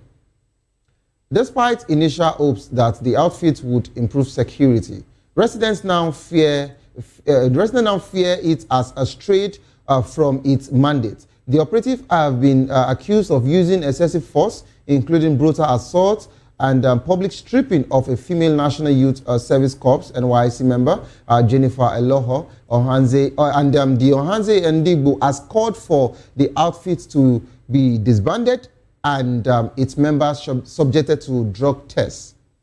So, my question, why are we even talking about reform? I understand that Ohanze Ndigbo actually came in from the fatherly role as regards to the eastern part of Nigeria. But why are we talking about reform? For state policing? This is the reason why the presidency cannot take every other state serious. We're talking about state policing, and some have already gone ahead. We have the Agune Chamber in Anambra, for example. We have the Amotekuns, okay, in the western region. And some people are already misusing this opportunity and misusing this power. Is this about the presidency? Is this about the government? No, we have to check ourselves. And this is the reason why the presidency, the National Executive Council, cannot take us serious. We actually talked about their last Federal Executive Council meeting that they had with the Vice President Shetima, who is presently in the US now. Okay, we talked about how they discussed insecurity, they talked about the hunger and every other economic issue affecting the country as we speak. But they sidelined and they boycotted the state insecurity. the state policing that was promised that they were going to look into because of situations like this. So how did we get here? That you were to protect your own people in your own community. Now, because you've been given uniform, okay, you've done 1 or 2 paramilitary training, and you feel it is now in your power to intimidate people in your community. And this is the reason why, if the presidency decides to scrap it tomorrow, we would all shout and say, well, they don't want state policing and all of that. These are one of the reasons why the presidency are not taking us serious. But this is all I would say about this. But I think the executive arm, which is Governor Soludo, should really, really do something about this particular one. And for Ohanze Indigo to say that all members should be subjected to drug tests, then it says a lot about that particular outfit. This is all I would say about that. And away from that particular one, let's come back to Lagos, as Sanwo-Olu reaffirms commitments to judiciary. Lagos State Governor Babajide Sanwo-Olu has reiterated his administration's dedication to judicial independence and reforms, emphasizing the crucial role of the judiciary in democracy. Speaking as the 2025/2026 legal year Thanksgiving service, Sanwo-Olu highlighted key initiatives aimed at enhancing access to injustice and promoting rule of law. Sanwo-Olu stressed the importance of an independent and courageous judiciary in safeguarding citizens' rights and upholding the rule of law.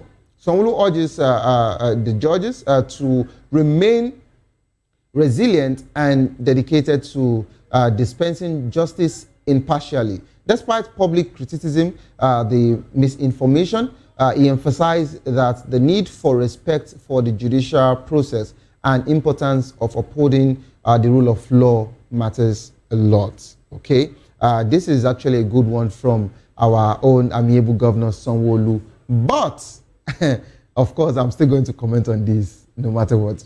So I would assume, and I would be hoping that your submission and for everything you've actually said, and as regards to your support to the judiciary, remain clear and transparent enough. And let this not be a political tool, okay, as regards to the judiciary being subject to whatsoever shot you call. Because Wike is already doing that, and in FCT, he has done that in the rivers.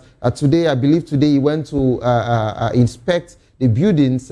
He was actually building for the judges in FCT. That's Nyesom Wike. But of course, Governor Sanwo-Olu, we understand the importance of judiciary in Lagos, and we understand that you're trying to reach out to every arm of government, and you're trying to reach out to every major key stakeholders as regards to Lagos State,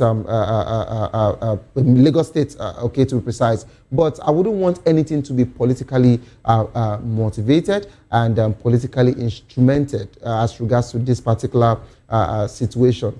If this is what you would say about it, please let it be clear and let it be transparent for the people of Lagos State. Let it not be that tomorrow, when once anybody talks or when once anybody does anything, even when they are on their rights, the judiciary would actually look away for the government to treat them anyhow. It has actually happened before, but please, we wouldn't want it to happen again. That's all I would say, but kudos to you, Governor Sanwo-Olu. And away from that particular one, Reps backs President Tinubu's borrowing plans. The House of Assembly, the House of Representatives has reaffirmed its support for President Bola Tinubu's borrowing plan, describing them as crucial for financing infrastructure and stimulating economic growth. Speaker Abbas Tajuddin clarified that the legislature backs responsible and targeted borrowing to meet Nigerian developmental needs. Okay, this is even nice now that we've actually subjected ourselves to the point where borrowing is now the order of the day. It is nice. As far as we're making a case, we are actually buttressing or justifying the reasons why we need to borrow even more. Nigeria is a country that consumes and not produce. It is good. Let's keep it up, okay? If the reps that was meant to represent the people can actually back this up, then I believe and it is official now that everybody is actually standing on the mandate of borrowing and not the mandate of the people.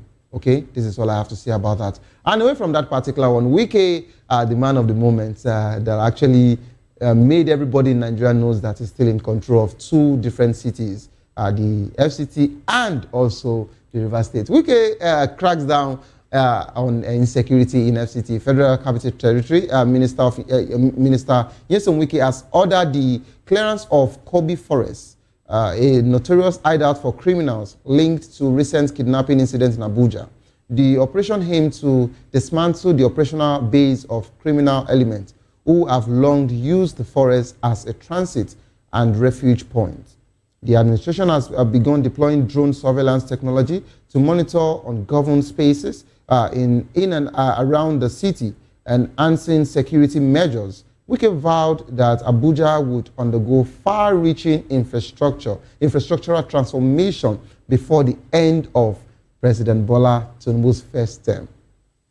Flagging off 3 road projects out of 12 scheduled before October, Wike actually mentioned all of this particular one. Of course, in as much as we're talking about the situation of the emergency rule, and we are talking about the godfather, the godson role Wike played in Rivers, but we wouldn't take away the fact that Wike is really working in Abuja. I have seen his work, I've been there, and sincerely, Wike is doing fine as regards to that particular one. And for that particular Kobe Forest, it's long overdue.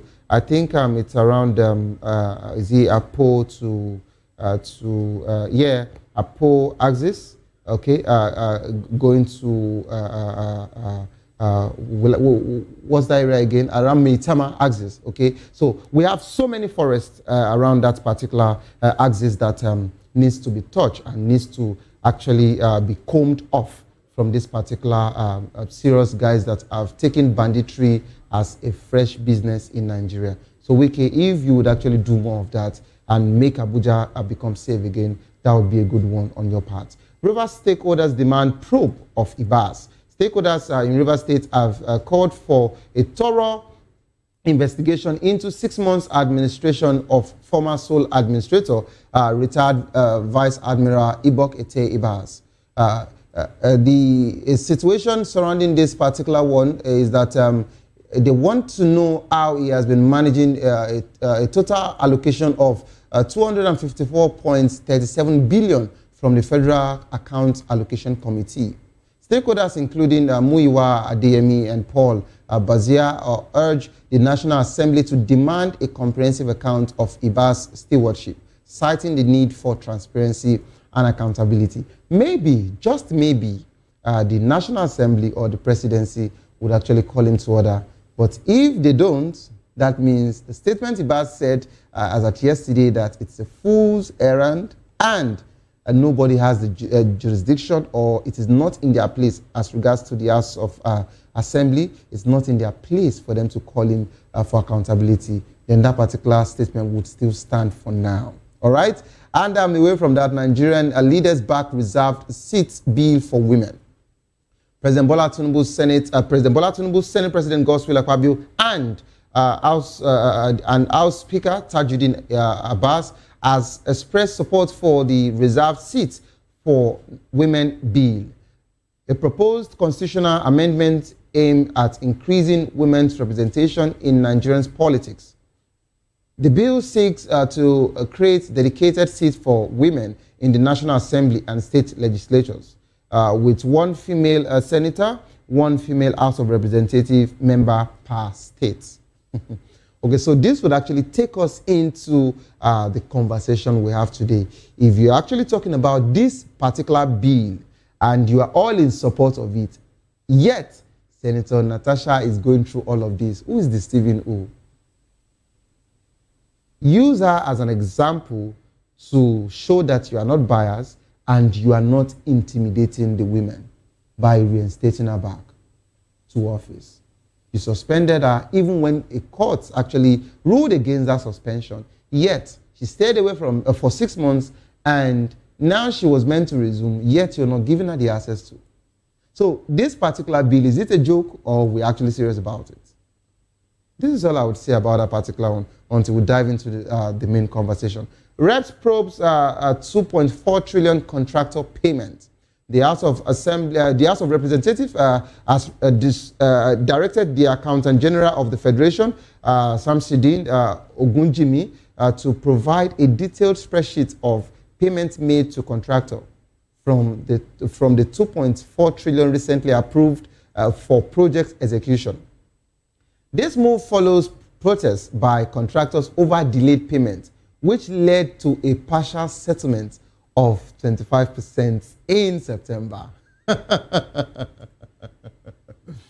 Okay, so the reason why I am laughing about this particular one is that this has become a modus operandi for for any ministry at all when it comes to contracts. Okay, so if that means if there was no protest, the House of Representatives wouldn't have even noticed that the money they gave to a particular ministry or they approved for a particular project has not been disbursed.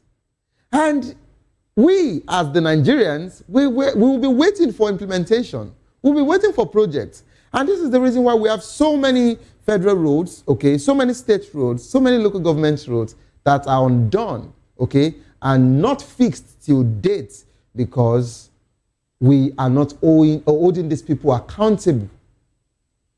So if there was no protest, you wouldn't have even given them a 25% of payment as regards to the project. And now, because the situation is now in the news, House of Representatives have actually come in to say, oh, okay, you have to give a spreadsheet, you have to be accountable as regards to this particular payment. We shouldn't get to the point where they have to be protests. There has to be protests, or we need to raise an alarm before we do what is right in Nigeria. If truly we want to serve the people. Activists pressure Nigerian leaders to declare achievements. The Connect Nigerian First movement has given Nigerian politicians a 100-day ultimatum to compile and publish a list of projects completed since taking office. The group, led by President Henry Nwabueze, wants governors, senators, members of House of Representatives, state assembly members, and local government chairmen to be transparent about their achievement. After the 100-day period, the Connect Nigerian First movement will embark on a nationwide investigative tour, visiting all 774 local government headquarters, 360 federal constituencies, and 109 senatorial zones across Nigerian's 36 states. Sincerely, I'm wishing you guys well. I just pray they don't sabotage it, okay? And I just pray that it is not dead on arrival, because that is what this particular outfit or this organization would actually face. One thing that I know for sure in this country is that we lack accountability, okay? It's as simple as that. Let's not sugarcoat anything. That's just the truth, and it's as simple as that. If anybody can actually say otherwise, let them give us their track records and let them give us all of the things that we deserve to know as regards to all the projects and the contracts they've been awarding and all of the implementation. Let them give us the budget and how their expenditure has actually been over the years. And from then, we'll be taking them serious. But till then, we lack accountability in Nigeria. So join the conversation, kindly call the number 090-447-32605, 090-447-32605. Follow us on social media at VOP TV Live. You can use the hashtag People's Voice on VOP TV. And on YouTube, we are Voice of the People TV. Kindly hit the subscribe button, and together we can make our voices heard. It is time for us to go on a quick break. As soon as we return, we'll be diving into the conversation. Senator Natasha's cybercrime trial stalls, and presently we have protests ongoing in Abuja National Assembly as we speak. Don't go nowhere, stay tuned. I'll be right back.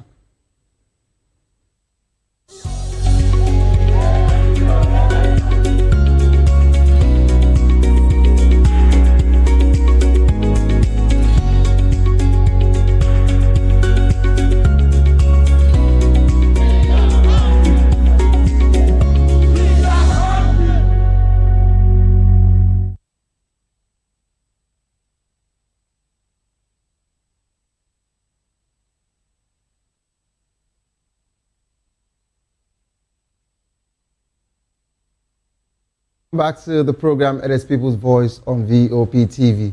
The trial of suspended Kogi Central Senator Natasha Akpoti-Oduaghan, accused of cybercrime charges, has been adjourned to October 20 due to an objection raised by a defense team. The objection challenges the court's jurisdiction to hear the case, citing alleged abuse of prosecutorial powers by the Attorney General of the Federation. Akpoti-Oduaghan faces 6 counts of cyber crime charges, including transmitting false information with intent to malign, incite, and endanger lives. The defense team argues that the court lacks jurisdiction while the prosecution maintains readiness to proceed with the trial. Over 350 Nigerian women's rights organizations have actually petitioned the United Nations, accusing the Senate of systemic gender-based discrimination and retaliation against Akpoti-Oduaghan after she accused Senate President Godswill Akpabio of sexual harassment. The senator was arraigned on June 30 and granted bail. Her suspension from the Senate has sparked controversy, with critics condemning it as a calculated reprisal. A federal high court in Abuja ruled the suspension unconstitutional and overreaching, but the Senate has yet to reinstate her into the House. So, if the same Senate that we're talking about now are the same people that are coming out to pass a bill to bring more women into the red chambers and also the reps, then we have to actually look at this particular one very well. We're now being joined by Barrister Ade Mokoya, Barrister Lai Ade Mokoya, a public affairs and political analyst. Barrister, good afternoon to you. Silvio, it's Lagos today. Barrister, Lagos is actually a pool now. So if you don't have your canoe, you have to learn how to swim. I'm talking about the island to be precise, Lekki axis. Okay, but it's been a rainy day. Okay, but we're fine. Here we are. We don't have a choice. We need to walk. So you're welcome on board, Barrister. All right, thank you. Okay, and also joining us, we have Engineer Nwahule, the Deputy National Secretary of the Labour Party. Engineer, good afternoon to you today. Good afternoon, Saviour. How are you doing? Very well, sir. You're welcome on board. Thank you, viewers. Okay, so, Engineer, I would like to start with you. Being that you are a party man, you understand the political structure of most parties, okay, if I'm permitted to use that particular word, in a situation where a senator who was voted by our people, okay, to be a voice for them, okay, and to represent them in the National Assembly has been bullied to this particular point. What would you make out of this particular situation? And presently, we have our people, all our followers and everyone protesting in Abuja as we speak. What would you make out of this particular one, sir? What I'll make out of it is simple, very clear. Back here in Labour Party, there is a hidden slogan we say, solidarity make us strong, which we borrowed from the Nigerian Labour Congress. I expected the PDP to rise to the occasion and stand with Natasha. The issue of a senator disagreeing with the Senate president is not new to our legislature. Even the current Senate president had disagreement at the floor of the Senate with the former Senate President, Bukola Saraki. Yeah, Bukola Saraki, yes. I'm privy to that particular one. Of course, he had exchange of words, he had quarrel, he had disagreement, it was very fierce. But we didn't hear this version of suspension and bullying that is going on now. Of course, and that's still not the first time. We are hearing senators fighting among themselves. We have had it severally. And we also know that things that happen inside the floor of the Senate, I think they have a kind of immunity that protects them. Of course, I can call it, this is purely, will I call it witch hunting or is unfair? It's unfair. I expected PDP to rise to the occasion. I expected PDP senators to stand by her. This is unfair. We are talking about democracy. The people should be represented. It's not about Senator Natasha. It's about the Kogi Central. Have you imagined what they have lost all this time? Nobody speaks for them. Sincerely. Think of it. What they have lost, nobody to intervene for them, nobody to speak on their behalf. So where is the democracy? That is injustice. You see, when we turn our back on all this evil, we turn around to say that system is not working well when it does not favor us. We have to come together and stand by her. Even the trial, let me tell you, the trial is neither here nor there. I'll tell you the reason why. The Constitution of Nigeria assumes that accused is innocent. So whatever allegation or whatever, it is not enough to stop her from resuming. She has not been found guilty. But that is the truth. And even if when you say I found her guilty, what matters is until the people of Kogi State say you are no longer going to represent us, because she's not there on her own. She's representing the people.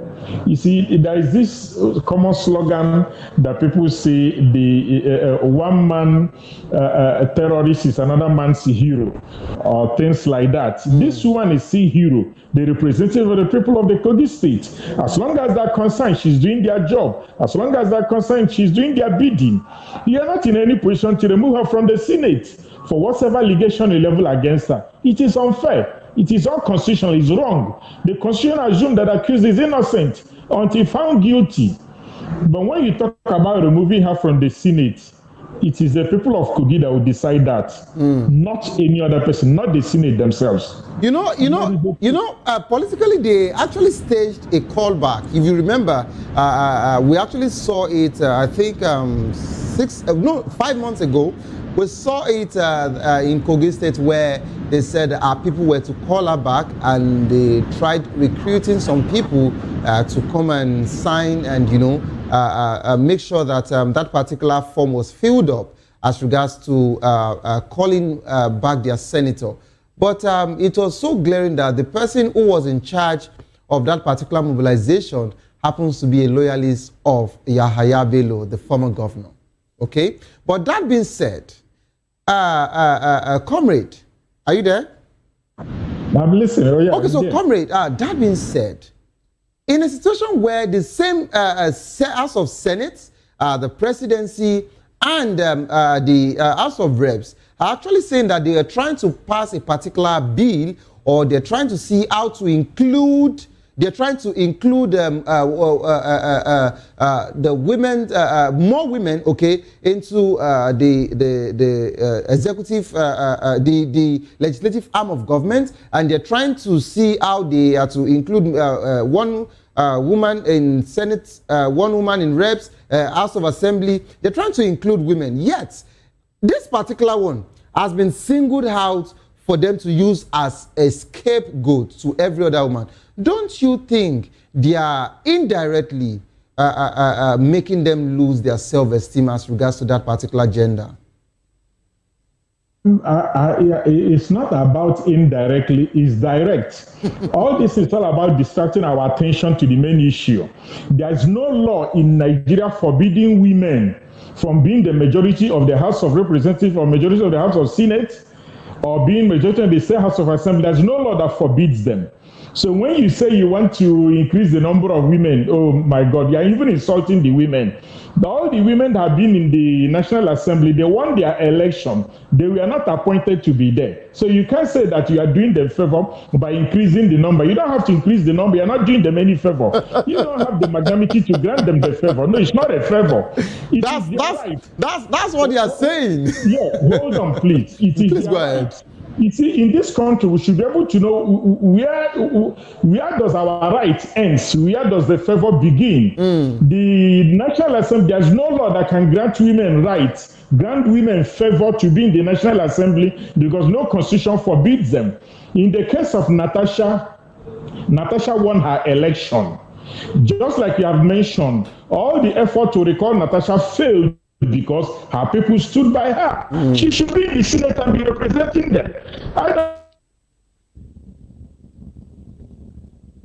Okay, I think we have a network glitch there. An elective office. Okay, the women reserve the same equal right with men to contest and people to vote for them. You are not doing them any favor. It is no favor. So all this story of increasing the number of women, these things are distracting our attention. Let me tell you, my brother, Natasha is not our problem in this country. You should allow that woman to go back to the National Assembly to represent her people. We have problem of insecurity, we have problem of economy in this country. The workers are not motivated. The people are hungry. We are doing so many things wrong. We're supposed to do right. You are not presenting Natasha to be our national problem. Why should Natasha not be in the Senate be our national problem? The woman should go back to the Senate and represent our people. We have issue of insecurity that's pervading everywhere. And I listened to your news. His Excellency Honorable Wike should stop building houses for judges. I'm surprised. Doing them favor. Sincerely, it's wrong. It is wrong because you can now control the judiciary. Hold on. It is inducement against the judiciary. The three arms of government are supposed to be completely independent of each other. They should have their budget deductible from the source. You shouldn't give them money.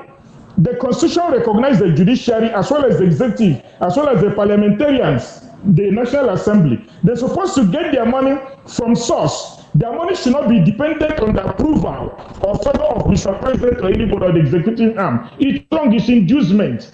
Any favor, anything that comes from anybody, the executive or the legislator to the judiciary is inducement. It shouldn't be so, because the moment you start building houses for them, how can they find you guilty? How can they convict you? How can they pass judgment against you? That is inducement. That is the truth.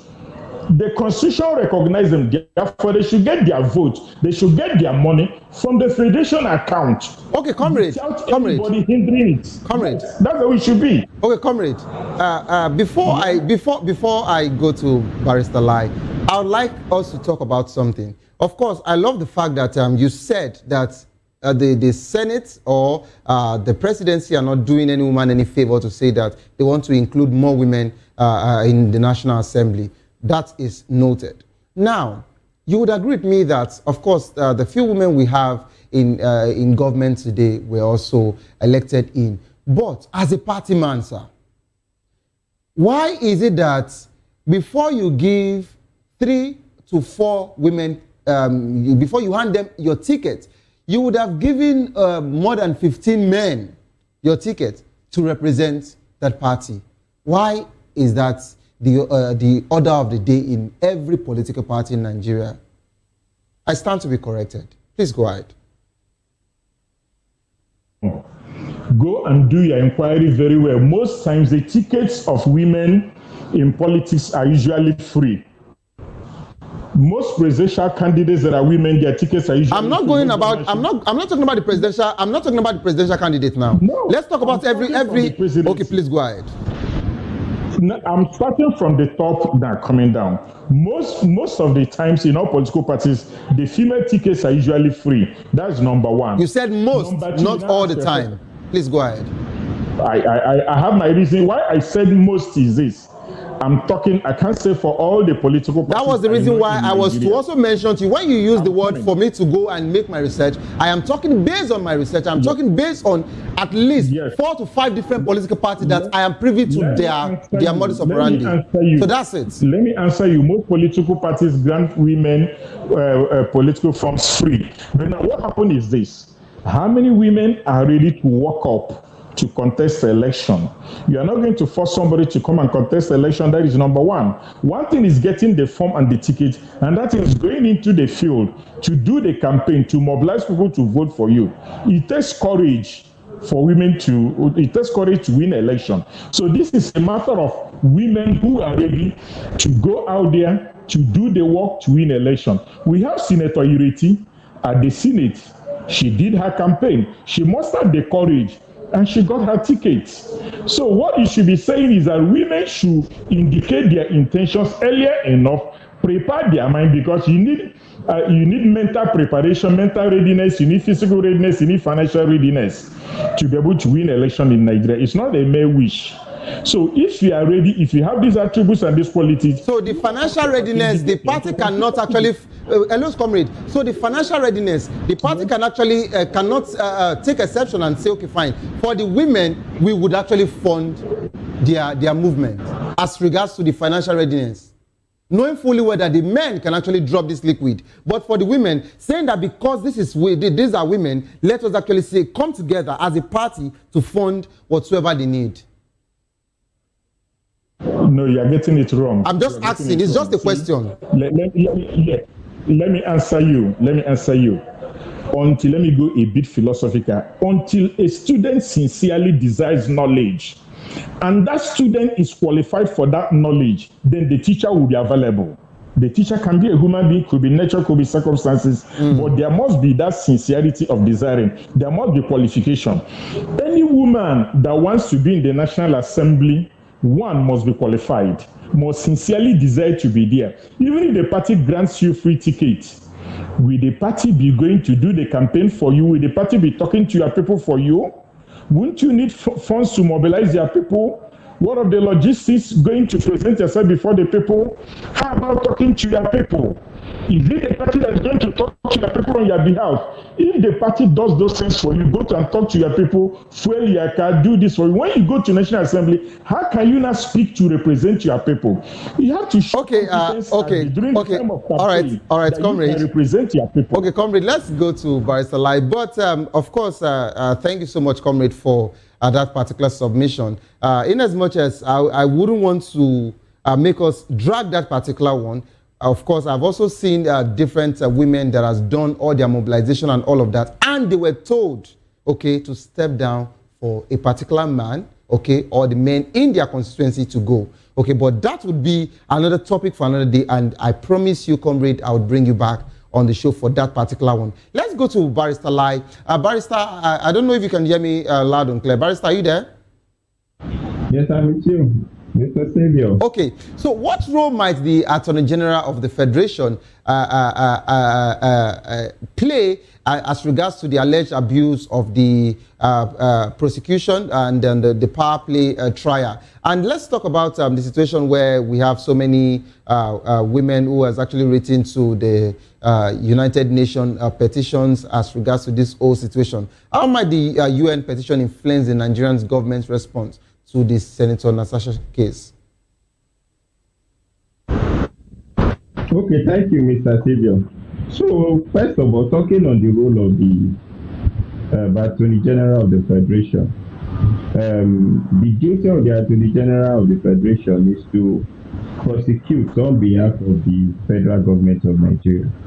So, in this instance, you will recall that the Office of the Attorney General of the Federation, through the Director of its public prosecution, were the one that preferred a charge against the senator. So their role in this regard is to see that it's prosecuted. However, the right thing to do is to look at the allegation raised against her. And if they realize that there is no merit, what they need to do is only to write a report, a legal report, and take the matter out of court, or go to court and humbly withdraw the charge that they filed against her. But that is not what is happening in this regard. Though we don't know what might happen in the coming days, because I learned that the defense filed a preliminary objection against the DPP. So I don't know whether after the court heard the preliminary objection, whether there might be applications that might come in the coming days. So we cannot really predict what is going to happen in the matter. You know, it's a matter that is subject, it's a matter that is going on. So there will be our comments on it might be limited, so it won't be as if we are preempting the court. Also, on the issue of writing petition to the UN, I believe that it was a good move on the side of the senator, because he aided her in amplifying the matter. You understand? So now there is more scrutiny on the matter. I even also learned that our office has been unsealed today. So it's obvious that there is pressure from international community. There is pressure from the people in Abuja. There is pressure from Nigerians, because there was also protest today in Abuja concerning this issue. So I believe it's all these people together that informed the National Assembly to unseal our office. So the writing of petition to the international body played a significant role in enforcing the rule of law on this issue. Consequences could the Senate face if the allegation of systemic gender-based discrimination are proven true? As a lawyer, please, I would like you to come in and let us understand this. There are very dire consequences, because you know that Nigeria is a part of a particular convention which talks about the fact that women should be given gender equality, and Nigeria is part of this convention. So if there is any rule or judgment given against the Nigerian Senate in this regard, it will bring a lot of reputational damage. It will bring a lot of issues and concerns of legislative accountability. And if you also look, the earlier speaker, I was hearing him talking and having a little argument with you. I'm also of the opinion that the ratio of women to men in politics in Nigeria is really low. As I said to you, the ratio is overall is 7%. Very, very low. Out of 169 legislators, we have only 19 that are women. Did you see that figure? 19. So it's really low. And we must say. And the 19, you are already bullying one. Just to set example for the 18 remaining. You recall what the former president Muhammad Buhari may so rest in peace. If you remember what he was saying that time, that the duty of a woman is to be in the other room, is to be in the kitchen, or to be in the room, the other room, whatever I meant by the other room. But what are we saying in essence? There are some form of victimization and gender inequality in Nigeria as we speak, and it's reflected in our politics. And that is what informed the current number of women to men ratio in politics. So that's my opinion on that. Okay, so Barrister, for your final thoughts as regards to legal and political implications, what are the potential implications of the court's decision on the senator's objection to its jurisdiction? Well, the potential implications on the court ruling on issue of jurisdiction is that it will determine whether the matter will continue or whether the matter will be terminated, because it's fundamental in law that jurisdiction goes to the root of any matter. So before a court can, adjudicate over a matter, the court must have jurisdiction. So if the court looks at the preliminary objection raised by Natasha's lawyer, and they realize that there is merit in it, and they rule in her favor, then that ends the entire matter. The entire case of cyber crime against her before that court comes to an end, unless they now decide to go and file the matter in another court. Do you understand? Because there are two different things between if the matter is going to be struck out or whether it will be dismissed. Okay. So are you there? Yes, I'm here. Okay, so if the matter is, if the court rules in our favor based on the preliminary objection, then that ends the case. But if the court doesn't rule in our favor on the preliminary objection, then that means the case will continue. I think we're having a network glitch there. All right, so quickly, comrade, I don't know if you're there. I'd just like to take your final submission as regards to this particular situation. Comrade, are you there? Comrade, please unmute your mic, please. Hello, comrade? Okay, I think we're having a bit of a network glitch there. But of course, this is how far we can actually go on the program today. I would have loved to ask Comrade his final submission as regards to the balance of power within the Senate. Because if we're actually trying to include the women in all of the affairs of this particular nation, we have to give them the right for them to be in this particular system, okay, and not bullying them, even when we have them around. So this is what I would just have to say. Please, the Senate, allow Senator Natasha to go back to office and let her keep representing our people. She was voted in and not appointed. Until we understand this, okay? She was voted in. And if you have every case as regards to whatsoever she said and the cybercrime situation, let the court decide, okay? But don't bully her out of the Senate. That's all I have to say about this particular one. And please don't forget that we are all entitled to our opinion, and whatsoever a submission that our guest analyst has actually given is just, they are entitled to it, and it does not reflect that of VOP's stand or opinion as regards this particular conversation. Don't give up because it is not over. Tough time doesn't last, but tough people do last. Whatsoever you are facing will soon be over, and you will definitely smile again. I am Savior Udo. Have a wonderful, good evening.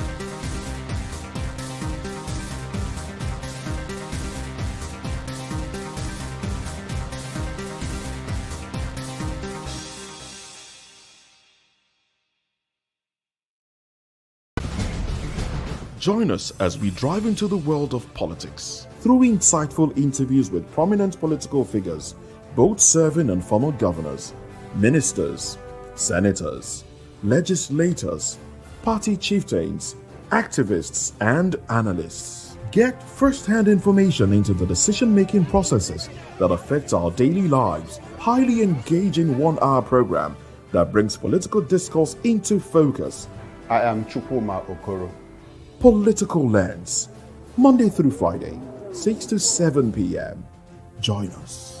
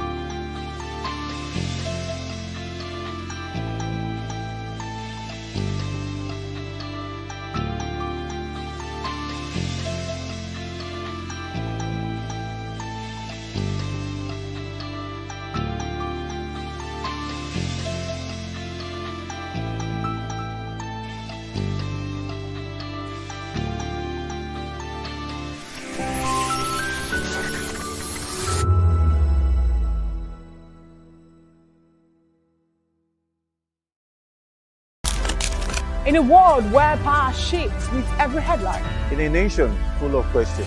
In a world filled with noise, the truth needs a voice. The policies that shapes our world and the economy that determines our future. Every hour, every day, the grapevine keeps buzzing.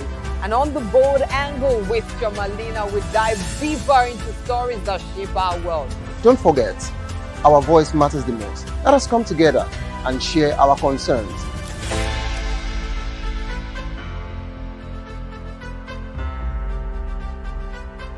From the views on the street, we go to bed empty hunger, to the blaring horns of a hustling city, the loudest voices of the common man got a medium to be heard. This particular administration, they were coming unprepared. It's not a bad thing to renovate the president's lawn. Through top-notch programming, unbiased reportage of news, sports, business, entertainment, and cultural documentaries. Voice of the People 90.3 FM became a symbol for 21st century media. And now, a new baby is born. Voice of the People Television, VOP TV, youthful, full of vigor and penchant for excellence in the continent's media space, exposing the wrongs, applauding the rights, dissecting the news without fear or favor, through factual and accurate stories and contents. Corruption kills three things that makes a society. Representing the interests of the people and giving them a voice. Voice of the People TV is here to stay towards building a fair society. VOP TV, Voice of the People Television, truly a voice for the people. Observed every 8th of September, International Literacy Day serves as a reminder of the fundamental role literacy plays in empowering individuals and building stronger societies. This year's theme, Promoting Literacy for a World in Transition, Building the Foundation for Sustainable and Peaceful Societies, focuses on equipping citizens with the skills needed to navigate today's fast-changing world. Education stakeholders emphasize that literacy is not only about the ability to read and write, but also about acquiring critical thinking skills that foster participation in democratic and economic life. Experts warn that millions of children and adults globally still lack basic literacy skills, a challenge worsened by poverty, inequality, and limited access to quality education. Funding is a big challenge, across the 36 state of Nigeria. I went to my alma mater just 2 years ago, and now it's an eyesore. I kid you not. Imagine school with no marker board, leaking roofing sheet, no laboratories for students. So, funding is really, really major. Apart from funding, we can also look at insecurity in some areas, in Nigeria. Let's not forget the incident with Chibok girls. They still haven't been found today. So apart from funding and what I said, we also have, the problem of having teachers who are not fit to actually teach. We have teachers who we can say are half-baked. So I think the government needs to, look into this area, maybe even sack some teachers and then recruit the ones that are ready to work. As International Literacy Day is celebrated worldwide, the call is clear. Literacy remains the cornerstone for sustainable development and a pathway to building a better future for all. Matthew Ugunswada, reporting for Voice of the People TV.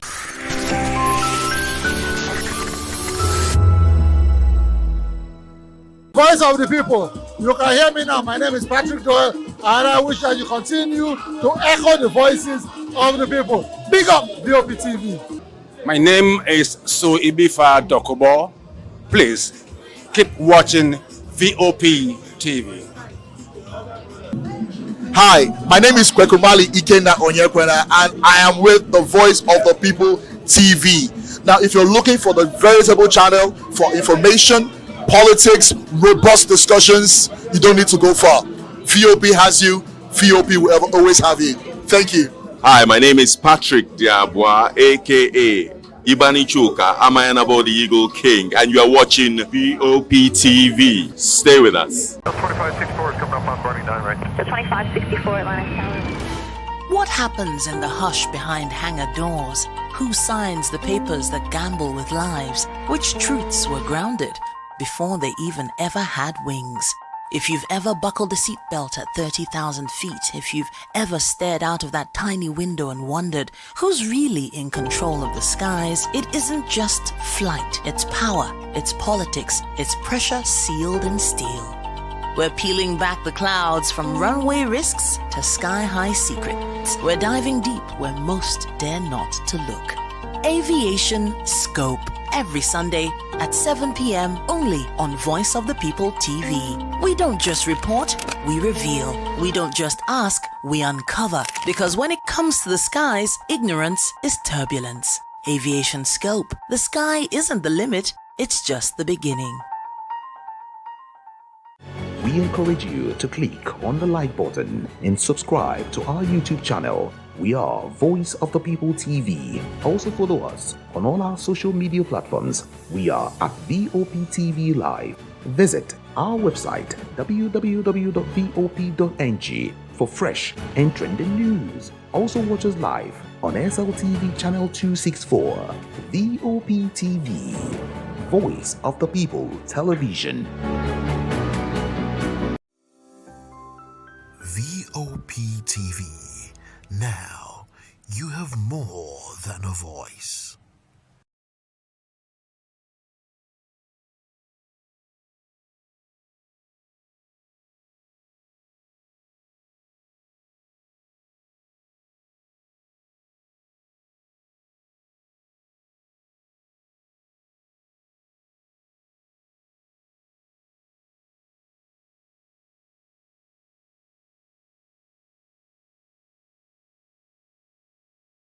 A beautiful edition of the Locker Room Voice of the People Television. I am Jerry Arpeliohai, and we've got a thrilling show for you today as we have loads and loads of action to talk about an exciting world of football. And of course, the usual suspect makes a return. It's a full house talking about Ike Chukwu and Hafiz will be joining us to break down all the action and share their hot takes on what's going down in the football world. And don't forget to stay tuned, subscribe, and turn on that notification bell so you don't get to miss a single episode of the Locker Room on Voice of the People Television. You can also join the conversation via the number showing on the screen, talking about the WhatsApp number to give us some bit of your take as far as the show is concerned. You can also drop your comments on the comment section. We'll do justice to taking them as the show progresses, and of course, we'll also use them as a yardstick to serve you better in other editions as far as the Locker Room is concerned. The Ballon d'Or took place last night, and any surprises, Ike Chukwu and Hafiz? Let me start with you, Hafiz. Any surprises? Good evening, Jerry. I would say there are surprises at the Ballon d'Or. I mean, I'm sure a lot of football fans actually expected Ousmane Dembele to pick it. For me, I think he was the best player. He was the best player this year so far. He's still the best player for me this year in terms of numbers, trophies achieved, and all of that.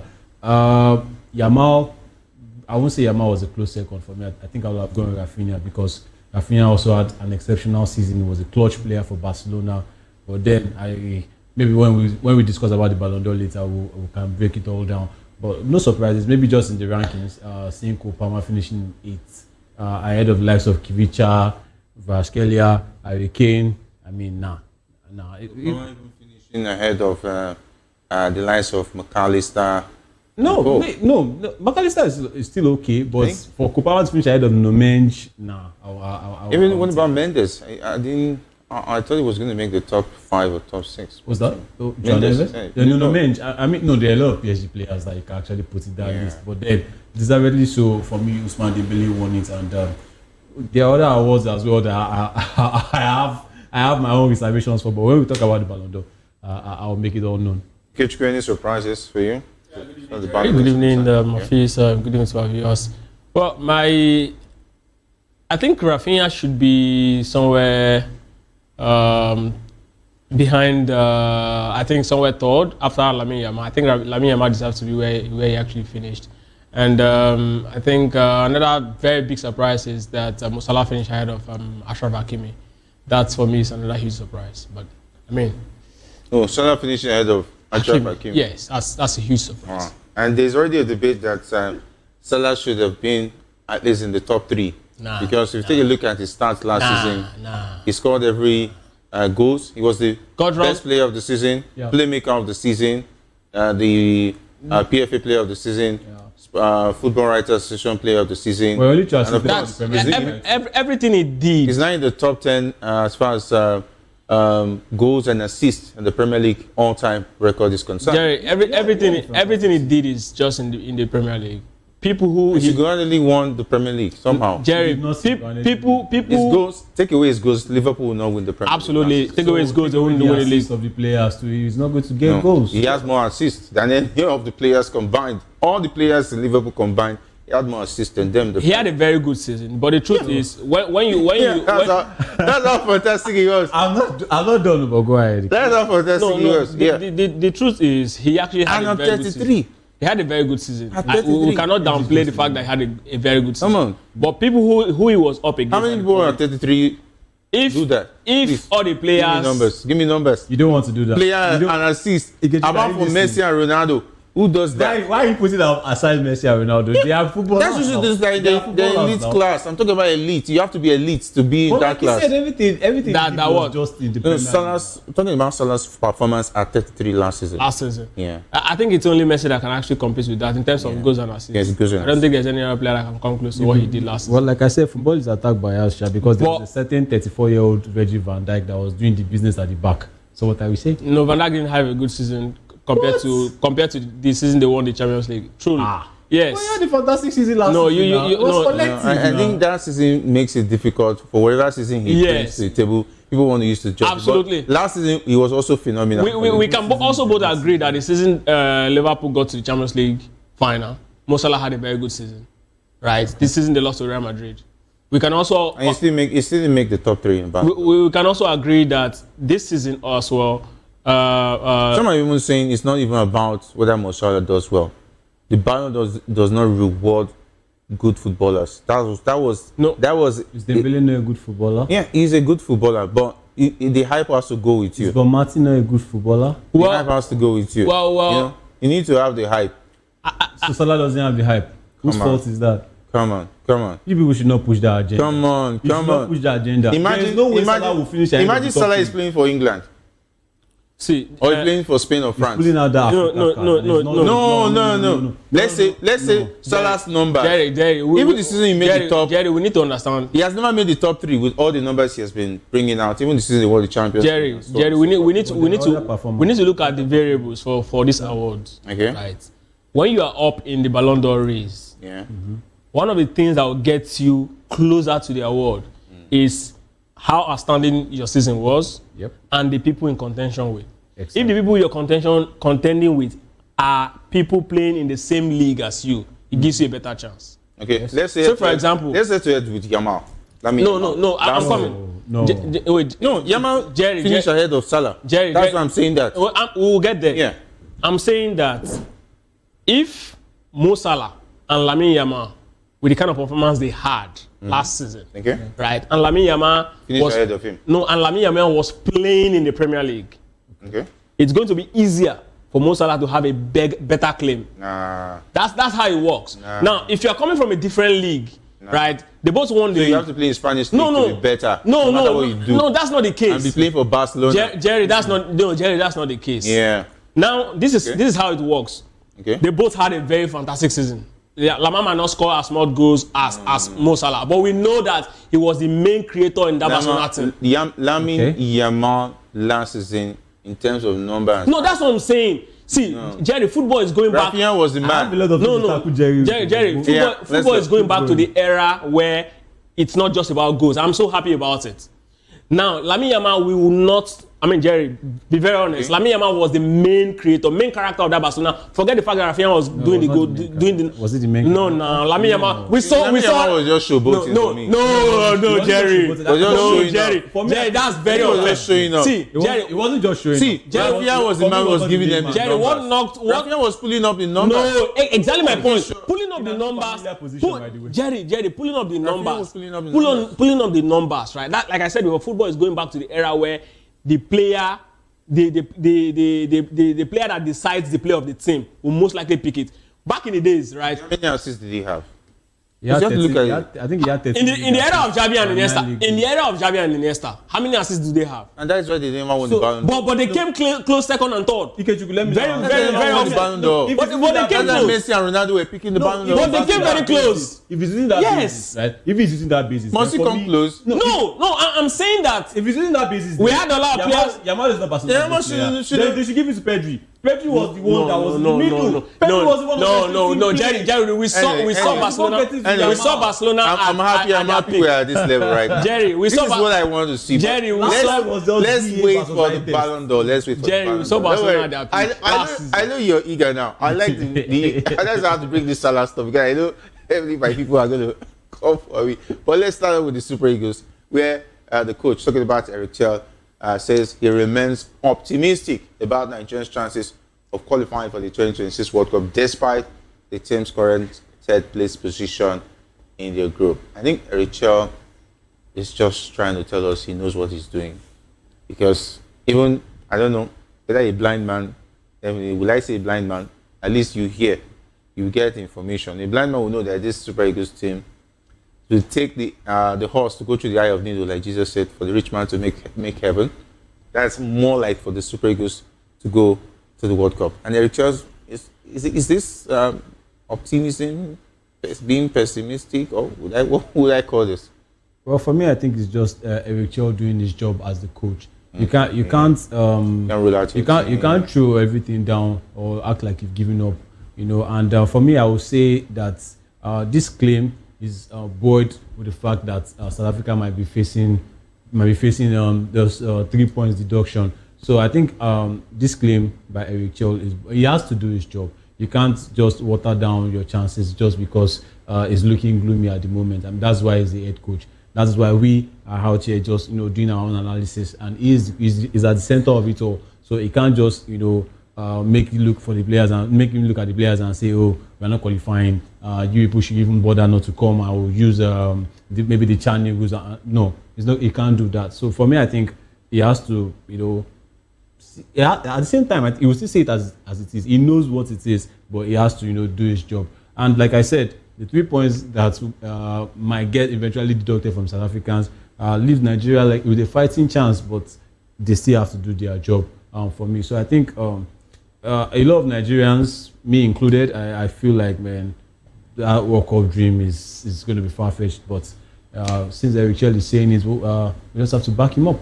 All right, Ikechukwu, are you still on that platform, or is this a PR stunt from Eric Chell to save his job, to keep him longer on the job? No, it doesn't really at this point matter what he says. He's just been a coach who believes that you just have to fight to the end. The Super Eagles are in a very bad position, and all a good coach will want to do is, even if you're not going to actually get the prize, you have to finish in a very good way, right? If he ends up in second position, at least people will like, okay, he didn't actually start the qualifiers. Conversation will definitely start from, okay, we've played this number of games before Eric Chell came. If he had actually started, perhaps we would have actually won a lot of those games and we wouldn't have been in this position. So it's not about now winning. It's about how he's going to finish. Finish very well, finish strong, and then make a statement for yourself. I mean, it's not entirely Eric Chell's fault. Yes, we can actually call him out in certain games where we believe he could have actually picked the 3 point, like the Zimbabwe game. Even in this South African game, we were expecting that Nigeria should have actually won it, even though there are a lot of antics before the game and the other. But again, right, the truth is this particular qualifiers is, I think if Eric Chell ends up not picking the ticket, I think it's going to be 40% his fault, not 50%, because I mean the damage has already been done before he came on board. So yes, love for him now to save face, save pride,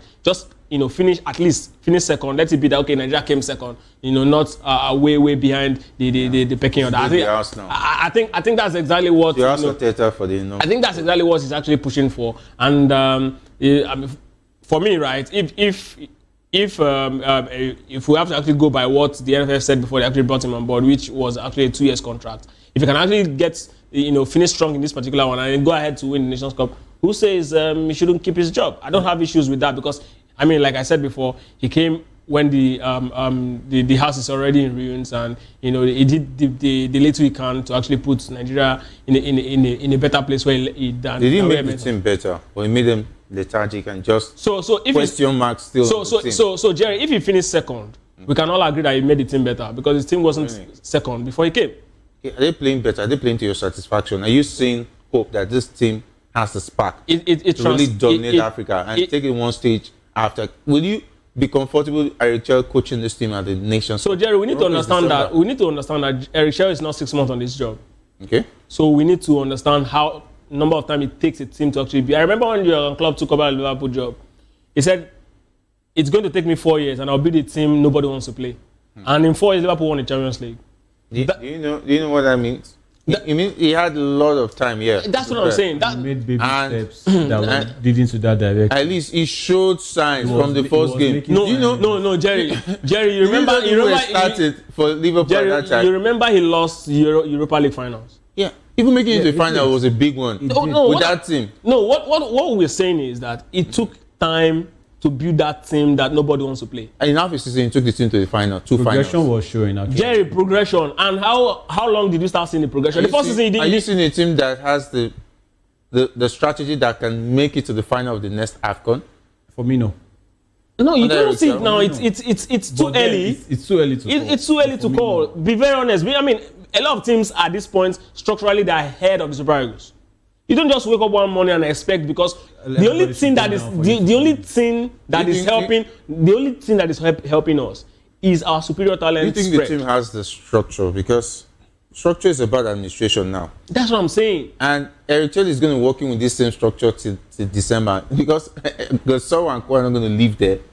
He's going to be working with this structure. So we're already expecting an excuse at the Nations Cup, because we need a coach that will be able to work with this faulty structure and give us results. But if he can prove himself, at least for now, with this shaky structure, and I mean, we can say he's unbeaten, right? He hasn't lost any game. He's drawing against Zimbabwe and Co. But then he's still doing his job. He's trying to do his job on the pitch, right? Even with the shaky administration. Well, if there can be a better one, I mean, if there can be a better administration, Eric Chell should not be fired for me, because as I was saying, he's trying to do his best, but then the base is the one that is shaking. Do you get what I'm saying? So maybe at the AFCON, if he still tries to, push on, just like Pesero did, I know that Pesero has his own fault with the tactics and everything. Okay. If he can push on with the AFCON, and maybe whatever comes out of the AFCON, that will now determine, okay, where we are going to see it from. Is it from the angle of the NFF being who they are again, or that Chell's tactics, obviously showing and flowing. So for me, I think Eric Chell should still remain the Super Eagles coach, even though that we have our questions with his tactics and everything. But then it has shown so far Get you I have my own. I fire this man and get somebody who can do it. Just fire this man. Let's get somebody who can give us 3 points. Because without Osimhen and Co, you just see that the team is just lethargic. I don't have issues with Eric Chell being fired. Basically, how long has he worked with right? I don't have issues with him being fired. But if you are going to fire Eric Chell, you have to bring somebody who is way, way, way ahead. Yeah, it won't be difficult with this Gasol. Exactly. So I wouldn't want you. If you're firing a Chell, I want to see a manager in the modes of the likes of Philippe Trouze. I want to see the likes of Joe Bromfair. I want to see those top managers. We still have those classic coaches anymore. I mean, they're still there. That's available for Africa teams. I mean, the Javier Reynolds, the Frenchman. I mean, you need to be with us here. We're excited. So these are the kind of people I want to say. Okay, if you bring in a man like that, like okay, maybe we can have a conversation. But now you don't have somebody. I think the best El Shad has been able to actually set up the trail, right? You can actually see, okay, maybe this is where this team is headed. Perhaps maybe he's building what is best described as a triangle, just one focal point. Let's push all the ball to Victor Osimhen and see what comes out of it. Just like Benitez actually did with Fernando Torres, right? All balls to Torres. Maybe that's exactly what he's trying to actually build. And so far, so good. We must be very honest with ourselves. It's kind of been working. And yes, it's been working to an extent. But like from the question again you asked, should we really fire him?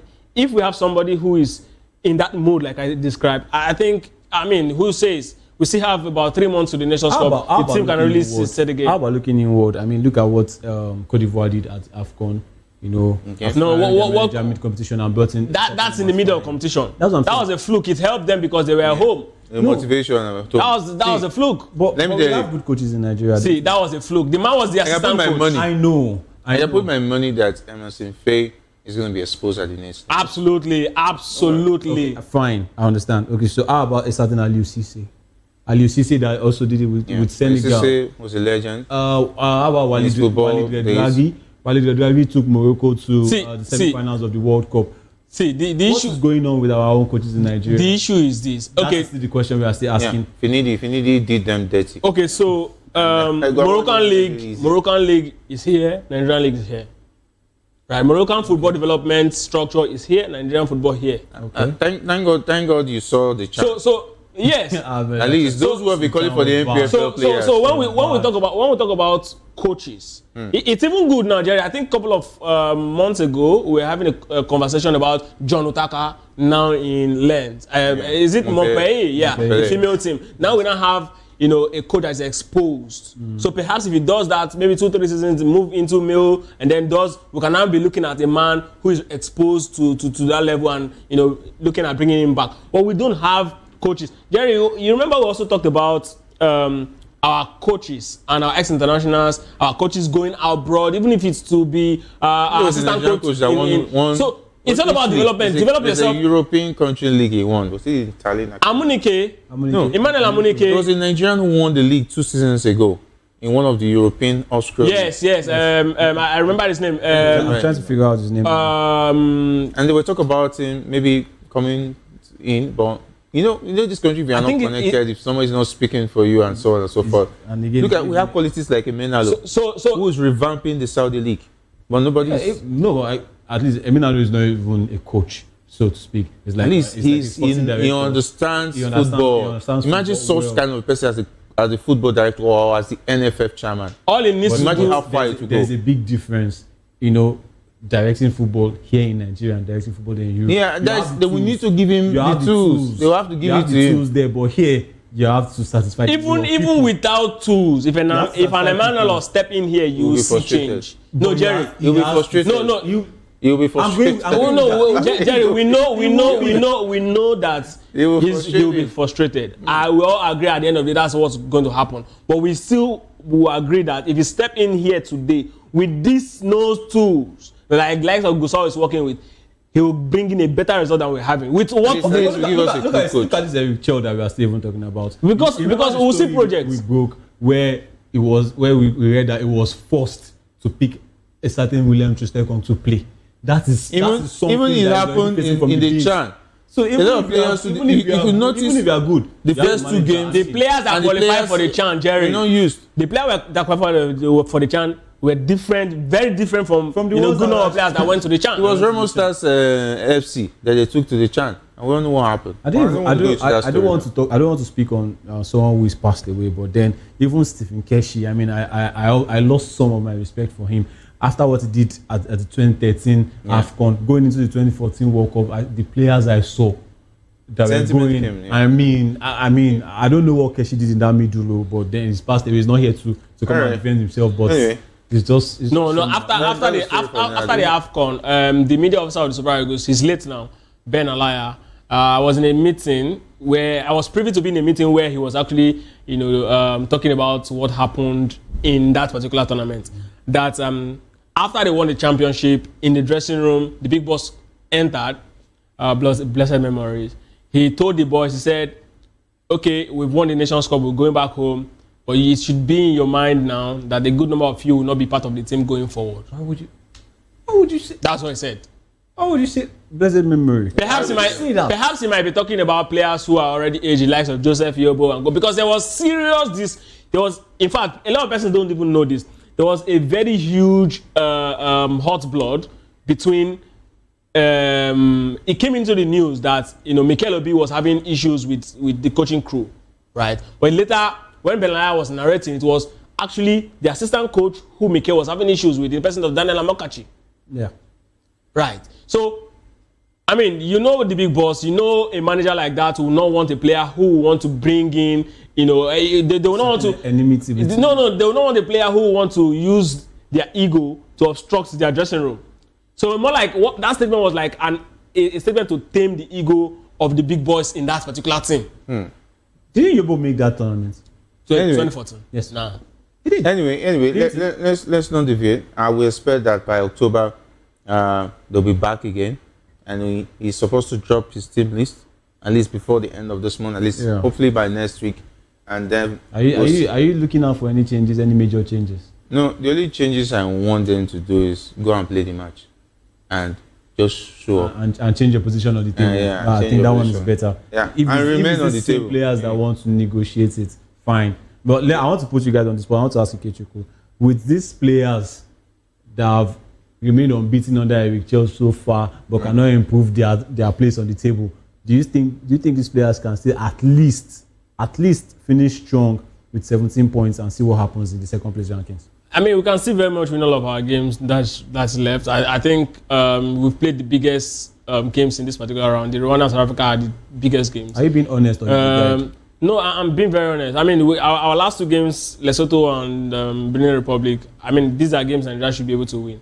Right. And we didn't win anyone in the first leg. Well, I mean, like, it's not Eric Chelsea that actually played those games. But now we are in a position where it's quite difficult. My own worry is not even about winning those games now. My own worry is, how much will that game see. I'm still wondering why the Super Eagles or the NFF didn't press the issue of Mokoena. Another 3 points should have been done. No, Jerry, sincerely. It's going to be. It's good because the conversation now is just about 3 points. Don't worry. Another 3 points should have been a conversation after he played that other game. It's just 3 points. Unfortunately, it's just 3 points actually. Unfortunately, I cannot rely on the NFF.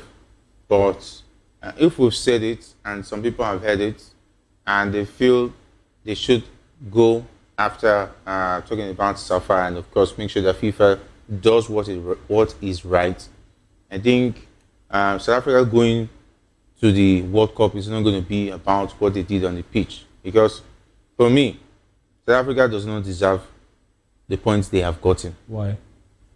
I have my reservations. I've said it here before. Yes, I mean the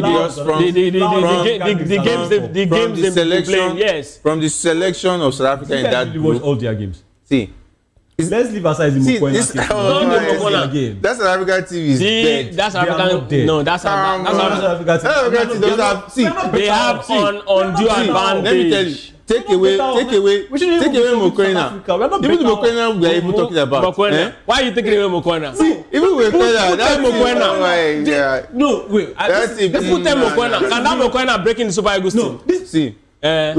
So the ones that are even better than Mokoena, what did you do? Let me tell you about South African football is. Don't the World Cup. They have an undue advantage. They are playing almost all of their games home and away at home. But they have players that are playing in No, that's an undue advantage. Talking about South Africa. Wait, when last did they go to the World Cup? Give me 1 minute. When last did they go to the World Cup? When last did you go to the World Cup?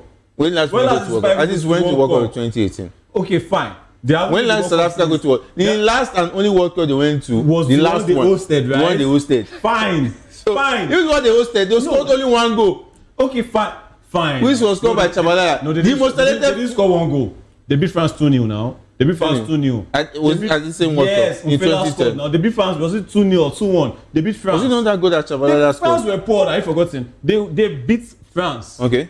Let me say my records are not correct, but I want to go to the fact that the last talented footballer that South Africa ever produced for me is Shabalala.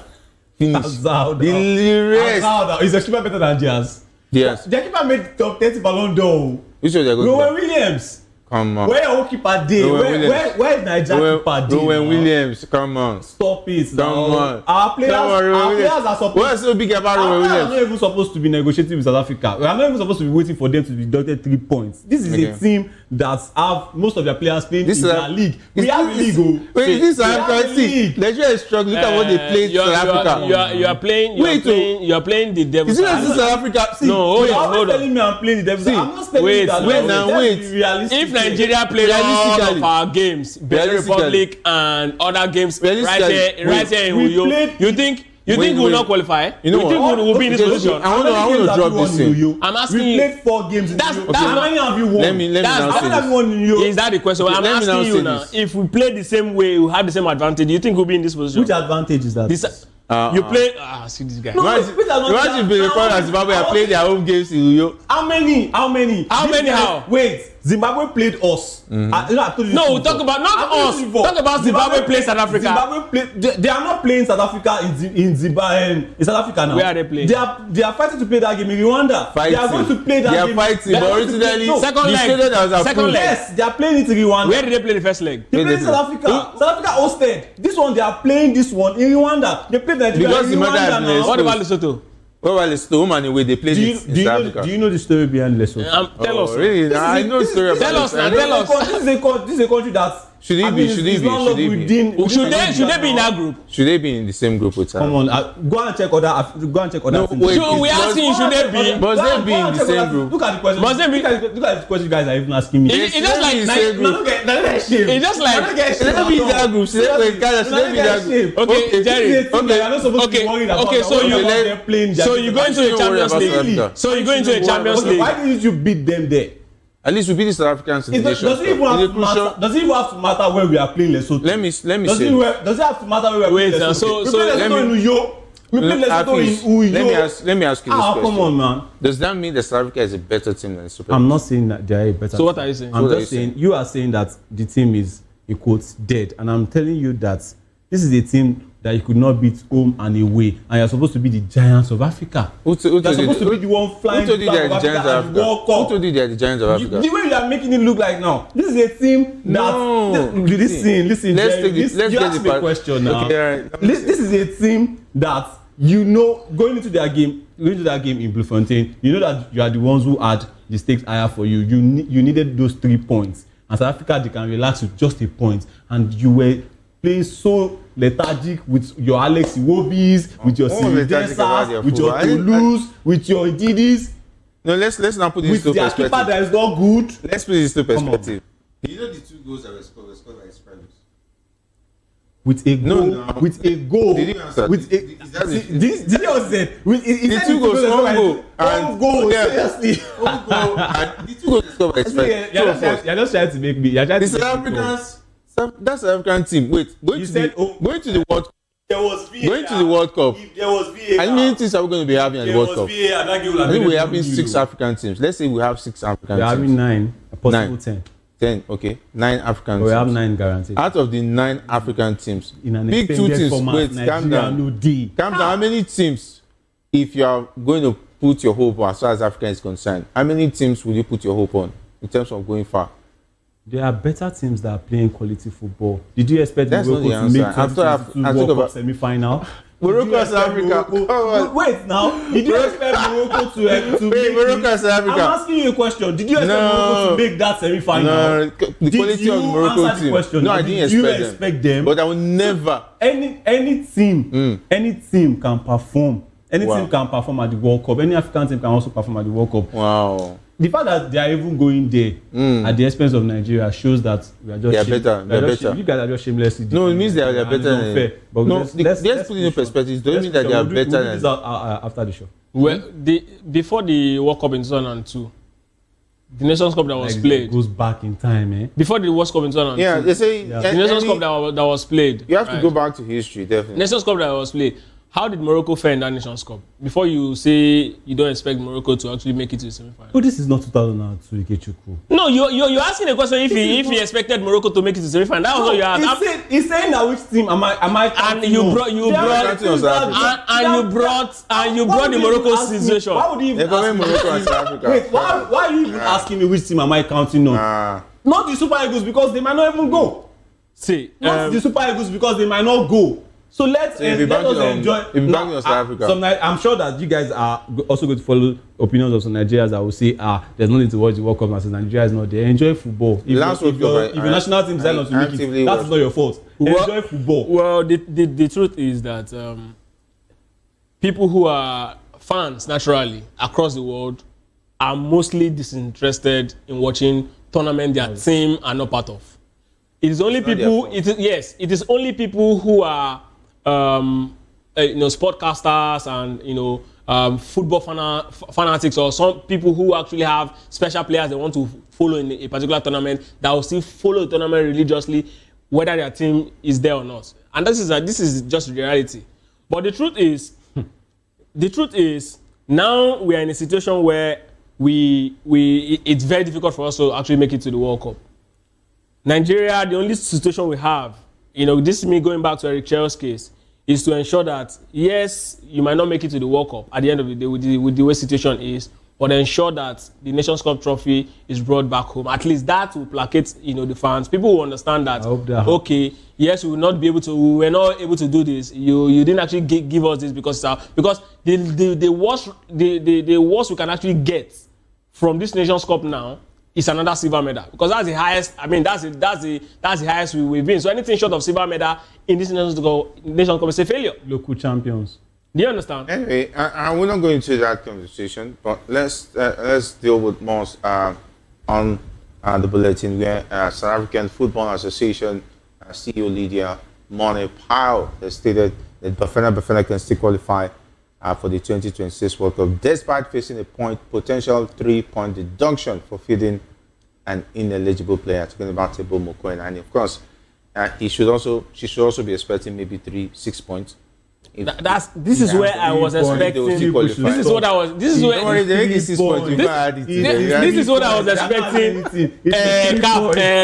NFF to actually pull all the pressure. Yeah. I mean, this is a game. You have to actually use all you've got, because South Africa actually did, a very dirty job against Super Eagles in the last game. That stadium that we played against them, they've never used that stadium before. It was a terrible pitch. They intentionally took Super Eagles there, and because they know they are not good. Because they know our players actually play in very good pitches across Europe, and they decide to actually do that. Because they are not good now. That's why they want to play on. Bad team wants to play on the bad pitch. A team can deploy any tactics to play anybody. That's what I'm saying. If you are good, that's what I'm saying. If you are good, you don't need to do that now. You don't need to deploy this. Yes, now just take us to a good stadium where you're winning your game. I like this pitching that you are bringing out. Okay, Una play for Oyo will be better pitch. Una beat them there. So did you beat Lesotho there? No. Did you beat Zimbabwe there? No. So there was no Osimhen. The problem with what you are saying is that you are saying South Africa is a good side. I'm not saying they're a good side. No, that's what you said. I'm not saying they're a good side. So what are you saying? I'm just starting. If the Super Eagles are good, they should have been. That's what you're saying. Super Eagles are African side. Or you don't know that's what you're saying. Maybe he doesn't know now. But you don't want to say. You don't need to deal with the head. Maybe you don't know what you're saying, or you want to sit on the fence. Okay. Don't let us. Since Nigeria is Africa, they should be doing what trying to suppress South Africa. You guys are making excuses. We still excuses. We are making the facts. You are making excuses. If you are good, you are good now. If we actually won, how many games do we win in Uyo? Out of the 4 we played, we won 1. He said because Osimhen is not there. He said it. Yes, now. No, I heard it. That's an excuse. All I'm just trying to let you guys know. Excuse. Oh my God. I said an excuse. You don't know what he's doing. I said an excuse. Let's go ahead. Let's talk about. Let's go ahead. Let's talk about Nigerians Falconets who have kicked off their training in Ibadan as they prepare to face Rwanda's Mavubi in the second leg of the 2026 FIFA Under-20 Women's World Cup qualifying match. And of course, the game is scheduled to take place on Saturday at the Lakon Salami Stadium. The Falconets, led by Moses Duku, secured a 1-0 win at the first leg in Ghana. Of course, respect that they should be able to dispatch the Rwandans when they come back here to play the second leg. And let's talk about the Ballon d'Or.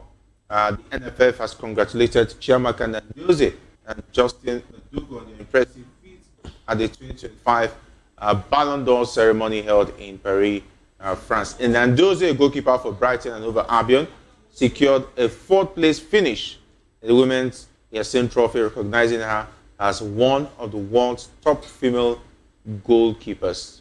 And of course, if you ask me, she should be number 2, but it is what it is. It's Ballon d'Or. At least 4 is still okay. I don't want to go there.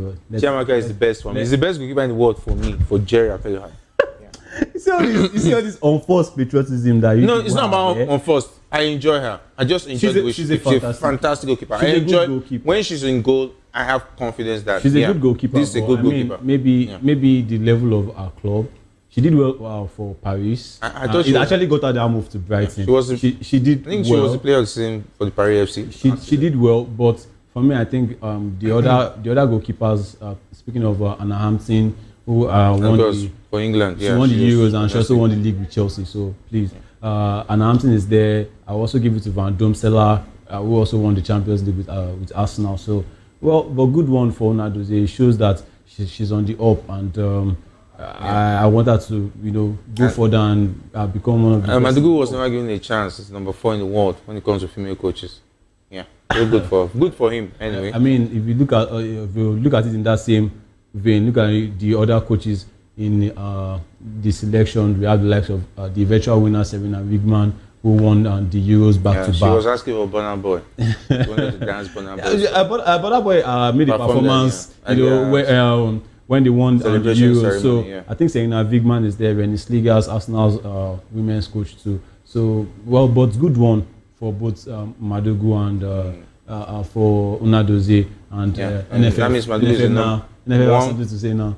No, the NFF has no input as far as this is concerned.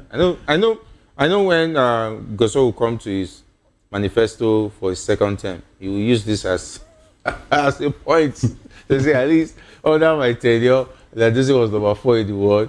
But was the best coach in Africa. She didn't do it for Nigeria. She didn't even Paris FC. See, I'm telling you, for Nigeria as a secured, I'll be there in the Congress. God so kind. You will see. Madugu will use it in manifesto. They will bring a flyer. Madugu was number 1 under my tenure. Chair was unbeaten. You will see some kind of stupid point. But that WAFCON, that WAFCON success. I mean, it's going to give him. We'll give it to him. WAFCON. Not that. We'll give it to definitely the players and the manager.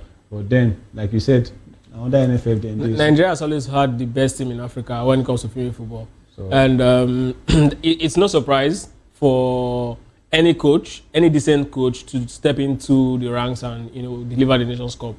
For me, it's not even a measurement of our strength in Africa, right? It's never a strength of our something that you do back. So now it's all about how we actually measure up with our peers across the world. I remember very well in the early days when female football started gaining traction, in the early 90s. If Nigeria had actually moved the way we actually started, we should be somewhere around top 10, top 15 in female football. I mean, back in that era, the likes of Poland were nowhere in football. Yeah. I mean, there are many countries in Europe now that are, appearing like heavyweights, but they were nowhere in female football. Mm-hmm. But today, I mean, we cannot even touch the hem of their garment. So it's sad. But then we'll come back every 2 seasons, every 2 years, talk about how we won the Nations Cup. Yes, congratulations, but for the new crop of players, new girls who have not won it before, it's a big one. But I mean, for Nigeria as a brand, I don't really think there's anything that's really changed. So for Unadozie, I mean, an amazing goalkeeper. But it's so unfortunate. This goes back to the conversation about the AFCON and other championship where the Carragher was talking about how the AFCON cannot guarantee Mo Salah a Ballon d'Or. Yeah. Even if you win it, it can't guarantee you because it doesn't carry the weight that the European Championship carry. It doesn't carry the weight that the Copa America carry. And this is a sad reality. If Unadozie had played the championship, had won the Euros perhaps, or the Copa America, championship, if she was to be a Copa Brazilian, for example, and won this particular championship, even if she doesn't come first, she's definitely going to come a close second. But because of the continent she's playing, the championship she played, that exactly is the reason why we are seeing this particular result. It's unfair, it's sad, but as is reality, our football in Africa is largely not respected. Remember also the comment from former Liverpool. I don't know if it's a Liverpool thing. Jurgen Klopp saying the AFCON is a little tournament. And but it's the reality, right? Mm-hmm. And it's going to continue like that until we fix our house and put ourselves in order in a place where people will look at the AFCON and give it the respect it deserves. But again, Madugu and when one country is hosting 4 tournaments back to back, you get this. These are the sort of things that make people. I mean, the level of investment that comes into a particular championship tells you the weight of the championship. Yeah. That's exactly what it is. And what's the level of investment in the You remember that time Nigerian female team will win the WAFCON. Then it gets to the time of the World Cup, they will pair us within USA and North Korea. We already know that we are going out. We already said. So you see, you understand that all we've been doing, both the male and the female football, over the years, is that we're just relying heavily on our talent pool that the country is not even in a part of their development. Their politics too. It's also a major Yeah, we know now. Federal character players. Now the Super Eagles want to. Every part of the country want to have a player in the team. France was positioned well to win the World Cup in '98. Absolutely, France started their journey in '88. Yeah, they did well. They started their journey in 1988 when they started their academy. England started the journey that made England the powerhouse in football today in 2012. Yeah. Morocco started a journey that made them what we are seeing today in 2009. Yeah. So you have to set. Jerry, going back to club football as well, is it surprising to you that Barcelona, Arsenal, and very recently Man City have the best turnout of young players in the world? No, it's been. It is structure. The structure. It's a structure. Yes, Ajax has really dropped, but they used to be that. In fact, at some point in England, it was Arsenal and Tottenham that has that particular talent pool. When good young players come out and then they move on to other clubs. In the early days of Sir Alex Ferguson, United had it. The class of '92 were basically academy players. Yeah, academy players, and I like what PSG is also doing in terms of saying, okay, Paris-born players now, and it's showing. I mean, likes of Bakola. Dewey, they just show that players. Enrique is a Barcelona product, so they understand. Coaches like that, when they step into a team, they must affect the academy because they understand. Yeah, it's a culture for them. Pep Guardiola came into Barcelona, Man City, and we've seen players flow up the rank ever since. They will continue to come out. Rico Lewis, you see them coming. Exactly how these people work. So it's all about understanding that yes. You cannot get it immediately. It shouldn't be a short-term fix, but over time, when you put it right and continue to hit on it, and that's why I felt so very sad when United actually signed what's his name? This man that actually started the project with Brighton that later moved to Newcastle. The progress he did with Brighton and then moved to Newcastle. Newcastle finished fourth, top in the top four, and then he moved to United. We're hoping that he's going to actually set Dan Ashworth, the man who actually set up the British, the English football structure in 2012, was the same person that did the Brighton, did the Newcastle. So he's got the pedigree. United signed him, and then £20 million. Within 3 months, he left the job again. Yeah, because he was making plans to bring in Woodgate. It doesn't really matter. It's so long it works. It's the beginning. It's not United fan. Some persons within the hierarchy. Someone within the hierarchy. And since he left, I mean, what's the difference? At least the under his tenure, he brought in Holland, and then he retained Ten Hag because they didn't want to get Woodgate in. And of course, a lot of signings went bad. No, his hands were tied because every other place he operated freely. Yeah, he was given a lot of money to spend. What did he do with the money? Yeah. How much was he giving out Newcastle? Jerry, they didn't. How much was he really giving out Newcastle? No, he's talking about Man United. Okay. At United, Jerry, his hands were tied. He had freedom at other clubs. Yes, he had the freedoms at other clubs, but United, his hands were tied. They had vested interest. The likes of Ferguson had interest. A lot of persons in Manchester United can actually call the shots. It wasn't in the 10 he brought in Ireland, I think. Yeah. Ireland. No, was he on that Ashworth that they brought in Ireland? No, I wasn't last season. I think it was last season. Ashworth just joined last season. It was just last season. He joined last season. Within 3 months, he left. Look at the signings he brought in. No, Jerry. Robosa and Co. No, Jerry. He wasn't the architect of Robosa and Co. No. Who is that? That's Zexy now. Zexy. He says the Robosa. My fans will come. No. That is not his nickname. No, it's not his nickname. It's his name. It's an Edo boy. Robosa. He's an Edo boy. He has an Edo name. Robosa is sexy. It sounded funny. It sounds like a joke. It's not a joke. That's his name. But Jerry. If I say Fernandez too, what will you say? Fernandez. Jerry, what is Fernandez? I was even asking. I asked the Man United fan over just some. I said, why didn't they give Bruno Fernandez award at least for penalty scored? Yeah. No, there's Penaldo now, a senior man. Penaldo. Oh. I saw a video when someone was comparing recent Messi goals and Ronaldo goals. 10 goals. He said he wants to count last 10 goals and no penalty.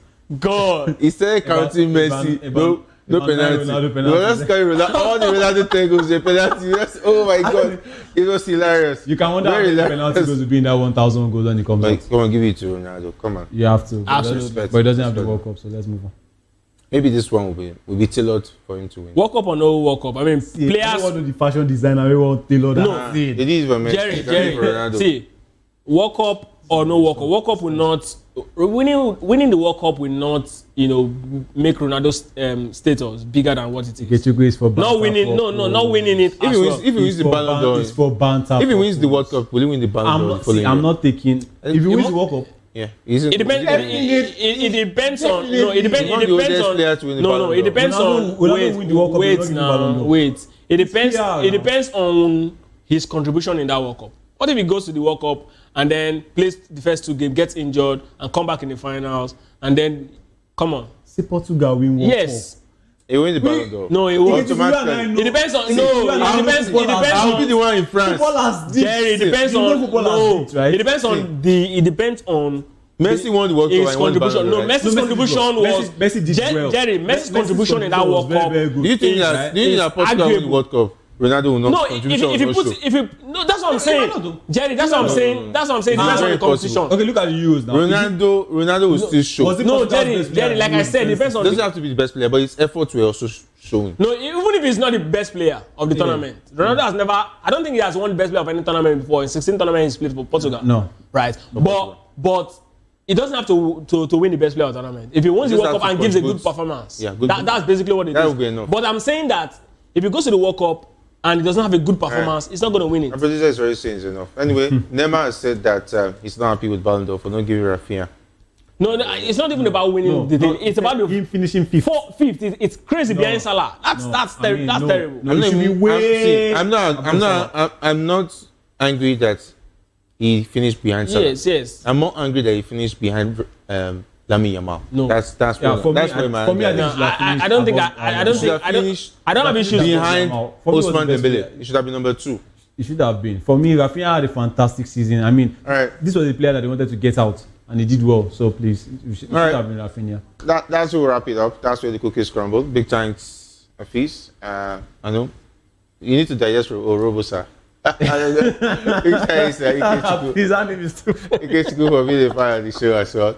It's been awesome having you guys. And of course, a big thanks to the guys who made the show great, talking about the likes of Shegun and of course Sam and Jeremiah. And of course, our guys all doing it, making it great. And of course, up next is Political Lens with Chukuma Okoro. My name is Jerry Apelo. I'm saying thanks for being a part of the show. To meet again, if not to anything at all, do it the sport way.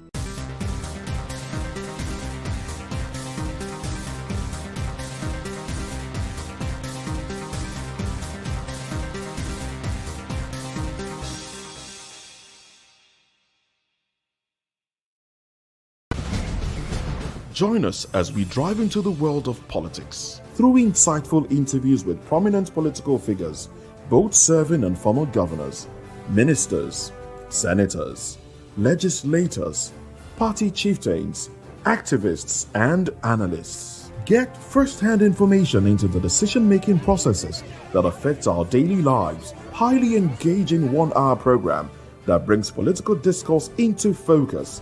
I am Chukuma Okoro. Political Lens, Monday through Friday, 6 to 7 p.m. Join us.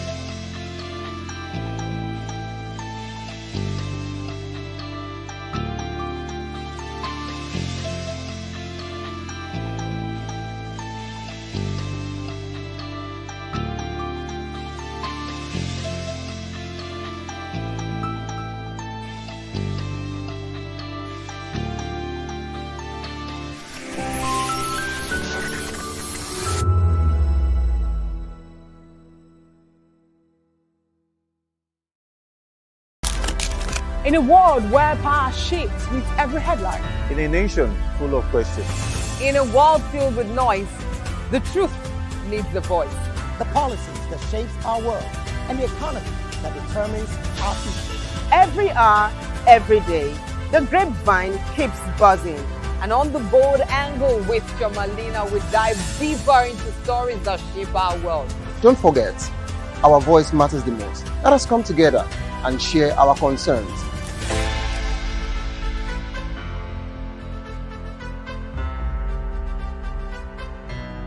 According to the International Labour Organization, the global youth unemployment rate stood at 12.6% in 2024, a figure that continues to spark concern worldwide.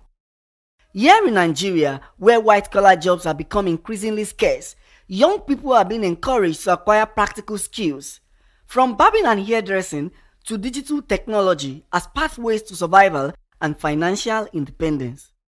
But the question remains, how prepared are Nigerians to fully embrace these shifts, especially in Lagos, where rapid urbanization, inequality, and persistent joblessness make the issue more pressing? Analysts argue that skill acquisition does more than create jobs. It also strengthens communities and lays the foundation for sustainable economic growth. We live in a tough terrain, if we're going to be honest with ourselves.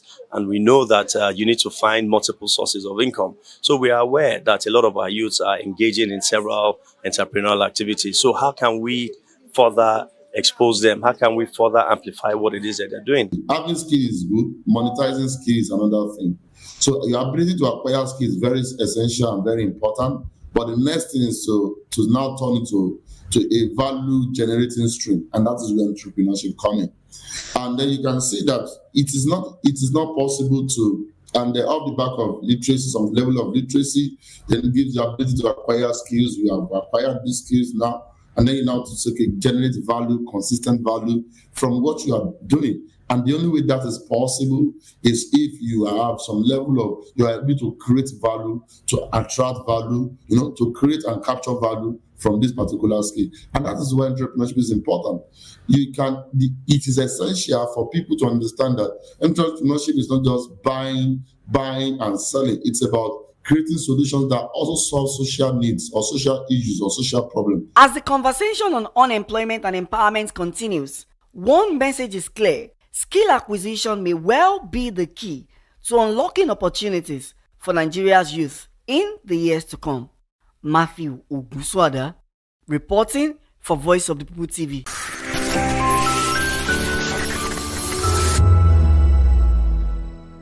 Voice of the People, you can hear me now. My name is Patrick Doyle, and I wish that you continue to echo the voices of the people. Big up VOP TV.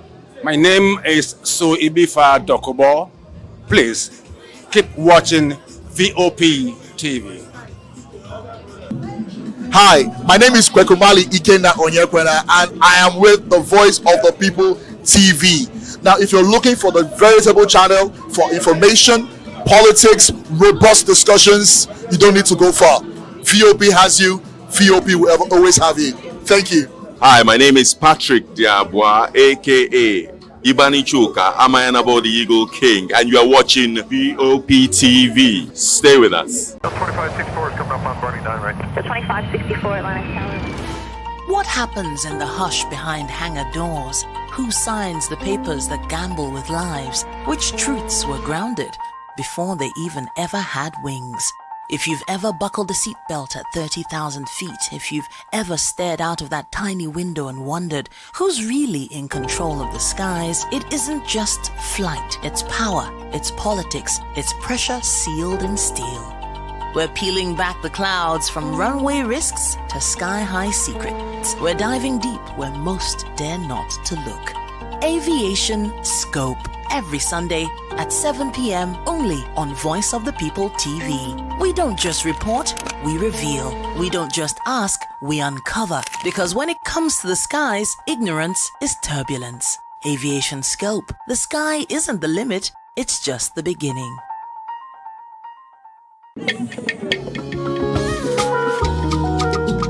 Voice of the People Television awuchiela o onye nụ ya ka ọrụ ibe ya. Ị chọrọ ịmata akụkọ ndị gbara n'akwụkwọ dị iche iche n'ala anyị kwa ụbọchị? ị chọrọ ịmata ka o si afịatụ na ndọrọndọrọ ọchịchị agụmakwụkwọ azụmahịa ime njem ọbụladị egwuregwu mgbasonyere anyị n'oge ndị Igbo na Voice of the People Television. Anyị nwere ndị ọbịa bụ ọkachamara bụkwa ndị ga-enye aka tapịa isiokwu ndị anyị jiri bịa kwa ụbọchị. Anyị ga-eji ka o siri gbaa n'akwụkwọ akụkọ dị iche iche wee malite tupu anyị akọzie n'uju n'ubi onye anyị bịara na nke ya. Ịgbamụrụ nzem ọzọ kedụkosi ya gaziere onye ukwu ma gaziere onye nta. Mkparịta ụka tọrọ atọ ka anyị ga-ewetara gị bụkwa nke ga-eme ka ịmata ka ihe si aga n'ala anyị bụ Naịjirịa ọbụladị na mba ofesi. Oge ndị Igbo na Voice of the People Television ga na-abịara gị site n'ụbọchị Mọnde ruo Fraịde na SLTV Channel 264. Ekwekwala ka akọrọ gị ya akọrọ. Chetakwa na ọ bụ na SLTV Channel 264 ka ị ga-ekiri Voice of the People Television. Voice of the People Television. Ugbu a ị nwere karịa olu. We encourage you to click on the like button and subscribe to our YouTube channel. We are Voice of the People TV. Also follow us on all our social media platforms. We are at VOP TV Live. Visit our website www.vop.ng for fresh and trending news. Also watch us live on SLTV Channel 264, VOP TV, Voice of the People Television. VOP TV. Now you have more than a voice.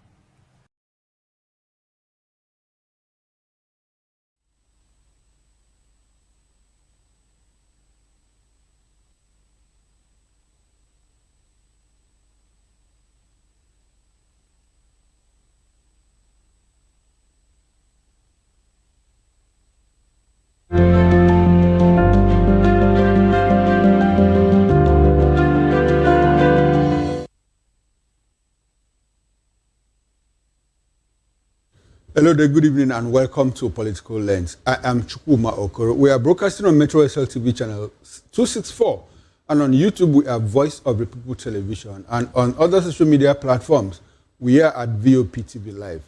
Well, by the way, this is Voice of the People Television, and on the show today, NNPP crisis worsens as ESCOs disagree openly on defection with national leader Kwankwaso. While the crisis within the New Nigerian People's Party, NNPP, seems to deepen with each passing day, as the National Secretary of the party, Dr. Ogini Olaposi, says plans to join the All Progressives Congress are by Senator Rabiu Kwakwanso and his Kwakwansia movement, and not the party. Well, he said this through a statement on Monday in Lagos, that's yesterday. Before his clarification, Kwakwanso, a former Kano State governor and 2023 presidential candidate of the NNPP, had on Saturday declared that he and his supporters are now ready to join the ruling APC. Kwakwanso, however, warned that his political movement will not allow itself to be used to win elections and then abandoned afterwards. But in a test reaction to the situation, Alaposi said that by the declaration, Kwakwanso has finally admitted that he and his movement are not a part of the NNPP. At last, we have been vindicated. Now I'm quoting Dr. Ogini Olaposi. All negotiations by any party with Kwakwanso should be done in his individual capacity. Our party will now rest from the movement's resistance after they were expelled for anti-party activities. Well, the NNPP has nothing against the ruling party, and if at any point ahead of the 2027 general elections, we think we should enter into alliance with APC or any other, it will be decided by all members. For now, we are putting our house in order ahead of the elections nationwide after the crisis and litigations that Kwakwanso and his followers brought to the NNPP. According to Olaposi, the memorandum of understanding between the Kwakwansia movement and the NNPP ended after the 2023 presidential election. Well, the crisis began because rather than live peacefully, they began to plan to hijack the party. We can't wait to see them at another party, Olaposi said. The National Secretary said that Kwakwanso no longer has a political platform, and the majority of his followers in Kano joined the APC long before now. Kwakwanso has no political party. I'm quoting Olaposi. His political value dipped after betraying the NNPP, which gave him a free platform for his presidential ambition, and when the strategic members of the movement joined the ruling party. Nigerians now negotiate with Kwakwanso, and his group should know that it is his right as a citizen, but not as a member of the NNPP. Any negotiation in the name of NNPP is null and void because they remain expelled from our party. Well, the NNPP chieftain lamented the delay by INEC in uploading the party's new executive after a court ordered the convention that produced the Dr. Abo Major-led executive. Well, that's it from the NNPP party. Well, we are joined in this conversation by Barrister Ladi Johnson. Barrister Johnson is the National Publicity Secretary of the NNPP. He will let us more into what is happening within the party. Good evening, Barrister Johnson, and thanks for coming to Political Lens. Good evening, sir. Thanks for having me. We appreciate your presence anytime. Welcome. Thanks very much. Thank you. Now, let's get into it. Barrister, what's going on in your party? What's the state of NNPP? Elaborately tell us what is happening in NNPP. Well, I think the issue here, and I'm not talking about you. Okay. The issue here is that the press keep giving oxygen to individuals that they well know are not members of the party. If, for instance, Olakposi were the national secretary, then you wouldn't have me on this show as the national publicity secretary. The simple thing is for us to check with INEC. And in this day and age, we don't even have to go there. At the INEC portal, you look at it, you see who the national chairman is, who the national secretary is, and the logo of the party is there. Olakposi and his co-travelers have been to several courts and have been turned away. He is a master at misinforming and disinforming the Nigerian public, it would seem. So there is no problem within the NNPP as recognized by INEC. There is no problem. They are not within the party. They go around with an old logo saying all sorts of things. They're not there. And then in trying to fool people, he says INEC should quickly do whatever. A decision that has been set aside, that they got a default judgment that has been set aside by the same judge, that they went to get in one corner. Contrary to existing judgments and rulings of Federal High Court Abuja and other places. So the bottom line is there is no problem. Okay, Barrister thanks. Okay, you wanted to say something?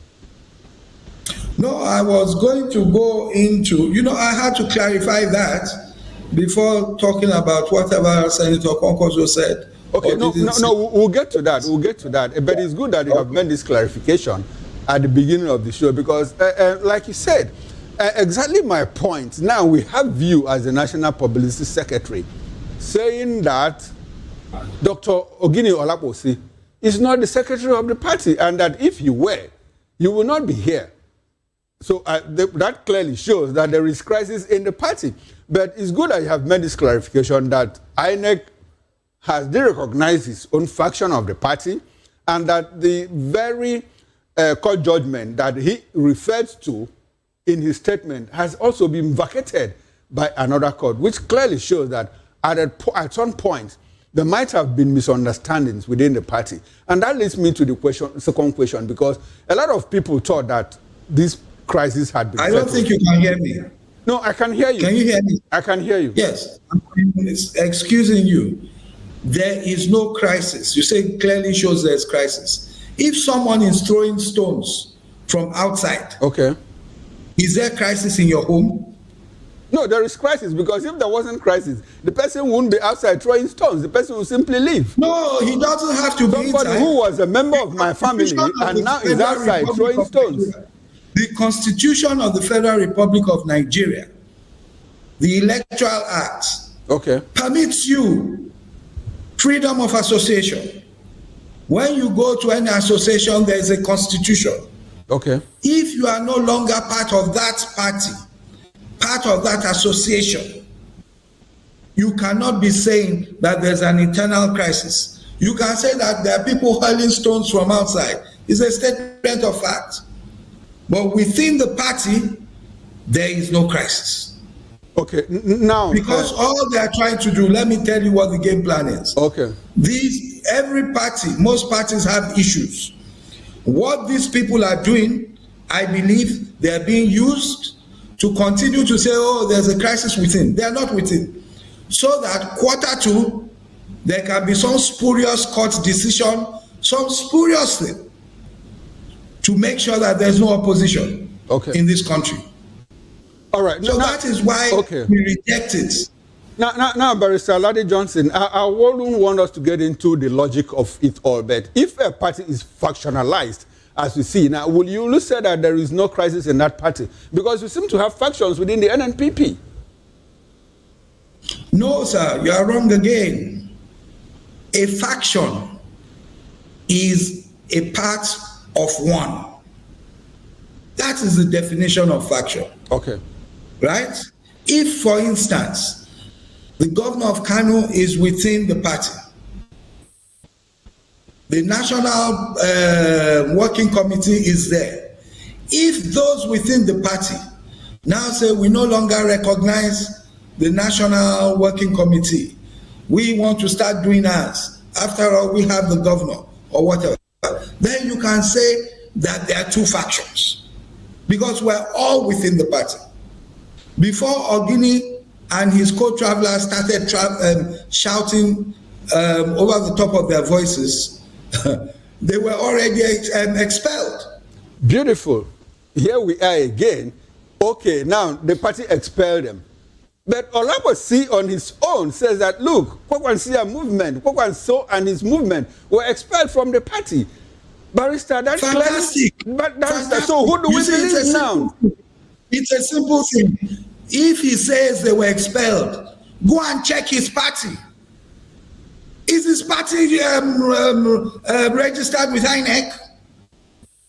That's what I'm saying. No, he's talking about the NNPP. He's talking about the NNPP. You are forcing me to say this. It would seem that the press in this country do not do their work. They do not.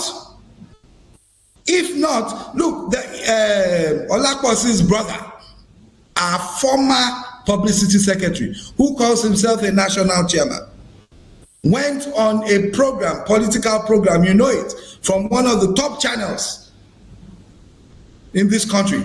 And the gentleman told him that you call yourself national chairman. I cannot call you national chairman because you are not recognized by INEC. You have the right to go to court. You have the right to say you should be the one there, but you are not the one there. But when you take them and say, the national secretary said, the national chairman said, oh, therefore there are two persons. If I come to your station and say now that I am the marketing manager of VOP, you push me out, you call security, and then someone now reports that, oh, there's a faction there. Of course, you say that Ladipo Johnson was never a member of staff. Where is the faction? It's a simple thing. Okay, Barrister Ladi Johnson, it is not as simple as you paint it. Because we have had cases, excuse me, sir, we have had cases in this country, and it wouldn't be very right for you to blame the press, because you people play into our hands. We have so many judgments. At a point, INEC, the regulating body, says, look, we don't even know which is which. Now, let me ask you, as at the time the David Mark-led leadership of the ADC, as at that time that the INEC had not uploaded the new executive on their platform, would you have said at that time that David Mark and his co were not recognized, were not valid members of the ADC? What will you say about that? Good. That is a process, right? Okay. That is a process. For those who know, you understand? For those who know or who ought to know, they would know that this change had started to occur, and that this was happening. Now, in this case, the press ought to know. If they do their work, that's what I'm saying. I didn't want to go there before. I'm a lawyer. If you come to me, I say, okay, are there any subsisting cases? What is this one about? What is this one about? Okay, there's a ruling here, there's a judgment here. Okay, which one is but Barrister Johnson, I like us to move on. Let's not dwell on this, because if you call Dr. Ogini Olaposi now, he is going to say exactly different thing from what you are saying. So it will be difficult for Nigerians to believe what it is, especially when you have, especially, excuse me, sir. On the person yes, especially when excuse me, Barrister, especially when there are multiple court cases that have not been decided, even to the point that INEC cannot on their own say this is the true position. I would like for us to move on. Let's talk about. Why can't INEC say this is the true picture? It happened before in this country. It happened before in this country. Why can't INEC say INEC is the umpire? Okay. Every NEC meeting and convention we've had, INEC have been there. Good. They've been taking minutes. They haven't had one with anybody there.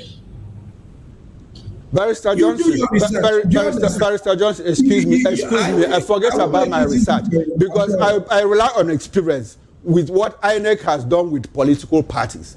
At a point, INEC said, we observed the meeting, the convention, the mini convention held in ADC for Ralph Mosu to resign. And even after that, INEC came out to say, look, we were not part of it until you said like it's a process.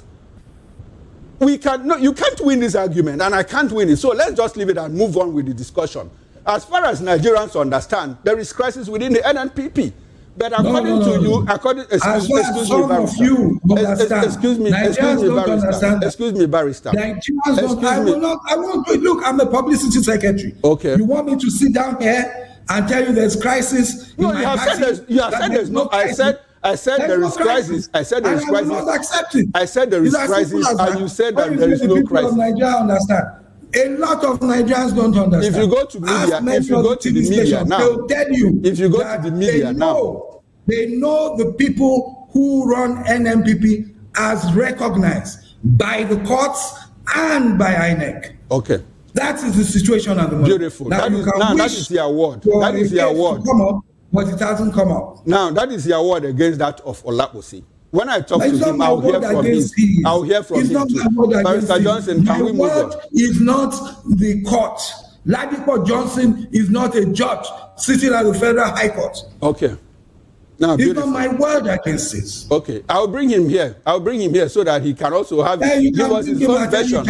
So that he can give us his own version of what is going on within the NNPP. Barrister Johnson, 2027 is less than 2 years away from now. How prepared is your party for the task ahead? Has your influence grown? Has your influence? No, I didn't say that. No, I didn't say that. No, you just said. That's the implication. No, it's not the implication. No. Don't put words into my mouth. Continue. How prepared are you? Is your party, ahead of 2027? Has your influence grown beyond your traditional stronghold, Kano? We are prepared. We are preparing. We are preparing, and we naturally have all these sort of external distractions. But we are prepared. We just had our NEC, and we're getting ready to begin our ward congresses to the local government, to the states, to the zonal, and then to a national convention. Most likely, the congresses will commence towards the end of the year, so that by the end of first quarter next year, we will be ready, most likely for our convention. That is the process we're facing at the moment. What is also happening is that the party on its level and some individuals in the party, including distinguished Senator Rabi Musa Kwankwaso, and others, have people talking to them, approaching them to see whether there could be a marriage of sorts, coming together to get towards the 2027 elections as well. So the party is involved in these. Our style is different. Immediately after the 2023 elections, we stated that we were open for talks with groups, political groups, parties, individuals who have one way or the other believe that they want this country to move forward at a faster pace, in a better direction for the benefit of the citizens of Nigeria. And we've been open since. And as I said, we've had some talks. Now, I can tell you, before you ask, that there have been no official talks yet, either between the NNPP and the APC or the ADC. Okay. I wonder how you were able to preempt me, because I was coming to that. I know. No, but before we get to that, now, what is the state of the NNPP in Kano State? Because I understand that you are in Kano as you speak with me, and the way when you appeared on screen, I thought that, look, this is not Ladi Johnson. This looks more like the governor of Kano State, until I looked very well and said, the governor is lighter. Okay, but the way you dress, the traditional cap and all of that. So what is the state of the NNPP in Kano State? Is it intact? Well, of course, the NNPP is waxing stronger and stronger in Kano. Okay. Just, when was it? Was it Thursday or Friday? Last week, we had about some 2,000 or so members of the APC from a few of the local governments coming to declare for the NNPP in Kano. This has been a continuous thing. So in Kano, the party is growing, the party is intact. To answer, to shed more light to, I think, to go deeper into your question, the fact that one or two people may have been suspended or expelled does not mean that the party is not intact. You understand? Because when people leave a party, you try to see what they're taking with them. It's like when our friend Olakposi Ogini was expelled, you understand? He was former chairman in Ogun State. What did he take with him? Do you understand? So it doesn't, one person leaving doesn't mean that the party is not intact. I tell you, more and more people are coming in, especially here in Kano, where you have a lot of the youth joining the party, coming into the party. So the party is waxing strong, and especially here in Kano. Okay, all right. Barrister Ladi, a few minutes ago, you said that that the party was strong, prepared for 2027, except for the few distractions here and there. Where are those distractions coming from? Are they internal or external distractions? I'm talking about external distractions. Especially the one that cost us some 5-6 minutes of arguing in this program. Do you understand? Okay. That's all I'm talking about. There are people outside throwing stones, saying this. If Senator Kwankwaso says this, then they come up quickly and say, oh, he's not actually in our party. We had some, what's it called again, that you said in your introduction, memorandum of understanding. Okay. Ask any lawyer about a memorandum of, the Electoral Act doesn't even recognize a memorandum of understanding. And it is because they lack wisdom. Sorry to use that phrase. If Buba Galadima signed a memorandum of understanding with you some 2022, that, they are coming to your party or whatever, what has that got to do with INEC? The Electoral Act, the Constitution of the Federal Republic of Nigeria, says that once you are 18, You come on your own individual basis. Nobody comes as a group. That's why they always say, go and join in your ward, whether you're a presidential candidate or not. So does it make sense to be talking about some memorandum of understanding they had with maybe Buba Galadima signing? I was in the Gambia at that time. Senator Pongozo called me and says, oh, laddie, I said, Your Excellency, I spoke to you a few days ago. I'm on holiday. He said, no, you have to come back. We had a talk with NNPP, we're moving to that party. You have to come back. And I had to cut my holiday short. But when I joined the NNPP, I joined as an individual, notwithstanding that I'm a member of Kwankwasia or that I was in the PDP.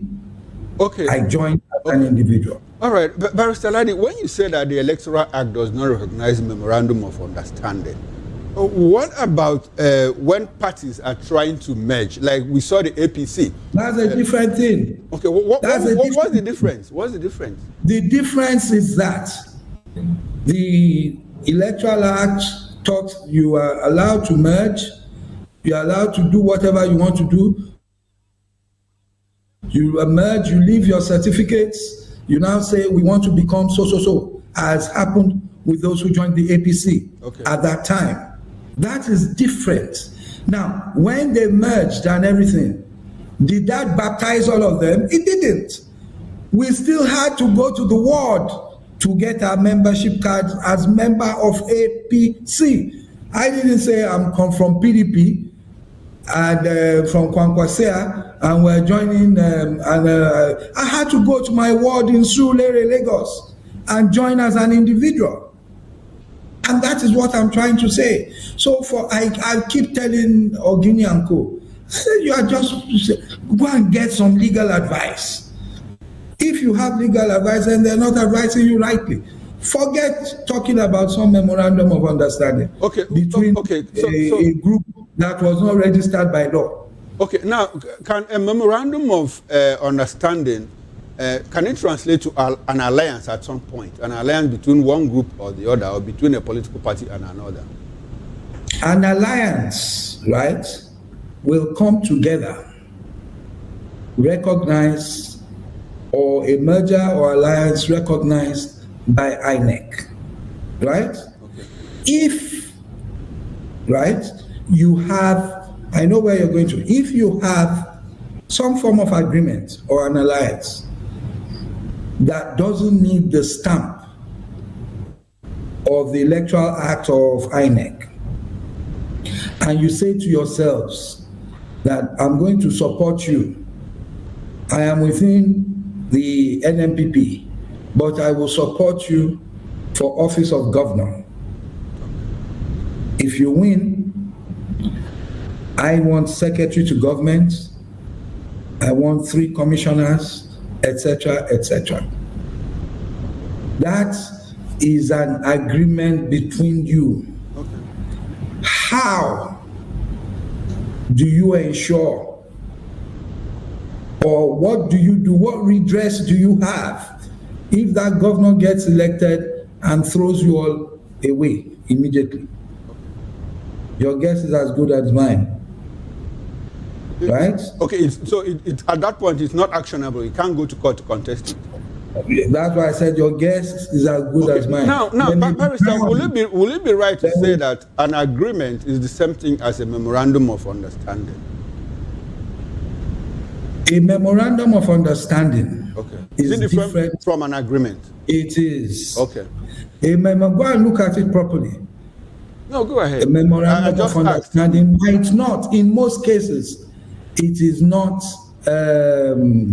actionable. Okay, not in most cases. Okay. In most cases, an agreement. I heard you say in most cases. But on what cases could it become justiciable? Will it become actionable? You said I should come and discuss politics. Now you've turned it to a law lesson. No, you brought in the legal aspect of it, because we're ordinarily discussing politics. I don't know. There are some aspects once in a while. I think when you have things like they've spent money on it, they've done. You understand? But basically, it is different from an agreement which is like a deed, signed, sealed, delivered. Okay. You understand? It's different. The problem we have is that in society here, especially in Abuja, every agreement they want to do, individuals, they say, memorandum of understanding, they don't know the effects or non-effectiveness of it. It's just a guide as to the intentions you have. It's different from an agreement.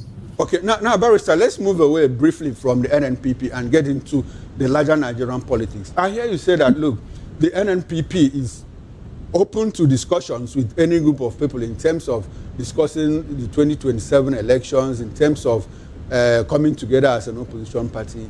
Are you in talks with the ADC? As I said, sir, if you recall, I said we are not in talks officially. Okay, officially. With anyone. But for instance, someone like me, I have a lot of the members of the ADC that I talk to. Okay.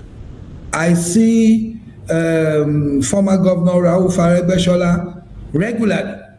We discuss. Okay. You understand? At the individual level. Yes, Badebo Rosevival in Lagos, who wants to be governor. He's an aburo of mine. You know, if you check Facebook, you see us there going to different places together. So of course we discuss.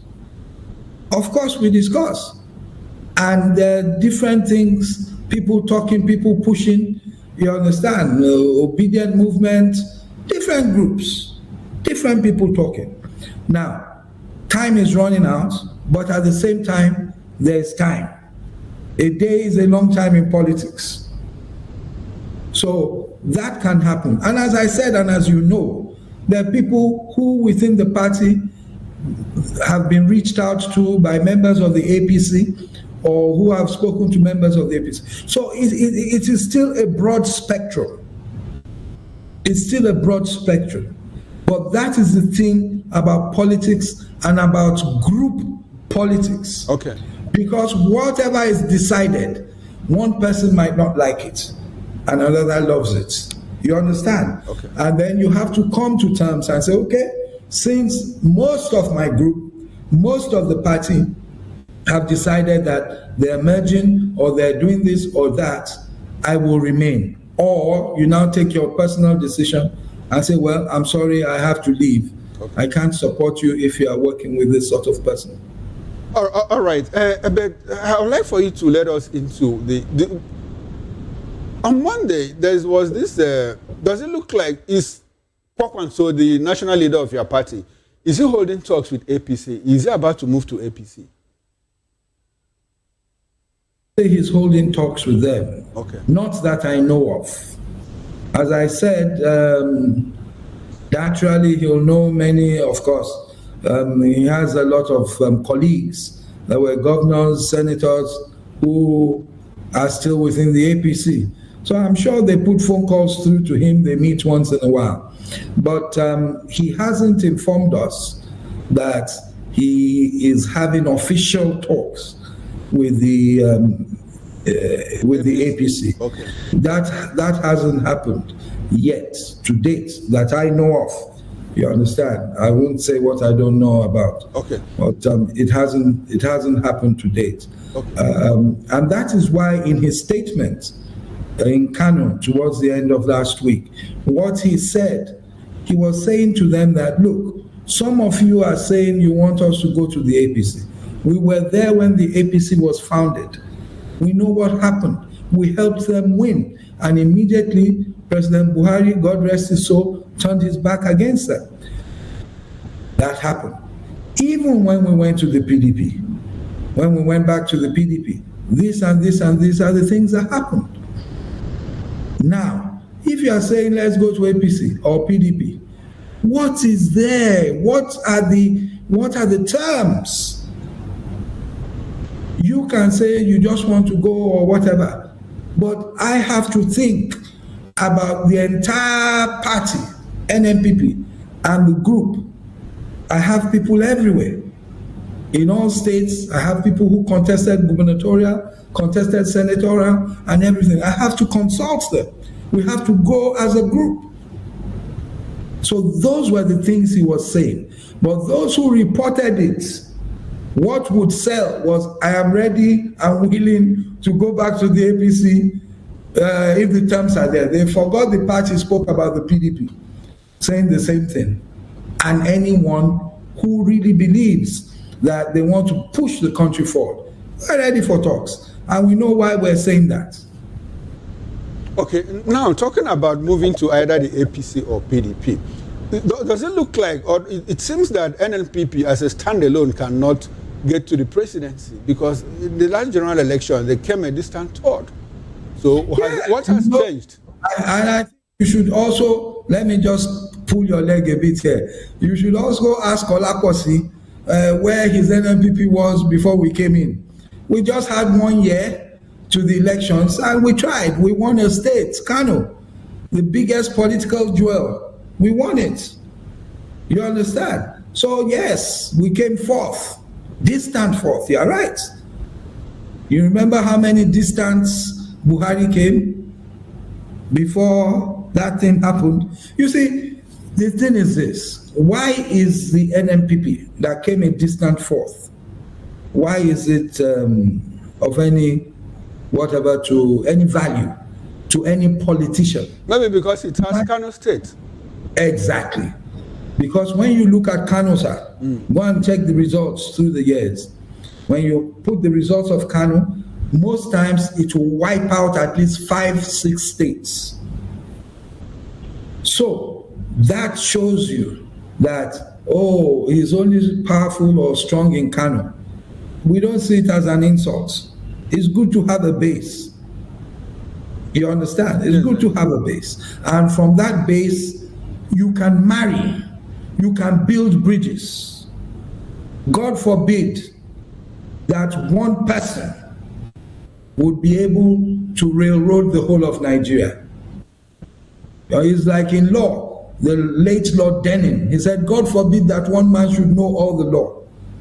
So what we should be praying for is that we have politicians that must be forced to enter into talks with other interest groups in the country so that there's some form of balance.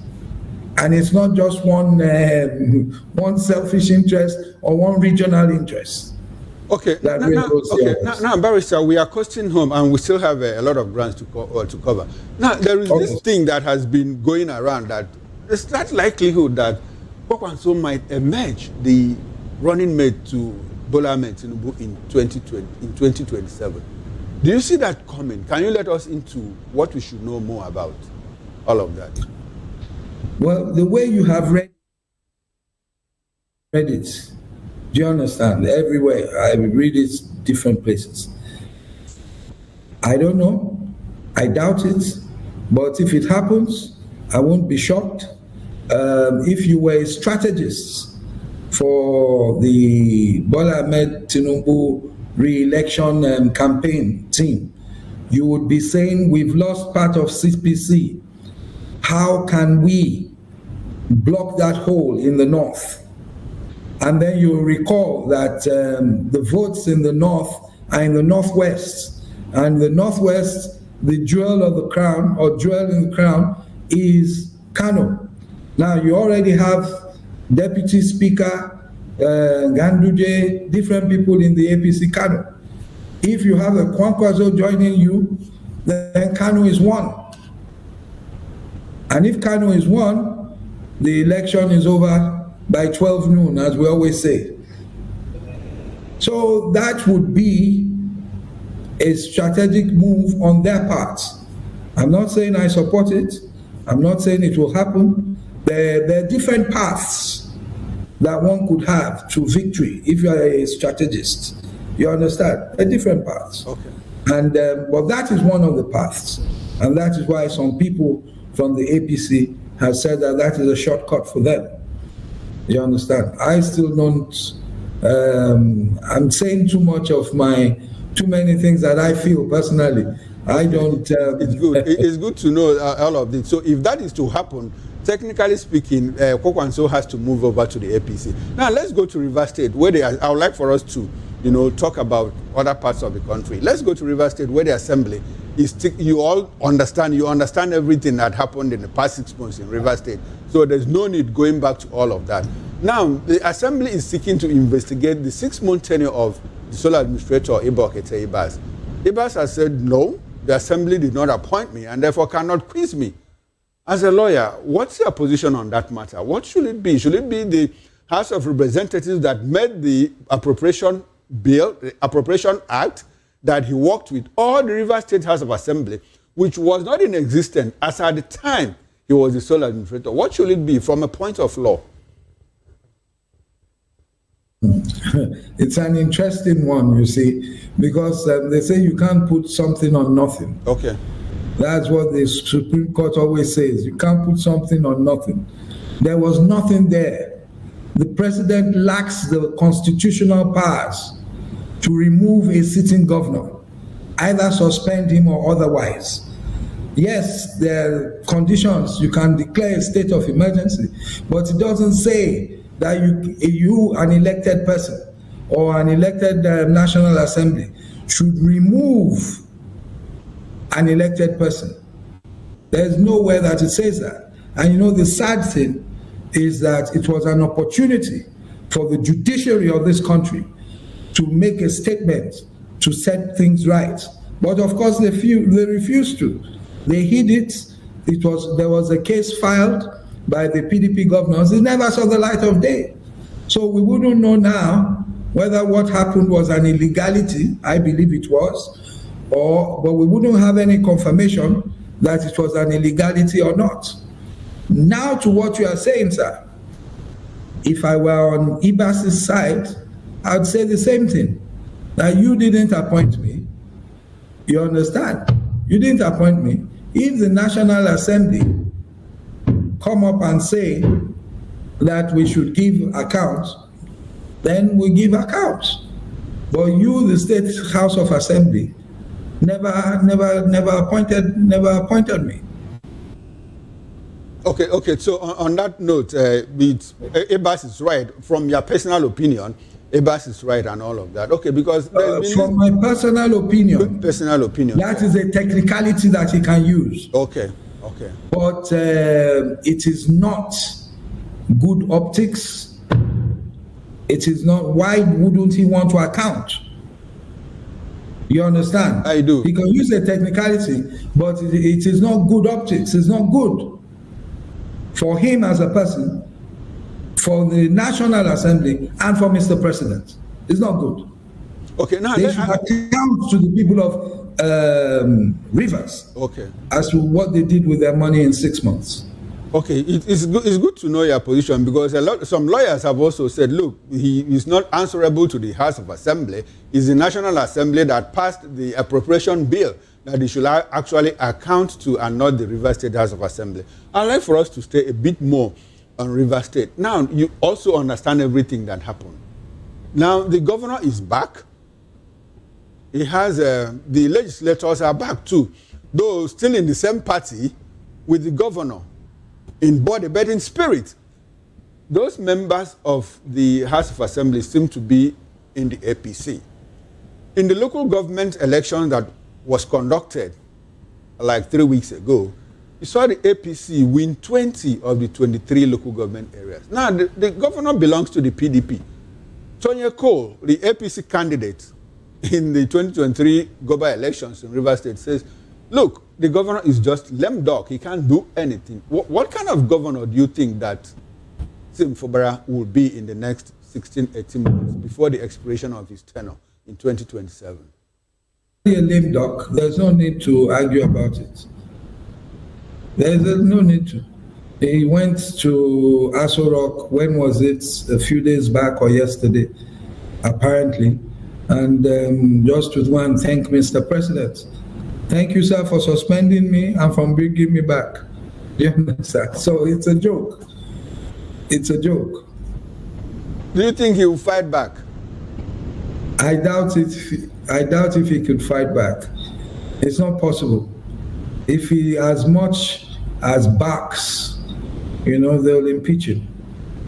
So Do you see him? I want you to use a political, use the eye of a politician, political crystal ball. Do you see him running through his tenure? Is there a possibility that he could just wake up one morning and say, well, thank you very much, the good people of River State, thank you, Wike, thank you, Bola Ahmed Tinubu, I'm out of this. Do you see that happening? Because some people have also said that it could happen. He could just come back and say, look, after all, I wasn't removed. I came back and resigned on my own just to make history. Do you see that happening? It's a distinct possibility. You understand? It's you don't know what deals were done within those 6 months.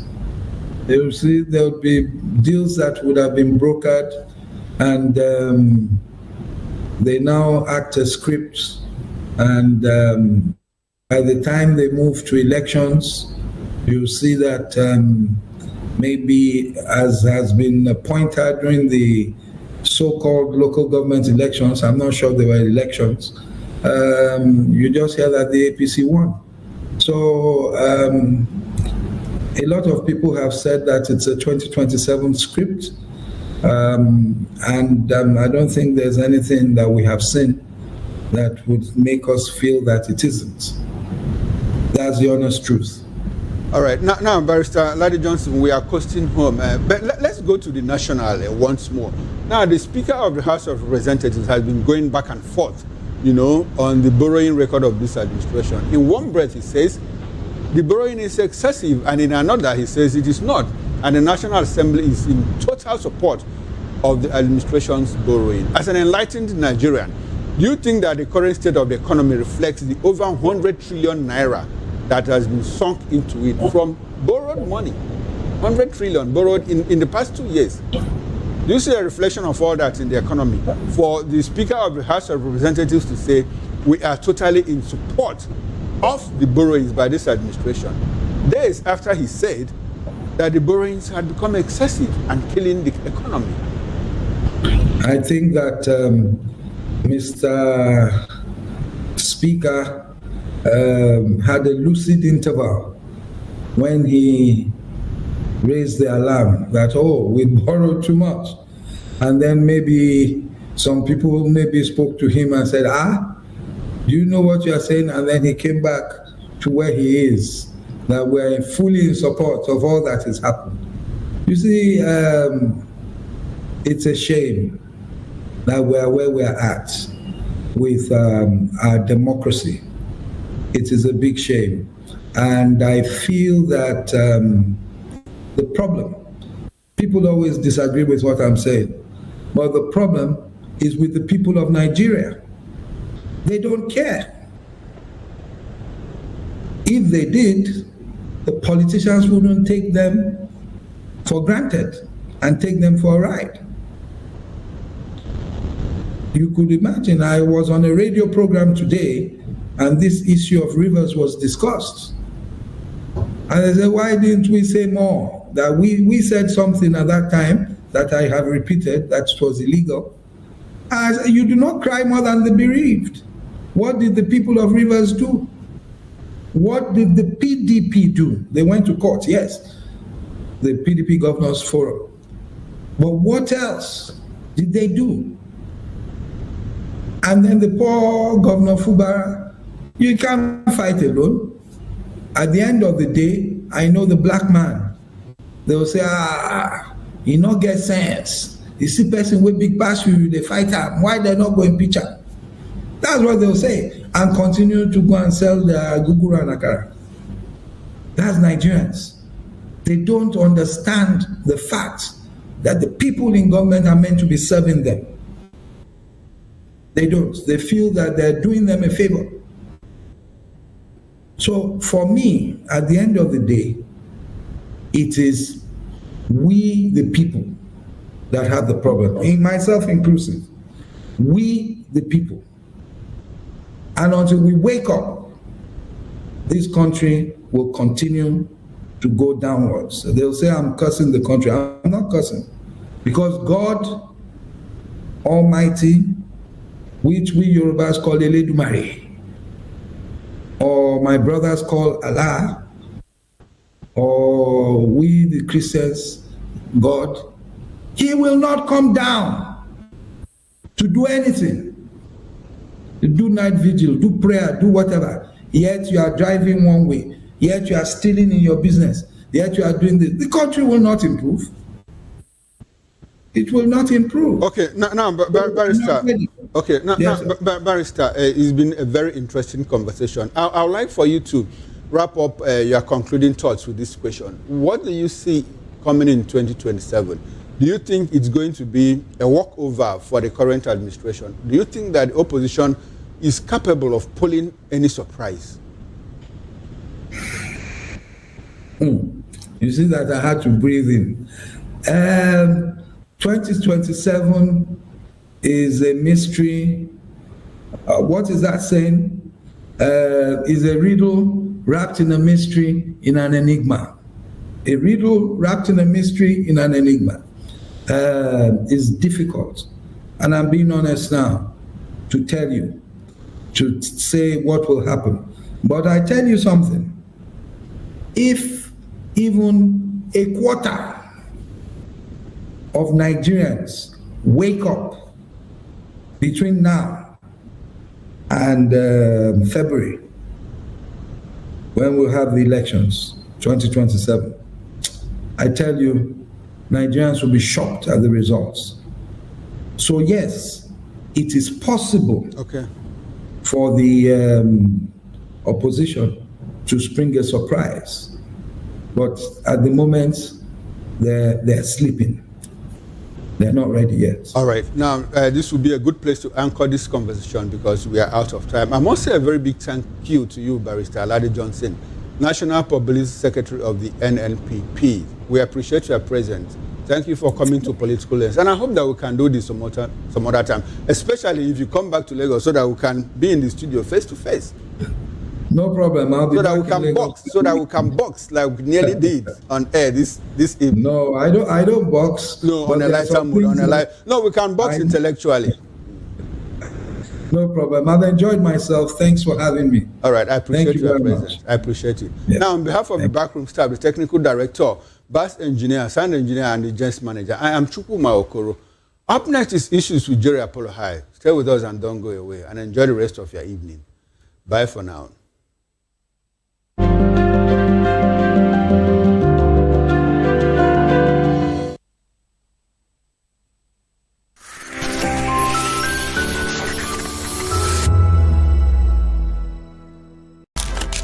In a world where power shifts with every headline. In a nation full of questions. In a world filled with noise, the truth needs a voice. The policies that shape our world and the economy that determines our future. Every hour, every day, the grapevine keeps buzzing. And on the bold angle with Chomalina, we dive deeper into stories that shape our world. Don't forget, our voice matters the most. Let us come together and share our concerns.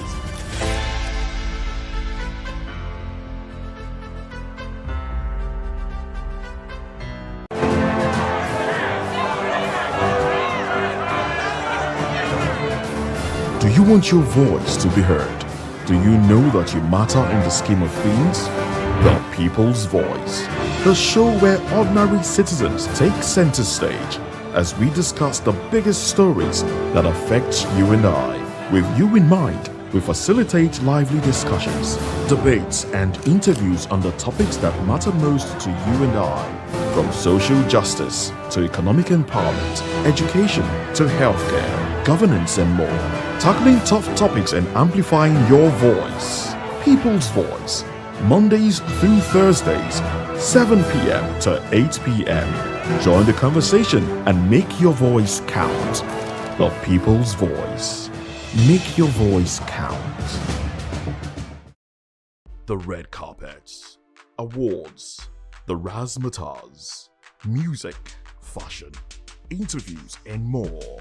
Spotlight on Voice of the People Television. Let's feed you with all the juicy stories in the global entertainment space, bringing you the glitz and glamour as it is hot. Stay tuned to Spotlight, 1 p.m. Monday to Friday. Spotlight on VOP TV. Entertainment like never before.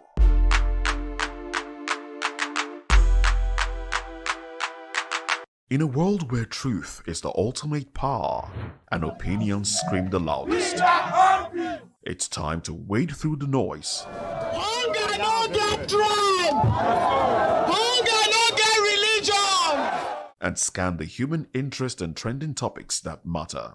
Stay tuned to The Issues, your plug to the stories making the buzz, from politics to science and technology, social justice, and more.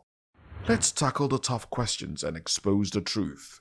The Issues, on Voice of the People Television, Mondays to Fridays, 8 to 9 p.m. The Issues. Don't just react, understand. Ever wonder what inspires your favorite gospel artists? Explore and discover the rich heritage of continental gospel music and how this transformative journey has evolved and shaped cultures around the world. As we dig deep into archival treasures, feel the energy in our praise jam, Gospel Fusion on Voice of the People Television. Tune in this Sunday, 3 to 4 p.m. and be part of a transformative experience that uplifts and inspires.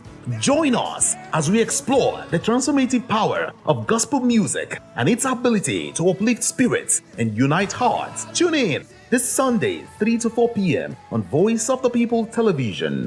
Gospel Fusion. Let's fuse our hearts in praise and joy.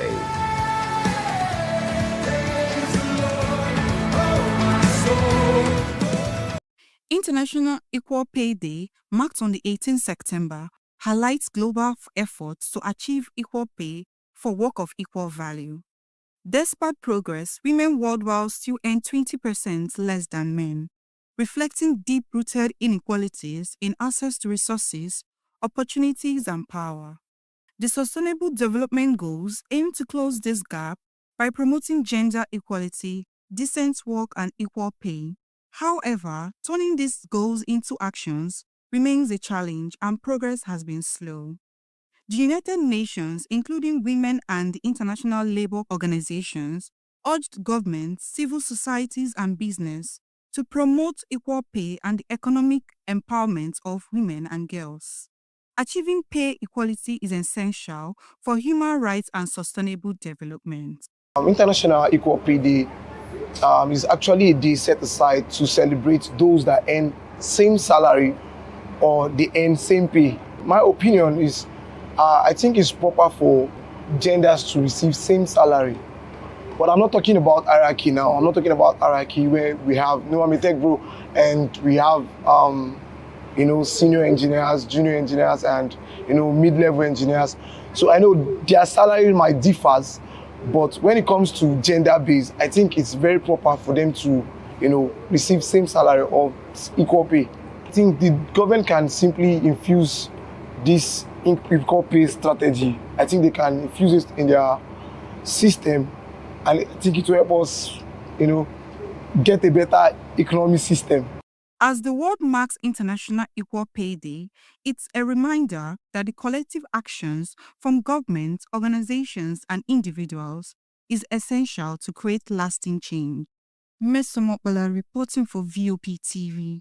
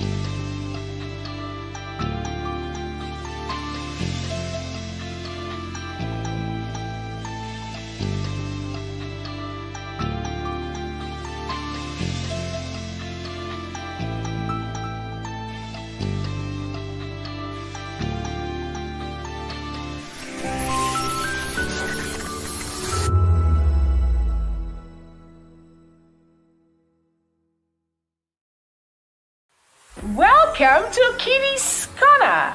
Every weekend is a new journey. Join Auntie Oni as she embarks on thrilling adventures. Each episode takes the young explorers to a different fantastical world filled with exciting challenges, making new friends and learning valuable life lessons. The show begins with lots of excitement in a cozy storytelling mood. Parents teach the importance of kindness, honesty, bravery, teamwork, or curiosity. Kiddies Corner is a delightful blend of fun, education, and imagination with catchy songs, interactive games, and heartwarming stories. Join Auntie Oni every Saturday, 10 a.m. to 10:30 a.m. on Voice of the People Television. Kiddies Corner, perfect destination for curious minds.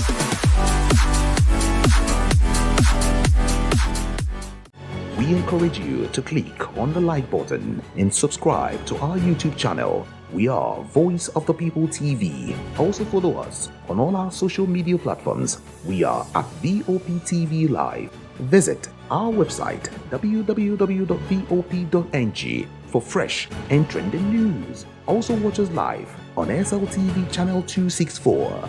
VOP TV, Voice of the People Television.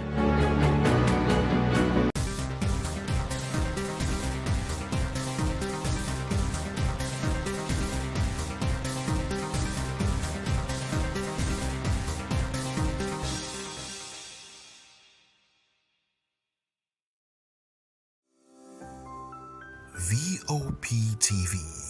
Now you have more than a voice.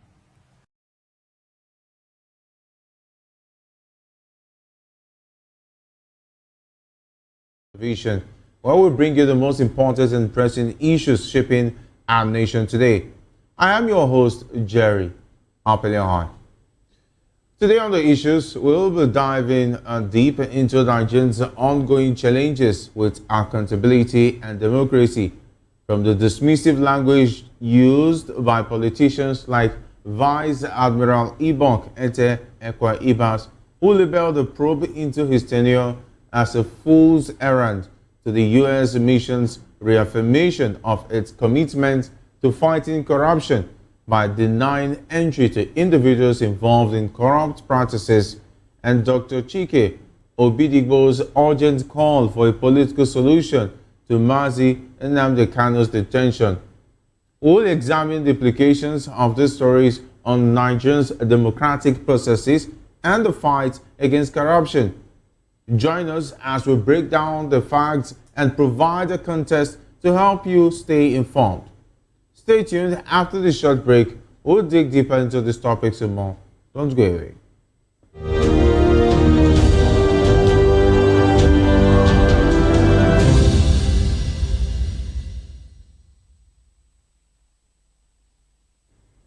Welcome back. Let's dive straight into today's discussion. Nigeria's politicians are escalating their disregard for accountability by using derogatory phrases like go to court and fool's errand to dismiss citizen concerns and legislative probes. Vice Admiral Ibok Ete Ekwe Ibas, former administrator of Rivers State, recently described the probe into his 6-month tenure as a fool's errand, essentially declaring that public scrutiny is beneath him and citizens questioning his stewardship are wasting their time. This behavior is part of a larger issue where politicians treat oversight bodies as irritants rather than partners in governance. By adopting such language, Nigeria's political class is building a lexicon of contempt that undermines democracy and accountability. Probes, however, are essential in a democracy as they ensure public office holders are transparent and accountable for their actions. Dismissing these probes is fully trivializes a democracy and promotes a culture of mockery. Citizens, civil society, and the media must reject this normalization of contempt and insist on scrutiny and accountability. The implications of this issue extend beyond Rivers State, representing a national problem where leaders feel emboldened to taunt ridicule and dismiss oversight efforts, and if lawmakers back down in the face of such insults, it sets a terrible precedent that could further erode faith in democracy. Instead, they should, of course, make these critics wrong by conducting thorough and transparent probes, restoring dignity to their role and confidence in democracy. And that's why today I'm delighted to be joined by two esteemed guests. Here in the studio we have Dr. Peter Nosike. Dr. Nosike is a philosopher, development economist, and best-selling author. He is also an erudite commentator on economic, finance, politics, and power. And very importantly, the reason I'm definitely excited he's here today is because he's also the author of the most talked about book titled Abuse of Power, How Democracy Turned into Tyranny of the Few. And you understand why this book, as an author of this book, makes him the most important figure to discuss this. Great to have you join us, Dr. Nosike. Thank you for having me. It's always a pleasure. And joining us virtually is Emperor Jackson Ojo, a public affairs analyst, a security expert, and executive protection specialist. It's also important having you as well with us, and a great author. Talking about Emperor Jackson, it's great to have you join us. It's my pleasure. Thank you for having me. Good evening. All right, Emperor Jackson, I want to start with you because I know the author is already filled up to bring out some of his expertise. But let's start with you. What do you think about Ibok saying that it's a fool's errand, even trying to investigate his 6 months tenure as talking about the one who handled River State during that period of suspension of Governor Fubra's time in office? Well, Admiral Ibok, nobody can tell me that Admiral Ibok does not know the weight of that type of a statement or comment by a sole administrator to a all elected 27 local government, 27 legislative members of River State House of Assembly. Ibok retired from the military as a full-star general, chief of naval staff. So it is supposed to be, when you say military, the discipline in the military, so that whoever that has become a military administrator up to that level should know how to speak in the public. And it does not mean that Ibok do not know how to speak in the public. But he relied on the power that appointed him, because I read the statement when he said, after all, they have to go and first of all probe Mr. President that appointed him, and the National Assembly that coordinated the budget in which he spent money from.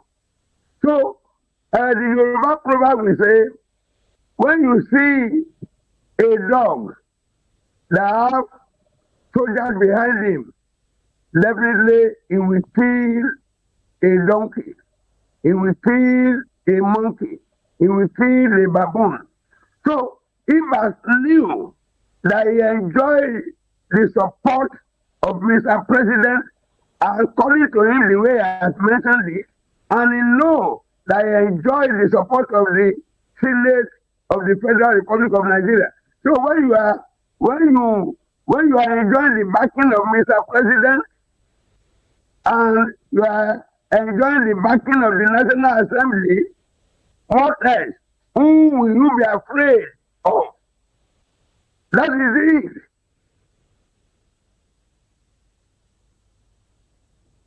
Yeah, as an author of this book, which is definitely gaining momentum, taking a look at the talking about lexicon of contempt, the language of disdain coming from Ibok. What does this say about our leaders?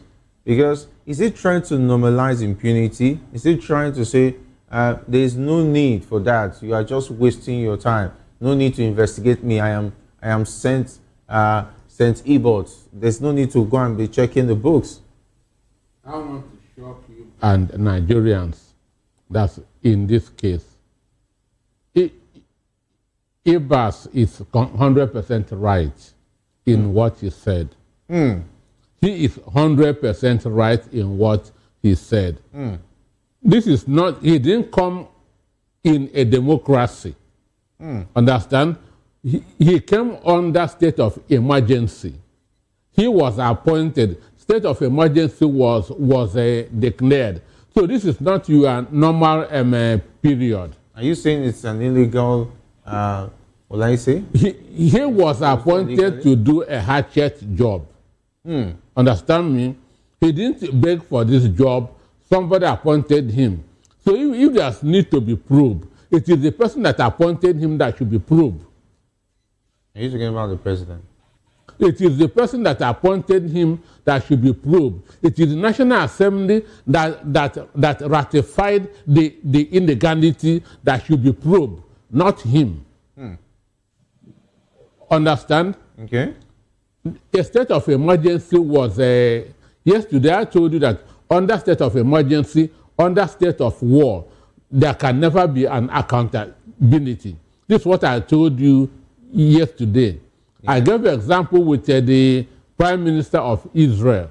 Nobody can call him to account for what is happening now because Israel is under state of war.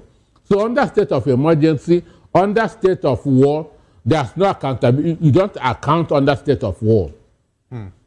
That is why the security votes being given to the governors, that you cannot ask them to account for it. They can account for the budget because the budget comes under normal period. But this is security vote. This is state of emergency. This is state of war. You cannot call him to account for anything. So it is the person that appointed him and the Senate that ratified it. So the illegality was committed by the president and the Senate. Ordinarily, there should have been a 2/3 majority vote, understand, to declare state of emergency, but they use the voice vote because they know that they may not get that 2/3. So have you seen where this problem started? And illegality will not always beget illegality. A lion cannot give birth to a dog. So Abbas knows what he's saying. He said that this is a fool's errand. The people have no power to probe him because they did not bring him up. He was not established by any law. He was established by a decree, state of emergency. Understand me? So that's why he said that they don't even, to him, they are children. They don't even know what they are. They are still bathing that's on their stomach. That's why he said that this is a fool's errand. Well, governance is supposed to be a social contract, for instance. No, this is a different situation. Okay. This state of emergency. So does that mean that the psychological contract between Nigerian leaders and the citizens has already collapsed, or is it collapsing? No. Abbas never had any social contract with River State people. Abbas never had any social contract with River State House of Assembly. So he was enforced on the. They cannot probe him because they did not bring him into being. Does that mean he has to openly mock accountability? That's why he is mocking them, because they acted foolishly. Understand me? You cannot probe what you does not. You cannot regulate what you did not bring into being. That's why most newspapers don't want to be regulated, because who regulates you can probe you. So the issue is this: the River State National Assembly did not bring Ibok into being. River State people did not bring Ibok into being. Therefore, they cannot probe him. Wow. Okay, let me go to Emperor Jackson. Is contemptuous language like go to court a tactic to provoke public apathy and discredit democratic participation? Then what can anybody do? There is nothing anybody can do. We are in a country where lawlessness does not matter anything. We are in a state we are in a country where judiciary has been pocketed by few individuals in power, the oligarchies in power. So there is nothing anybody can do. Who nominated, who appointed the judges of the Federation, the judges of the Supreme Court? So there is nothing. You see a lot of lawlessness. And there is nothing anybody can do. That is why they will tell you to go to court. I want to tell you something. For River State House of Assembly to pronounce that thing, I think they will still be penalized later by their principal, who is the former governor. Because the former governor brought about the issue of IBAS in River State. He was in full consultation with the president. So he cannot say he's not aware. And those people I just believe the River State House of Assemblymen, they just back. But they knew that they cannot buy it. They cannot buy it. That is it. If we wicked their life, and these people will go and be probing, because at the end of the day, there is no way Mr. President will not be probed too. Then who will probe Mr. President? The man that is almost becoming an emperor in Nigeria, who will probe the National Assembly that is lost whatever they like. Their purpose of being there is to approve budget, approve a loan. So to me, they just try to say something so that let the people of Rivers State not say, oh, they were too quiet, they were too silent. No, they never mean to mean that they were going to probe this man Ibas. No way. They can't probe Ibas. No way. Who is in the River State House of Assembly that will probe Ibas? Except if the wicked want Ibas to be probed. And there is no way they can probe Ibas that they will not probe Mr. President that has appointed him. There is no way they will not probe the National Assembly that coordinated all the budgetary affairs. So how will we be here and somebody is probing? No. These people just back. They knew that they cannot buy it. They didn't even have kids to buy it. The highest thing, who hear it again? Or for the pronouncement that they are going to probe Ibas. Ibas must have reported them to some person. And those people will just say, don't mind them. And that was the reaction of Ibas to the public. Wow. So, does that not make the mockery of the democratic process of probing? Is this just a performance or just a fake accountability on the part of those who are calling for the probe? The day Ibas handed over, he made a statement that he has done the job that the president sent him to do. That is what he said, that he has done the job that the president sent him to do. And what's the job? To return Rivers State to APC. Okay. That's the job. Well, the current governor is state PDP. He has not decamped yet. The job is to return Rivers State to APC. Now, all the local government chairmen, apart from 3, are now under APC, which means they have taken over the grassroots. They are now in all the local governments in Rivers State. So the 3 that was given to PDP was stage managed. Understand? Let us say it's not only one party. All of them, PDP has taken over, APC has taken over all the local governments in Rivers State. That's so, and that was the main job he was sent to do in Rivers State. He now gave Nyesom Wike doctorate degree. Understand? From University of Port Harcourt. Understand? So this is now putting icing on the cake. So he even did extra. Because, understand? So who are these ignorants, understand, coming to say we want to probe you? Because that's what Rivers State House of Assembly men are, ignorants, understand? Who are they coming to? That's why Abbas has to dismiss them and that they are on fool's errand. Wow. Because somebody that the president sent to do a job and he has done it to the appreciation of the president, you are saying that you are going to probe him.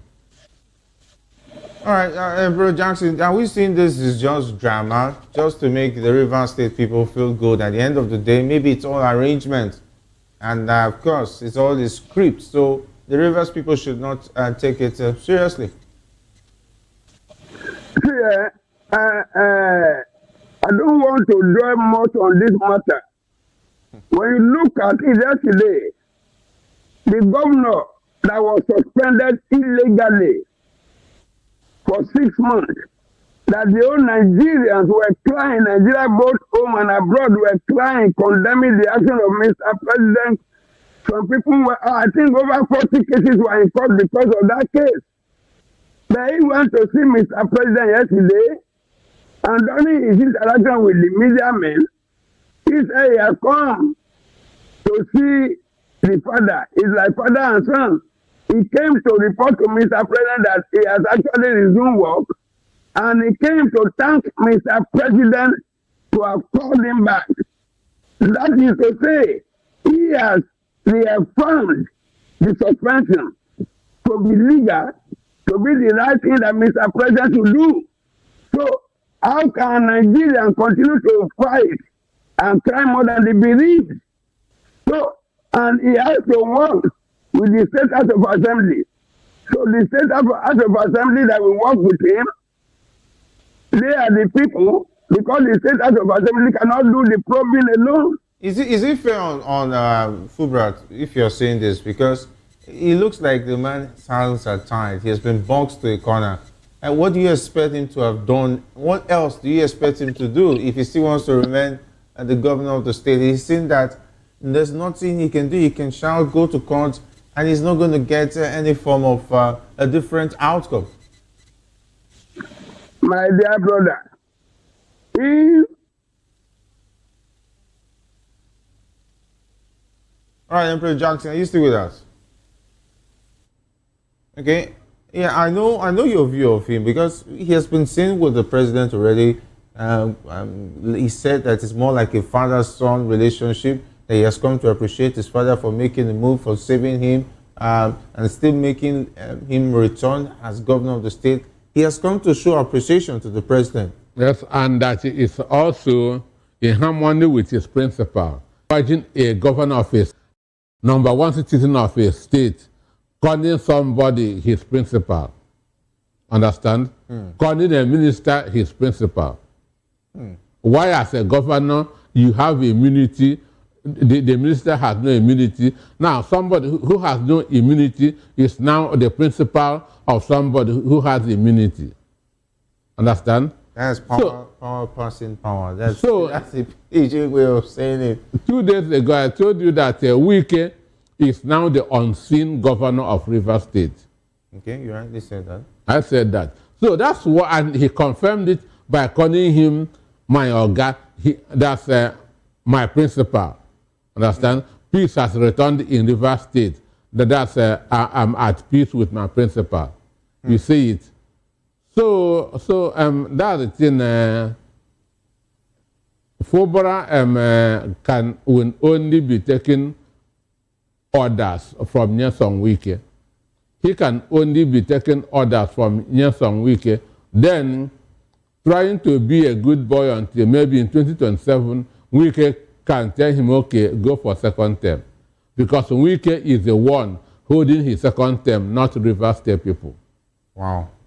That's interesting. And Bro Jackson, we're going to react to that before we move to the next conversation. You see, I listen, you understand? I listened to the governor. He even said it openly that he has come to see his father to take some directives for him to tell him some other areas. That is to say, he must be coming from time to time to come and be taking directives from the president. That is it. And if Mr. President and are very filled with insecurity, with battered economy, with battered state of health, everything, and a governor that's supposed to have autonomy in his state will be coming to consult Mr. President on what next to do. That is to say, Sir Fubara is not yet the governor of Rivers State. And just like Doctor said there, how can a sitting governor, who is the number one citizen of Rivers State, be calling somebody my principal?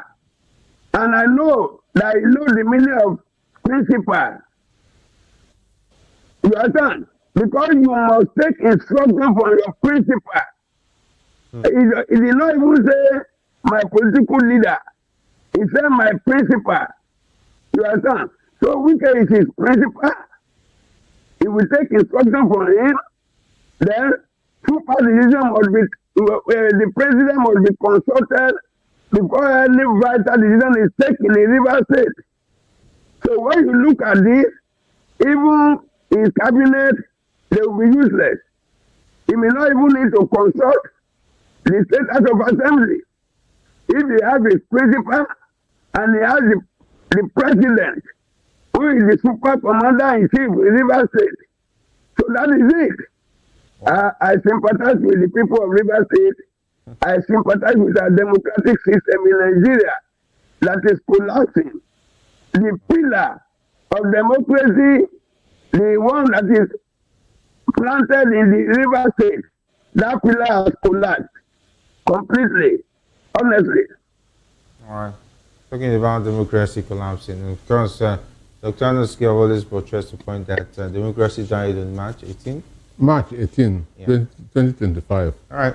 Let's go to the next conversation, where the U.S. mission in Nigeria has reaffirmed its commitment to fighting corruption, stating that individuals involved in corrupt practices can be denied entry into the U.S., regardless of their status.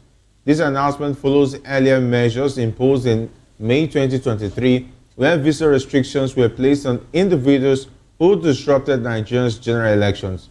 The U.S. support democracy in Nigeria and worldwide, and Secretary of State Anthony Blinken emphasized that visa restrictions will be imposed on those undermining democratic processes. The U.S. has imposed visa restrictions on specific individuals for undermining the democratic process during Nigeria's 2023 election cycle.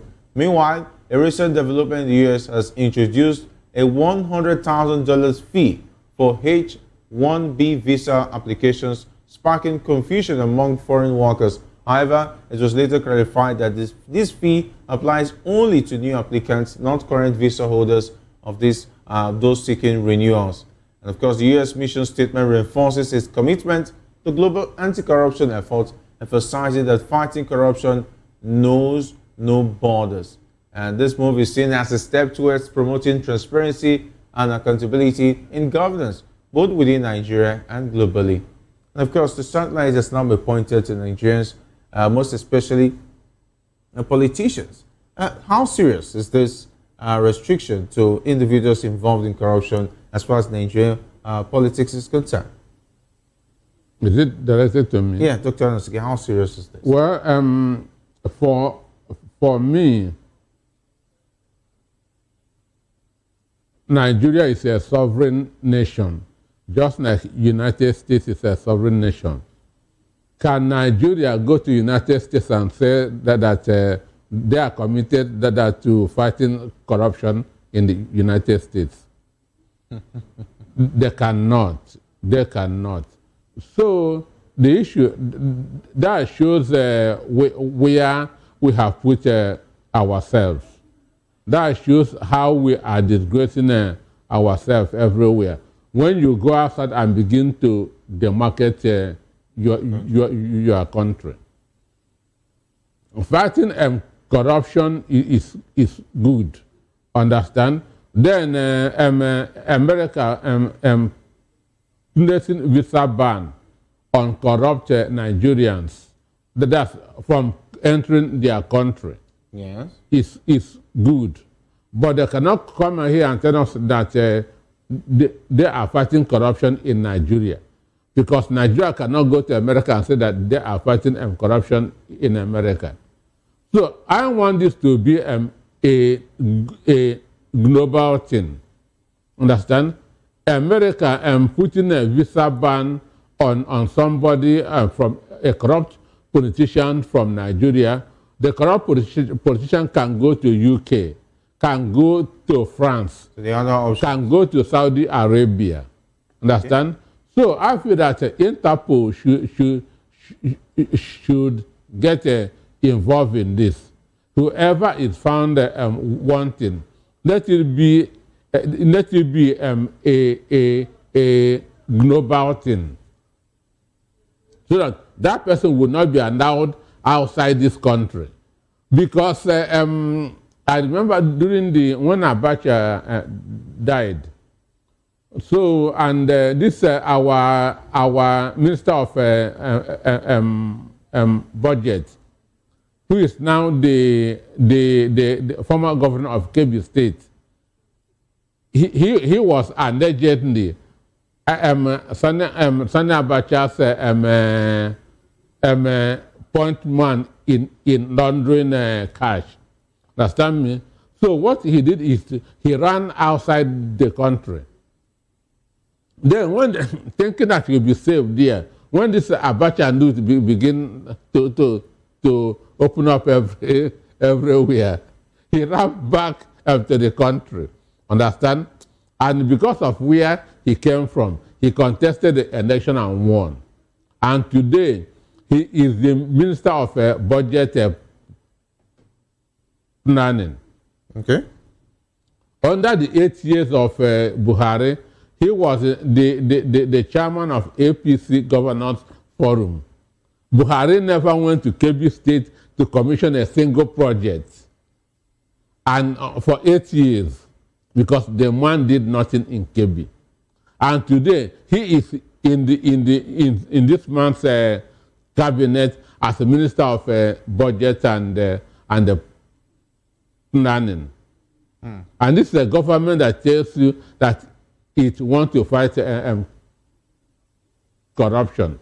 So the only thing that America can do is whoever they feel that is not worthy of coming to the United States, let them ban him from going to America. Understand?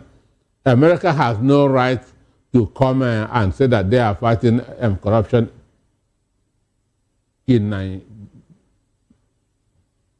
Nigeria. Okay, let me go to Emperor Jackson. How can we take the U.S. serious when we still have politicians who are linked to corruption, owning properties, for instance, in the U.S.? We've seen the case of the former governor of Anambra State, Willie Obiano, and of course we've seen the case of some who have been indicted owning properties in the U.S. And of course we've seen some allegations of current serving government officials who own properties in the U.S. like Florida and so on and so forth. So, well, still yet, how come they are owning properties in the U.S., even investing in real estate? Let's talk about even the man who was recently probed, talking about Dasuki himself. So, if the U.S. is doing this, is this just a public show? But at the end of the day, they collect this money, allow them to invest in their country, and still fly into those countries and do business. But there was something. So if all these corrupt politicians, corrupt public office holders, do you know in one side, do you know they are economic terrorists? These are economic terrorists. You understand? My plea to America is that America should ban them from coming to America. America should use their influence across the globe so that these people, because if they stop them from coming to America, these people will begin to go to France, go to Britain, to go to Saudi Arabia, some of them are not even going to America, you know that. Some of them are going to United Arab Emirates in Dubai there. So But I want a situation where America can influence the UN, the United Nations, so that these people can be stopped across the country, not just only in Nigeria alone, not just only in America alone. All right, not just in America alone, but other places altogether. But how come that this wealth, talking about, has been looted? There are still allegations of these same officials owning properties. What has been done by the U.S.? Because it's one thing to say you want to ban them, but why still accepting the money when the allegations showing that they are still investing in America with looted funds? Yes, just like doctor has said there, you understand? Americans cannot come to Nigeria to fight corruption for us. And can I tell you one thing? We are stealing money from Nigeria, from meager economy, to go and be building the largest economy in the world. Americans, they are happy. It's like somebody just come from somewhere to come and keep some millions in my house. And when I look at it, I find one way or the other to stop him from coming to my house again. How can he get that money back? The money belongs to me. America will allow these people to siphon their country economy, to bring it to come and further develop the developed economy of America. And when they have gotten enough, they will stop them. That is the way America has been doing. America has no love for any nation. If they are not really gaining anything from you, and America from the back door, they are gaining from the stupidity of these corrupt officials. So that is it. Is America telling you that they are not happy? They are happy. Simple as ABC. All right, let me go to Dr. Anaski. Is it one thing to say you want to restrict political leaders? These political leaders are not spirits who are being involved or indicted in corruption cases. Can't they have an open register where the whole world will see, name the individuals, publish it, and say, these guys don't come to the U.S.? It was published some time ago where your current CGN name that is there. Understand? The CGN name was put there after the controversial Imo State governorship election, where the person who come forth later became first. So those names are there. If you search, you will see it. All right. And we expect more names to also pile up on that list. Sure, but the issue is this: America cannot tell you to stop stealing from your country. That's how Britain become what it is, develop. That's that people steal from Africa and go and invest in Britain. So they cannot stop you from stealing in your country. If you still bring to them, fine and good. You will well accept it with open arms. Because as Emperor Jackson said, America cares only for their interest and not any other thing. It is their interest that propels them on what to do. They always ask themselves, what will we gain from this? Answering that question becomes their motivating factor. What will we gain from this? So they cannot stop you from stealing in your country. Okay, how does the U.S. justify doing business with Nigerian leaders whose records clearly show patterns of impunity and financial misconduct? As I said, they will not stop you from stealing because it is your country that you are doing harm to. And not to them. Not to America. And America don't want $1 trillion economy in Africa. Okay. Any country that wants to reach $1 trillion economy in Africa, America will sponsor war in that country. Because if you read because what they want is a poor African countries which is their source of raw materials. So when you become rich, when you become big, you begin to make demands. But once you are down, or you are poor, understand, you keep on obeying them. So they will never allow $1 trillion economy in Africa. Quite interesting way to look at it. Definitely, there have been a lot of conversations about sabotage of the African economy. But let's go over to the next conversation, which is also rather interesting, where Dr. Chike Obidigbo, the president of the Osisioma Foundation, has urged President Bola Tinubu to adopt a political solution to resolve the detention of Mazi Nnamdi Kanu, leader of the indigenous people of Biafra. Obidigbo warned that failure to act could destabilize the Southeast and trigger wider national tensions. He emphasized that Kanu's deteriorating health should be a concern for authorities and appealed to the Department of State Services to grant Kanu access to specialist medical care. Obidigbo criticized the Nigerian political class for their silence on Kanu's health, as noting that politicians from other regions actively